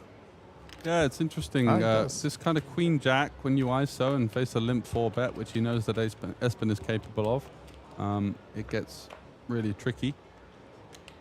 So just happy to check back and enjoy the flop. Enjoy the flop. Have a lot of weaker queen and jack X in that open limping range that you dominate and can potentially punish. And Espen checking back an 8 would be a pretty disastrous turn card here. So Aurimas with the check mark. Espen cannot possibly improve versus his top pair and an open ender. And you feel like it's time to seek some value here with the queen jack, with the added benefit of the open ender for his top pair. Lots of equity.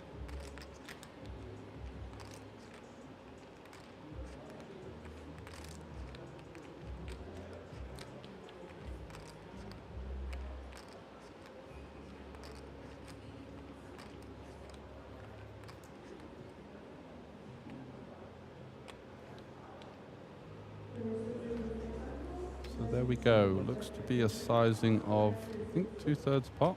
Yeah. And Espen instantly getting out the way, realizing there that his outs were fairly dirty.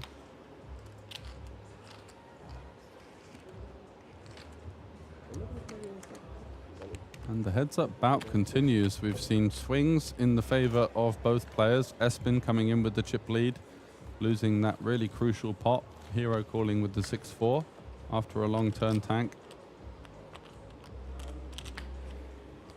On 8-6-5-8 queen, where Aurimas was bluffing the turn with queen 9 and got there on the river in the form of the queen. Jamming for value, got snapped off, and now Espen has clawed his way back in ever so slowly. The min-raising the king, getting the defend from 10-3. His opponent flopped a gut shot, led the turn, jammed the river, and he did call on the ace-high board. Snowman in the middle of the summer now here in Tallinn. It's been a hot week. Certainly has. These guys are running hard as well. Let's see what Aurimas makes with the 8s. So much daylight here as well, which is something that is quite difficult to adjust to. Yep. When we had that late night last night, it was just completely light outside at like 3:34 in the morning. So Aurimas going for the trap here with the 8s. Huge hand heads up, of course, and Espen allowed a free pull with this 9 deuce, but completely whiffing the board, aside from the presence of some backdoor straight draws. Aurimas turns a gut shot, now 3 overcards to his 8s. Espen with the open ender.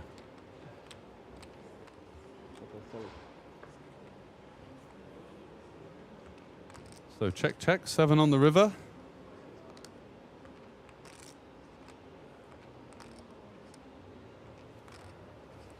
Espen deciding his opponent can have a lot of hands like ace and king high potentially, maybe a 5 that he wants to try and get a fold from. And goes for the small sizing here, just targeting non-pair hands, and 8s just has to call off really.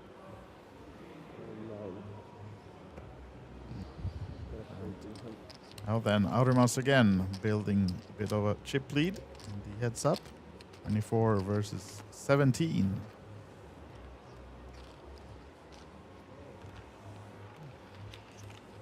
So back and forth in this heads up, and Aurimas building the green chips.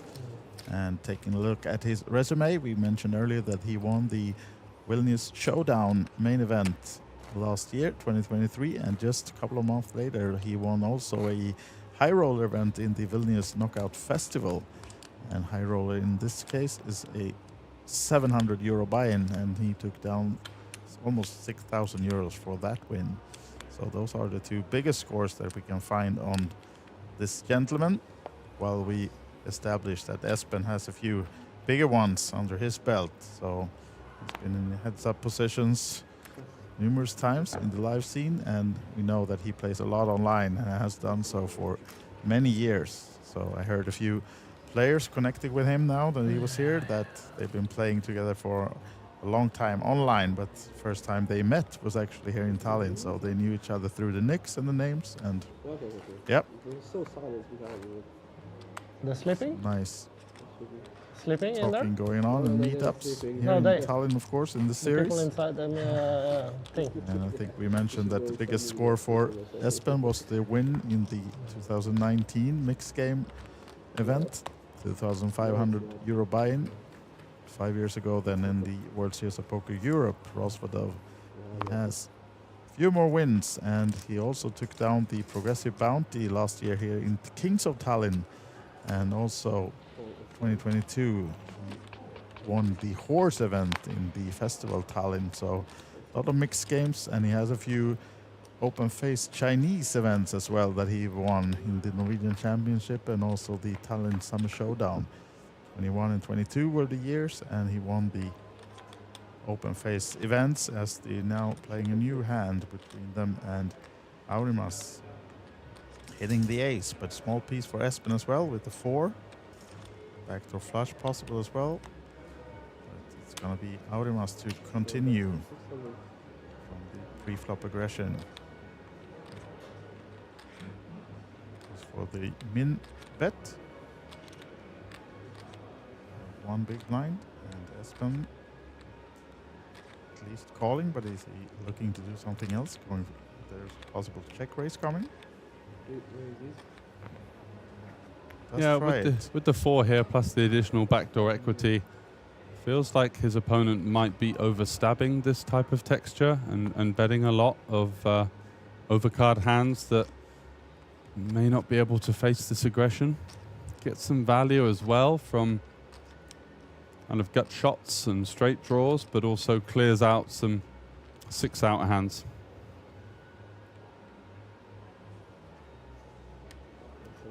Arimas with a very natural continue here, wants to keep the bluffs of his opponent in.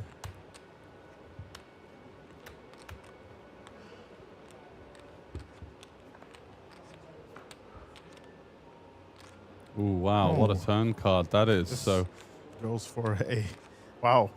Yeah. Almost like if we were to pick an action card, it's going to be the 10 of diamonds. That is it. Top 2 for Aurimas and 9-4 suited for Espen, going for the check raise on the flop. Turns a flush draw with his bottom pair. And interesting decision now. Does he go for the check, or is he going to follow it up with another bet? Yeah, with the check raise, I guess, now when he actually has some equity, and goes for the bet of almost, was it 1.7?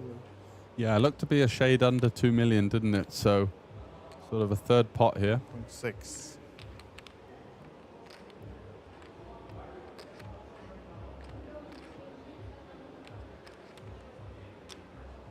And with this sizing and this hand, he can call a raise.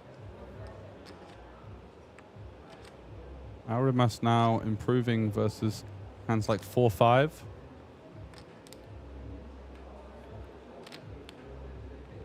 Although, of course, thinking that just the added flush draw is one of the hands that Espen could be betting. Now with the top 2, looking maybe to close this one down with the raise. Yeah, how often do you think your opponent is bluffing? What type of like semi-airball hands like the bear gut shot are going to be in there compared to how much value do you think he has?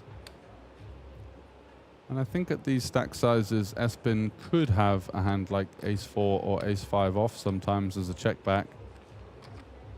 Quite deep, so ISOing or shoving those hands would be quite a lot, which comes for the call now, so building a pot of 8 millions. And as you can see, 13 behind for Espen, 20 behind for Aurimas. And Espen looking for that diamond or a 4. Not to be. It's the deuce, so straight completer. If Espen were bluffing with some kind of 3x holding, that gets there, or a hand like 6-3. Now just left with the lowly 4th pair. Missed diamonds with that 4.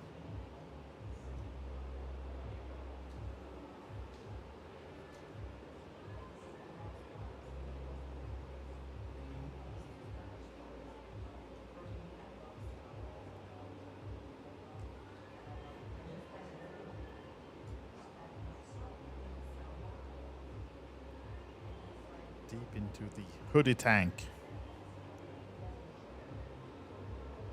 As we see Ylva on the rail here in the chat saying that Espen is a superstar, one of the funniest people. Oh! Have to get back with that as we now have the all-in from Espen.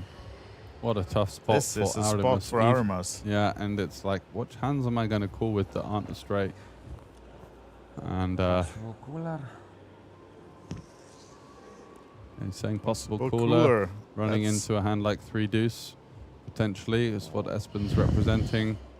Oh, now they're both postured like this is one for the highlights. Yeah, they're. Oh! He does make the call, and that's going to be the winner for Lithuania. Wow, the winning hand, the 2 pair of Aurimas of Lithuania, is the winner of our main event, 2024 World Series of Poker Circuit event in Tallinn. And yeah, we didn't see that one coming in the beginning of this specific hand, but as you can see how the board played out, Espen went for the check raise, and it's all over. It's all over, baby, as Scotty Nguyen famously once said. And it's going to be heading over in the direction of Lithuania. We've seen a lot of strong players from this country in particular. We were waiting to see if anyone was going to break through. And it is going to be Aurimas there, taking a sip of water, just dealing with the emotions. He had a big sort of woo, as if to say, wow, I wasn't expecting that, coming in as the 3-1 disadvantage. Turns it around, makes the call at the end with the top two pair. Unable to get away, of course, and was fortunate to see that Espen was one of those players capable of bluffing in that spot. And here we are back in the studio. So it's been a long week. Should we also do this one? The postures are on top as well, as we have Aurimas Stanevicius, our winner of the main event 2024, the World Series of Poker in Tallinn. And of course, we will also be coming back to the table shortly to have the winner presentation. They will hand over that nice big check. And of course, there's something to put on the ring, on the finger as well, right? Exactly, one for the mantelpiece. And that's heading back in the direction of Lithuania. So Aurimas came into the table, never really had that massive overwhelming chip lead. He got it on one stage when he called the 3-bet with the 9s versus the aces of Sergei from Estonia, a really defining hand for Aurimas. He ended up calling quite a big c-bet on Jack 8-7 with those 9s, turn 10. So that was the real defining moment, turning that straight. Sergei put the rest of the money in, essentially dead. And after that, faced a little bit of sort of adversity, lost the stack, but I was so impressed on day 3 with his rigidity and determination, because he had between 10 and 20 big blinds for about 80% of our coverage. And once he did get the chip lead there in the heads-up match, no looking back towards the end and got the job done. So we're going to go to the presentation now with Teresa. This is World Series of Poker Circuit Tallinn 2024. And the main event that had 812 entries, and we now have our main event winner. Presenting the main event winner to you, he's from Lithuania. Give a hand to Aurimas Stanevicius.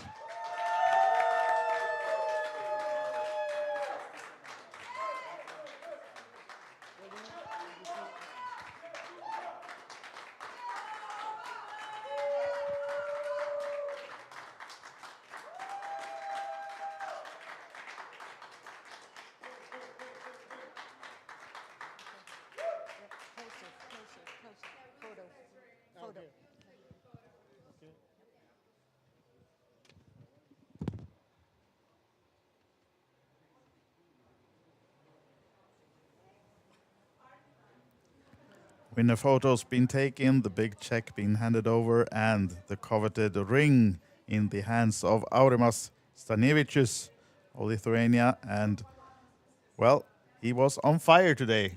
Yeah, absolutely. And, yeah, very impressive player. Wasn't afraid to get things rolling at the final table. We did have Paulius, his fellow countryman, saying that he thought that he was playing quite aggressively and really getting in the mix.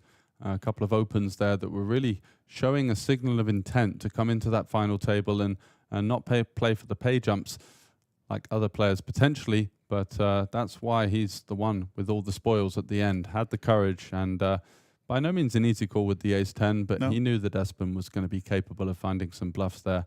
Did indeed pay it off, and he's going to be crowned our champion. So after a hectic week here, 10 days of action at the WSOP circuit, we've handed out a multitude of rings. Some of the prize pools of these side events have been just spectacular.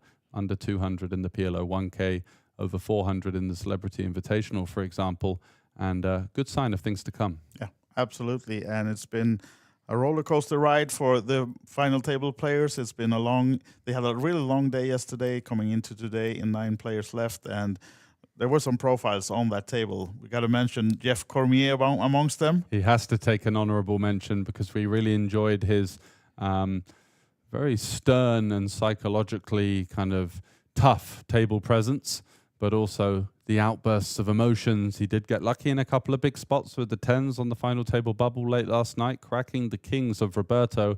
And just a shout out to Roberto, one of the toughest final table or late runs in a tournament I've seen, coming in 10 left with the overwhelming chip lead, losing that 80-20 at the end of day 3, and then losing a couple more really annoying situations, the ace-king versus the ace-queen of Auramas. And that was for most of Auramas's chips. Yeah. He did find the club, and sometimes to be a winner, you got to be lucky in the key spots. Definitely, but a worthy winner, and we had a nice long final table, long heads up as well going on.